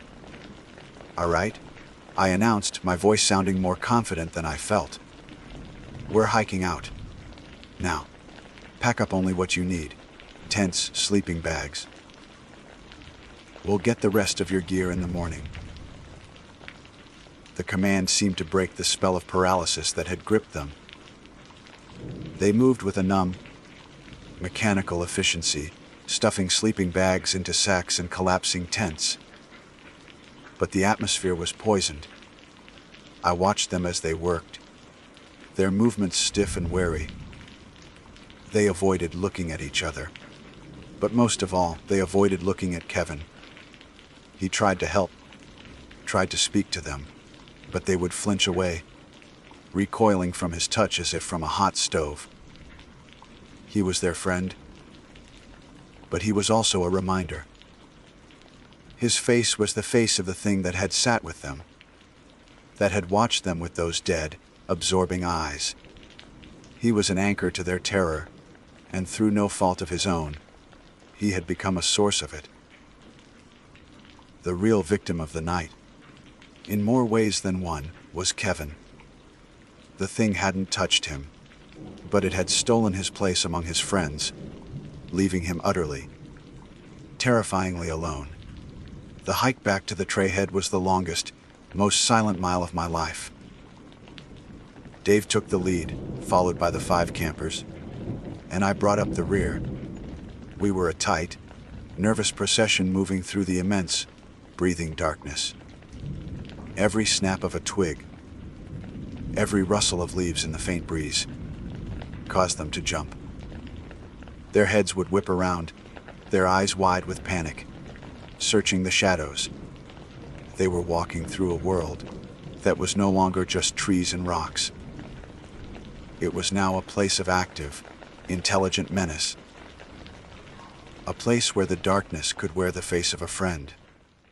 I kept my flashlight beam, sweeping the woods on either side of the trail, not because I expected to see anything, but because it was my job to look.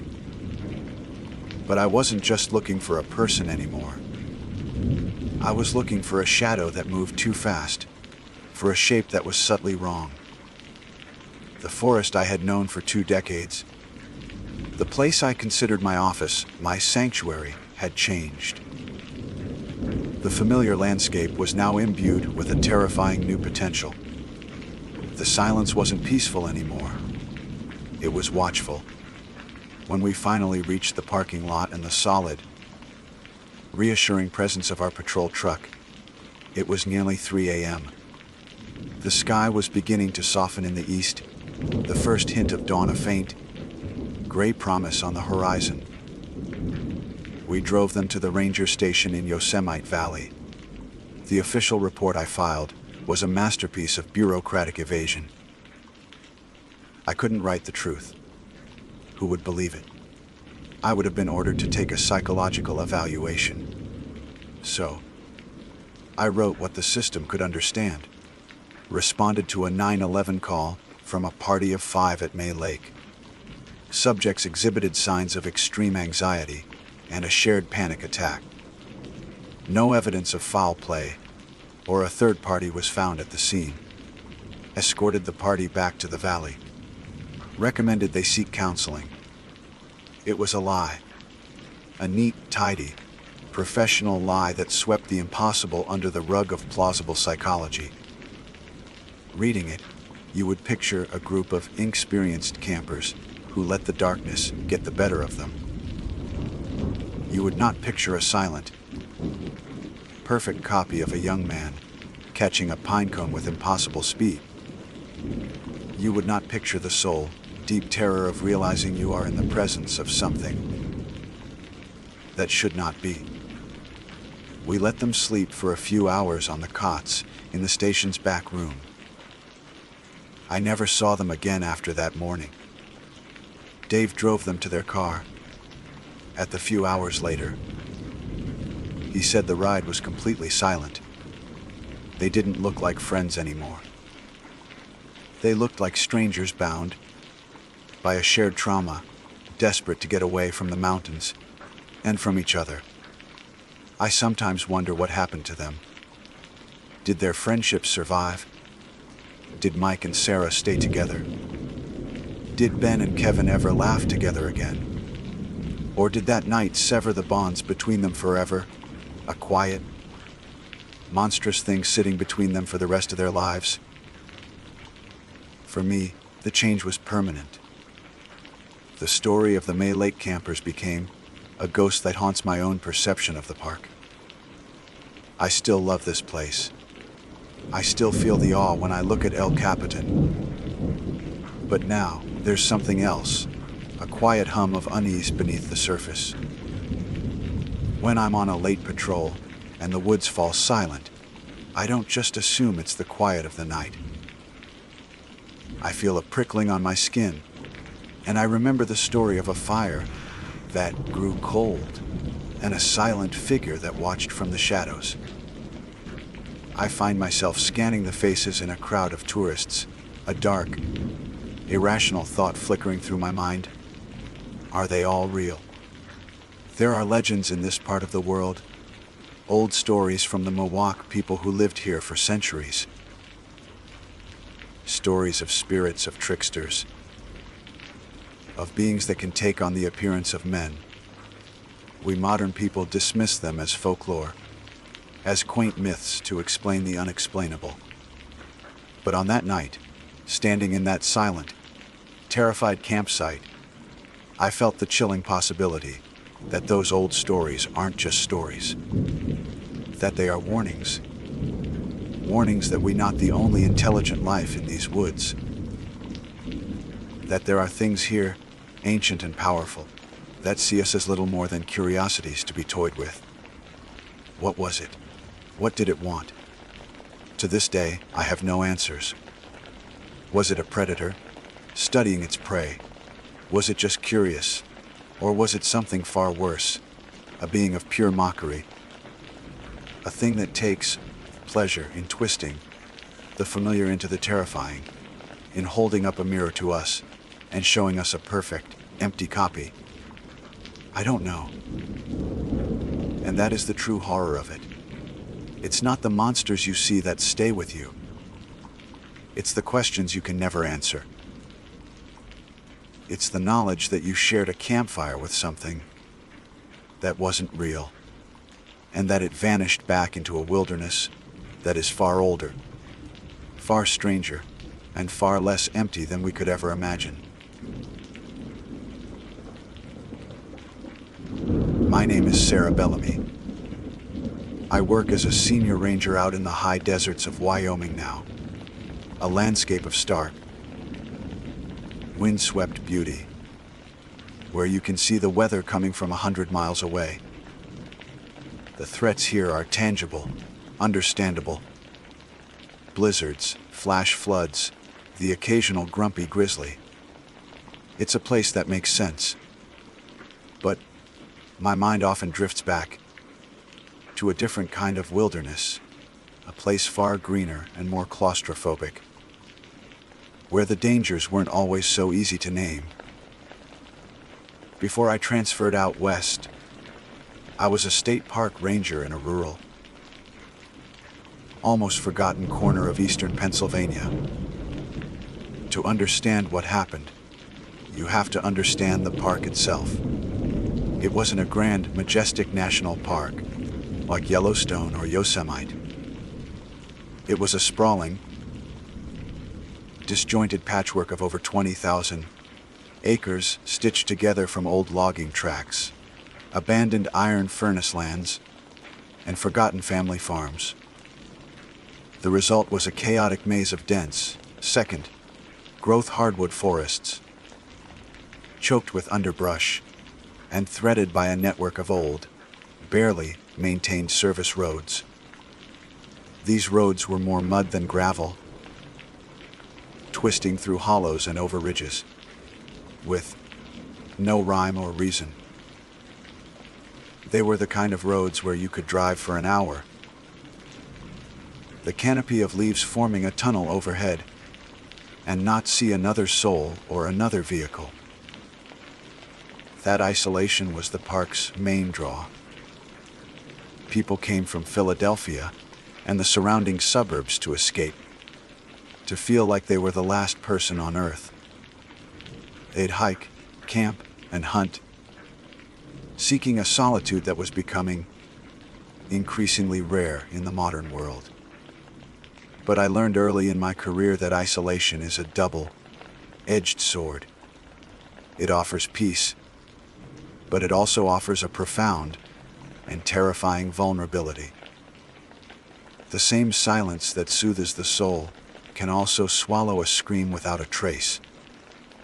The park had a history, whispered among the locals in the nearby town, and the veteran rangers I worked with. Stories of hunters who went in and never came out, their trucks found abandoned on a service road weeks later. Tales of strange lights in the woods and sounds that didn't belong to any known animal in the region. Most of these were dismissed as campfire stories, rural legends. I dismissed them too. I was a professional, trained in biology and law enforcement, grounded in the practical realities of my job: trail maintenance, visitor assistance, and resource management. I dealt in facts, not folklore. The day it happened began like any other rainy autumn afternoon. A door, persistent drizzle, had been falling since dawn, turning the air cool and the forest floor into a slick carpet of decaying leaves. The sky was a uniform, oppressive gray, and the humidity was so thick you could almost drink it. It was the kind of day that leached the color out of the world, leaving everything in shades of brown and gray. I was on patrol, my state-issued Ford F-150 sloshing its way down Service Road 12, a particularly remote and notoriously rough track in the park's northern sector. My duties were mundane: check for illegal dumping, make sure no one had tried to set up an unauthorized campsite, and ensure the old wooden gates to restricted areas were still locked. The rhythmic thump of the windshield wipers was the only sound besides the engine's low growl and the squelch of the tires in the mud. The forest pressed in close on either side, a wall of wet, dark bark and dripping leaves. I remember feeling a sense of deep contentment. This was my office. I knew the name of every tree, the call of every bird. I felt a sense of ownership, of belonging. The solitude didn't bother me. I thrived in it. I was thinking about finishing my route, getting back to the ranger station, and writing up my daily report over a hot cup of coffee. My mind was on the simple, comforting routines that anchor a life. That's when I came around a sharp, blind curve. And there it was. A pickup truck, an older model Chevy, was pulled over to the right side of the narrow road. Its hood was up, a dark metal mouth open to the gray sky. A figure was standing beside it, hunched over slightly, peering into the engine compartment. My training and experience kicked in instantly. Motorist assist. It was one of an endless list of duties. People broke down, got lost, ran out of gas. It happened all the time. I slowed my truck, the brakes groaning in the damp air, and pulled up about 20 feet behind the Chevy. I put my truck in park, killed the engine, and the sudden silence was jarring, broken only by the soft patter of rain on the roof and the forest floor. I grabbed my heavy-duty flashlight and my rain jacket, radioed in my location and the situation. Dispatch, this is Ranger Bellamy, Unit 3. I'm on Service Road 12, mile marker 45, out with a disabled vehicle, Pennsylvania plate, and got out. The air was thick with the smell of damp earth, wet leaves, and ozone. Having some trouble. I called out, my voice sounding loud in the quiet. The figure straightened up and turned to face me. And that's when the first, tiny, dissonant alarm bell went off in the back of my mind. It wasn't a loud, clanging bell of immediate danger, but a quiet, insistent hum of wrongness. It was a woman. She was probably in her late 40s, with a hard, weathered face that looked like it had been carved from oak.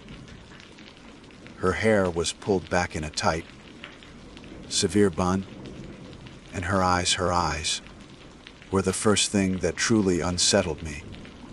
They were dark, flat, and utterly devoid of the emotion I expected to see. When people break down in a remote area, they look relieved to see a ranger. They look flustered, annoyed, worried. This woman looked none of those things. She looked expectant, calm, as if she had been standing there, on that muddy road, in the middle of nowhere, in the rain, specifically waiting for me to arrive. She didn't smile. She didn't move toward me.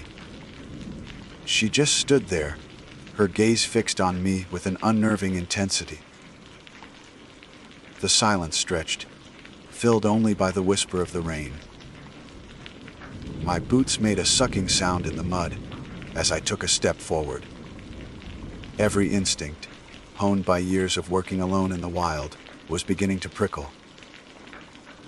The initial, simple assessment, motorist assist, was dissolving, replaced by a cold, creeping question mark.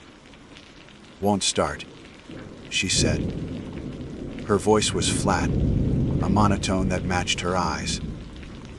It held no inflection, no hint of frustration. It was a simple statement of fact, delivered with the emotional weight of a weather report. My hand, which had been resting casually on my belt, moved a little closer to my sidearm, a purely subconscious gesture. The hum of wrongness in my head was getting louder. "Let me take a look," I offered, forcing a professional calm into my voice that I did not feel. My training dictated my actions, a script I'd followed 100 times before. You approach, you assess, you offer aid. But every step I took toward her felt like a step into deeper water. The mud pulled at my boots with a greedy, sucking sound, as if the earth itself was trying to hold me back.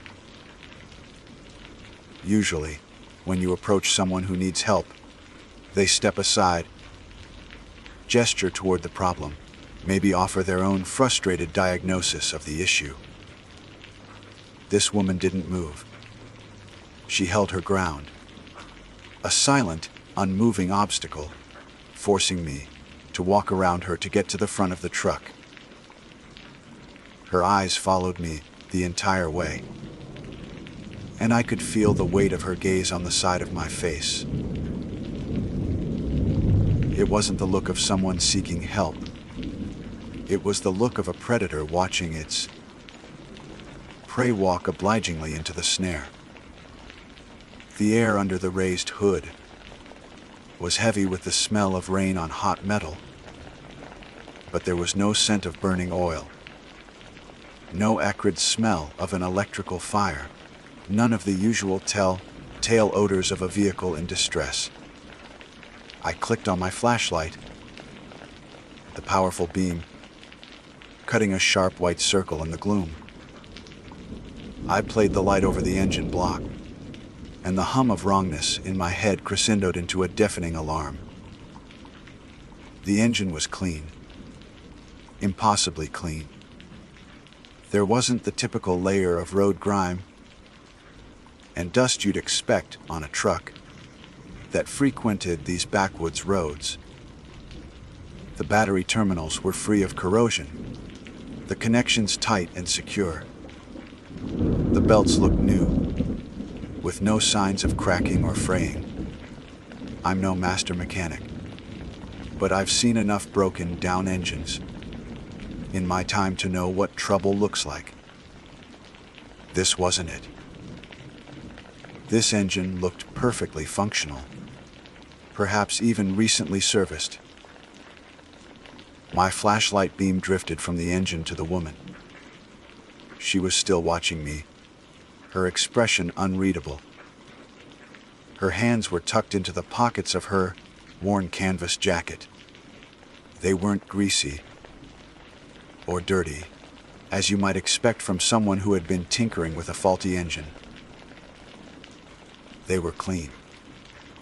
Everything looks okay on the surface, I said, my voice tight. I tried to keep it casual, a ranger making a routine assessment. Have you tried turning it over recently? It won't start. She repeated the same flat, dead words. She didn't offer any more information. No. It was running fine, and then just died. Or it was making a clicking sound. Just that simple, unhelpful statement. My mind was racing, trying to assemble the pieces. A clean engine. A calm, expectant woman. A remote, muddy road miles from anywhere. No cell service. My radio call to dispatch had been a standard procedure. But backup, if they even sent it for a simple motorist assist, would be a good 45 minutes away. Maybe longer in this weather. The woods around us were no longer a place of contentment. They were a place of concealment. The dense, dripping trees were a curtain, and I had no idea or what might be waiting behind it. The isolation I had once cherished now felt like a cage. I took a deliberate step back from the engine, creating a little more space between us. I began, my brain desperately searching for an exit strategy. Sometimes it's just a flooded engine. Maybe we should just give it a few minutes. Her eyes narrowed, just a fraction. But it was enough. A flicker of something cold and calculating appeared in their flat depths. I'm sure we can figure it out, she said. The wet hung in the damp, heavy air between us like a physical object. It was a possessive word, an inclusive word that I wanted no part of. It implied a partnership, a shared experience that I was suddenly desperate to escape. The road was a single muddy track leading in and out. If she, and whoever else, I was now certain was hiding in the woods, wanted to find me, all they had to do was follow my tire tracks. I was a park ranger, a figure of authority, but out here, stripped of quick communication and backup, I was just a woman, alone. My uniform and my badge felt like a costume, a flimsy pretense of control in a situation that was rapidly spiraling beyond my command. The gut feeling, that primal instinct that all good rangers learn to trust above all else, was no longer a hum or a scream. It was a physical sensation, a cold knot of certainty in my stomach. This wasn't a breakdown. This was a setup. I wasn't here to rescue her. I was the one who needed rescuing. I had to get back to my truck. I had to get away from her. But I couldn't just turn and run. That would trigger the chase, the very confrontation I was trying to avoid. I needed a plausible reason to leave, an official-sounding excuse that would allow me to retreat without showing my fear. My radio. That was it. I forced a smile, the kind of practiced, no nonsense ranger smile I used on difficult visitors. You know what? I said, my voice a marvel of false cheerfulness. My radio gets a much better signal from the top of that ridge back there. I gestured vaguely with my thumb down the road I'd just come from. It's a bit of a dead zone, down here in the hollow. Let me just drive back up there and call in a proper tow truck for you. Regulations, you know. We have to log it officially. I was babbling, but I hoped it sounded official enough. The lie felt clumsy and transparent to me, but it was the only weapon I had. For a long moment, she just stared at me. The silence was absolute except for the rain. I could feel my heart hammering against my ribs, a frantic bird trapped in a cage. I watched her eyes, looking for any sign that she saw through my flimsy excuse. I expected an argument, a protest, another quiet insistence that, could handle it. But she just gave a slow, deliberate nod. All right, she said, her voice still utterly devoid of emotion. You do that. The ease of her agreement was almost as unnerving as a confrontation would have been. It felt like a predator toying with its food, allowing it the illusion of escape. I didn't wait for another word. I insist, I said, trying to sound firm and in charge. I'll be right back. Don't you worry. I turned my back on her, a move that took every ounce of self-control I possessed. Every nerve ending screamed that it was a mistake, that I should keep my eyes on her. Walking back to my truck felt like the longest walk of my life. The 20 feet of mud might as well have been a mile. I was acutely aware of the vast, silent forest, of the rain, of her standing there behind me. I could feel her eyes on my back, a physical pressure. I resisted the urge to look over my shoulder, to break into a run. I just kept walking, one muddy step after another, my hand resting on the reassuring coldness of my sidearm. I reached my truck, pulled the door open, and slid into the driver's seat. My hands, shaking as I fumbled for the keys in the ignition. My fingers were slick with a cold sweat as they closed around the key in the ignition. For a terrifying, heart-stopping second, I thought my own engine wouldn't start, that some sympathetic mechanical curse would leave me stranded here with her. The key turned. The engine roared to life, the sound an explosive violation of the oppressive quiet. It was the most beautiful sound I had ever heard. I slammed the truck into drive, my foot hovering over the accelerator, every muscle in my body screaming at me to floor it, to spray mud and gravel, and get out of there as fast as humanly possible. But I didn't. Some last, frayed thread of professional composure held me in check. A panicked flight would be an admission of fear. It would confirm her power, confirm that I knew it was a trap. I had to see this through. Maintain the fiction that I was just a helpful ranger going to call a tow truck. I eased my foot onto the pedal, and the truck lurched forward, pulling away from her with agonizing slowness. I did not look back. I couldn't. I stared forward into the gray, rainy tunnel of the forest. But my entire consciousness was focused on the rearview mirror. In the small, vibrating rectangle of glass, she was a static figure. She hadn't moved. She just stood by the open hood of her truck, watching me go. The distance between us grew. 20 yards. 30. 40. A small, hysterical bubble of relief began to form in my chest. I had done it. I had called her bluff. I was getting away. And then I saw it.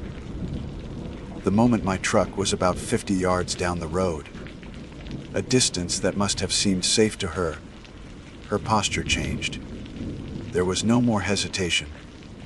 With a calm, fluid motion, she reached down and slammed the hood of her truck shut. The action was so casual, so economical. It was like she was simply closing a toolbox after a job well done.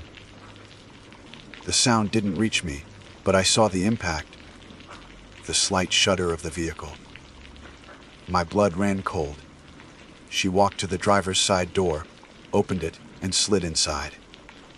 My heart, which had just begun to slow, kicked into a frantic, hammering rhythm against my ribs. This was it. She was going to follow me. The pretense was over. A chase on these slick, winding roads would be suicidal. She knew the area, I assumed, and I was just a ranger in a heavy, clumsy vehicle. I watched in the mirror as her truck's brake lights flashed once, then went dark. A small puff of white exhaust coughed from the tailpipe. The engine that wouldn't start, had fired up instantly, without a single sputter of protest. She had lied. Of course, she had lied. I had known it all along, but the visual confirmation was a physical blow. The trap was real. My foot pressed harder on the accelerator. The lie was exposed. There was no more reason to pretend. But she didn't follow. Her truck just sat there, idling on the muddy shoulder. She didn't pull out. She didn't flash her lights. She just sat there, a dark silhouette behind the wheel, watching me drive away. And somehow, that was the most terrifying thing of all. The chase I had dreaded never came. She just let me go. It wasn't a failure on her part. It felt like a choice. It felt like a message: I could have taken you, but I am choosing not to. This time. I finally rounded the blind curve that had brought me upon her. and her truck disappeared from my rearview mirror. But it wasn't gone from my mind. The rest of the drive was a 10-minute eternity of pure paranoia. The familiar forest had transformed into a landscape of menace. Every dark shadow between the trees was a hiding place. Every gnarled branch looked like a reaching arm. I half expected to see her truck reappear behind me at every turn, or to find the road blocked by a fallen tree, or by her truck up ahead.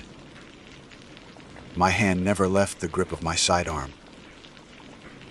I scanned the woods on either side of the road, my eyes darting back and forth, my senses screaming with a primal terror I had never known. When my tires finally hit the solid, reassuring pavement of the main park road, a sob of relief escaped my lips. I pulled over for a moment, my whole body shaking uncontrollably. The professional mask crumbled, and I was just a terrified woman who had looked into a void and had, by some miracle, been allowed to step back. I radioed dispatch. My voice was thin and reedy, but I forced it to be steady. Dispatch, this is Ranger Bellamy. Go ahead. Unit 3. Regarding the disabled vehicle on Service Road 12. The driver declined assistance. She got the vehicle started on her own. 10-4 Unit 3. You're clear? And that was it? What else could I say? Dispatch. I think I was just lured into a trap by a woman who may or may not be a serial killer. I had no proof. No crime had been committed. I hadn't been assaulted or even explicitly threatened. All I had was a clean engine, a flat voice, and a gut feeling that had saved my life. Filing a report would have been useless. An exercise in sounding like a hysterical rookie who had let the spooky woods get to her. So I said nothing. I drove back to the station, the familiar building feeling less like a sanctuary and more like a temporary shelter. I ran the license plate I had dutifully jotted down. It came back registered to a long, defunct P.O. box in a town 3 counties away. It was a ghost plate, a dead end, a tool for someone who didn't want to be found. I never saw her again. I never heard of any other incidents in the park that matched my experience. But the memory of that day is etched into my soul. It changed me. The comfortable solitude I once loved in those woods was gone, replaced by a constant, low-level hum of anxiety. I started carrying a second, more powerful sidearm. I avoided the deep service roads unless absolutely necessary. The park was no longer my office. It was a place where monsters wore human faces. I have no proof that anything bad was going to happen on that lonely, muddy road. But I know, with a certainty that chills me to this day, that I was not dealing with a stranded motorist. I was being hunted. She wasn't waiting for help. She was waiting for a victim. And out there, where the trees press and the silence swallows you whole, the only thing that saved me was listening to that primal animal instinct that all good rangers learn to trust, the feeling that tells you when something is terribly, terribly wrong. It's the reason I'm in Wyoming today, under a wide open sky. Because some forests hold memories that are too dark to bear.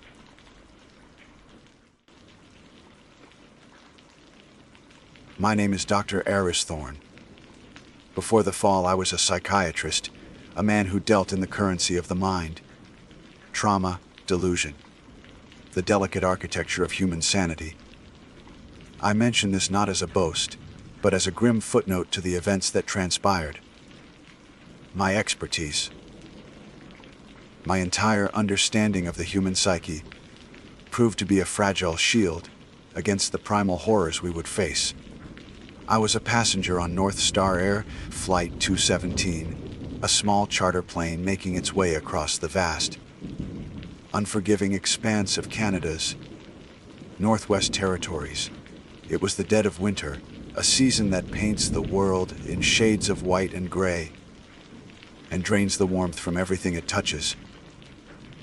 The flight itself was unremarkable until it wasn't. There was no dramatic explosion, no Hollywood-style plummet, just a sickening lurch, a high-pitched whine from the engines that spiraled into a scream of tortured metal. And then the world became a chaotic symphony of violence. The cabin lights flickered and died. The roar of the wind replaced the hum of the engines. I remember the sensation of weightlessness, the stomach churning drop, and the primal, terrified shrieks of the other passengers. Then came the impact. A bone-jarring, teeth-rattling cataclysm that felt less like a crash and more like the world itself had broken. When consciousness returned, it was to a profound and unnerving silence. The wind howled outside, a lonely, mournful sound. But inside the fractured tube of the fuselage, there was only the soft drip of melting snow and the ragged sound of breathing. My own. Slowly, painfully, I took stock. The world was canted at a nauseating angle. Snow had burst through a ruptured window, dusting the scene in a macabre layer of white. We were seven souls cast out of the sky into a frozen hell. The fuselage, by some miracle, was mostly intact. It was our tomb and our sanctuary. The cockpit was a mangled wreck, and our pilots, Captain Miles Corbin and his first officer, were gone. That grim discovery fell to David Chen, the flight engineer. Dave was a young man, barely 30, with a sharp mind and a quiet confidence that had been shattered along with the plane's instruments. He moved with a haunted, mechanical efficiency in those first few days. The burden of being the only crew member left the wive pressing down on him like the weight of the snow-laden sky. He was the one who confirmed the radio was dead, its wires severed, its circuits fried. His pronouncement, delivered in a flat, defeated tone, was the true beginning of our isolation. Brenda Hale, a real estate agent from Vancouver, quickly established herself as a force of pragmatic leadership. She was in her late 40s, immaculately dressed even in the wreckage, her sharp business acumen immediately translating to the grim calculus of survival. It was Brenda who organized the search for supplies, her voice cutting through the initial shock and panic. We found so little a handful of snack-sized peanut bags, a crushed box of airline cookies, and a case of bottled water that had, mercifully, not frozen solid. Then there was Mark Peterson, a young architectural engineer on his way to a lucrative new contract in Yellowknife. He was full of the easy optimism of youth, his dreams laid out before him like a blueprint. The crash had pinned his leg, and though we managed to free him, the injury was severe. A deep, jagged gash that we cleaned as best we could with antiseptic wipes from a first aid kit and wrapped in torn strips of seat fabric. His pain was a constant, low hum in the background of our existence. Huddled together in the coldest part of the wreckage, as if trying to physically distance themselves from the horror, were Lime and Chloe. They were a young couple, artists from the look of their sketchbooks and charcoal pencils scattered among their belongings. They were inseparable, their hands always finding each other, their whispers a private language in the shared space of our misery. They represented a purity, an untainted love that felt alien in our new, broken world. And finally, there was Arthur Penhaligon, an elderly, semi-retired history professor from a small eastern university. He was a quiet, bird-like man with spectacles that were miraculously unbroken. He said little, but his eyes, magnified by the thick lenses, seemed to see everything. He clutched a leather-bound book to his chest as if it were a holy text, his only salvaged possession.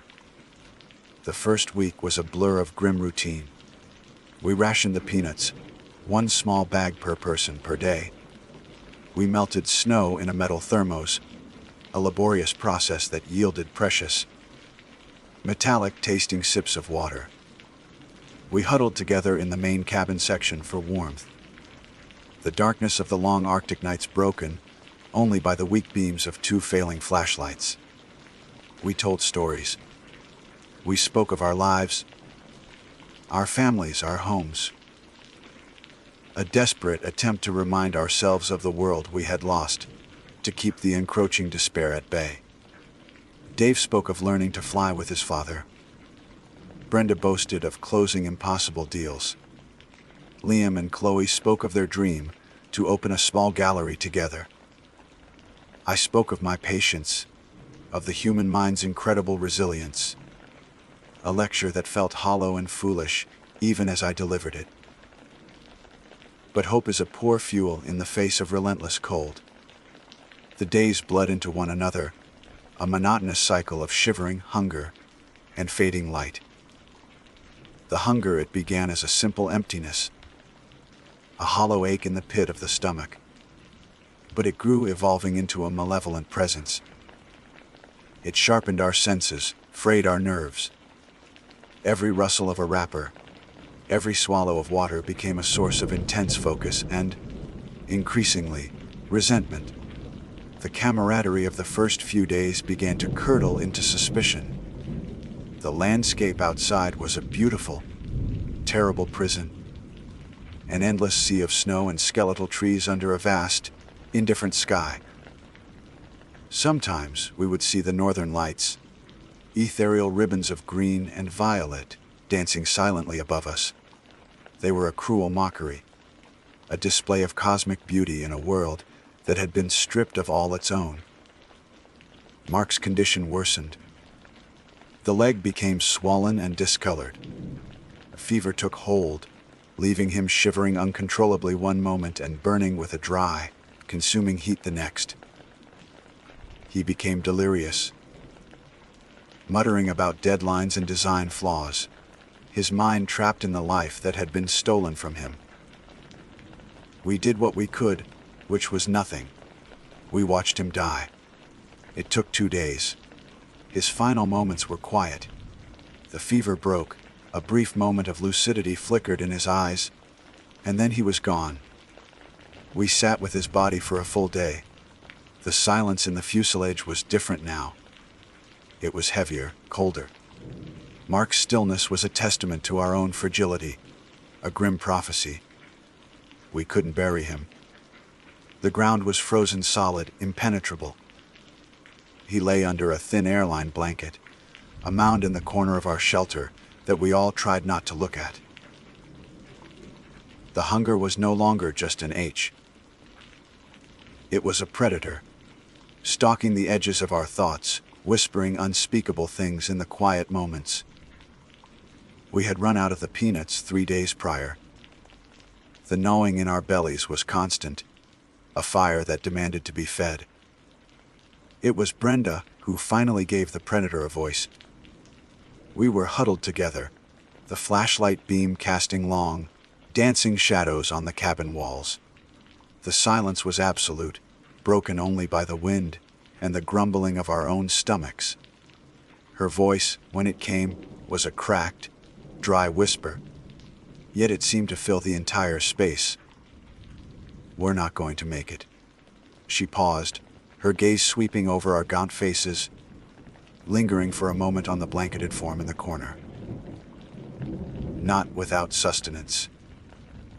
The word hung in the frozen air, obscene and undeniable.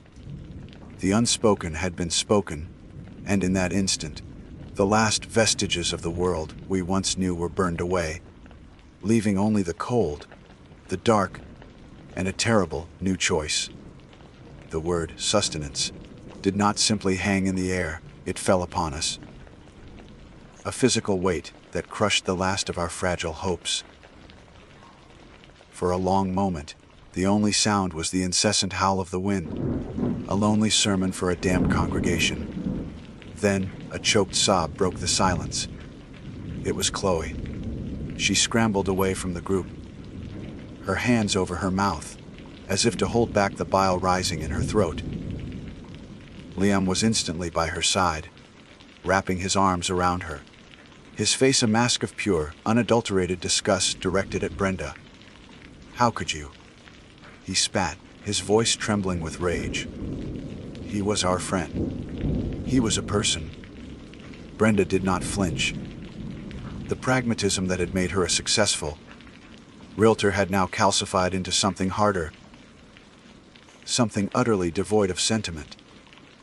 Her eyes, which had once sparkled with shrewd intelligence, were now flat and cold as glacial ice. "He was a person, Liam," she corrected, her tone chillingly reasonable. "Now he is a resource, a collection of proteins and fats that can keep the rest of us alive. Do you think he would want us all to follow him into death, out of some misplaced sense of propriety?" The argument, when it finally erupted, was horrific. It was a maelstrom of grief, fear, and ravenous hunger. We screamed at each other, our voices raw and hoarse in the enclosed space. Liam and Chloe were the heart of the opposition, their arguments rooted in morality, in faith, in the fundamental laws of human decency. They quoted scripture they half remembered.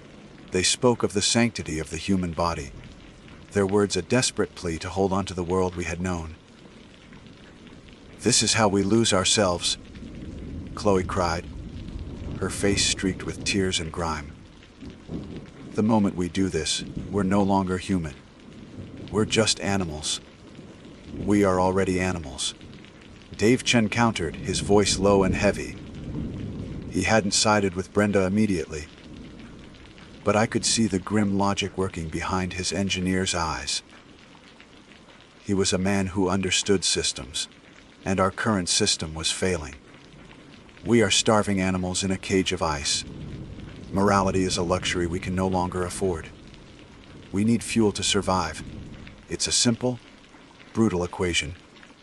I found myself caught in the horrifying middle ground. As a psychiatrist, I understood the psychological breaking point we were approaching. I knew about survival psychosis, about how the primitive brain can override centuries of civilized conditioning. I saw the clinical truth in Dave's brutal equation. But the man, the soul within the clinician, was repulsed to his very core. Every instinct screamed that this was a line that, once crossed, could never be uncrossed.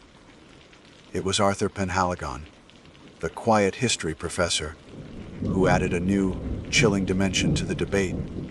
He had been silent throughout the screaming match, his gaze distant, fixed on the swirling snow outside the fractured window. Finally, he spoke, his voice a dry rustle of old paper. "There are stories," he began, and the cabin fell silent, his quiet tone demanding more attention than our shouting ever could. He hugged the leather-bound book to his chest. "Old stories from the Algonquian peoples who have lived in these northern forests for millennia. They speak of times of famine, of winters so long and so cold that the game disappears and the people are left with nothing. They speak of a terrible choice." He paused, his magnified eyes sweeping over us. "They speak of the Wendigo." The name meant little to me then, a half-remembered creature from campfire tales. According to the legends, Arthur continued, his voice dropping lower, a person who resorts to eating the flesh of another human being, especially in the wilderness, becomes tainted. They invite a spirit of winter and insatiable hunger into themselves. A spirit with a heart of ice. They are cursed to transform, to become a Wendigo themselves. An emaciated, monstrous creature forever craving human flesh, never to be satisfied. A thick, superstitious dread settled over the cabin, colder than the wind outside. Brenda scoffed, a harsh, grating sound. For God's sake, Arthur, we're talking about survival, not ghost stories. Are we really going to let ourselves starve to death because of some ancient myth? But the seed was planted. The argument continued for another day, but its nature had changed. It was no longer just about morality versus survival. It was now about sanity versus a potential, supernatural damnation. Yet, with every passing hour, the gnawing in our bellies grew more insistent. A more powerful advocate than reason or fear. The breaking point came on the third day after Mark's death. The decision was not made with a vote, but with a slow, grim surrender.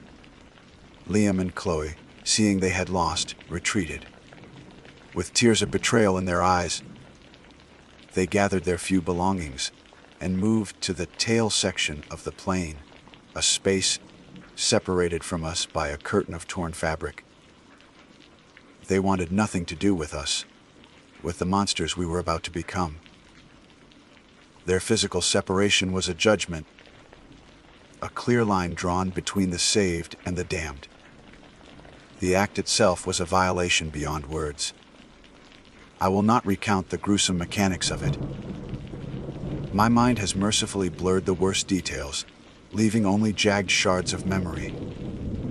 Dave, the engineer, with his haunted, methodical precision, did what had to be done. Brenda stood over him, not helping, but supervising, her face an unreadable mask. Arthur turned away, his back to the scene, and I saw his shoulders shaking. I was a participant, a passive, horrified accomplice whose hands trembled as I accepted my portion.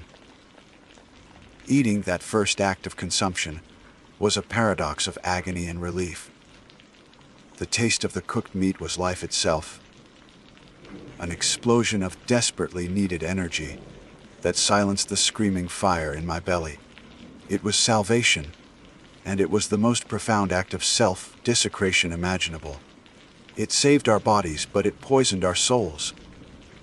We ate in silence, unable to look at one another, the act binding us together in a covenant of shame. Afterward, a strange and terrible sickness fell over me. It began not in the body, but in the mind. A wave of depression so profound it felt like a physical weight, pressing me down into the cold floor of the fuselage. It was followed by a violent, convulsive nausea.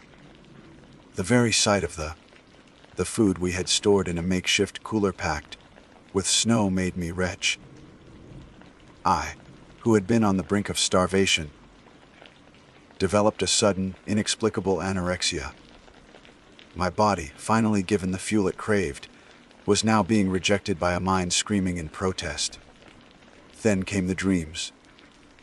My sleep became a gateway to a frozen, desolate landscape, even bleaker than the one outside. And in that landscape, it was waiting for me. The Wendigo. It was exactly as Arthur's stories had hinted, yet infinitely more terrifying. It was impossibly tall and gaunt. Its gray skin stretched tight over protruding bones. Its limbs too long, its movements jerky and unnatural. Its head was a desiccated skull, crowned with peeling antlers, and its eyes were black pits of cosmic cold. But the most horrifying feature was its mouth, a lipless gash filled with jagged needle, like teeth, stained with something dark. In the dreams, it did not chase me. It simply stood there, watching me, and it whispered into my mind. Its voice was the sound of cracking ice and rustling dead leaves. You called me, it whispered. You partook of the forbidden feast. You opened the door. The hunger is my gift to you. You are mine now. I would wake up with a silent scream trapped in my throat, my body drenched in a cold sweat despite the freezing air. The cabin would be dark and silent, save for the breathing of the others. But the hunger was always back, and it was terrifyingly different. The hollow, desperate ache of starvation was gone. In its place was a sharp, predatory craving, a specific, insatiable desire that pulsed in my veins. It was a living thing inside me, a parasite of the soul, and I started looking at the other survivors differently.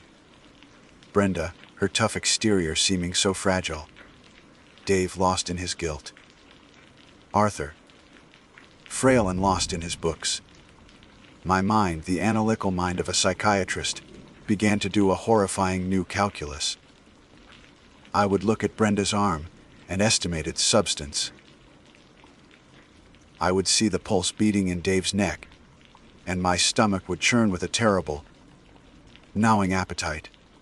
The thoughts were so vile, so alien, that I would double over, gagging, fighting back the wave of self-disgust.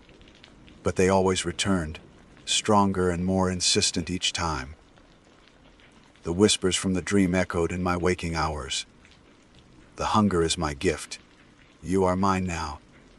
The terror of going Wendigo became the central axis around which my shattered mind revolved. The myth Arthur had recounted was no longer a story. It was a diagnosis, a prophecy unfolding within my own flesh and blood. The clinical part of my brain, the psychiatrist, fought a desperate rearguard action, trying to frame the experience in familiar terms. Survival psychosis, extreme PTSD, malnutrition-induced hallucinations. The labels were a flimsy shield against a far more terrifying truth. The whispers in my dreams were not figments of a traumatized psyche. They were echoes of a genuine, ancient evil I had invited into the sanctuary of my soul. Paranoia became my constant companion, a cold shadow that clung to me, even in the relative warmth of our huddle. I became convinced the others could see the transformation. When Brenda's cold, pragmatic gaze fell upon me, I didn't see a fellow survivor. I saw a judge, assessing the monster in her midst. When Dave, lost in his own silent hell of guilt, would accidentally meet my eyes, I saw a flicker of fear and recognition. Did he see the hunger in my eyes? Did he see the way I watched the pulse beat in his throat? The thought was enough to send me scrambling away, my heart hammering against my ribs. I began to withdraw, physically and mentally. I moved my sleeping spot to the edge of the fuselage, near a jagged tear in the metal that offered a view of the desolate landscape. I told the others it was because I needed air, a lie so thin it was transparent. The truth was, I couldn't bear to be near them. The proximity, the scent of their living bodies, stoked the fire of the wrong hunger to an unbearable degree. I was terrified of what I might do, in a moment of weakness, in the deep, dark hours of the Arctic night. I became a sentinel at the edge of our grim camp, watching them, my stomach churning with a nauseating cocktail of horror and a terrible, gnawing appetite. My focus, my obsession, began to drift towards the tail section of the plane, towards Liam and Chloe. They were the untainted. They had refused the feast, and in my twisted mind, this made them both an object of revulsion and an unbearable temptation. They were a reminder of the humanity I had sacrificed, and the hunger whispered that their purity would be all the more satisfying to consume.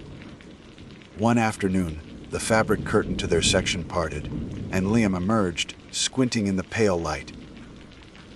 He was shockingly thin, his clothes hanging off his skeletal frame. He moved with a slow, deliberate weakness, gathering snow to melt. He didn't see me watching from my perch. Every muscle in my body tensed. The hunger rose up not as a whisper, but as a roar, a physical force that seemed to vibrate through my bones. My saliva glands flooded, my vision narrowed, and the world lost its color, replaced by a predator's grayscale focus. Liam was no longer Liam, the young artist. He was prey, he was sustenance. The thought so easy, so weak, screamed in my mind. My hand gripped a loose shard of metal by my side, my knuckles white. It took every ounce of my will, every memory of the man I once was, Dr. Eris Thorne, to fight it down. I jammed the metal shard into my own thigh, the sharp, blinding pain a welcome anchor in the storm of my craving. Liam finished his task and disappeared back behind the curtain, oblivious to the life, or death struggle that had just taken place 20 yards away. I was left shaking, sobbing. The blood from my self-inflicted wound a stark, crimson stain against the snow. The days that followed are a blur of this internal war. The group dynamic had completely dissolved. We were no longer a team of survivors. We were 4 solitary creatures sharing a cage, each lost in our private torment. Brenda grew ever more gaunt, her iron will the only thing holding her together. Dave was a ghost who barely spoke, his hands often trembling. Arthur spent all his waking hours with his book, sometimes looking up from its pages to stare at me, with an expression of profound, scholarly fear. I think he knew. I think he was watching the legend he'd spoken of come to life.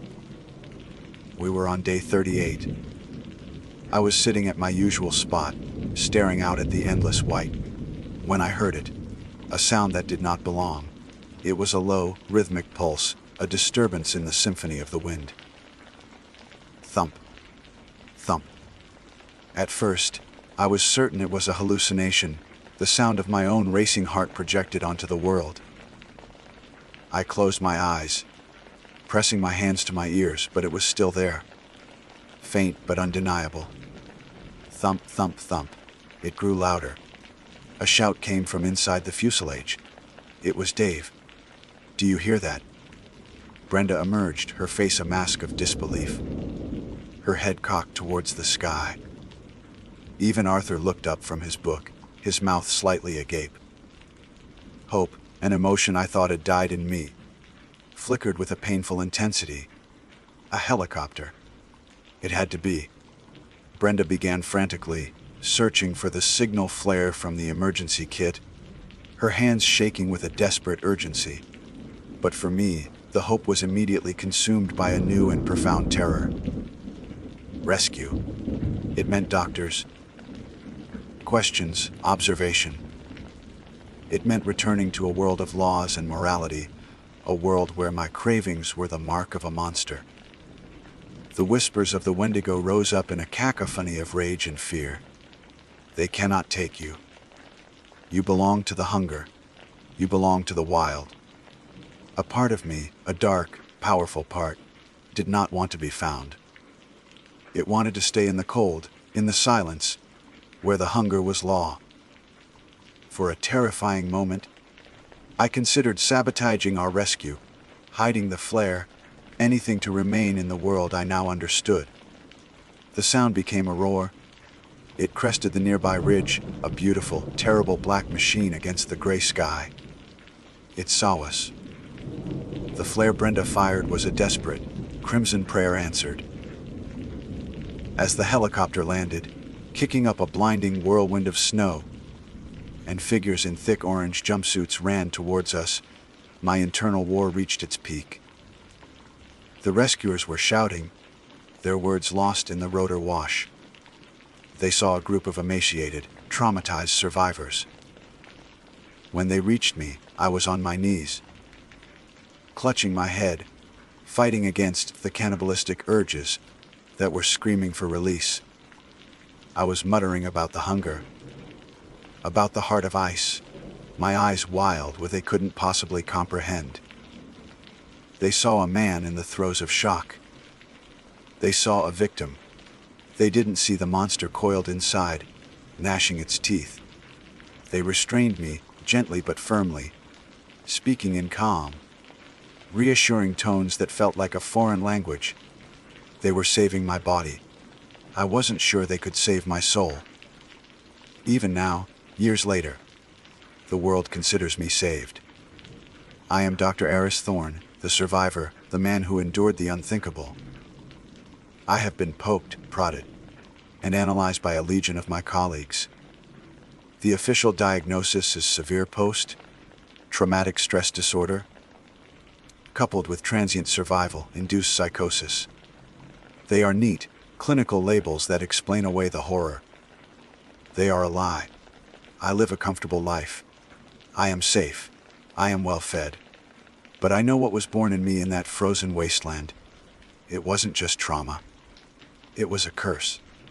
It sleeps now, dormant in the well, fed comfort of my civilized life. But sometimes, on a cold winter night, or when I go too long between meals, I feel it stir. A coldness spreads from my core, and the wrong kind of hunger whispers at the edge of my thoughts.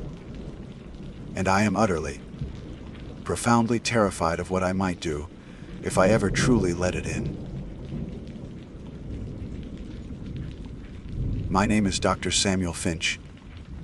I hold a doctorate in cultural anthropology from McGill University, with a specialized focus on the intersection of folklore, psychology, and colonial history within the indigenous communities of North America.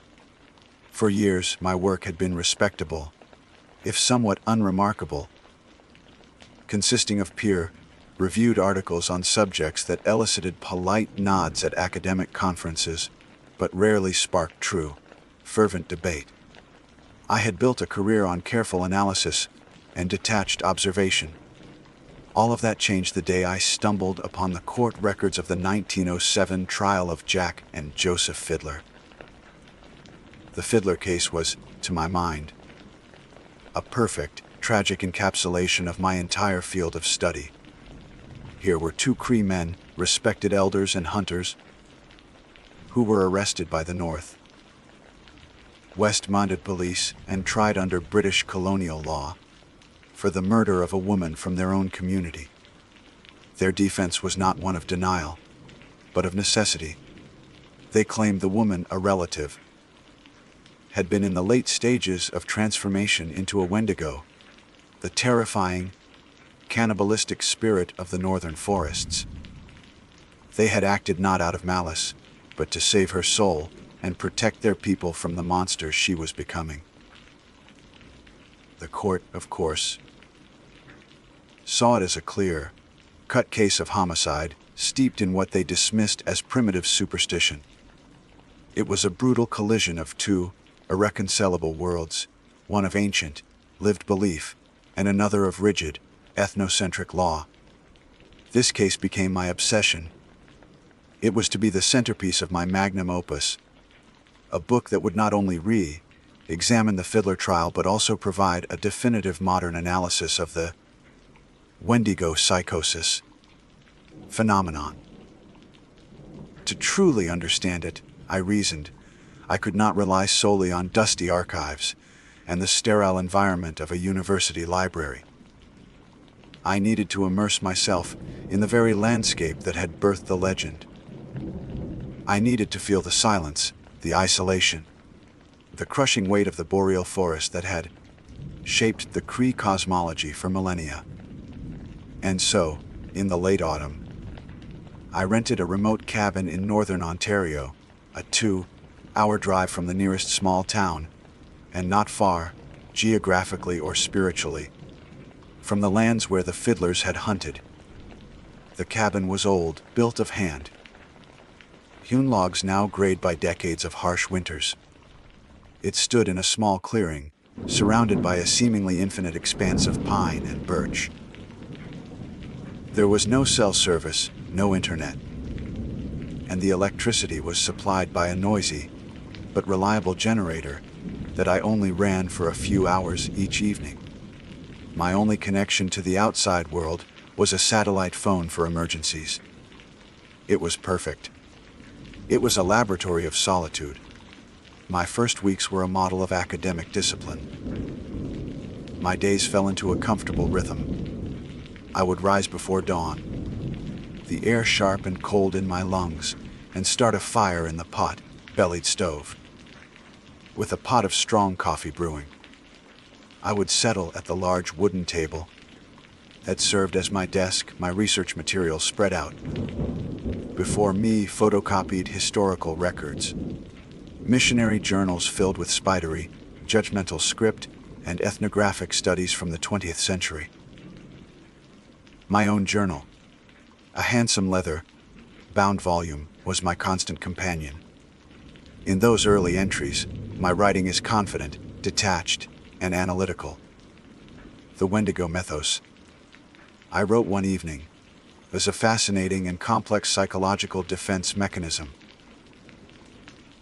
In a society facing the recurring horror of famine and the ultimate taboo of starvation-induced cannibalism, the legend provides a crucial outlet. It allows the individual and the community to project their deep-seated guilt and existential dread on to a supernatural entity. The monster is not them. It is an external force that possesses them. It is a self-fulfilling prophecy, born of desperation. Believe you are becoming a monster, and you will inevitably begin to act like one. I was proud of such insights. I felt I was peeling back the layers of superstition to reveal a core of understandable human psychology. But the environment began its slow, inexorable work on me. As October bled into November, the days grew noticeably shorter, the nights stretching into vast, silent voids. The initial charm of the solitude began to fray at the edges. The silence was no longer peaceful. It was absolute. A heavy blanket that seemed to absorb all sound. It pressed in on the cabin walls, on my eardrums. I started to feel a persistent, low-grade anxiety, a hum of unease just beneath the surface of my thoughts. It began with sounds, or what I thought were sounds.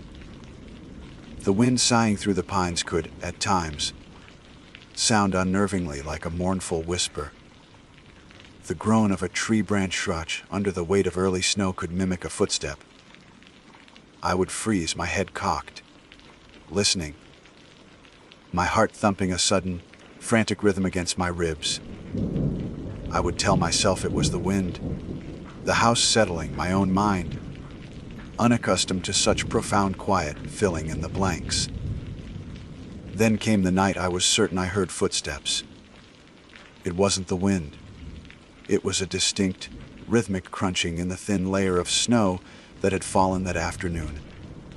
A slow, deliberate pacing that seemed to be circling the cabin. I grabbed the heavy iron poker from beside the stove, my knuckles white, and crept to the window.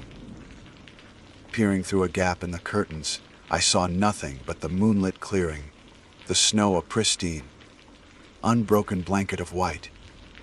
There were no tracks, not even those of an animal. My own, from my trip to the woodpile earlier, were clearly visible. But nothing else. I spent the rest of that night with my back to the stove, the poker in my lap, trying to rationalize what I had heard. My academic mind raced, searching for an explanation. Auditory hallucination. The effects of prolonged isolation. I wrote it all down in my journal, analyzing my own fear as if it were a case study. A few nights later, the visions began. It was just a glimpse at first, so brief I almost convinced myself I had imagined it. I was working late, the only light coming from the warm glow of my kerosene lamp. I stood up to stretch, and in the dark reflection of the window pane, I saw it. A figure standing in the cabin behind my right shoulder. It was tall, impossibly thin and dark. I spun around with a strangled cry, my chair clattering to the floor. There was nothing there. The cabin was empty. The only sound was the frantic pounding of my own heart and the gentle hiss of the lamp. I told myself it was exhaustion, a trick of the light, a shadow my own reflection distorted by the old imperfect glass. My mind, I reasoned, was playing tricks on me, projecting the very imagery I had been steeping it in for weeks. It was a logical, comforting explanation. But it wasn't the last time I saw him. The glimpses became more frequent, more vivid, and always in a reflection. I'd see him in the polished, curved surface of my silver thermos as I poured my coffee. I'd see him in the dark, still water of the bucket I drew from the well. And one morning, as I went to the dry sink, I saw him for a terrifying, heart-stopping second in the small, cracked mirror that hung above it. It was a gaunt, skeletal man with sallow, ash-gray skin that seemed stretched too tightly over his bones. His limbs were long and spidery, but it was his eyes that seared themselves into my memory. They were not human eyes. They were deep, dark pits that seemed to burn with a cold, hungry fire. He looked just like the most terrifying descriptions of the Wendigo I had been reading about. And in that fleeting moment, I felt a new kind of fear, a primal, chilling dread that had nothing to do with academic theory. It was the fear of a man who suspects he is no longer alone. After that morning, the academic detachment I had so carefully cultivated shattered like a pane of ice. The man in the mirror was no longer a fleeting trick of the light. He was a presence, an entity that haunted the periphery of my existence. My work, once a source of intellectual stimulation, became a source of terror. Every description of the Wendigo, every first-hand account of an encounter, was no longer data to be analyzed, but a confirmation of my own experience. The fiddler's testimony about the woman's eyes, burning like coals, resonated with a sickening familiarity. My journal entries lost their academic tone. The confident, flowing script devolved into a frantic, almost illegible scrawl. The pages were filled with questions instead of conclusions. Is it a ghost? I wrote, the pen digging so hard into the paper it almost tore through. The spirit of the woman the fiddlers killed, drawn to this place. Or am I losing my mind? Am I succumbing to the very psychosis I came here to study? The subject and the observer have become one. The line has blurred. Where do I end and it begins? I began to actively avoid my own reflection. The small mirror over the sink was the first to go. I took it down, my hands trembling, and wrapped it in a thick wool blanket, before burying it under a pile of firewood in the corner of the cabin. But it was a futile gesture. The world is full of mirrors if you're afraid enough to look for them. The dark glass of the cabin windows at night became my enemies. I tacked blankets over them, plunging the cabin into a stuffy, claustrophobic darkness, lit only by the unsteady flicker of the kerosene lamp. Even then, I would catch glimpses of him in the polished back of a spoon as I tried to eat, in the dark lens of my reading glasses when I took them off, in the glossy cover of a book. He was always there, just over my shoulder, a tall, skeletal silhouette with those burning hollow eyes. A new, more disturbing symptom began to manifest. A profound and unsettling change in my relationship with food. I had brought months' worth of supplies. Canned goods, dried meats, flour, rice. But the thought of eating it began to fill me with a strange revulsion. The canned stew seemed gray and lifeless. The salted bacon tasted of ash and rot. I would force myself to eat, but each bite was a struggle, and a persistent nausea plagued me. I was losing weight at an alarming rate. My clothes hung loosely on my thinning frame, and a constant, gnawing emptiness settled deep in my stomach. It wasn't the simple hunger of an empty belly. It was a deeper craving, a hollow ache that no amount of food could fill. It was a hunger of the soul. One evening, while rereading a missionary's account of a Wendigo case from the 1880s, I came across a chilling passage. The missionary described how the afflicted man, in the early stages, refused all food offered to him, claiming it tasted like dirt. He grew gaunt and weak, all while complaining of a ravenous, insatiable hunger. My blood ran cold. I dropped the book as if it had burned me. My own symptoms, my own private hell, were laid bare in a century-old text. The paranoia intensified, twisting my thoughts into unrecognizable shapes. The silence of the forest was no longer empty. It was waiting. I became convinced that the figure in the reflections was not just a passive observer. It was trying to get in. I felt its presence as a pressure against my mind, a cold whisper that echoed the worst of my fears. It told me that my research was a pathetic attempt to intellectualize a truth my bones already knew. The monster was real, and it had chosen me. I started talking to it, or rather to him. I would stand in the center of the darkened cabin and scream at the walls, my voice hoarse. "What do you want from me?" I'd yell, my words swallowed by the oppressive silence. Sometimes, in the brief moment after I stopped shouting, I thought I'd hear a reply. Not a voice, but a thought planted directly into my mind. A single, chilling word: hunger. The line I had written about in my journal, the one between myself and the entity, was not just blurring, it was erasing itself. I began to believe the figure in the mirror wasn't a separate being at all. It was me. Or rather, a reflection of what I was becoming. The gaunt, skeletal frame was my own emaciated body.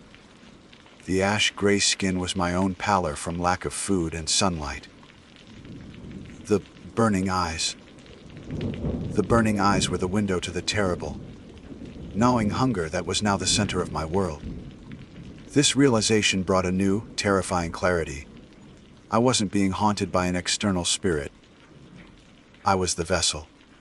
The Wendigo psychosis wasn't just a psychological defense, it was a spiritual infection. And I had, through my obsessive research and willful isolation, exposed myself to it.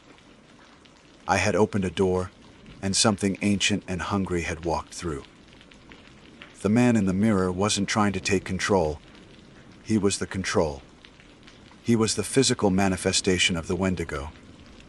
Spirit that was slowly consuming me from the inside out, replacing Samuel Finch, the academic, with a creature of pure, insatiable want.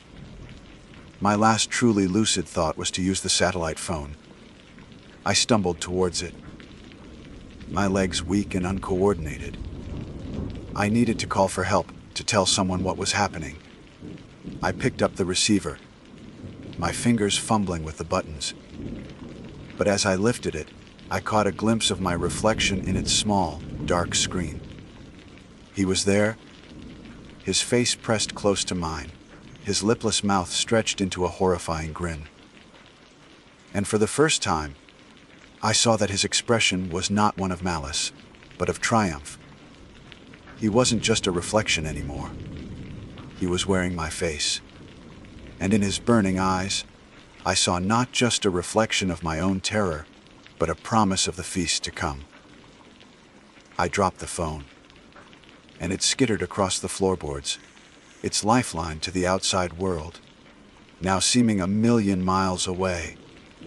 The moment the satellite phone hit the floor, something inside me snapped.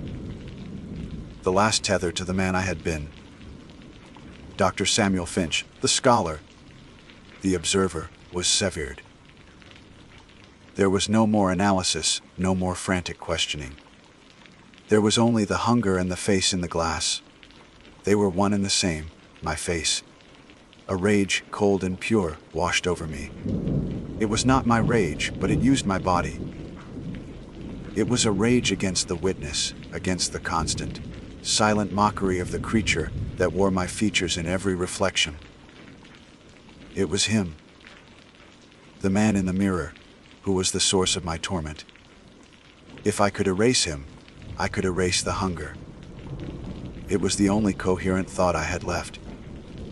My war on reflections began with the windows. I grabbed the heavy iron poker from beside the now cold stove, its weight feeling solid and purposeful in my trembling hand. With a guttural roar that tore from my throat, I lunged at the nearest window. The glass didn't just shatter. It exploded outwards into the frigid night, the sound a shocking violation of the profound silence I had come to both dread and crave. Shards rained down on the floor, each one a tiny, glittering eye.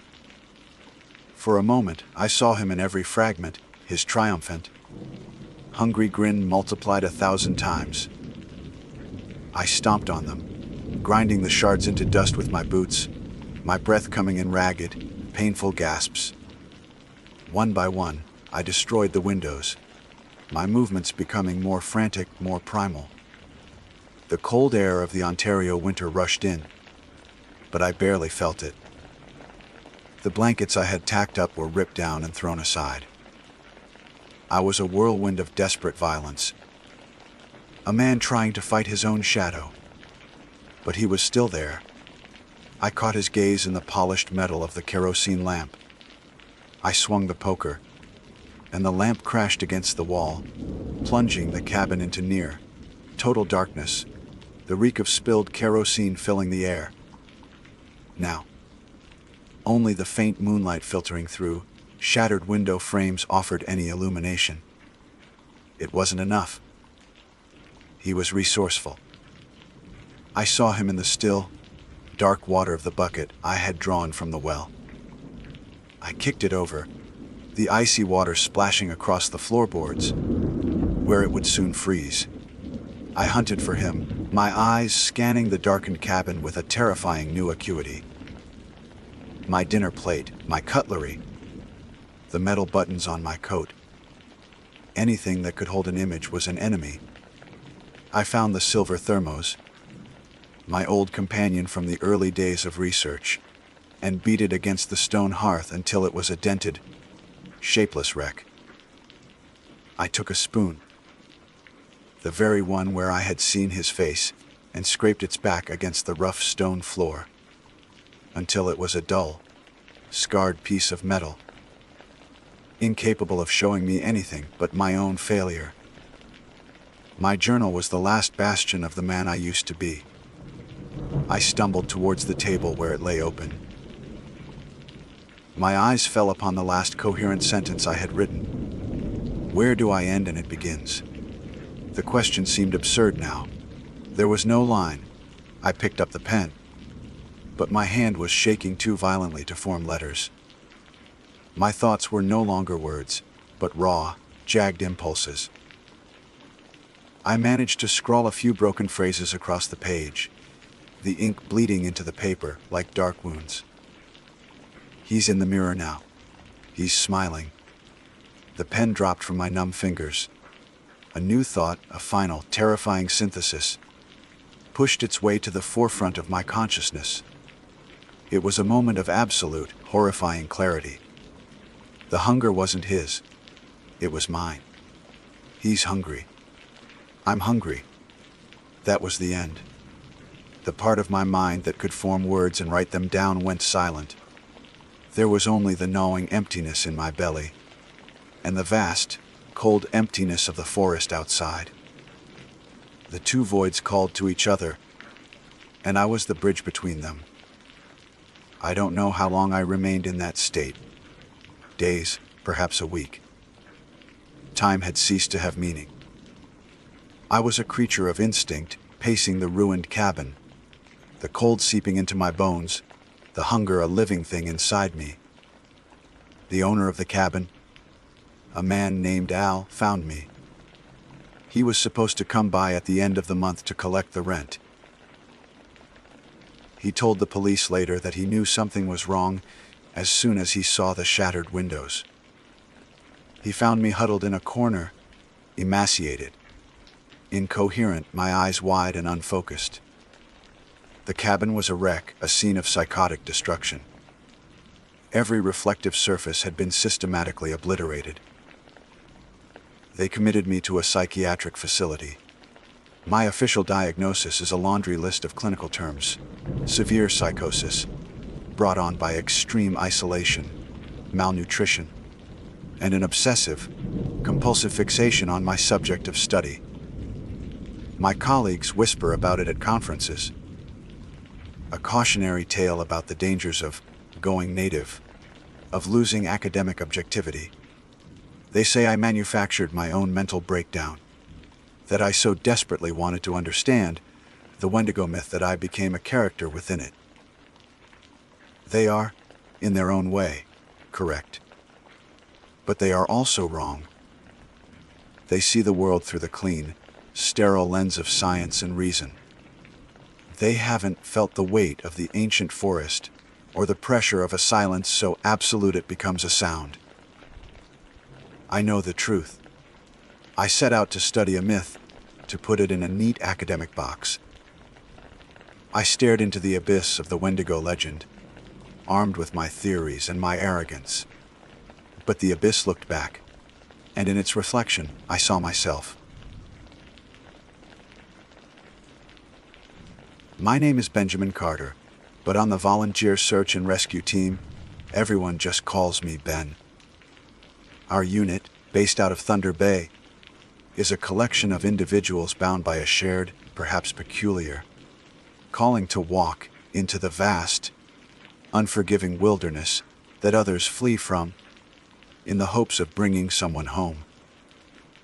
We aren't official law enforcement or military, but a dedicated crew of experienced outdoorsmen, paramedics, and trackers who know the sprawling, ancient forests of northern Ontario better than our own backyards.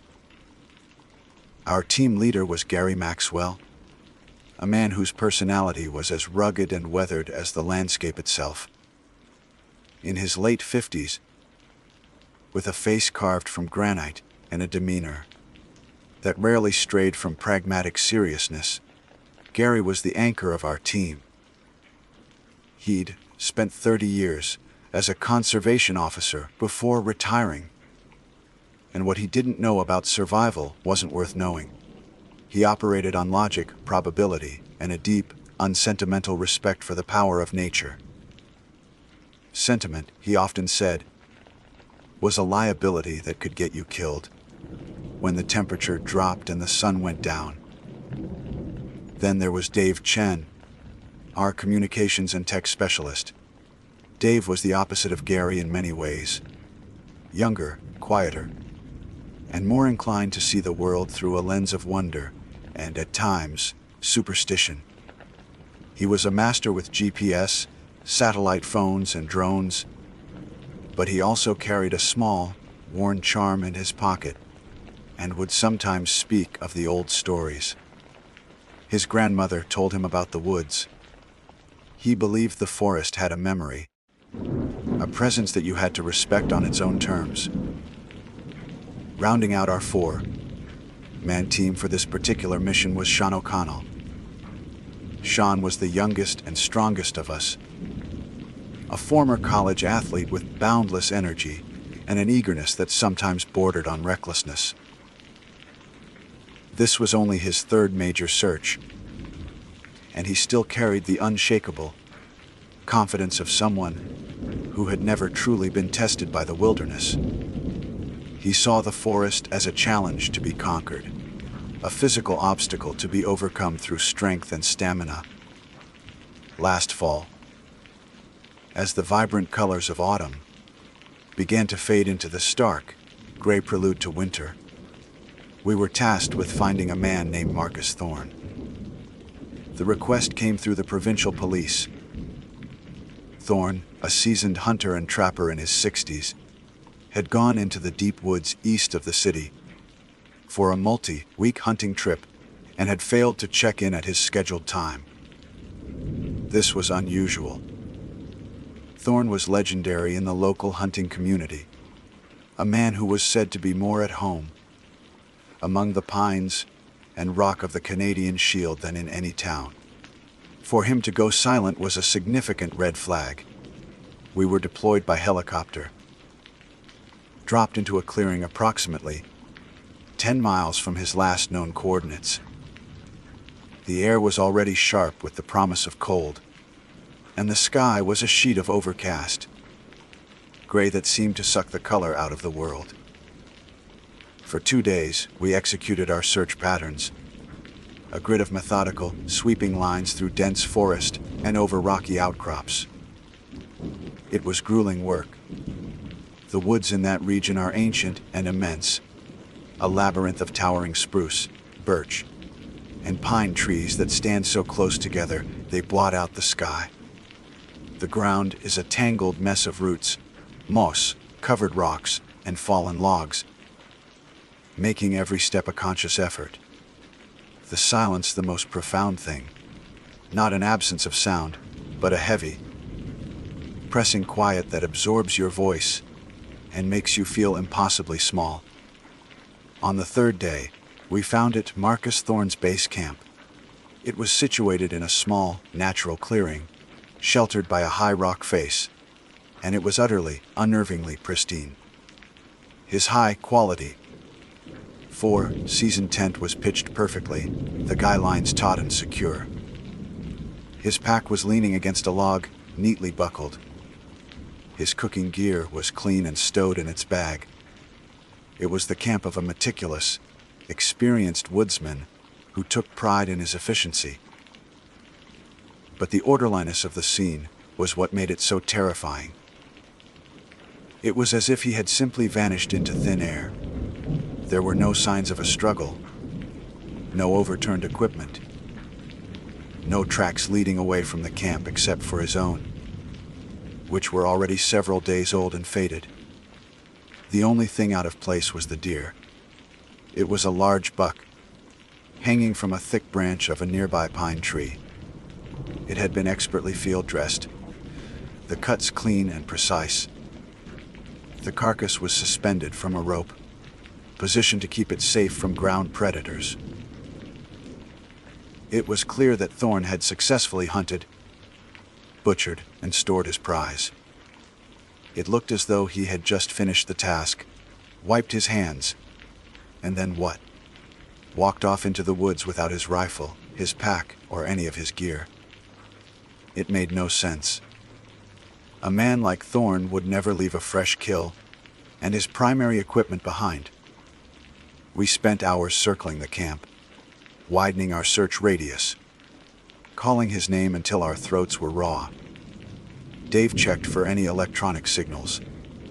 Sean climbed the rock face for a better vantage point. Gary, ever the pragmatist, examined the deer carcass with a critical eye. He did this no more than 3, maybe 4 days ago. Gary announced, his voice flat. The meat is still good. Cold airs preserved it. As dusk began to settle, the temperature plummeted.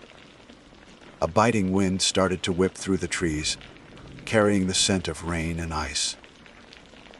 A storm was rolling in, a big one by the look of the bruised. Purple clouds gathering on the horizon. Our own rations were running low. We had packed for a 3-day search, assuming we'd find him or his trail sooner. We were now facing the prospect of being stuck out here for at least another 2 nights, with a severe storm bearing down on us and not enough food to maintain our energy for the demanding search. We gathered around our small, sputtering fire, the wind howling a mournful song through the high branches. The atmosphere in our group was tense. The neat, empty camp and the silent, hanging deer felt like a riddle with no answer, a quiet monument to a disappearance that defied all logic. It was Gary who broke the silence, his voice cutting through the wind. He was looking at the deer, then at our meager collection of ration bars. We're in a tough spot. He began, his gaze steady and unwavering. This storm is going to pin us down. We need to conserve energy, and we need fuel to do it. We're burning more calories than we're taking in. He paused, letting the weight of his words sink in. I knew what was coming next, and a knot of unease tightened in my stomach. There's 100 pounds of good meat hanging right there, he said, gesturing with his chin towards the deer. Marcus Thorne was a practical man. He would know the rules of the wild. You use the resources you have to survive. There is no sense in letting good meat go to waste while we weaken ourselves. Dave shifted uncomfortably. I don't know, Gary. It feels wrong. It's his kill. The whole scene is just off. What's off is us starving in a blizzard, Sean countered, ever the pragmatist in training, eager to align with Gary. Gary's right. We need to eat. We need to stay strong if we have any hope of finding Thorne. Gary looked at me, his eyes demanding a decision. Ben, what do you say? I looked from the perfectly ordered, empty tent to the butchered animal. Every instinct in my body was screaming that something was fundamentally wrong with this picture. The forest felt different here, watchful and ancient. The silence felt heavier, but the logic was undeniable. We were isolated, a storm was coming, and our supplies were dangerously low. To refuse a source of sustenance out of a vague, superstitious feeling seemed foolish, a betrayal of the very principles of survival we were trained to uphold. Thorne would want us to use it, Gary said, his tone leaving no room for further argument. He'd want us to keep our strength up to find him. We're doing this for the mission. With a heavy heart and a sense of foreboding I couldn't shake, I nodded. Okay, Gary. You're right. The decision was made. As Sean and Gary worked to cut down a portion of the venison, I tried to push my apprehension away, blaming it on fatigue and the unsettling nature of our discovery. It was just meat, I told myself. It was just fuel. We were just men trying to survive, trying to complete our mission. But as the first pieces of venison began to sizzle over our fire, spitting and smoking in the dying light, I couldn't escape the feeling that we weren't just cooking a meal. We were partaking in a ritual we didn't understand, and accepting a dark, silent invitation from the deep woods. The venison tasted fine. That was the most insidious part of it. Cooked over the open flames, seasoned with the small packets of salt and pepper from our ration kits, it was succulent and rich. The initial bites were hesitant, a silent acknowledgement of the strange circumstances of our meal. But hunger is a powerful, overriding force. It grinds down principles and anxieties into the simple, primal need for fuel. We were cold, exhausted men, and it was hot food.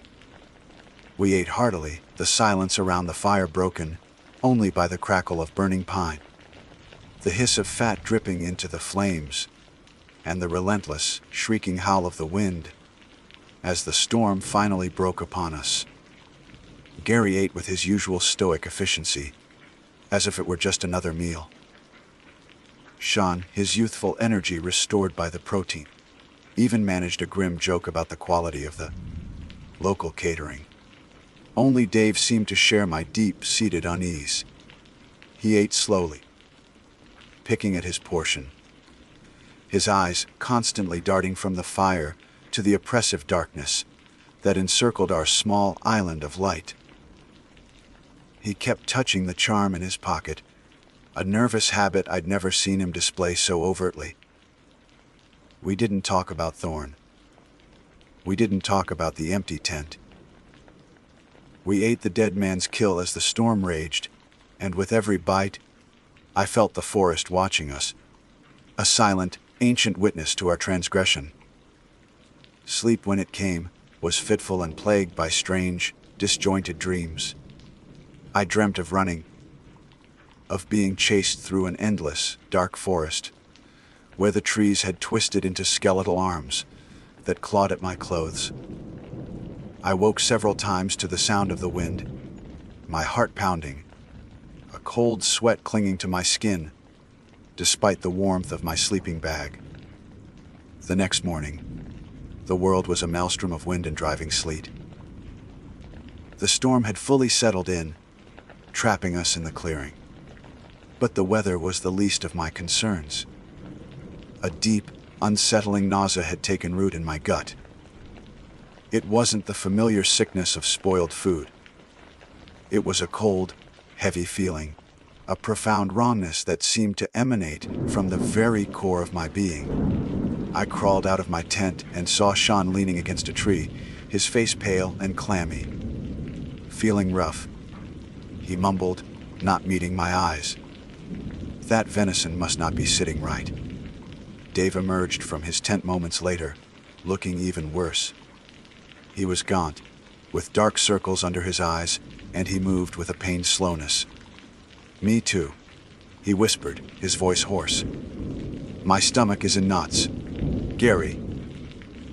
Ever the Rock was already attempting to boil water for coffee. He looked at us with a dismissive grunt. "Your stomachs are soft from too many protein bars. Rich meat after a long hike will do that. Drink some water. It'll pass." But it didn't pass. As the morning wore on, the nausea clung to us, a constant, debilitating presence. We were confined to the small camp, the world beyond our clearing obscured by a curtain of swirling gray. The hours stretched into an eternity. The easy camaraderie of our team, the unspoken trust, forged through shared experience and training, began to fray at the edges. The confinement was a pressure cooker, amplifying every small annoyance, every flicker of doubt. Something else began to happen, something far more disturbing than a stomach bug. A creeping paranoia started to seep into my thoughts, as insidious as the nausea. The woods, which I had always respected but never feared, now seemed actively menacing. I found myself watching the tree line, convinced I could see movement in the deep shadows, just at the edge of my vision. The howling of the wind began to sound like a voice, whispering things I couldn't quite understand. My perception of my teammates began to shift. I'd look at Gary, our steadfast leader, and feel a sudden, sharp spike of resentment. His stoicism no longer seemed like strength, but like a dangerous, unfeeling arrogance. Who was he to make the call for all of us? Who was he to be so certain? I watched Sean, who was pacing restlessly like a caged animal, and his physical presence, which I'd once seen as an asset, now felt like a threat. He was strong, yes, but also impulsive, unpredictable. And Dave, his quietness was no longer comforting. It was secretive. What was he thinking, huddled by himself, his eyes wide with a fear he wouldn't share? I knew on a rational level that this was absurd. These were my friends, my teammates. I trusted them with my life. I tried to push the thoughts away, attributing them to stress, fatigue, and cabin fever. But the feelings were sticky, clinging to my mind like burrs.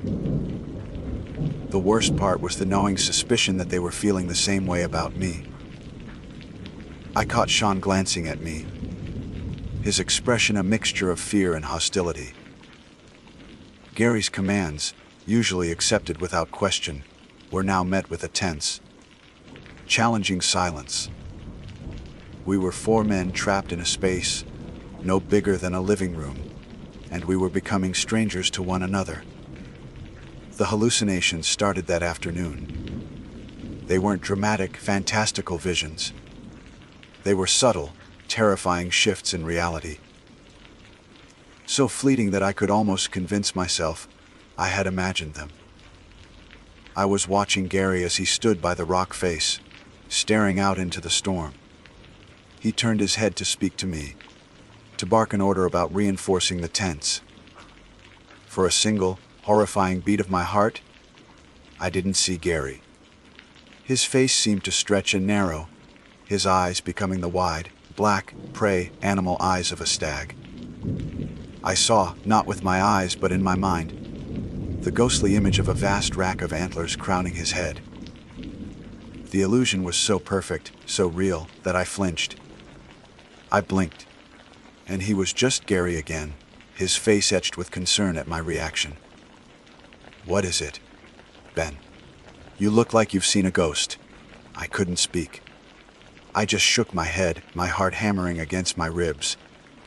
I was losing my mind. The stress was finally breaking me. I retreated into myself, terrified to interact with anyone, lest my fractured perception betray me again. But it was too late. The door had been opened, and now the monsters were coming through. Later, I was looking at Dave, who was trying to get a signal on the satellite phone. A hopeless task in this weather.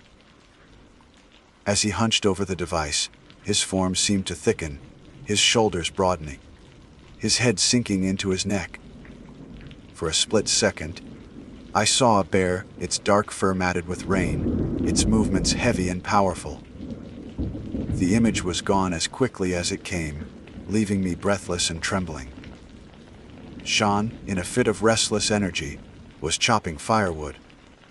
With each powerful swing of the axe, his movements seemed too fluid, too predatory. I glanced his way, and the brief, superimposed image of a lean, gray wolf, its lips curled back in a silent snarl, flashed through my mind. I was terrified. This was a complete psychotic break. I was a liability to my team, a danger to myself. I kept my back to a tree, trying to control my breathing, trying to force reality to stay put. I resolved to say nothing, to ride it out until we were rescued. But then I looked up and saw the same terror, reflected in Dave's eyes. He was staring at me, his face a mask of disbelief and horror. He wasn't looking at Ben Carter. In that moment, I knew with chilling certainty that he was seeing something else entirely. He was seeing an animal. And in that shared, unspoken moment of mutual horror, the final, dreadful piece of the puzzle clicked into place. It wasn't stress. It wasn't cabin fever. It was the meat. The old stories Dave's grandmother used to tell, the ones we dismissed as folklore, flooded my mind. Stories of a dark spirit of the forest, of an insatiable hunger that could be passed on like a disease. Wendigo psychosis, a madness born from consuming human flesh in the wilderness. But we hadn't done that. We had eaten venison. Unless the deer hadn't been ordinary prey. What if the animal Marcus Thorne had hunted was already tainted? Already a vessel for the curse, perhaps bitten by the real monster that stalked these woods. We had eaten from a cursed animal. And now, the curse was inside us. The sickness in our stomachs was not from indigestion. It was the physical manifestation of the horror we had consumed. The paranoia, the fear it was the beginning of the change. The core belief of the psychosis is that as the illness progresses, the afflicted begin to see other humans not as people, but as animals. Prey to be hunted. Food to be devoured. We were no longer a rescue team. We were becoming predators. The realization was not a comfort. It was a death sentence. Knowing the name of the madness that had infected us didn't grant us any power over it. It simply gave shape and form to the monster that was already devouring us from the inside out. The shared glance with Dave confirmed my worst fears. He saw it in me, I saw it in him, and we both saw it in the others. The fragile illusion of our team, of our shared humanity, shattered into a million pieces.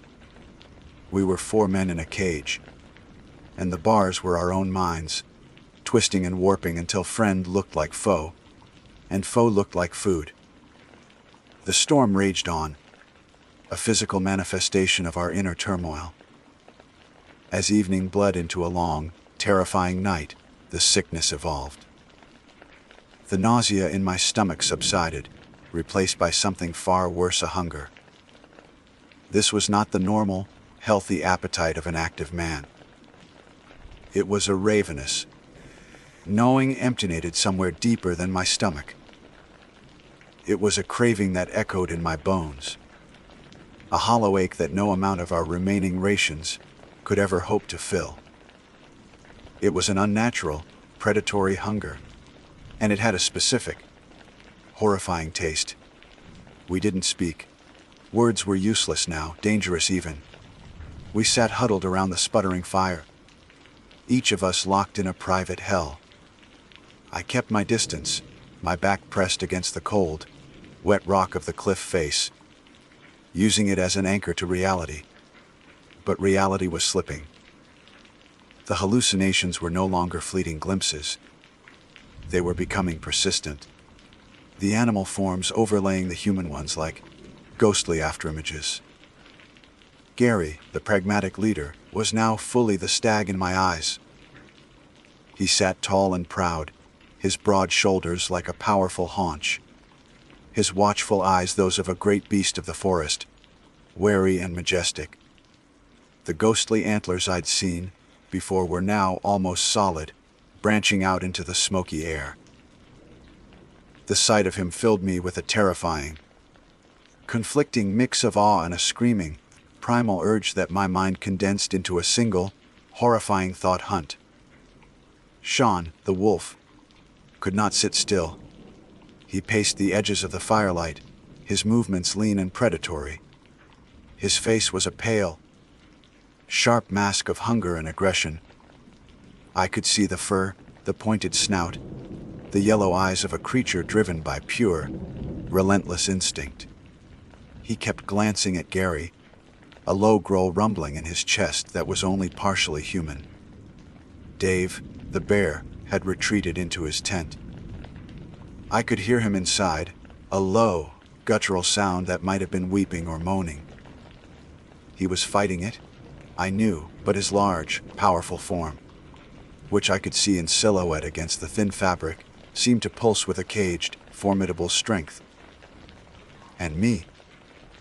What animal was I? I didn't know. I was too afraid to look at my own hands, terrified I might see claws.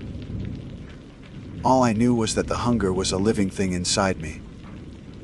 It whispered to me, its voice the rustle of leaves and the snapping of twigs.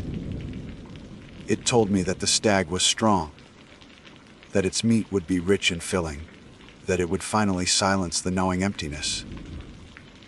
My humanity, my very sense of self, was a small, flickering candle in a hurricane. I was losing.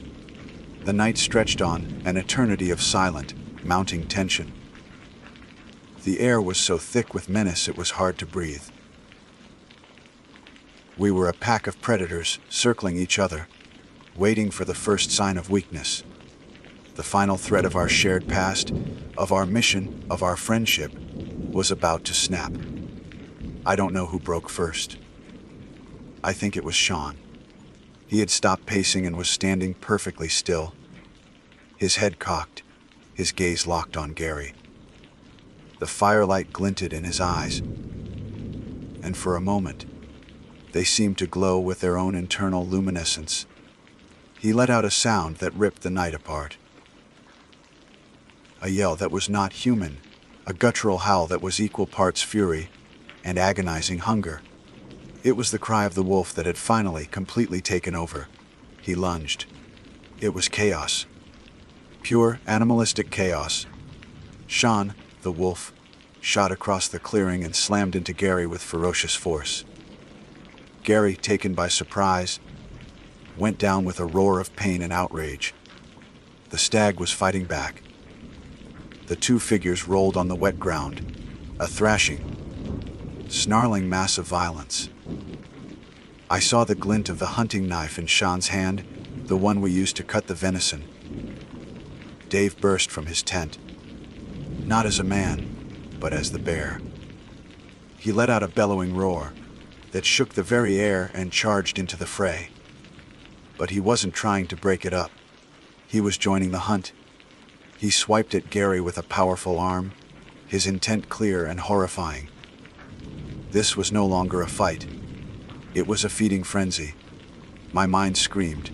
One part of me, the human part, was recoiling in absolute horror at the sight of my friends tearing each other apart. But another part of me, the dark, hungry thing that wore my face, was screaming something else. Join them. The meat. You are starving. Eat. The hunger was an inferno in my gut. I could smell the blood in the air, and it smelled like salvation. I looked at Gary, the great stag, pinned to the ground by the wolf and the bear, and my mind screamed at me with that single, soul-destroying imperative: kill. Eat. I took a step forward.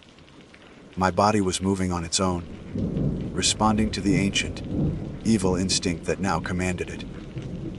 My hand reached for the small axe on my belt. This is it, I thought. This is how it ends. I will become a monster just like them. But then, through the red haze of bloodlust, I saw Gary's eyes. For a fleeting second, the image of the stag flickered and died, and I saw my team leader. I saw the man, Gary Maxwell, his face a mask of terror and agony, and in his eyes I saw a plea. It wasn't a plea for help. It was a plea for me to run. That look, that tiny spark of the man I knew, broke the spell. It was like a bucket of ice water thrown on the fire in my soul. The horror of what I was about to do crashed down on me with physical force. I was not a monster. Not yet. I turned and ran. I fled from the firelight, from the sounds of the struggle, from the horrifying tableau of my friends turned into beasts. I plunged into the suffocating darkness of the woods, the storm still raging around me. Branches whipped at my face, roots snagged my feet, but I didn't stop. I ran with the last ounce of my strength, fueled by sheer, unadulterated terror. Behind me, I heard a triumphant howl that echoed through the trees, a sound that would haunt my nightmares for the rest of my life. I don't know how long I ran. Hours, maybe. I ran until my lungs burned and my legs gave out, until I collapsed into a heap of mud and leaves at the base of a towering pine. I lay there, drifting in and out of consciousness, the sickness and the hunger still churning. Within me, the images of the wolf, the stag, and the bear burned forever onto the backs of my eyelids. Days later, another search party found me. I was hypothermic, dehydrated, and suffering from what the official report would later call severe environmental psychosis. They never found Gary, Sean, or Dave. They searched for weeks, but the wilderness had swallowed them whole. They were listed as missing, presumed victims of the storm, of the vast and unforgiving woods.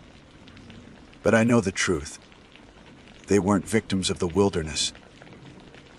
They were victims of the tainted meat we ate, and of the ancient, malevolent hunger it unleashed within us.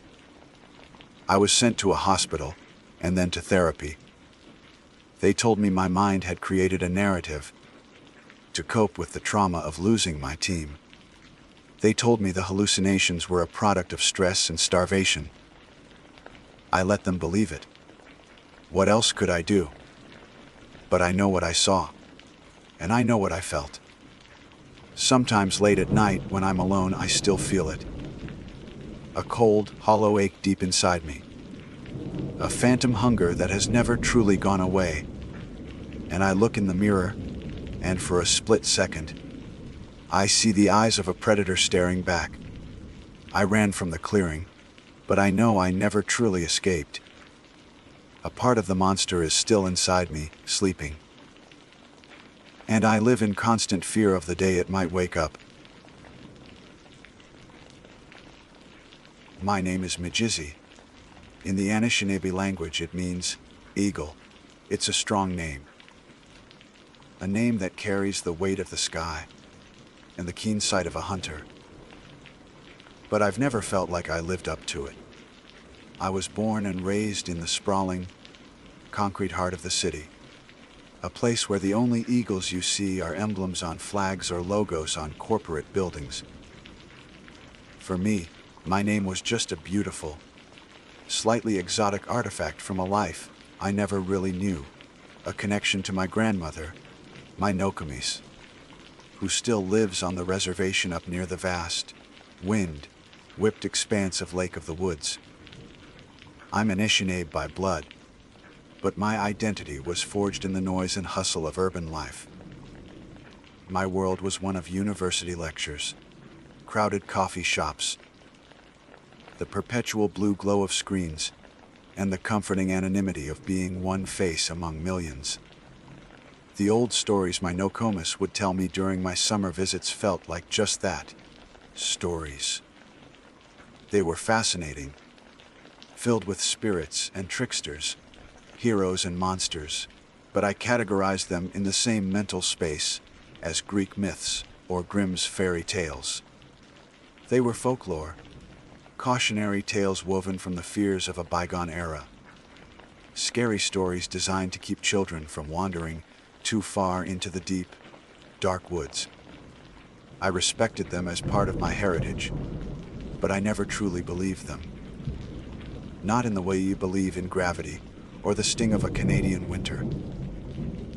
That all changed last winter.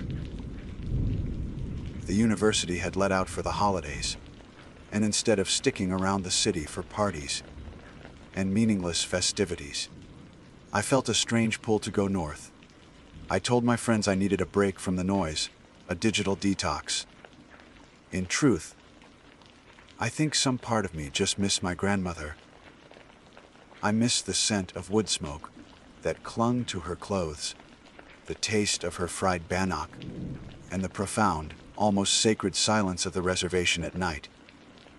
I took a bus, watching the concrete towers and urban sprawl bleed into frozen farmland, which in turn gave way to the dense, imposing wall of the boreal forest. The journey felt like traveling back in time. When I arrived, Nokomis greeted me with a hug that felt like it could mend broken bones. She was a small woman, her face a beautiful roadmap of wrinkles, each line telling a story of laughter, hardship, and resilience. Her eyes, dark and bright, still held the sharpness that my name was supposed to represent. The first few days were idyllic, a perfect balm for my city, worn soul. I helped her chop wood, the crisp air biting at my cheeks. We'd sit by the wood stove in the evenings, the rhythmic crackle of the fire a comforting counterpoint to the howling wind outside. She'd tell me the old stories, and I'd listen with a newfound appreciation, not as a believer, but as a student of my own culture. I felt a sense of peace settle over me, a grounding I hadn't realized I was so desperately missing. But the forest that bordered her property, the one I had played in as a child, felt different this time. It seemed darker, more watchful. I dismissed it as the melancholy of the winter landscape. Then, on the 5th night of my stay, I had the dream. It wasn't a gentle slide into sleep. It was an abrupt plunge into a world of absolute horror. I found myself standing in a snow-covered forest, a twisted, monochrome version of the woods behind my grandmother's house. The trees were skeletal and black, their branches like jagged claws reaching for a bruised, perpetually twilight sky. There was no color, Only shades of gray, black, and a deathly white. The silence was the first thing that truly terrified me. It wasn't just quiet, it was a heavy, suffocating void where no sound could exist.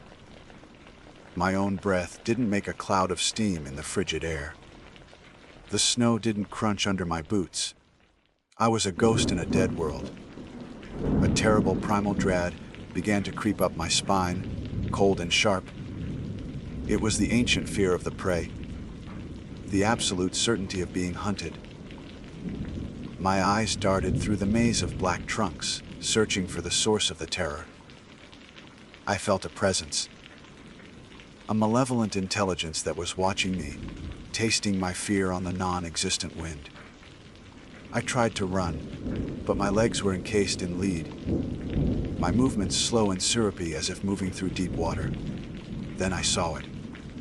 It emerged from behind a massive, snow-laden pine, unfolding itself into the clearing. The word tall doesn't do it justice. It was impossibly elongated, a perversion of the human form. Its limbs were too long, its torso too gaunt, its skin the color of old ash, stretched so tight over its bones that it seemed translucent. Patches of what looked like mange or frostbite dotted its gray flesh, and its head was vaguely deer-like, crowned with a rack of antlers that were gnarled and broken, like dead branches. But it was the eyes that shattered my sanity. They were not eyes. They were deep, black pits, and in their fathomless depths, two single embers glowed with a hateful, hungry light. A faint foul odor reached me, the smell of rot and damp earth, of a grave disturbed in the dead of winter. It didn't move towards me. It didn't snarl or roar. It simply stood there, a statue of starvation and malice, and fixed its burning gaze on me. The dread I felt before was nothing compared to the tidal wave of pure, unadulterated terror that washed over me now. Every instinct screamed at me to flee, to scream, to do something. But I was paralyzed, pinned in place by that horrific stare. Slowly, deliberately, it raised a long, impossibly thin arm. Its fingers were like sharpened twigs, ending in yellowed, cracked nails. It pointed one of these bony fingers directly at me. It was not a threat. It was a declaration, a judgment. And in that moment, a knowledge that did not come from my own mind flooded my being, a certainty that went deeper than fear and colder than the grave. It had chosen me. It had marked me as its own. I woke up with a scream trapped in my throat, a strangled gasp that tore through the silence of the small cabin. I was drenched in sweat, my heart hammering against my ribs like a trapped bird. The sheets were twisted around my legs, and the profound cold from the dream still clung to me, a phantom chill that had nothing to do with the winter air. My grandmother burst into the room, a kerosene lamp held high, her face etched with concern. "Majizi, what is it? What's wrong?" I was shaking uncontrollably, trying to articulate the horror I had just witnessed. The words tumbled out of me, a frantic, disjointed narrative of the skeletal trees, the suffocating silence, and the terrible, pointing creature. As I spoke, I watched the color drain from her face. Her expression shifted from concern to a deep, ancestral fear that I had only ever seen hints of in her stories. When I finished, she sank onto the edge of my bed, her hand trembling as she set the lamp down. She looked at me, her eyes filled with a sorrow so profound it frightened me more than the dream itself. "You dreamed of the Wendigo," she whispered, her voice barely audible over the window pane. "Majezi, this is not a good sign. This is not a story. According to the old beliefs, the ones I had so easily dismissed. One of the most insidious ways the Wendigo's spirit can take hold of a person is not through a bite or a curse, but through a dream. It finds a crack in your spirit, a moment of sadness, loneliness, or despair, and it slips inside. It marks you, planting a single, cold seed of its own insatiable hunger deep within your soul. I tried to laugh, a choked, hysterical sound. I tried to tell her, and myself, that it was just a nightmare, a product of a city boy unused to the deep woods. But as I looked into my grandmother's terrified eyes, I knew I was lying. The dream wasn't just a dream, it was a visitation, and the awful, pointing finger of that skeletal creature was burned into my mind, a promise of a hunger that was yet to come. The rest of my stay at my grandmother's was shrouded in a thick, unspoken tension. The easy comfort we'd shared was gone, replaced by a fragile silence. Nokomis moved about her cabin with a heavy heart, her eyes constantly flitting towards me, filled with a mixture of fear and pity. She burned sage and sweetgrass constantly, the thick, aromatic smoke clinging to my clothes and hair, a ward against an evil I was desperately trying to convince myself was imaginary. She tried to talk to me about it, to explain the nature of the Wendigo, the spirit of excess and selfish hunger, born from starvation in the deep winter. She said it was a spirit of isolation, that it thrived by cutting you off from your community, from your kin, until all you could see was your own gnawing emptiness. I didn't want to hear it. My rational, university-educated mind fought against it with every fiber of its being. It was a nightmare. A powerful, culturally specific nightmare, but a nightmare nonetheless. I was a city kid. I believed in psychology, in repressed anxieties manifesting in dreams. I did not believe in ancient, flesh-eating spirits marking me for possession. To accept her reality was to accept that I was in mortal danger, that a monster from a fireside story was real. It was easier to believe I was just stressed. I cut my visit short. I told her I had to get back to prepare for the upcoming semester, a lie so transparent it was almost insulting. She didn't argue. She just packed me a small bundle of herbs tied, with red string and a container of stew I knew I wouldn't eat. As I stood on her porch, waiting for the taxi that would take me to the bus station, she placed her hand on my chest, right over my heart. "Be strong, Majizi," she said, her voice trembling slightly. "Remember who you are.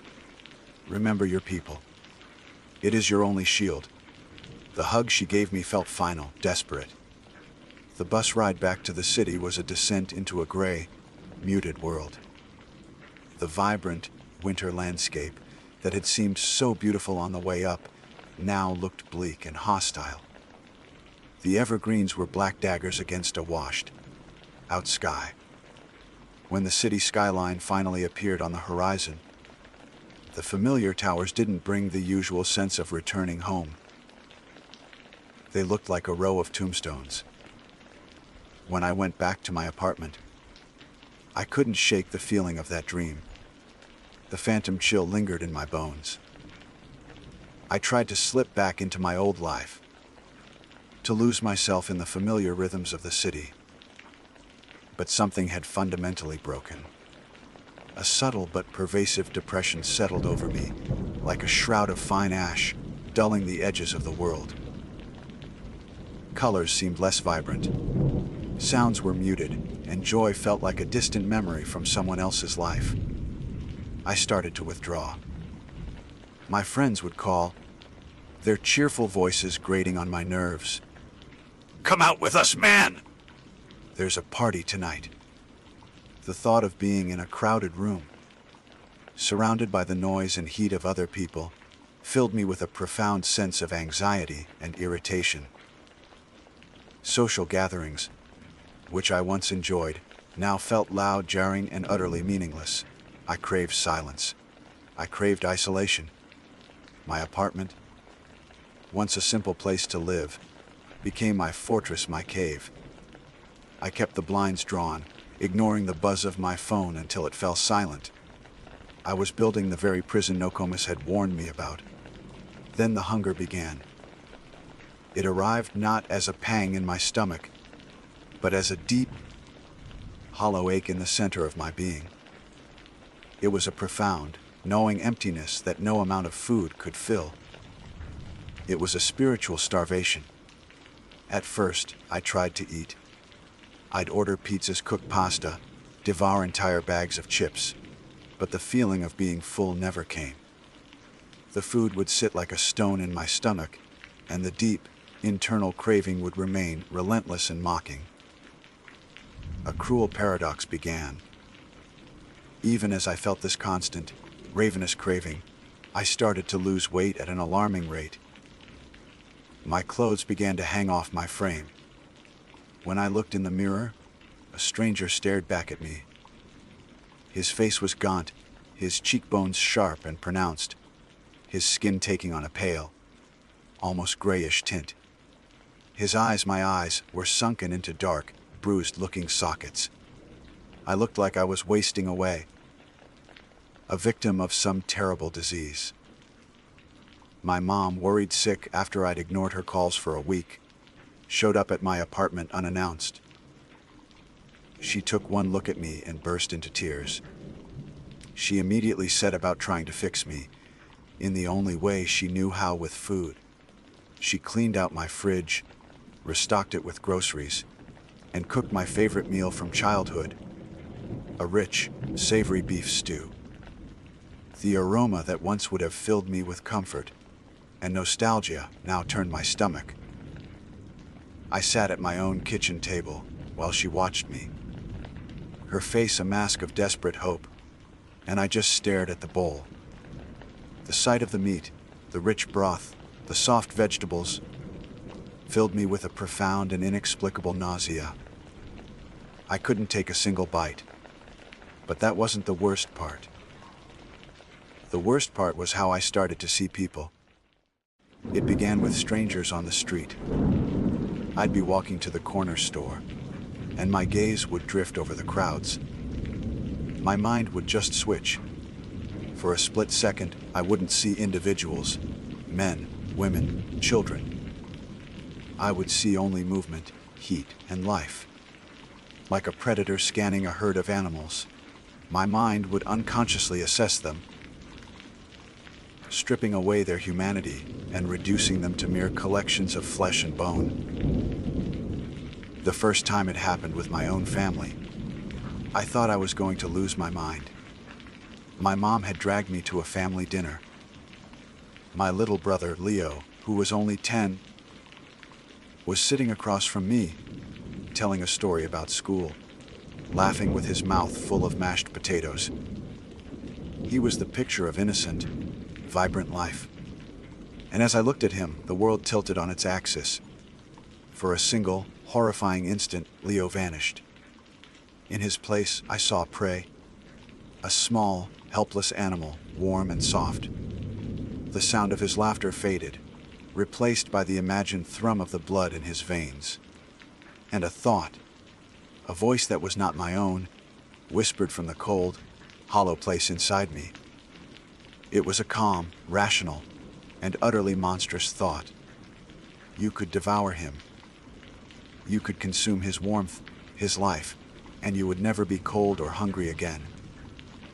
The emptiness would be filled. A wave of revulsion and self-loathing so intense it made me physically sick crashed over me. I gasped, shoving my chair back from the table and stumbling towards the bathroom, where I retched violently into the toilet, though nothing came up. I splashed cold water on my face, staring at the hollow-eyed monster in the mirror. My own reflection terrified me. The Wendigo wasn't just a dream anymore. It was inside me. It was wearing my face, looking through my eyes, and it was slowly, patiently turning me into itself. It was making me see the people I loved most in the world as things to be eaten. I fled the dinner, mumbling a panicked excuse, and ran back to the safety of my apartment. I collapsed on the floor, sobbing, the monstrous thought replaying in my mind. I was possessed. That seed of cold hunger planted in my soul during the dream had taken root, and its poisonous vines were now wrapping around my heart, my mind, my very being. With trembling hands, I found my phone and dialed my grandmother's number. She answered on the first ring, as if she had been waiting. I didn't even say hello. The words just poured out of me in a torrent of shame and terror, a confession whispered between ragged sobs. I told her everything: the isolation, the weight loss, the gnawing hunger, and the horrifying way I had looked at Leo. When I finished, there was a long silence on the other end of the line, filled only by the crackle of the long-distance connection. She didn't sound surprised. She just sounded immeasurably sad. "The seed has taken root," she said, her voice heavy with a sorrow that confirmed my worst fears. "The spirit is patient, and its hunger is eternal. You cannot fight it there, Mijizi. You are cut off from the land, from your people. It will devour you. You must come back. You must fight it. There are ceremonies. There are ways. But you must be strong." I'm on a bus heading north as I write this, the words scrawled in a shaking hand across the pages of a notebook. The landscape outside the grimy window is a blur of white and gray, a mirror of the desolate wasteland that has become my soul. I'm terrified. Every rumble of the engine, every mile that brings me closer to my grandmother's, feels like a countdown to a final, terrible confrontation. I don't know if these ceremonies she spoke of will work. I don't know if I'm strong enough to fight what's inside me. The city, with all its logic and science, feels a million miles away. Out here, in the vast, frozen emptiness, the old stories feel terrifyingly real. The hunger is a living thing now. It coils in my gut, a cold serpent whispering its venomous desires into the hollows of my mind. It's a constant companion, an alien presence wearing my skin. I keep looking at the other passengers on the bus. A young mother humming to her baby. A pair of students laughing over a textbook. An old man sleeping with his mouth open. And with each glance, I have to fight. I have to physically clench my fists, dig my nails into my palms, and drag my mind away from the monstrous thoughts that bubble up from the depths. The voice whispers how easy it would be, how their warmth could finally silence the cold, how their life could fill my emptiness. I am a predator trapped in a cage of flesh and bone, and the bars are beginning to bend. I'm afraid. I'm so afraid that, by the time this bus reaches its destination, the person who steps off will no longer be me. I'm afraid it will already be too late. When I finally arrived, stumbling off the bus into the biting wind, Nokomis was there. She didn't rush to hug me. She stood back, her dark eyes scanning me from head to toe, and the look on her face was not one of love, but of a grim, steely resolve. She saw the thing that was wearing her grandson's face. "We must go now," she said, her voice leaving no room for argument. "Mishomis is waiting." Mishomis, grandfather, was not a term of blood relation. It was a title of deep respect for the community's eldest medicine man, a man named Chaitin. He lived even deeper in the bush, in a small, isolated cabin that felt like it belonged to another century. The journey there was silent. Nokomis driving her old truck down snow. Covered tracks the forest seemed determined to reclaim. When we arrived, Chaitin was standing outside as if he'd been expecting us. He was ancient, his face a mask of deep canyons and his long, white hair braided with otter fur. He looked at me with eyes that seemed to see straight through my skin, past the fear, and directly at the cold, hungry thing coiled around my soul. He simply nodded. "Aha," he said. "Let us begin." He and Nokomis led me not into the cabin, but to a sweat lodge, a low, dome-like structure made of willow branches and covered in hides. Inside, it was pitch black. The flap was closed, sealing us in total darkness. The only sensory input was the intense, suffocating heat rolling off the hot stones in the central pit as Chayton poured water over them. Steam filled the space, thick and wet, making it hard to breathe. Then he began to chant. His voice was low and powerful, a guttural rhythm that seemed to vibrate in my very bones. Nokomis joined him, her voice a higher, clearer counterpoint.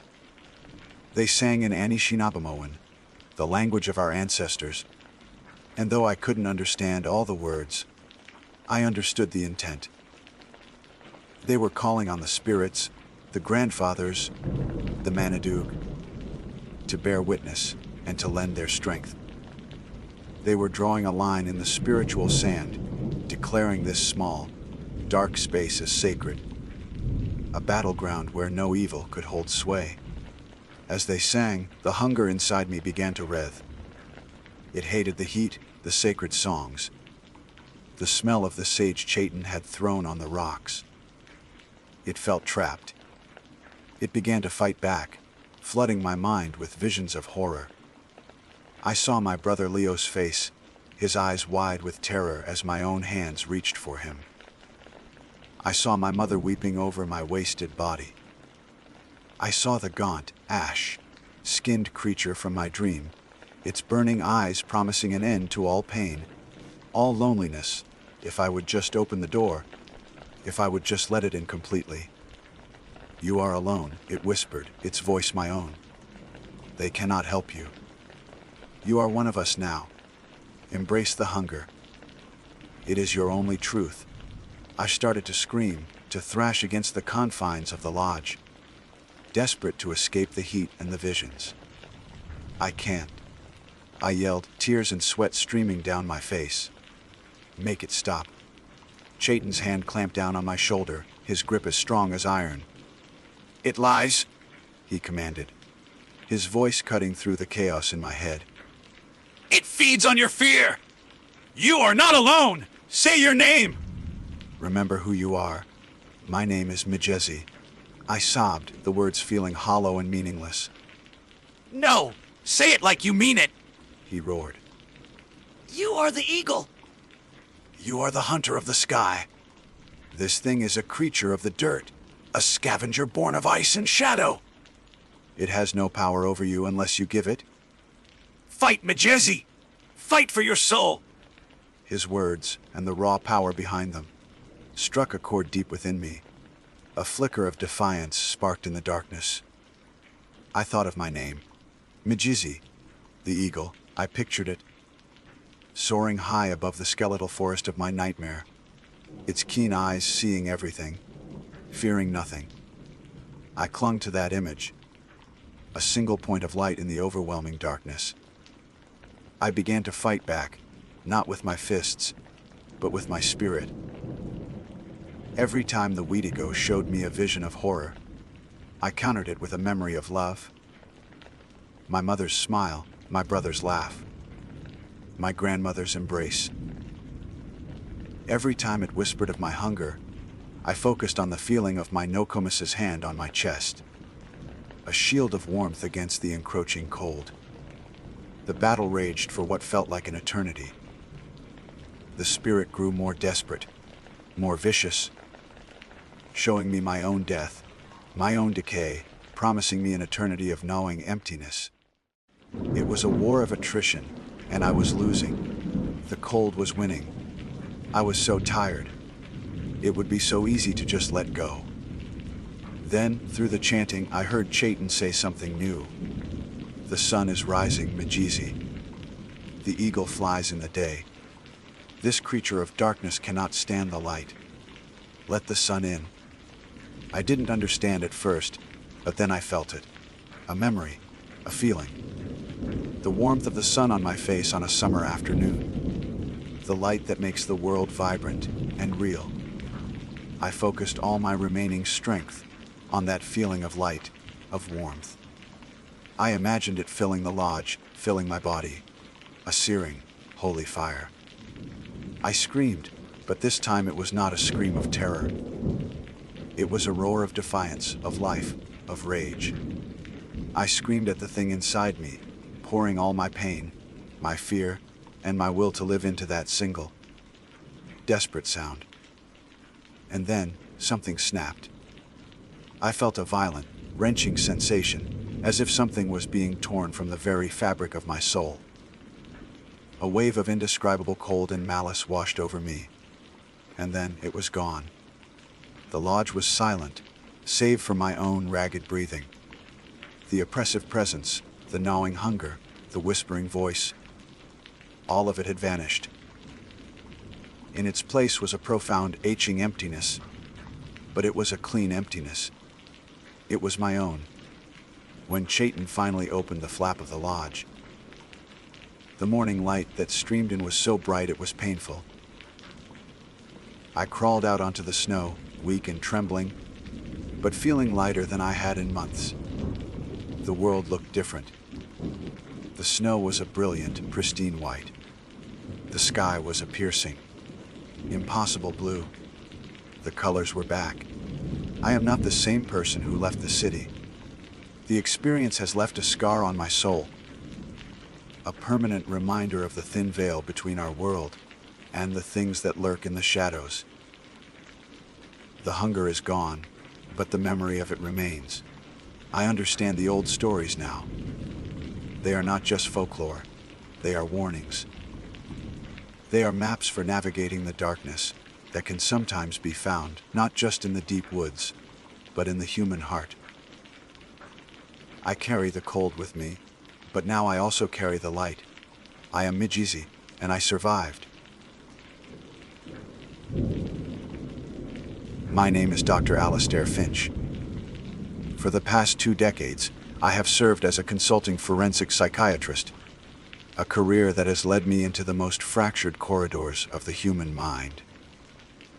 I am a man of science, of data, of observable phenomena and evidence-based conclusions. My world is one of diagnostics, of psychopharmacology, of the intricate and often tragic interplay between neurochemistry and lived experience. I translate the chaotic language of madness into the structured vernacular of the diagnostic and statistical manual of mental disorders. Paranoia, psychosis, delusion. These are not mystical forces to me. They are symptoms, the predictable, if devastating, output of a malfunctioning psyche. I have testified in courtrooms, consulted in prisons, and walked the sterile halls of secure psychiatric facilities. I have seen what trauma, addiction, and illness can do to a person. And I have always believed that for every horror, there is a rational, scientific explanation. Last February, that belief was tested. The call came from Inspector Dubois of the Royal Canadian Mounted Police, a man with whom I had a long-standing professional relationship. His voice, usually a model of Gallic unflappability, carried a faint, uncharacteristic static of unease. He spoke of a case in a remote Cree community in northern Manitoba, a place called Kisaskatchewan, a name that felt ancient on the tongue. The details were, on the surface, tragically familiar. A man named David Aheneku, 47 years old, had been detained following a violent altercation. He had attempted to attack his neighbor, a man named Thomas Bird, with a felling axe. The motive, however, was where the case veered from the grimly routine into the bizarre.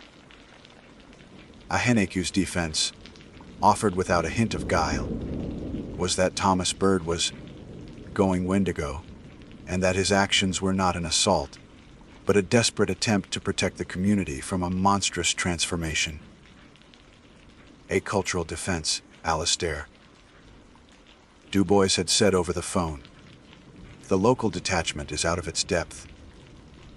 They need a proper psychiatric evaluation. We need to know if this Aheneku is fit to stand trial, or if we're dealing with something else. Schizophrenia, maybe. Meth-induced psychosis is rampant up there. I agreed immediately. It sounded like a textbook case. Isolated, impoverished communities, rife with the social problems that fester in the dark and the cold, are tragically effective breeding grounds for mental illness. Folklore and superstition often provide the narrative framework for a psychotic break. A man hears voices, and in the city, he might believe the government has planted a chip in his brain. In Saskatchewan, he might believe he is being haunted by spirits. The underlying pathology is the same. I packed my bags with a sense of clinical certainty, confident I was flying north to provide a rational diagnosis, to impose order on a situation clouded by myth and fear. The journey itself was a descent into isolation. The flight from Winnipeg to a larger northern town was the easy part.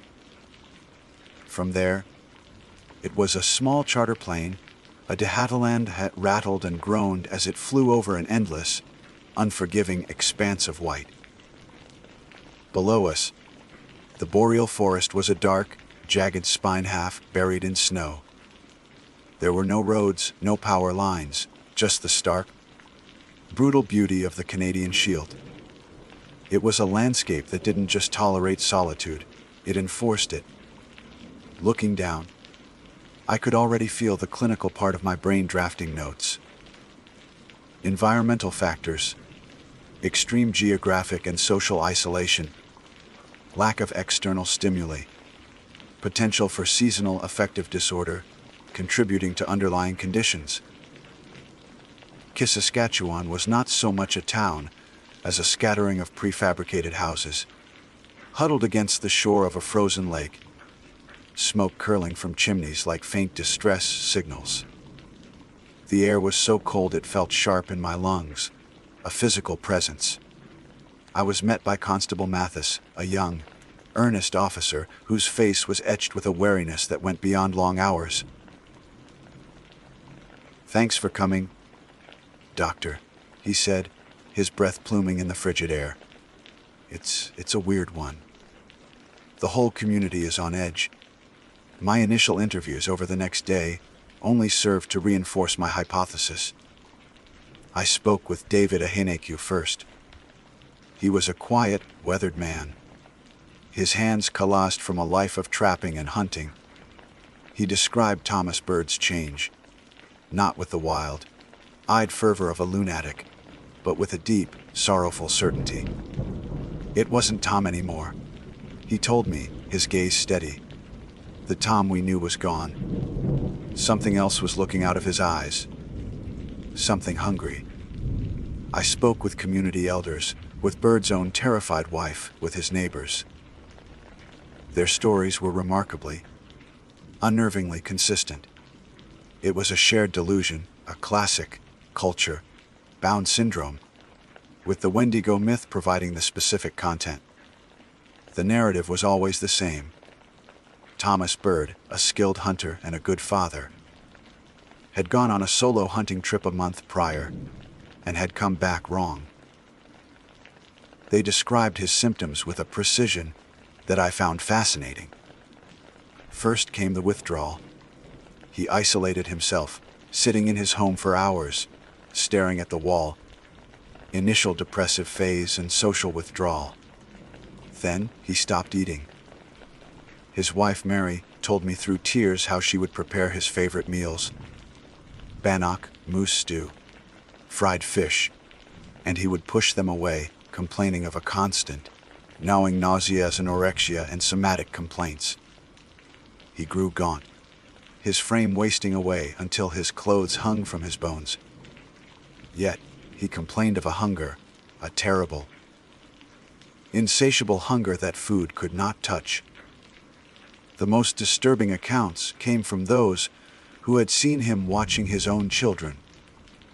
They described a look in his eyes, a vacant, predatory focus, as if he were sizing up prey, perceiving family members as a food source, a key feature of Wendigo psychosis lore. To them, it was a clear, cut case of spiritual possession, a man losing his soul to an ancient, malevolent entity. To me, it was a clear, cut case of a severe psychotic break, likely schizophrenic in nature, being interpreted through the only lens their culture provided. The community's collective anxiety was projecting this folklore onto a sick man's tragic decline. Finally, the time came to interview Thomas Bird himself.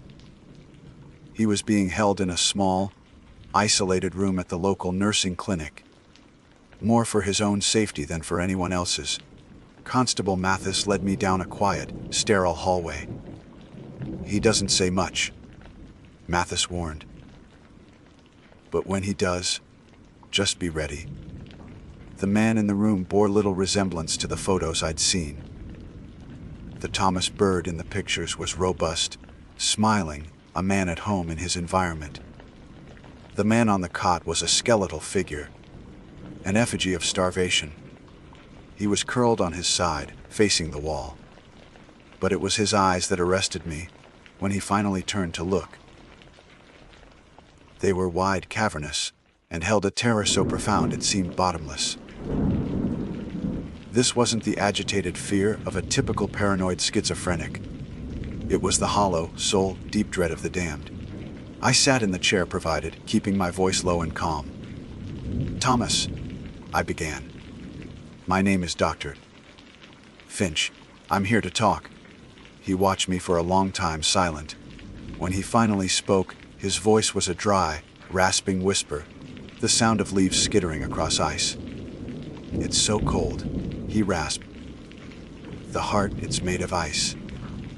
He spoke of a dream he'd had while lost in the woods on his hunting trip. A dream of a tall, emaciated figure, impossibly fast, moving through the trees. A monster with a heart of solid ice that radiated a cold that froze the very marrow in his bones. He told me, in disjointed fragments, about waking up with an unnatural hunger. He confessed to having thoughts, terrible thoughts, about the people he loved. The hunger wasn't for food, he whispered, his eyes welling with tears. It was for something else. For warmth. For flesh. He was terrified, not of an external force, but of what he was becoming from within. That night, back in the small room the community had provided for me, I felt a grim satisfaction as I wrote my notes. Textbook presentation of delusional psychosis with somatic and paranoid features. I wrote, "The patient's narrative is a clear manifestation of guilt and self-loathing projected onto a culturally specific archetype. Wendigo. The ice heart is a somatic delusion representing his own emotional coldness and detachment. The unnatural hunger is a symbolic representation of a repressed, violent ideation." I felt confident, secure in my assessment. I had found the pattern in the chaos. I had my explanation. I would finalize my report in the morning and recommend an immediate medical evacuation to a psychiatric facility in the south. The world made sense. The laws of science were intact. The monsters were all in the mind. I had no idea that the storm, a real one of blizzard, force winds, and blinding snow, was already gathering on the horizon. And with it, something else was coming. Something that didn't care for my textbooks or my diagnosis. Something ancient and hungry, stirring in the vast, frozen dark. I slept poorly, my mind cataloging and cross-referencing the day's interviews. My clinical confidence was a thin but warm blanket against the encroaching cold. The wind had begun to pick up around midnight, a low moan that gradually escalated into a spiteful howl. It was the sound of a vast and indifferent wilderness asserting its power. I remember waking at one point to the sound of the window frame rattling in its casing, a frantic, percussive beat against the wind's relentless drone. Even then, I processed it rationally. Changes in barometric pressure. High velocity winds finding weaknesses in the building's structure. I was still Dr. Alastair Finch, the observer, the analyst. I was still safe within the fortress of my own reason. The moment it all changed came without warning. At approximately 3:17 a.m. I know the time because I had just glanced at my watch. The single bulb in my room flickered twice, buzzed angrily, and died. The world vanished into an absolute and profound blackness. It was a darkness that felt physical, a heavy, suffocating weight. My first thought was a curse at the notoriously unreliable Northern power grid. My second was for the backup generator. I waited, counting the seconds, listening for the familiar cough and roar of the diesel engine kicking in. I heard only the shriek of the blizzard outside. 10 seconds. 30. A full minute. Nothing. The silence from within the clinic was as complete as the darkness. A sudden, primal fear, cold and sharp, pierced the layers of my professional detachment. It was the ancient fear of the dark, of being helpless and blind. I fumbled for my phone on the bedside table, its small screen flaring to life with an almost painful intensity. The battery was at 40%.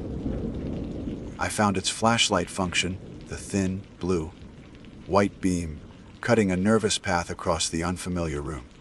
Just as I was swinging my legs out of bed, a shout echoed down the hallway. It was Mathis. There was no wariness in his voice now, only raw, undiluted panic. Doctor! In here! Something's wrong! My heart hammered against my ribs. I pulled on my trousers and boots over my thermal underwear, my fingers clumsy in the cold. I grabbed my heavy parka and burst out into the hallway. Mathis was at the far end, his own flashlight beam dancing wildly, illuminating a scene of chaos outside Thomas Bird's room. The door was wide open. "What is it?"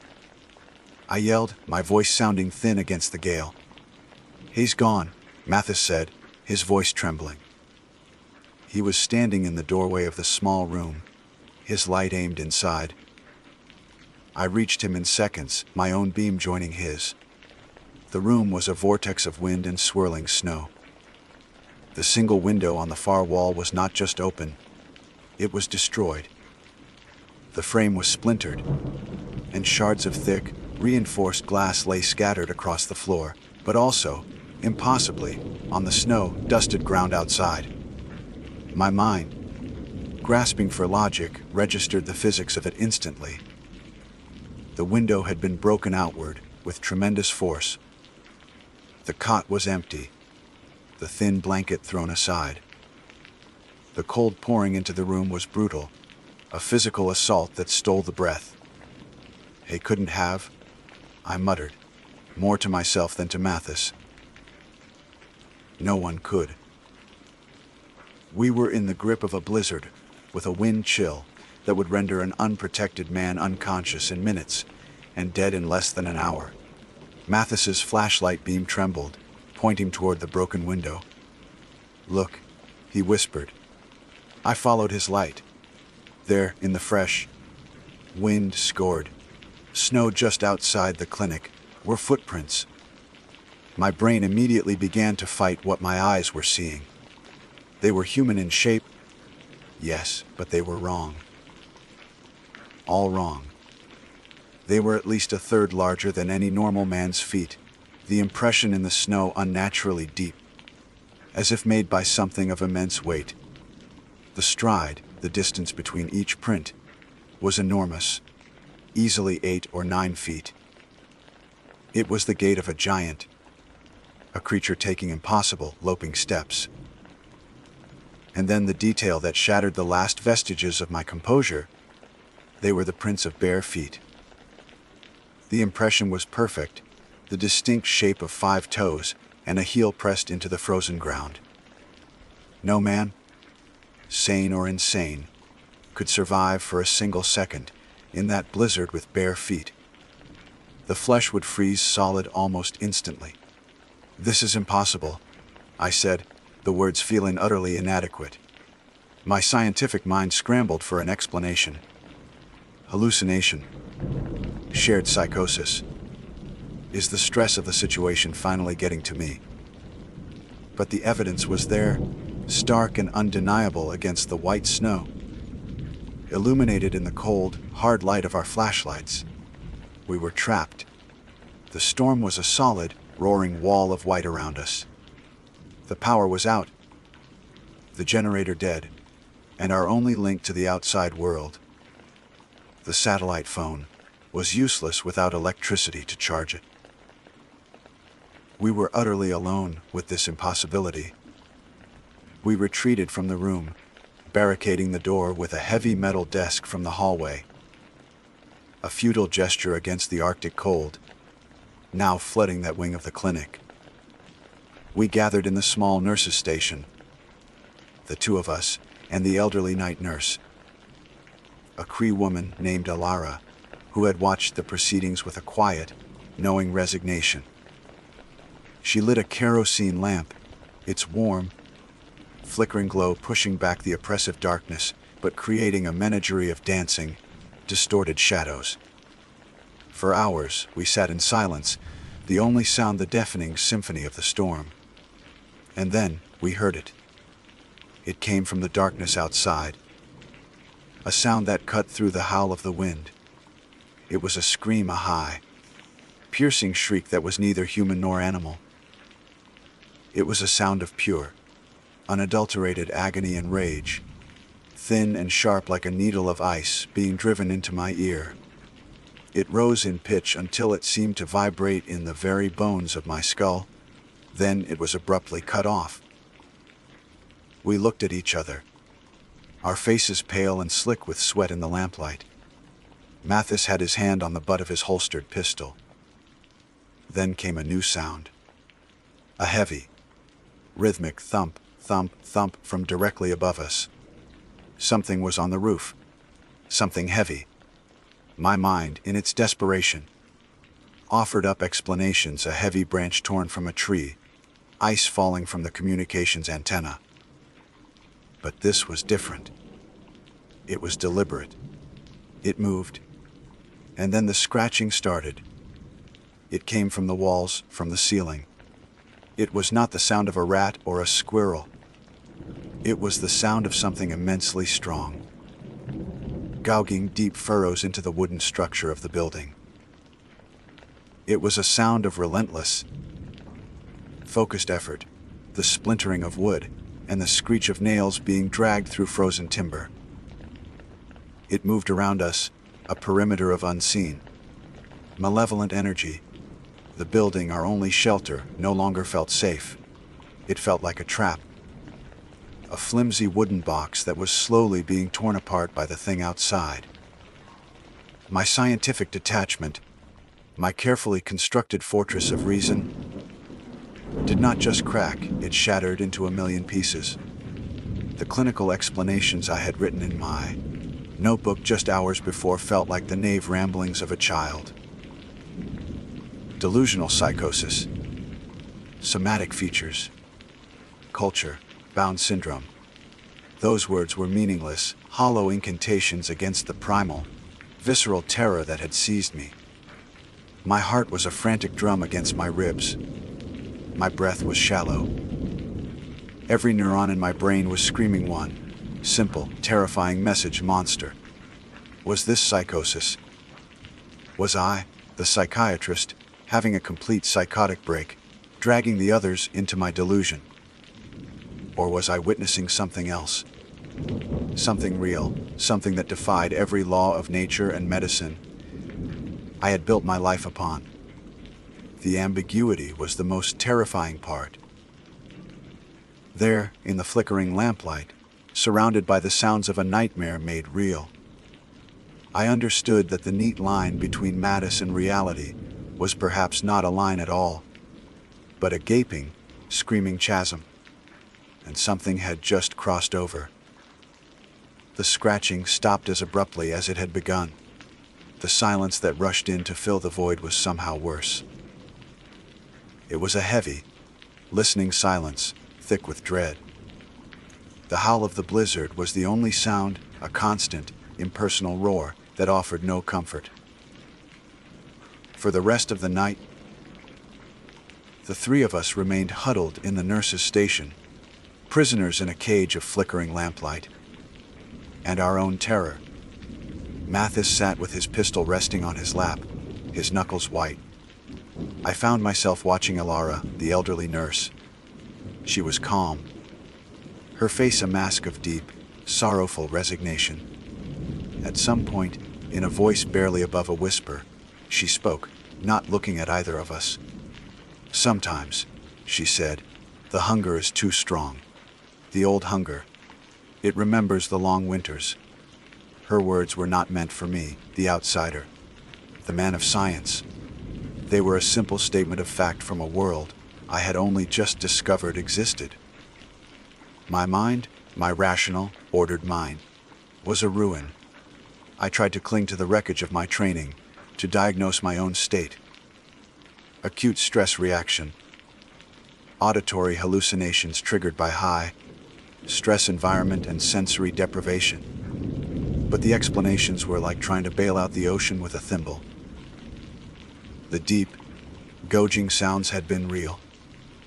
The scream had been real. I had not experienced it alone. We had all heard it. We were co-conspirators in this madness, or co-witnesses to a miracle of horror. I spent the remaining hours of darkness in a state of intellectual freefall, stripped of all my certainties, left with nothing but a raw, animal fear. Dawn came not as a glorious arrival, but as a slow, reluctant dilution of the darkness. The impenetrable black outside the windows softened to a deep indigo, then a bruised purple, and finally a stark, unforgiving gray. The wind began to lose its fury, its shriek diminishing to a weary moan. By the time the sun finally breached the horizon, casting a pale, watery light across the landscape, the world was silent. The storm had passed. The silence was absolute. Cautiously, Mathis and Ion barricaded the door to the hallway and made our way back to Bird's room. The cold that emanated from it was no longer just the absence of heat. It felt like a presence, a lingering stain of the night's events. We stepped outside through the shattered window frame, into a world reborn in white. The snow was piled in immense, sculpted drifts. The sky a brilliant, cloudless blue. The sheer, pristine beauty of it was a shocking contrast to the filth of our fear. In the clear morning light, the evidence was even more damning to my sanity. The footprints were still there, preserved in the new, fallen snow. We saw them clearly now, huge, bare, and impossibly far apart. We followed them. They led away from the clinic in a straight line, heading directly for the dark, dense wall of the boreal forest. They did not deviate. They did not falter.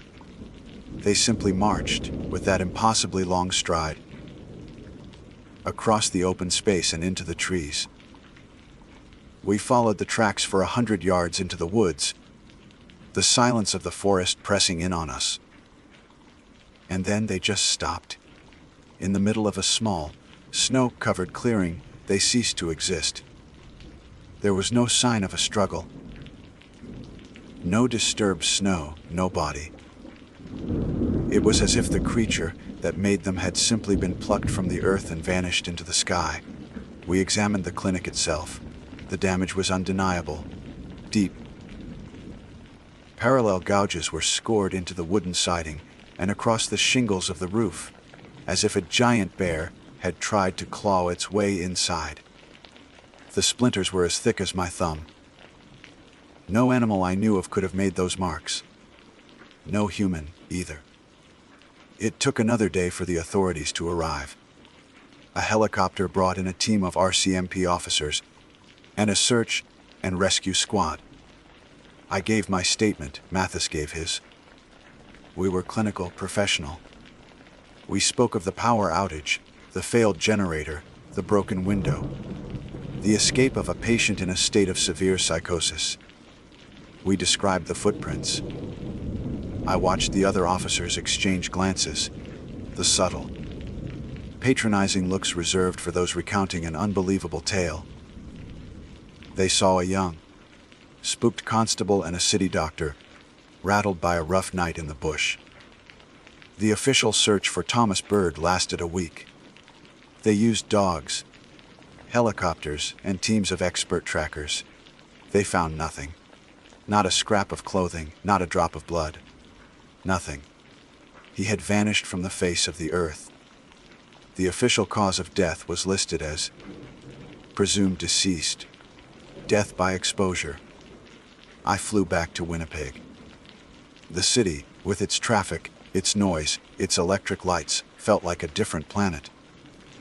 I sat in my quiet, orderly office, surrounded by the books and journals that had once formed the foundation of my reality. They now seemed like a collection of quaint and hopelessly inadequate theories. I had to file my official psychiatric report on David Ahaneku and the events at Saskatchewan. I sat before my computer for hours, the cursor blinking on a blank page. What could I write? Could I report that I had heard a non-human scream in the night, that I had seen footprints that defied the laws of physics and biology, that I had felt the presence of something ancient and malevolent scratching at the walls of our shelter?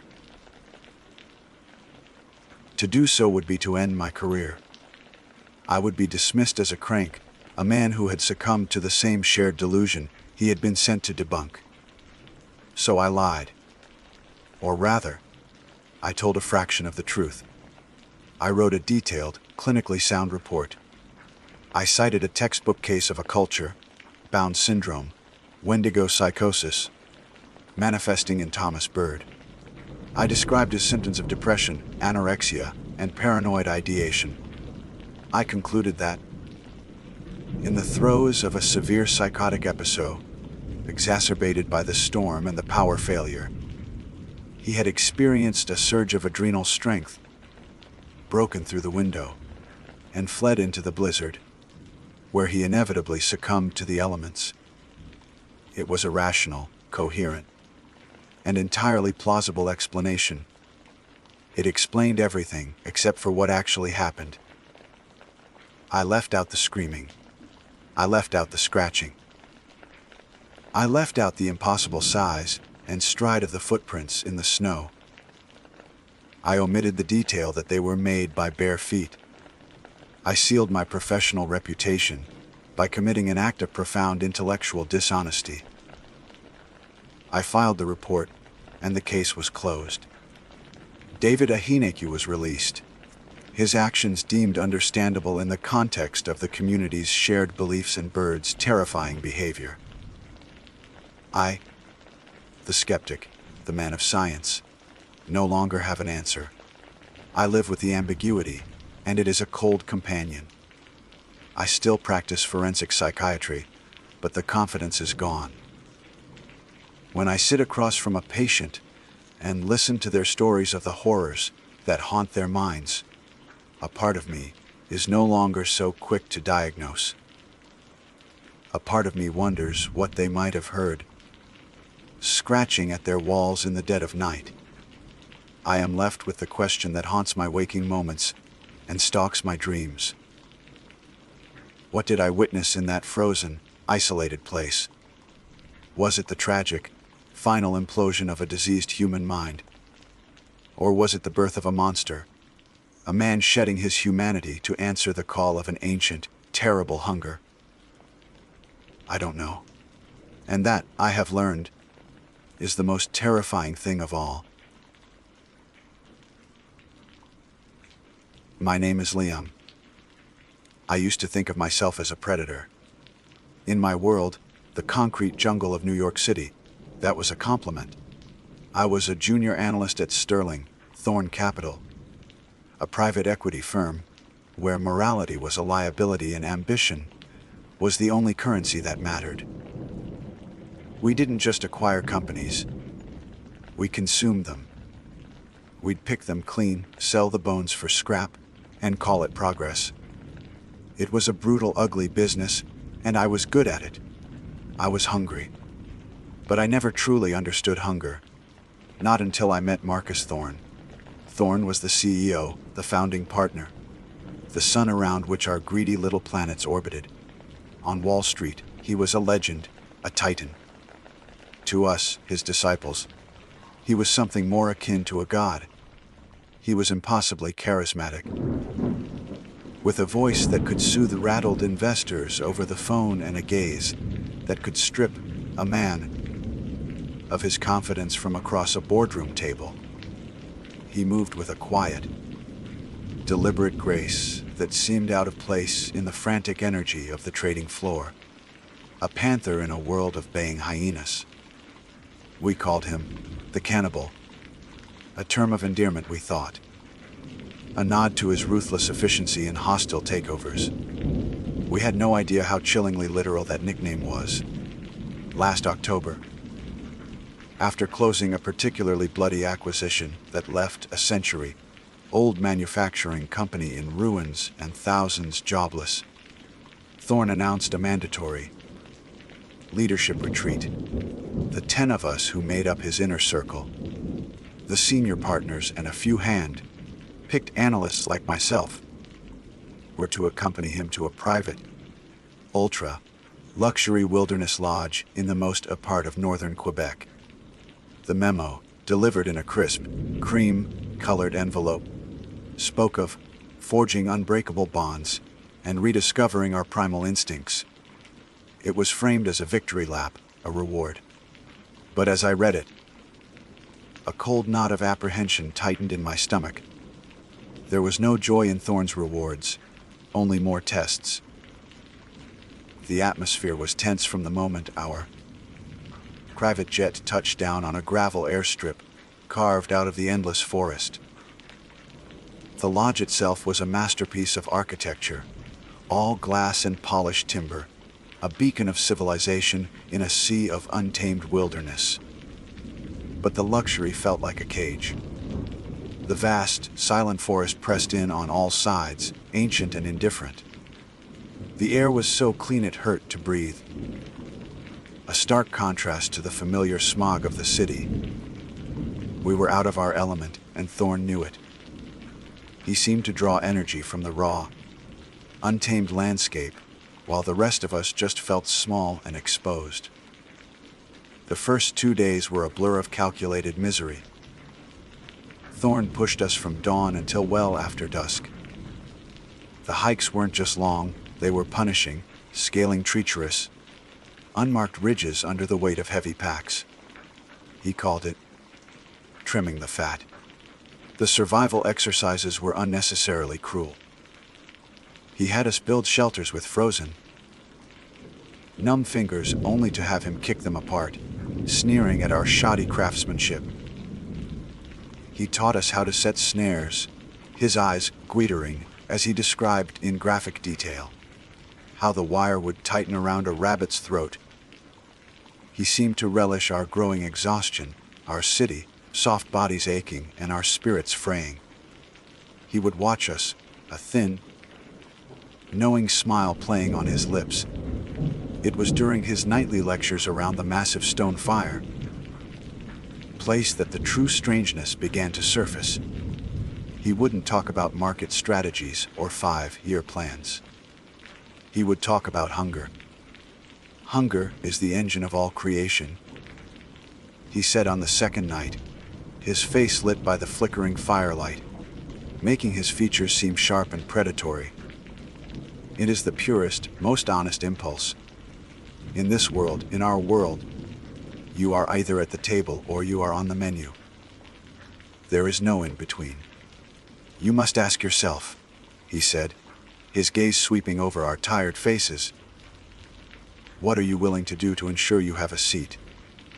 He spoke of the Donner Party, not as a tragedy, but as a case study in resource management. He talked about the primal drive of the apex predator, the beautiful, simple clarity of the wolf hunting the deer. His words were hypnotic, weaving a tapestry of logic that was both brilliant and deeply unsettling. We were the wolves of Wall Street, he told us. We had to embrace our nature. I tried to dismiss it as a bizarre, over-the-top motivational tactic. This was Thorne, after all. He was all about psychological games. But I couldn't shake the feeling that something was wrong. I saw the way he looked at David Chen, a brilliant but physically unassuming analyst from mergers and acquisitions. David was struggling more than anyone, his face pale, his breathing labored during the hikes. Thorne's eyes would linger on him, not with sympathy, but with a look of cold, detached appraisal.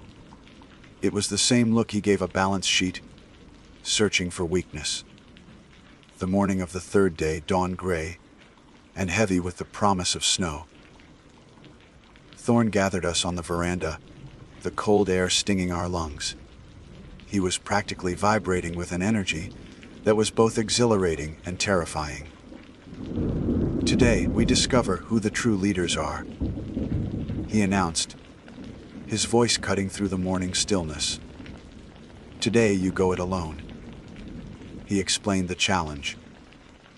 We would each be taken by helicopter and dropped in a different sector of the sprawling wilderness that surrounded the lodge. Armed with only a map, a compass, and a small survival kit, we had to navigate our way back before nightfall. A storm was forecast to hit in the afternoon. That, he explained with a chilling grin, was part of the test. "Nature is the ultimate boardroom," he said. "It is unforgiving. It rewards strength and punishes weakness without sentiment.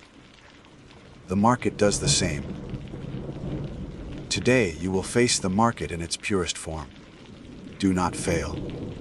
A helicopter was already wearing on the helipad a short distance away.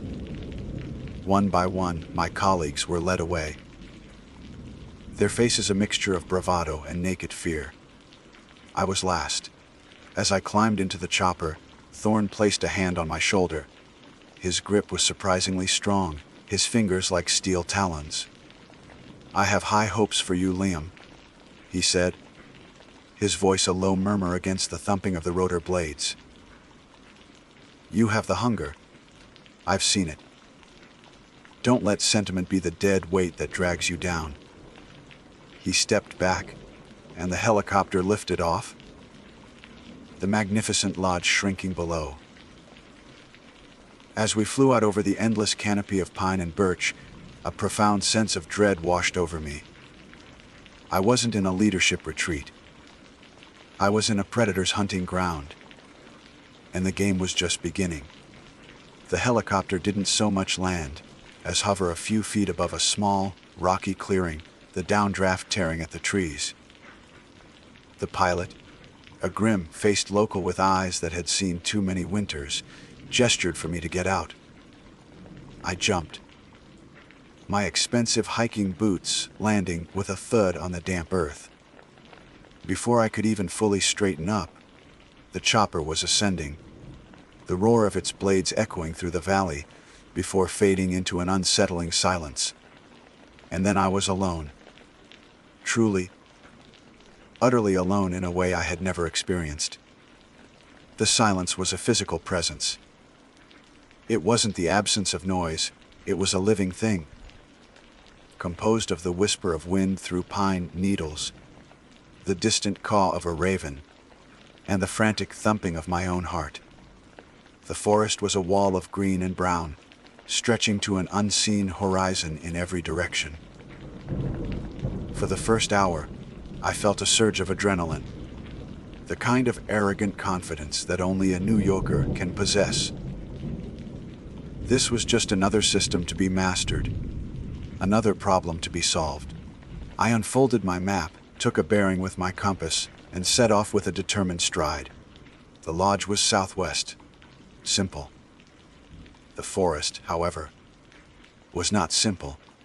It was a chaotic, tangled mess of fallen logs, hidden streams, and dense undergrowth that tore at my clothes. The neat grid of Manhattan had not prepared me for this. Every tree looked the same. Every ridge led to another, identical ridge. The sun, my only other point of reference, soon disappeared behind a thick blanket of slate. Gray clouds that rolled in from the north, just as Thorne had promised. The first flakes of snow began to fall around noon, soft and almost beautiful at first.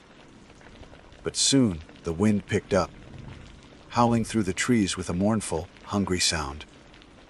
The snowfall intensified, becoming a blinding, horizontal blizzard. My map was a soggy, useless piece of paper within minutes. My compass, I swore, was acting strangely, the needle quivering and refusing to settle. Panic, cold and sharp, began to prick at the edges of my confidence. Thorne's final words echoed in my mind. Don't let sentiment be the dead weight that drags you down. At the time, I thought he was talking about business. Now, I wasn't so sure. Hours passed in a miserable, freezing blur. I was hopelessly lost. The initial challenge had morphed into a genuine survival situation. The forest was no longer a neutral backdrop. It felt actively hostile. The wind sounded like whispers, twisting my name into strange, elongated shapes. The shadows between the trees seemed to deepen and writhe, and I had the unshakable feeling that I was being watched by countless unseen eyes. Every snap of a twig sent a jolt of pure terror through me. I was no longer a predator. I was prey. As dusk began to bleed into the gray afternoon, turning the snow a ghostly blue, my resolve finally shattered. I was exhausted, soaked to the bone, and my hands were so numb I could barely feel them. I sank to my knees at the base of a massive pine, the fight gone out of me. This was it. I was going to die here. Another casualty of Marcus Thorne's brutal games. It was then that I heard it. A low moan, almost lost in the wail of the wind. I scrambled to my feet, shouting, my voice hoarse. Hello, is anyone there? The moan came again, closer this time. I pushed through a thicket of snow, laden furs, and stumbled into a small ravine. And there he was, David Chen. He was lying half buried in a snowdrift, his face contorted in agony. One of his legs was bent at a sickening, unnatural angle. The white of a bone protruded from the torn fabric of his pants. Lam, he gasped, relief and pain warring in his eyes. Thank God. I fell. I think my leg is broken. A wave of adrenaline surged through me, pushing back my own despair. I wasn't alone anymore. I had a purpose. I did my best to help him, using the emergency blanket from my kit to shield him from the wind, and giving him the last of my water. But I knew our situation was dire. David couldn't move, and I wasn't strong enough to carry him. The storm was getting worse, and the temperature was plummeting. We were dead. We huddled together for what felt like an eternity, the darkness becoming absolute. Just as the last embers of hope were dying, we saw a single point of light, a powerful beam, cutting through the swirling snow. It was moving steadily towards us.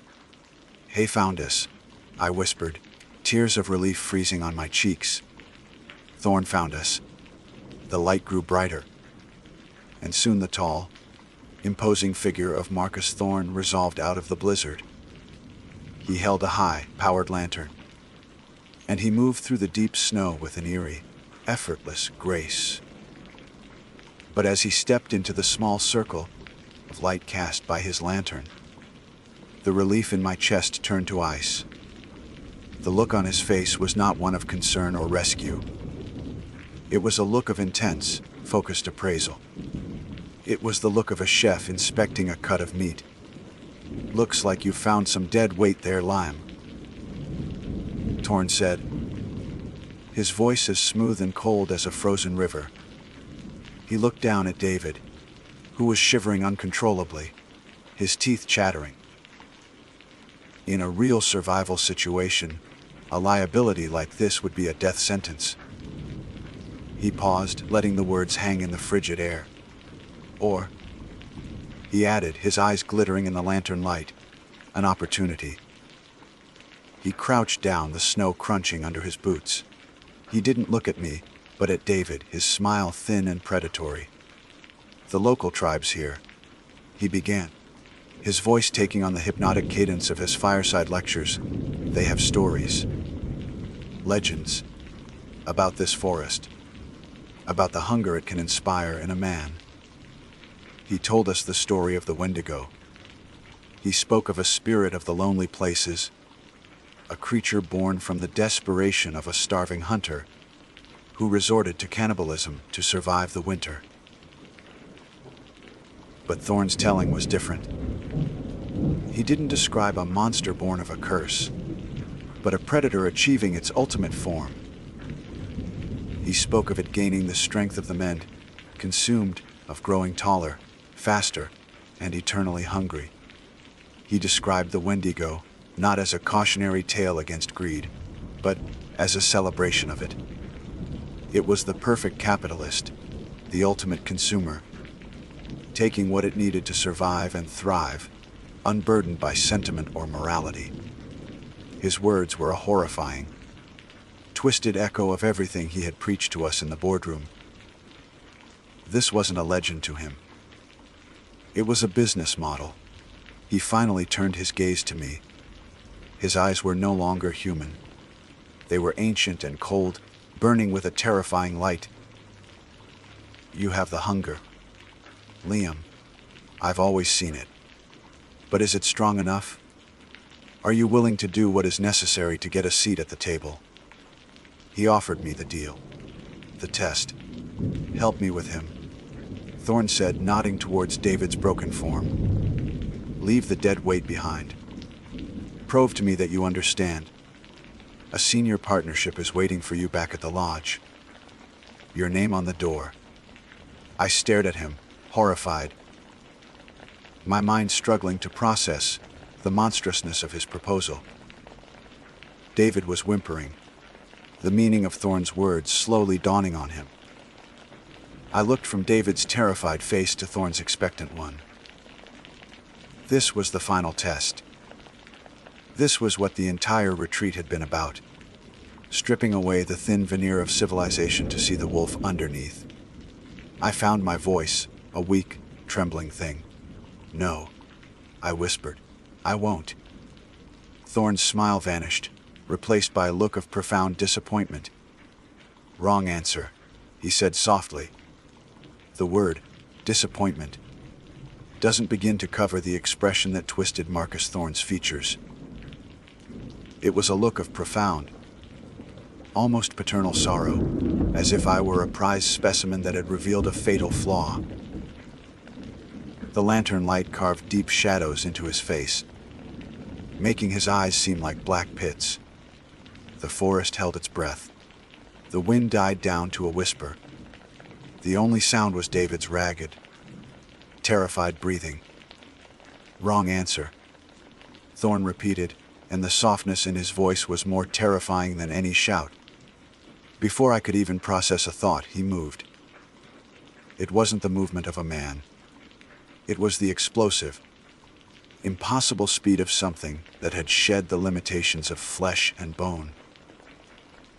One moment he was crouched by David, the next he was on me.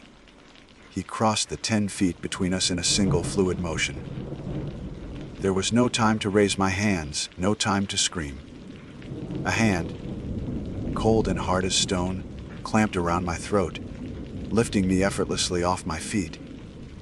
My boots dangled uselessly in the snow. I clawed at his wrist, but it was like clawing at a steel girder. I looked into his eyes and saw nothing I recognized. The charismatic CEO, the ruthless titan of industry. All of it was gone, a mask stripped away to reveal the true face beneath. What stared back at me was pure, bottomless hunger. An ancient, predatory avarice that had nothing to do with money or power, and everything to do with consumption. Such a waste, he hissed, his breath a foul, cold vapor. You had the potential, the killer instinct. With a flick of his wrist, he threw me. I sailed through the air and slammed against the thick trunk of a pine tree. The impact was a brutal, deafening crack that seemed to echo through my entire skeleton.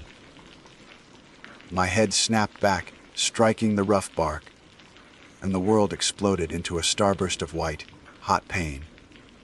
I slid down into the snow, my limbs refusing to obey me, my vision swimming. Through the ringing in my ears and the encroaching darkness, I saw him turn back toward David. I was dazed, paralyzed, a helpless spectator to the final act. David, seeing what was coming, tried to scramble backward, his broken leg dragging uselessly behind him, leaving a dark smear in the snow. He was sobbing, pleading. No, please, Mr. Thorne, please. Thorne simply knelt, the lantern casting their two figures in a hellish tableau. He reached out, not with the inhuman speed he had used on me, but with a slow, deliberate tenderness that was the most obscene thing I had ever witnessed. He placed a hand on David's shoulder, as if to comfort him. It's just business, David, Thorne said, his voice once again the calm, reassuring baritone he used to close a deal. An acquisition. The last thing I heard before the darkness finally took me was David's scream. It wasn't a scream of pain. It was a scream of utter, soul-shattering terror, a sound that ripped through the fabric of the night and was abruptly cut short. I don't know how long I was unconscious. Hours, maybe.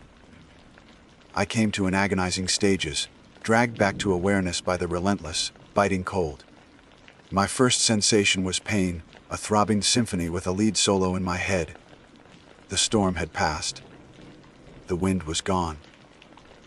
The forest was now draped in a pristine, deathly quiet blanket of fresh snow, sparkling under the cold light of a partial moon. I was alone. Thorne and David were gone. There were no tracks but my own in the disturbed snow where the horror had taken place. It was as if they had simply vanished. A primal terror, colder and deeper than the snow, seized me. I had to get out. I tried to stand, but my legs gave way. Every muscle screamed in protest. Crawling was the only option. I began to drag myself through the snow, my mind a fractured mess of pain and fear. I had no direction, no sense of where I was going. I just knew I had to move away from that place. Every shadow seemed to coalesce into Thorne's tall frame. Every rustle of a branch was the sound of his approach. The legend he had told, the story of the Wendigo, played on a loop in my mind. It gains the strength of the men it consumes. It grows taller, faster, and eternally hungry. I crawled for an eternity, my gloved hands raw, my body a single, screaming nerve. I thought of David. I thought of his final, severed scream. I thought of the other 8 members of our team.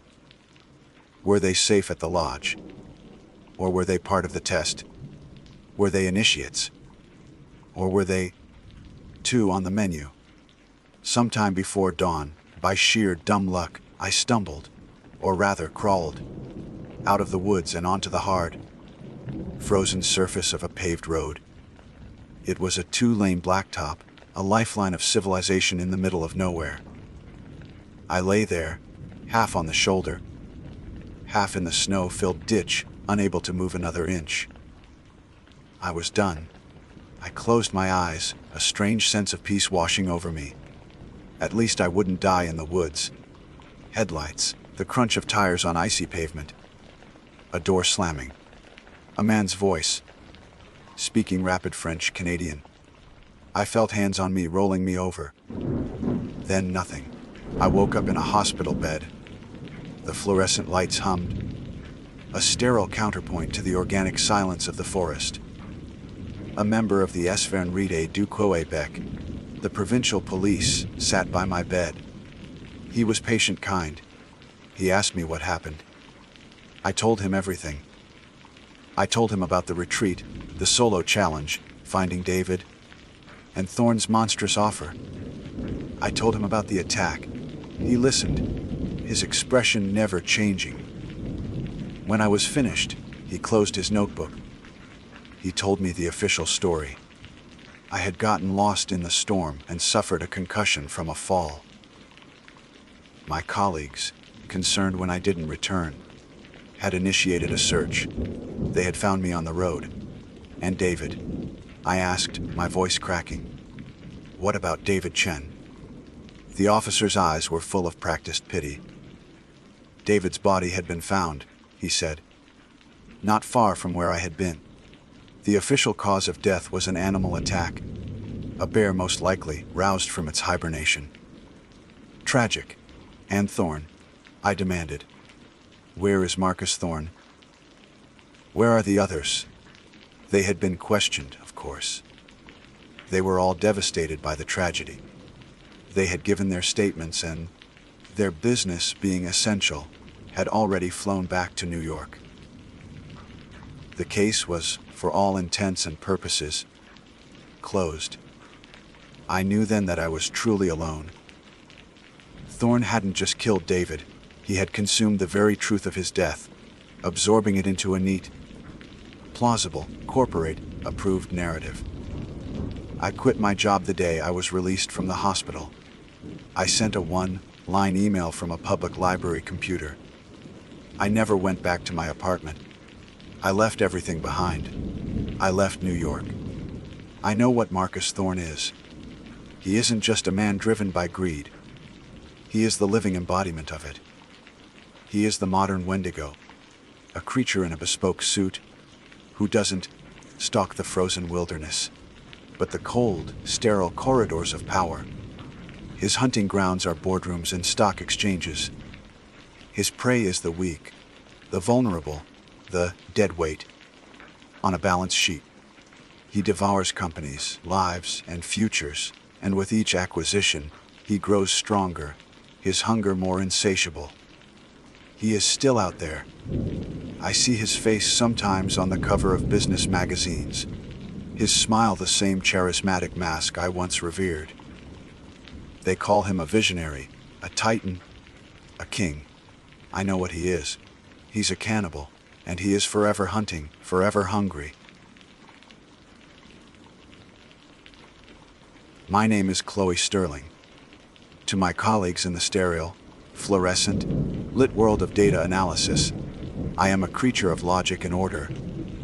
Someone who finds comfort in the clean, predictable lines of a spreadsheet. They see the sensible shoes, the neatly organized desk, the quiet demeanor. They would never guess what I do when I shed that skin. My true passion, the thing that ignites a fire in my soul, lies in ruins. I am an urban explorer, or urbexer, as we're known in the small, scattered community dedicated to the craft. I document the forgotten, the abandoned, the places that time has tried to erase. It's more than a hobby. It's a form of historical preservation, a pilgrimage to the altars of what once was. There is a profound and melancholic beauty in decay, in the way nature reclaims what humanity has discarded. I see stories in the peeling paint of an asylum wall, poetry in the rust-eaten machinery of a dead factory, and a silent, dignified tragedy in the skeletal remains of a ghost town. My blog, Forgotten Frontiers, is my testament to these places. It's a collection of photographs and essays, an attempt to capture the ghosts of memory that linger long after the people are gone. I treat every site with a reverence bordering on religious. I take only pictures, and I leave only footprints. The cardinal rule is to never force entry, to never deface, and to never disturb the dead. For months, one name had been whispering to me from the dusty corners of the internet and the pages of obscure history books. Hemlock Creek, tucked away in the dense, unforgiving wilderness of northern Minnesota. It was a former iron or mining town that had boomed and busted in the early 20th century. The official story was simple and common. The ore vein ran dry in the 1920s, and the population, with no reason to stay, simply packed up and left. It was a story of economic collapse, clean and straightforward. But the whispers I'd found online hinted at something darker, something that the official records conveniently omitted. Forum posts from local hikers and hunters spoke of an unnerving atmosphere, a heaviness in the air, and strange feelings of being watched. Most dismissed it as folklore, but for me, it was a siren's call. Last summer, I decided it was time. I loaded my SUV with my gear, my Nikon D850 and a selection of lenses, a high-powered flashlight, a first aid kit, emergency rations, and, most importantly, a satellite phone. The drive north was a gradual shedding of civilization. The sprawling suburbs of Minneapolis bled into rolling farmland, which in turn dissolved into an endless, suffocating sea of pine and birch trees. The highway narrowed to a 2-lane road, and then, as my GPS began to flicker and die, to a gravel track that seemed determined to shake my vehicle apart. The air grew cooler, cleaner, tinged with the scent of damp earth and pine needles. For hours, the only other signs of life were the occasional deer that would dart across the road, its eyes wide and startled in my headlights. I was utterly, completely alone, and a familiar thrill, mixed with a healthy dose of primal fear, began to prickle at my skin. After what felt like an eternity, I saw it, a weather-beaten, bullet-riddled sign leaning at a drunken angle, its faded letters barely legible. Goiel sum eamalox sir ek. Pio piula tio and 482. The number had been crossed out and crudely repainted several times, a testament to a fleeting prosperity. Beyond the sign, the forest parted to reveal the town. It was a skeleton picked clean by the elements. The main street was a muddy lane flanked by buildings that sagged as if weary from standing for a century. Their windows were dark, vacant eyes staring out at nothing. A general store listed to one side, its porch collapsed into a pile of rotting timber. Further on, a schoolhouse stood with its roof caved in, exposing the dark interior to the sky. And at the far end of the town, a stark and ugly interruption in the landscape, was the mine. Its headframe, the skeletal structure that once lowered men into the earth, stood like a gallows against the gray sky. The entrance to the shaft itself was a black, gaping wound in the hillside, a maw that seemed to exhale a palpable cold. The silence was the most unsettling part. It wasn't the peaceful quiet of the countryside. It was a dead, oppressive silence, thick and heavy, as if the very air was holding its breath. No birds sang. No squirrels chattered in the trees. The only sound was the whisper of the wind through the broken panes of glass and the soft, unnerving crunch of my own boots on the gravel. I spent the rest of the day meticulously documenting the town's decay. I moved with practiced slowness, my camera a shield between me and the overwhelming sense of desolation. I photographed a child's worn leather shoe lying in the mud, a rusted tin of coffee still sitting on a kitchen shelf, a calendar on a wall frozen forever on October 1923. Each artifact was a tiny, Heartbreaking piece of a story I could never fully know. The feeling of being watched intensified with every step I took, a constant, prickling sensation on the back of my neck. I kept scanning the dark windows and the deep shadows between the trees, expecting to see a face, but there was never anything there. As dusk began to settle, casting long, distorted shadows across the street, I made my way to the largest building, still standing, the old town hall. It was a 2-story wooden structure that had somehow resisted the worst of the decay. Its authority diminished, but not entirely erased. The double doors hung ajar, a silent invitation. Inside, the air was thick with the smell of dust and damp paper. Moonlight streamed through the grimy windows, illuminating floating dust motes like tiny, wandering spirits. Furniture was overturned, and papers were scattered across the floor, a chaotic scene of a hasty departure. In a back office, a room that must have belonged to the mayor or some other town official, I found a large, metal footlocker, its lid pried open.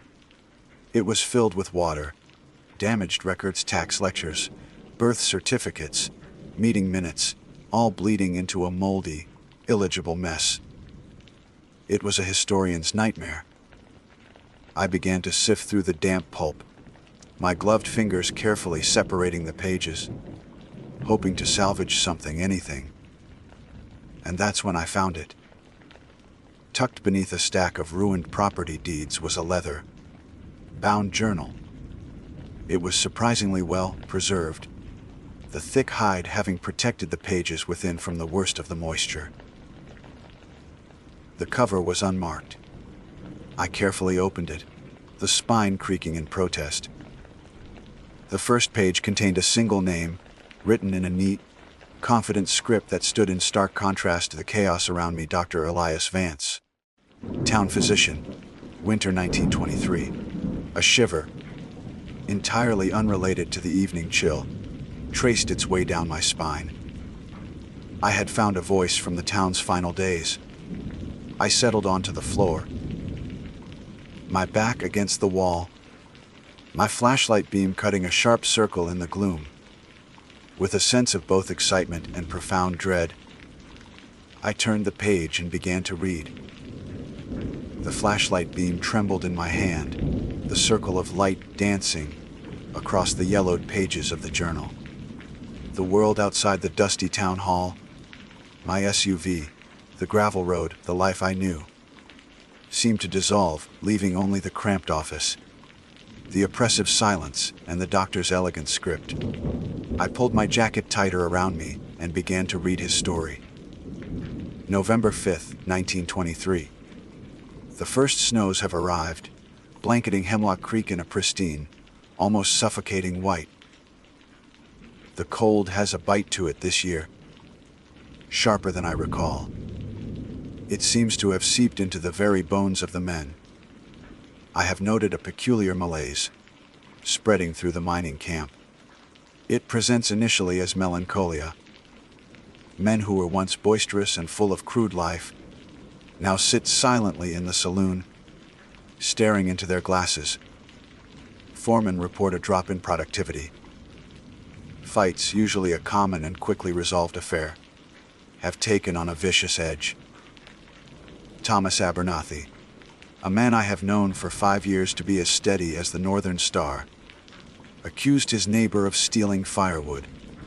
The dispute ended with Abernathy nursing a broken jaw, and the neighbor, Mr. Gable, staring at his own bloody knuckles with a look of profound confusion, as if his own hands were strangers to him. I have prescribed tonics and recommended rest, but I confess, this ailment feels beyond the reach of my medicine bag. It is a sickness of the spirit. His early entries were just as I would have expected from a man of science: clinical, detached, and analytical. He chronicled the town's descent with the precision of a biologist observing a specimen under a microscope. He wrote about the growing paranoia. How families began to board up their windows at night, not against the cold, but against their neighbors. He noted a creeping, irrational suspicion that seemed to poison every interaction. The miners, a community forged in the shared danger of the deep earth, were splintering apart. November 21st, 923, the strangeness has deepened. Several men, all seasoned woodsmen, have come to me with unsettling tales. They speak of a figure seen at the edge of the woods, a tall, pale man who moves with an unnatural swiftness through the deep snow, leaving no tracks. John Peterson, a man not given to flights of fancy, swore he saw it watching his cabin from the tree line, its form impossibly thin, like a shadow stretched long at sunset. He fired his rifle, but the figure simply vanished. I have dismissed these as tricks of the light, the product of exhausted minds and the distorting effect of falling snow. Yet the stories persist, and they are unnervingly consistent. It was in the next entry that a new, more ominous thread was woven into the narrative. December 3rd, 1923. My weekly supply run was met with unexpected resistance today. The local Ojibwe guides, who have long traded venison and furs with us, refused to come within a mile of the town. Our lead elder, a man named Black Wolf, whom I have always found to be reasonable, met me on the trail. His face was a mask of grim certainty. He spoke of a curse, of a hunger spirit that the mine had disturbed. He called it the Wendigo.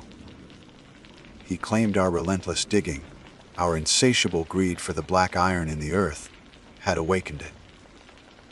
He said the sickness in the town was not of the body, but of a spirit that devours men from the inside out, turning them into monsters possessed by a terrible, endless hunger. I am a man of science. I believe in germs and pathogens, not ancient curses. I told him as much, but he would not be swayed. He looked at me with pity and fear. "You have eaten of the earth," he said, his voice a low whisper. "And now the spirit of that hungry earth has come to eat of you." He and his people have moved their camp further east. We are truly alone now. As I read, I could feel the doctor's certainty beginning to fray. His neat script started to show signs of haste, the confident loops and lines becoming jagged and sharp. His clinical language gave way to raw fear and bewildered desperation. The town was no longer just sick, it was unraveling at a horrifying pace. December 18th, 1923. A new symptom has emerged. One so grotesque I hesitate to commit it to paper. Mrs. O'Connell came to my clinic in a state of terror. Her husband, a burly miner named Patrick, has developed what she calls a natural appetite. He consumes his rations with a ravenous, animalistic fervor, yet complains of a gnawing emptiness. Last night, she found him in the pantry, gnawing on a side of raw bacon, his eyes glazed over. When she tried to stop him, he snarled at her, a sound she swore was not human. He has lost a startling amount of weight, yet his belly seems distended, bloated. His skin has taken on a pale, almost translucent quality. I see now that this is not just melancholia. It is a wasting disease, a consumption of the most terrifying kind. The journal became a litany of horrors. He described patients whose teeth had fallen out, only to be replaced by what looked like sharpened points of bone. He wrote of families barricading themselves, not against outsiders, but against one of their own. The feeling of being watched, which had been a vague unease for me, was a terrifying reality for them. The tall, pale man was no longer a rumor from the woods. People claimed to see its gaunt face peering into their windows at night. The final entries were nearly illegible. The ink smudged and the words scrawled across the page in a desperate, spidery hand. The doctor's descent into madness and terror was complete. January 4th, 1924. The McGregor family is gone. Their cabin stands empty, the door swinging open to the blizzard. I went to check on them this morning. Little Sarah had been suffering from the hunger for a week. Her father, a good man, had locked her in the bedroom. For days, we heard the sounds, the scratching, the chewing. Then, last night, a terrible silence fell. This morning, I found the door splintered from its frame from the inside. There were tracks in the snow leading from the cabin, but they were not human. They were long, narrow, and dragged, as if whatever made them was too weak, or too changed, to walk upright. They led towards the mine. January 10th, 1924. It is the mine. It has always been the mine. We came here with a hunger for the ore, a greed that drove us to rip open the earth. We tore its riches from its belly, and in doing so, we have unleashed a spirit that mirrors our own avarice. It is a physical manifestation of our insatiable hunger. We have devoured the land, and now a spirit of that hunger has come to devour us. It is not a sickness of the body that can be cured with medicine. It is a curse of the soul, and we are all damned.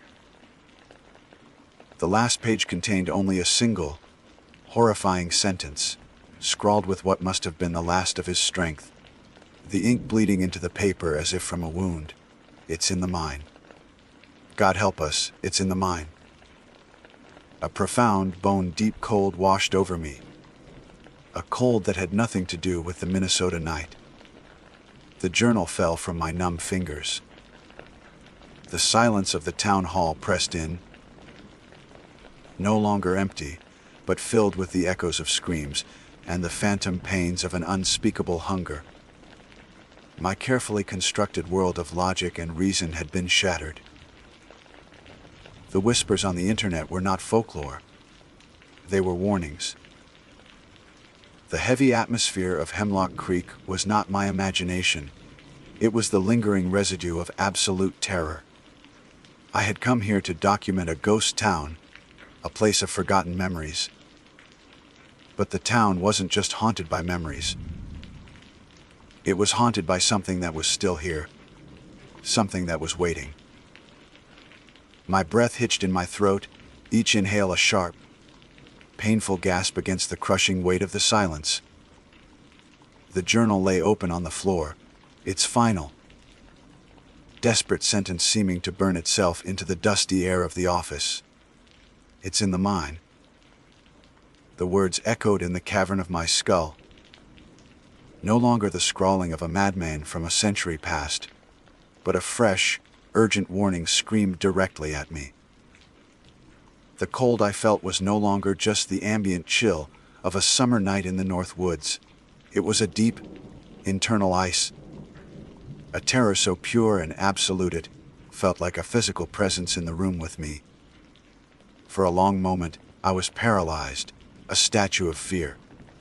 Every rational thought, every ounce of the detached, logical persona I cultivated had evaporated. I was reduced to a primal state, a cornered animal suddenly aware of the predator, hiding in the shadows.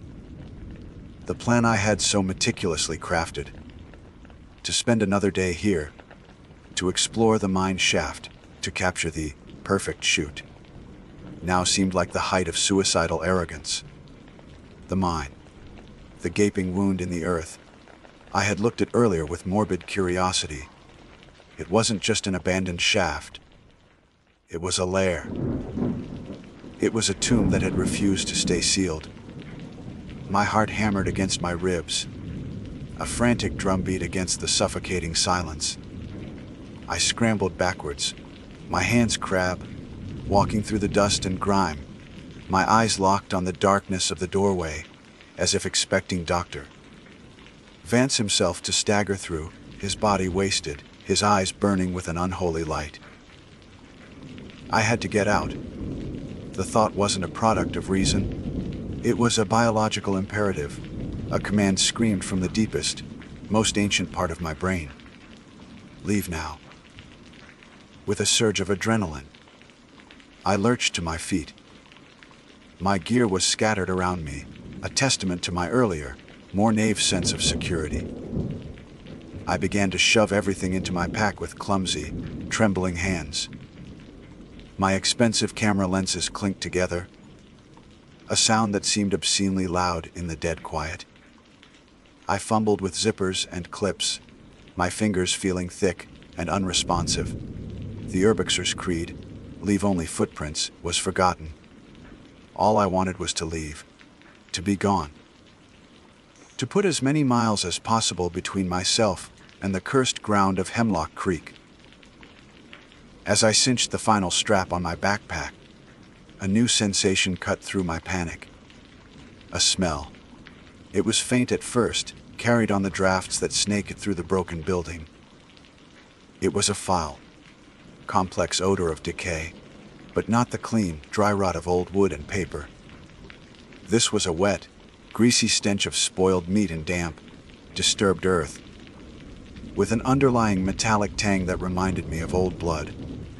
It was a predator's smell, a charnel house smell, and it was coming from the direction of the mine.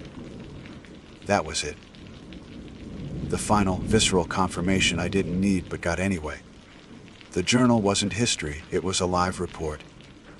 The thing, the hunger, was active. My retreat became a full-blown flight. I burst out of the town hall's back office, my flashlight beam slashing wildly across the debris-strewn main hall.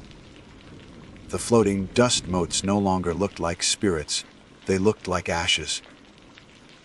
The overturned furniture was no longer a sign of a hasty departure. It was the result of a violent struggle. The short walk from the town hall to my SUV on the main street was the longest, most terrifying journey of my life. The moon had risen, casting the derelict buildings in a skeletal, silvery light. Every shadow seemed to stretch and writhe. Every dark window was a vacant eye watching me pass.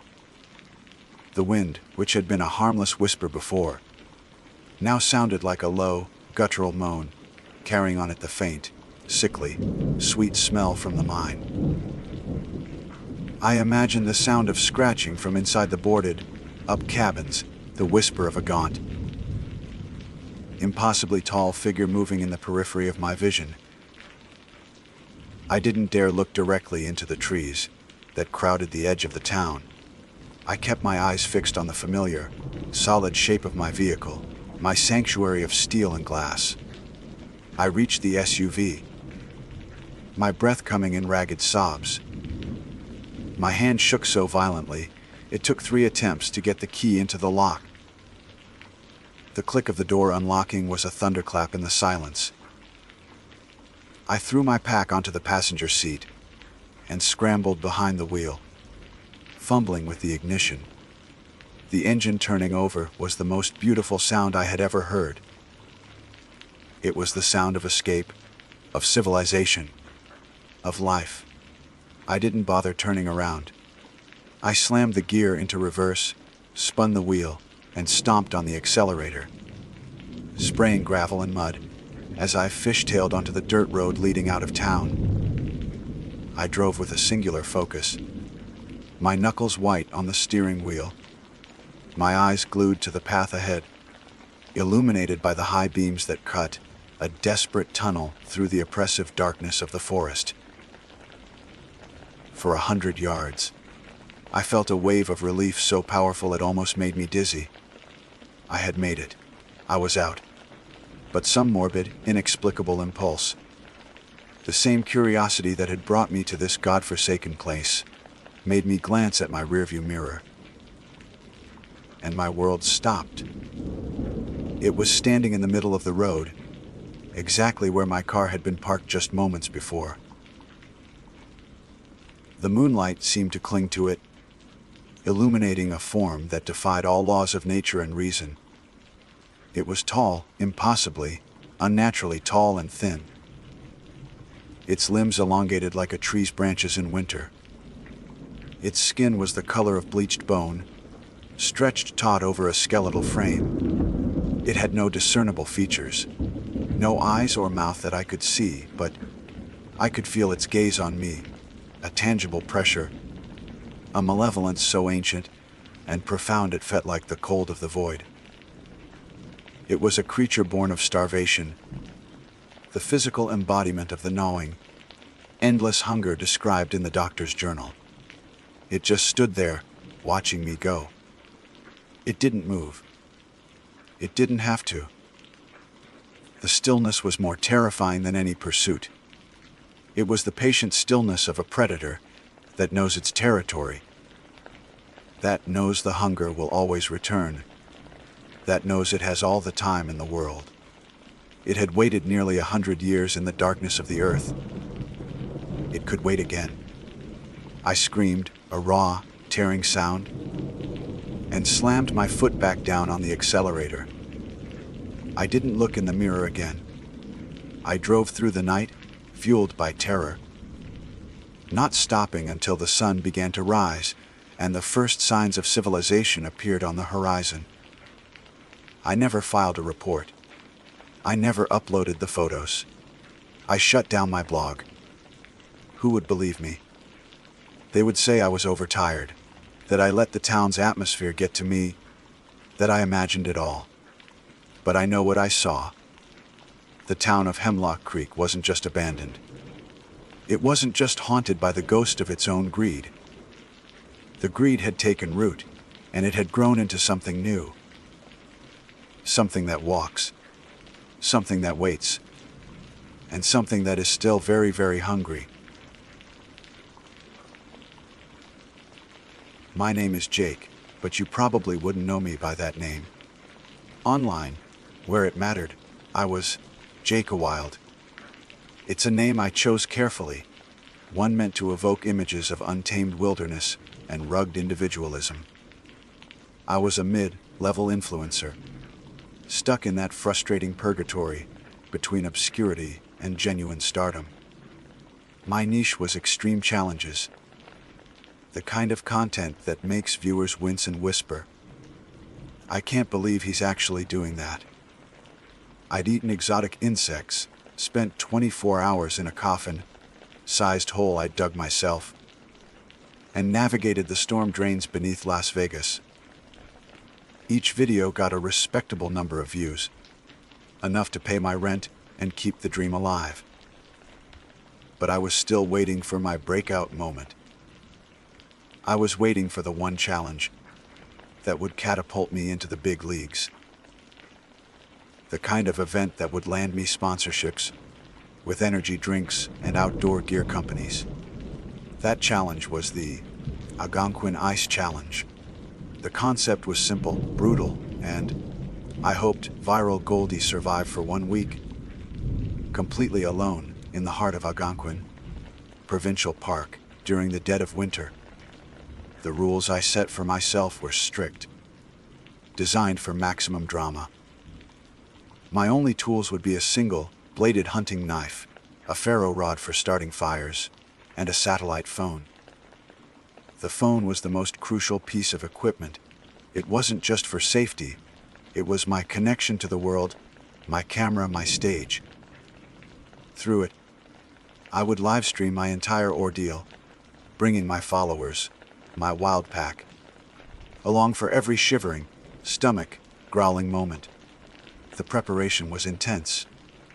For weeks, I studied survival manuals, watched videos by actual wilderness experts, and practiced my skills in the woods behind my apartment complex, which felt ridiculous but necessary. I projected an aura of supreme confidence to my audience, posting teaser videos of myself sharpening my knife and testing my fire starter. Nature's throwing its worst at me, I declared in one video, staring intensely into the camera lens. And I'm gonna throw it right back. The hype was building. My subscriber count ticked upward. This was it. The drop-off was surreal. The helicopter's blades beat a deafening rhythm against the frozen air, the sound swallowed by the immense, silent landscape of snow and skeletal trees. From above, the park was a vast, white desert, punctuated by the dark, frozen shapes of lakes. When the pilot gave me the thumbs up, I took a deep breath, adjusted the camera on my head strap, and stepped out onto the skid. The cold was a physical blow, a solid wall of air that stole my breath and bit at any exposed skin. I gave a final, cocksure wave to the helicopter as it ascended, shrinking into a black speck against the gray sky before disappearing entirely. Then, there was only silence. A silence so profound it felt like a weight, pressing in on me from all sides.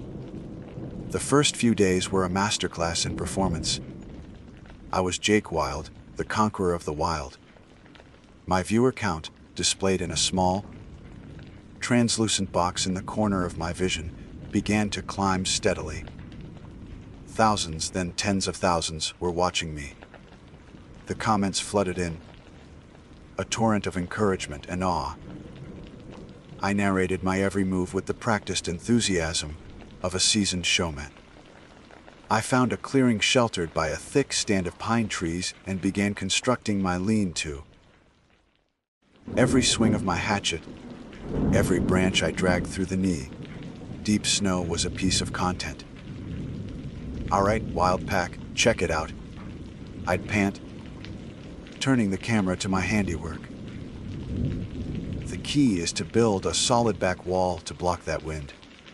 We're using pine boughs for insulation. Mother Nature provides, you just have to know where to look. On the second day, I managed to spear a fish. It was a grueling process. I spent hours chipping away at the thick mic ice with my knife, my hands growing numb and clumsy despite my gloves. I lay on my stomach for what felt like an eternity, peering into the murky, frigid water, my breath pluming in the air. When I finally saw the dark shape of a trout glide into view, my heart hammered in my chest. I struck a single, desperate lunge and felt the satisfying thud of the blade hitting its mark.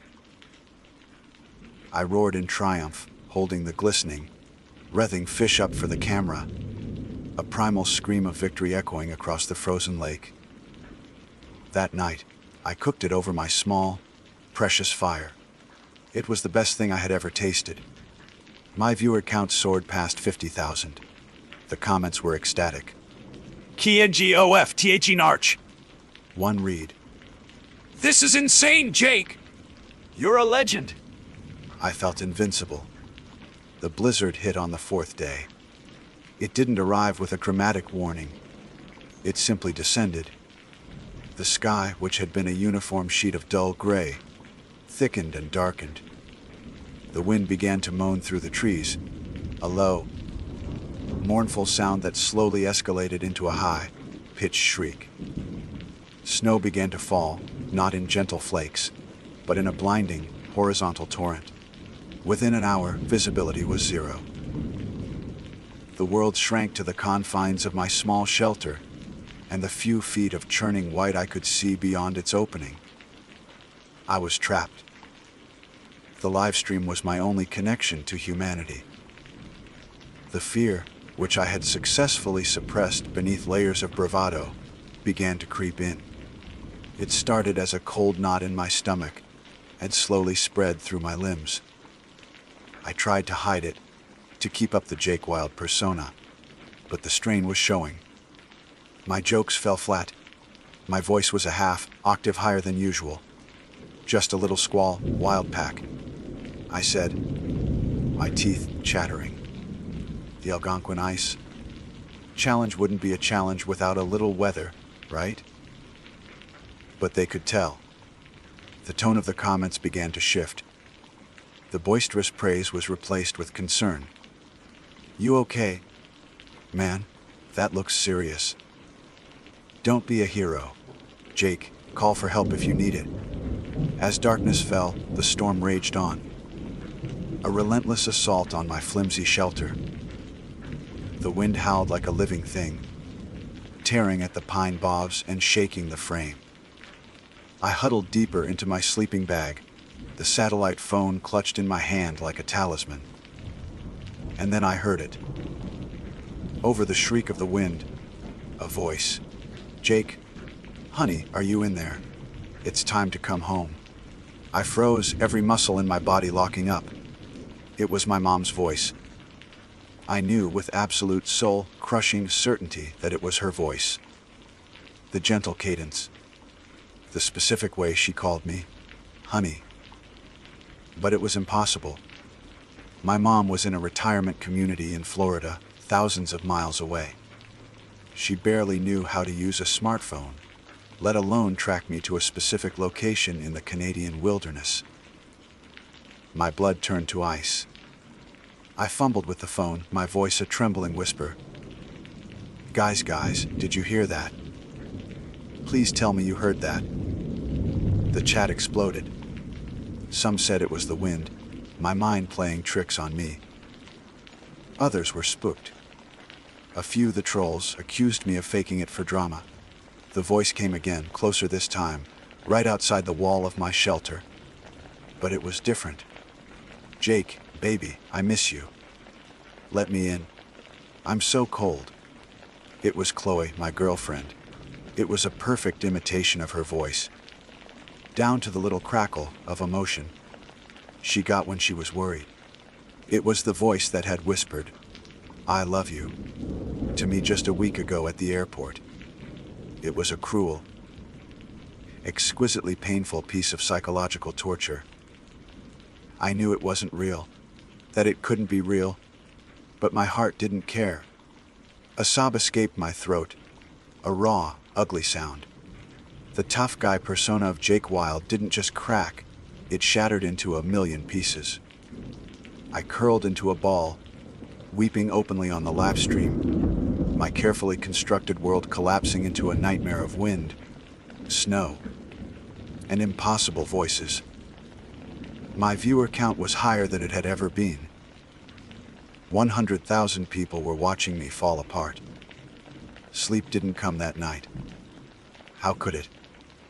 Every gust of wind, every creak of a branch under the weight of the snow, sent a fresh jolt of adrenaline through my system. I lay in my sleeping bag, rigid with terror, clutching the cold, dead satellite phone to my chest. The battery had died hours ago, plunging me into a terrifying, disconnected silence. The voices had stopped, but their echoes remained, replaying in an endless, torturous loop inside my skull. Chloe's plea for me to let her in, my mother's gentle, impossible summons. My breakdown had been total and absolute, broadcast live to the world. The shame was a physical weight, as heavy and suffocating as the snow piling up outside. The Jake Wilde persona was a ruin, a collapsed structure I had no idea how to rebuild. All that was left was Jake, a terrified man huddled alone in the dark, 1,000 miles from anyone who could help him. The blizzard finally broke with the dawn. I crawled out of my shelter into a world transformed. The sky was a brilliant, cloudless blue, and the fresh snow blanketed everything in a pristine, glittering layer. The sheer beauty of it felt like a mockery. The air was still and frigid. The silence no longer profound but menacing. It felt like the silence of a predator holding its breath. My first priority was the phone. I swapped out the battery pack with my last spare, my fingers clumsy with cold and trembling. As it powered on, the screen lit up, and the connection to the world was restored. I dreaded looking at the chat. I scrolled back through the logs from the previous night. It was worse than I could have imagined. My breakdown had become a viral spectacle. The viewer count had peaked at over 150,000. The comments were a chaotic flood. There were thousands of messages of genuine concern, people begging me to hit the emergency beacon on the phone. But there were just as many, if not more, from trolls and cynics, mocking my tears, calling me a fraud, accusing me of staging the whole thing for views. Best acting I've seen all year. One comment read, "Give this man an Oscar." Another said, "He's finally lost it. This is better than any movie." But then, a new thread of conversation emerged, one that chilled me more than any insult. It started with a single comment, "This is classic Wendigo territory." Others quickly latched onto it. "He's in Algonquin. In winter. Alone. He's checking all the boxes." The voices are the first sign. It mimics people you love to lure you out. It's a spirit of hunger. It feeds on fear and isolation. They posted links to old folklore articles and creepy forums dedicated to cryptids. They were discussing me as if I were already a character in a ghost story, a cautionary tale. The word Wendigo appeared again and again, a digital chant that seemed to seep from the screen into the cold air around me. I had heard the legends, of course, campfire stories about a gaunt, cannibalistic spirit that haunted the northern forests. I'd always dismissed them as just that, stories. But now, huddled in my shelter after a night of hearing impossible voices, the stories felt chillingly plausible. The voices were gone on day 5, but they were replaced by something far worse, the unshakable feeling of being watched. It was a physical sensation, a prickling on the back of my neck, the feeling of unseen eyes tracking my every move. I tried to dismiss it as paranoia, a predictable symptom of my deteriorating mental state. I forced myself to go about my survival routine, gathering firewood, checking the hole in the ice for another fish. But I couldn't shake the feeling. The forest, which had felt empty and indifferent before, now felt occupied. The spaces between the trees seemed to hold a silent, malevolent intelligence. I kept the livestream running, but my narration had changed. The confident bravado of Jake Wild was gone, replaced by the frantic, hushed whispers of a man on the edge.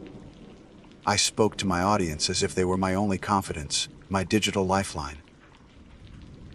"I don't think I'm alone out here," I whispered, my eyes scanning the dense tree line at the edge of my clearing. "I know it sounds crazy, but I can feel it. Something is watching me." The chat was a split screen of my own psyche. Half the viewers were convinced I was in genuine danger, urging me to abandon the challenge. The other half believed it was all a performance, a brilliant piece of method, acting to salvage my brand after my breakdown. "He's leaning into the horror angle." One user commented, "Smart move."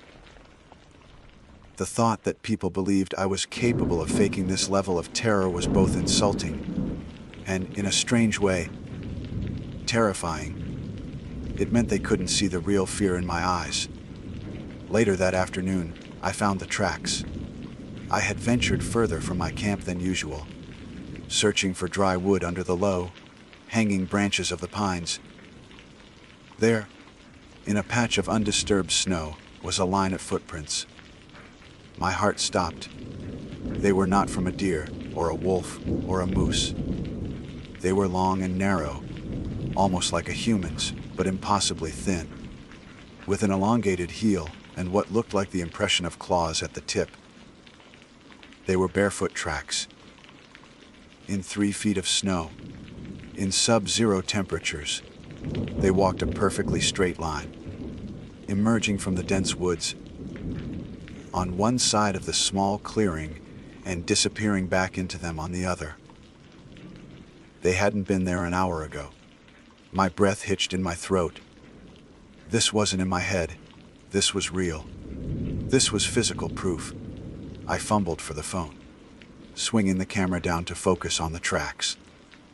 Look! Look at this! I yelled, my voice cracking. Tell me I'm imagining this! What kind of animal makes a track like that? I followed them, my knife now gripped tightly in my hand.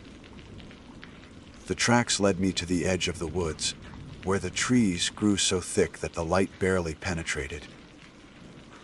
They continued into the gloom, a clear path into the darkness.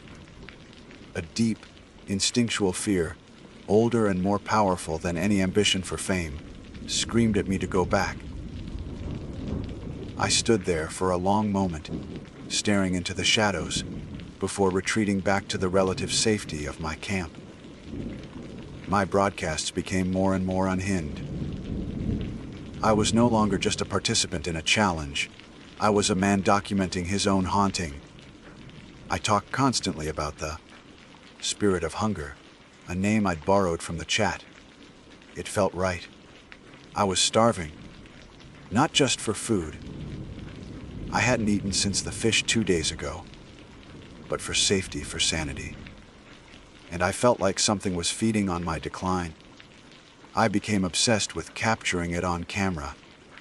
I would sit for hours, phone in hand, pointed at the tree line, waiting. I caught glimpses of movement, fleeting and indistinct. A flicker of motion at the edge of the frame. A flash of something pale against the dark bark of the trees. Each time I would swing the camera around, but there would be nothing there. Did you see that? I'd ask my audience, my voice a raw plea. It was right there. The chat would argue, some claiming to have seen it too, others telling me it was just a bird or the wind shaking snow from a branch.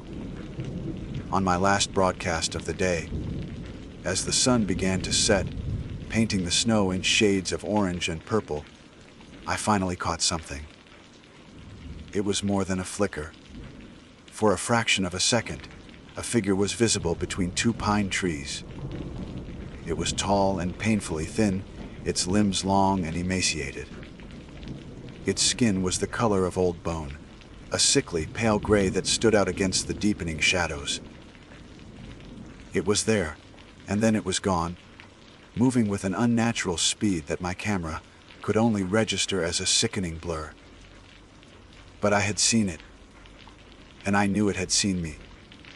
I ended the broadcast abruptly, my heart hammering against my ribs. The feeling of being watched had transformed into the terrifying certainty of being hunted. The game was over. This was no longer a challenge. It was a siege. The night of day 5 was a descent into hell. The certainty of being hunted was a prison, far more effective than the blizzard had been. I didn't dare try to sleep. I abandoned my flimsy lean-to, which now felt like a trap, and spent the night, huddled with my back against a thick pine tree, my fire built dangerously high. My knife was in one hand, the satellite phone in the other. I kept the live stream running, the camera's night vision mode casting the world in an eerie, monochrome green. I didn't speak. There was nothing left to say. I just sat there, a cornered animal, scanning the impenetrable darkness beyond the ring of firelight. My audience of thousands watched in silence with me. The forest was no longer quiet. It was alive with sound, a symphony of psychological warfare. I would hear a branch snap just beyond the light, and I'd whip the camera around to see nothing. A low, guttural cough would echo from the left, and I'd flinch, my heart seizing in my chest. But the worst was the whispering. It was constant, a sibilant murmur just at the edge of hearing, like the rustle of dry leaves. But there were no leaves, only snow. It sounded like words, almost, but they were in a language I didn't understand, a chattering, ancient tongue that spoke of cold, empty spaces and ravenous hunger. Several times, I saw its eyes, 2 points of faint, phosphorescent green. blinking in the darkness far beyond my fire.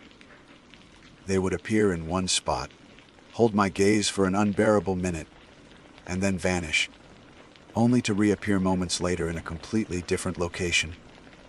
It was circling me, toying with me. It was intelligent. It knew the fire was a barrier. It knew the camera was on. It was studying me, learning. The chat was a frantic mess of prayers, terrified reactions, and accusations that this was the most elaborate hoax ever staged. I didn't care. They were just ghosts in the machine. The only real thing was the cold, the fire, and the patient, hungry eyes in the dark. Day 6 dawned on a man hollowed out. I was a shell, animated by nothing more than raw, primal fear. I was out of food, my body running on the last dregs of adrenaline. The cold had seeped deep into my bones, a permanent chill that no fire could warm. Delirium had begun to set in, the edges of my vision blurring, the world taking on a shimmering, unreal quality. I knew, with a calm, terrifying clarity, that I was not going to survive. The challenge, the views, the career, it all felt like a stupid dream from another lifetime. The only goal now was to last until nightfall, to see the sun one more time. It grew bolder in the daylight. The sense of being watched was now a suffocating presence. I would catch it moving through the trees, no longer just a blur, but a distinct shape. A tall, skeletal frame, impossibly gaunt, with limbs that seemed too long for its body. Its skin was the color of birch bark, mottled and gray, allowing it to blend almost perfectly with the winter landscape. It moved with a jerky, unnatural gait, like a marionette with its strings tangled. It never came into the full clearing, but it stayed close, a constant, silent sentinel at the edge of my world. It was letting me see it. It wanted me to know it was there. It was savoring my terror, letting it ripen. My last broadcast began in the late afternoon. I had retreated back into the lean-to, the effort of maintaining the fire having become too much.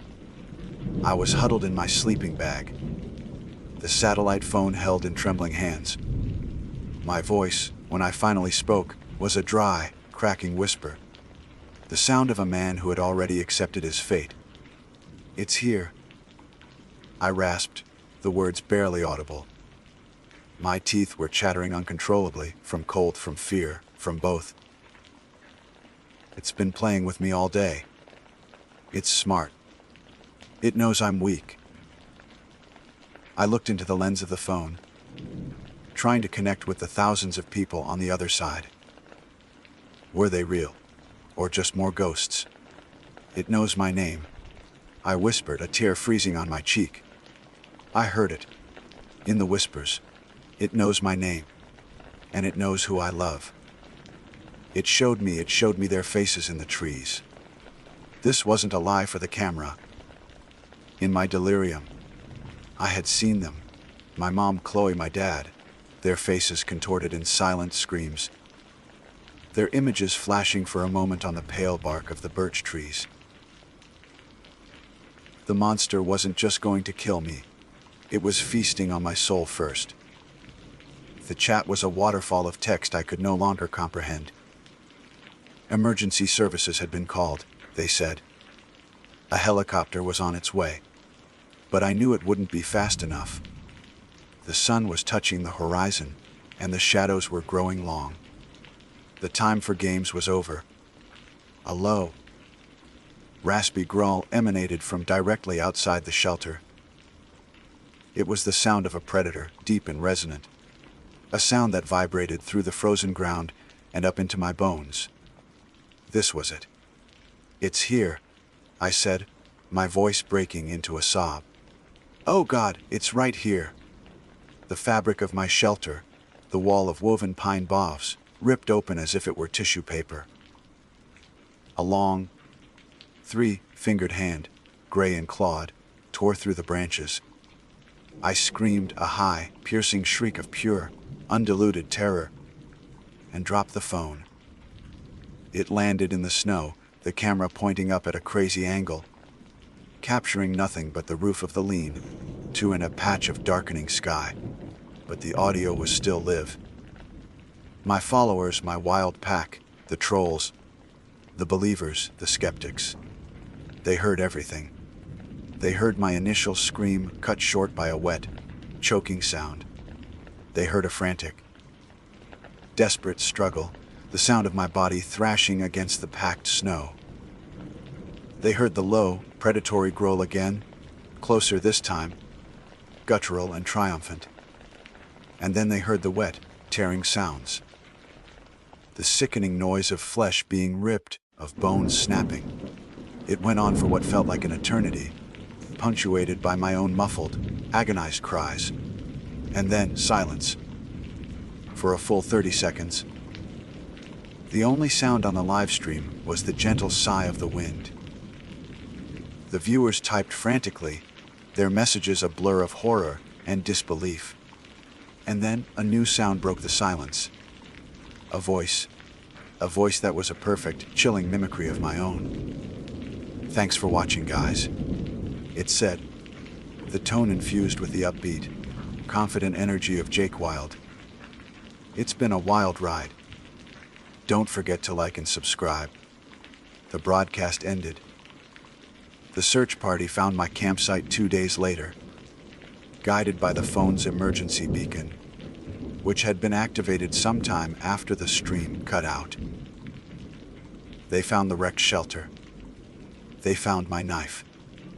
They found the satellite phone, its battery finally dead.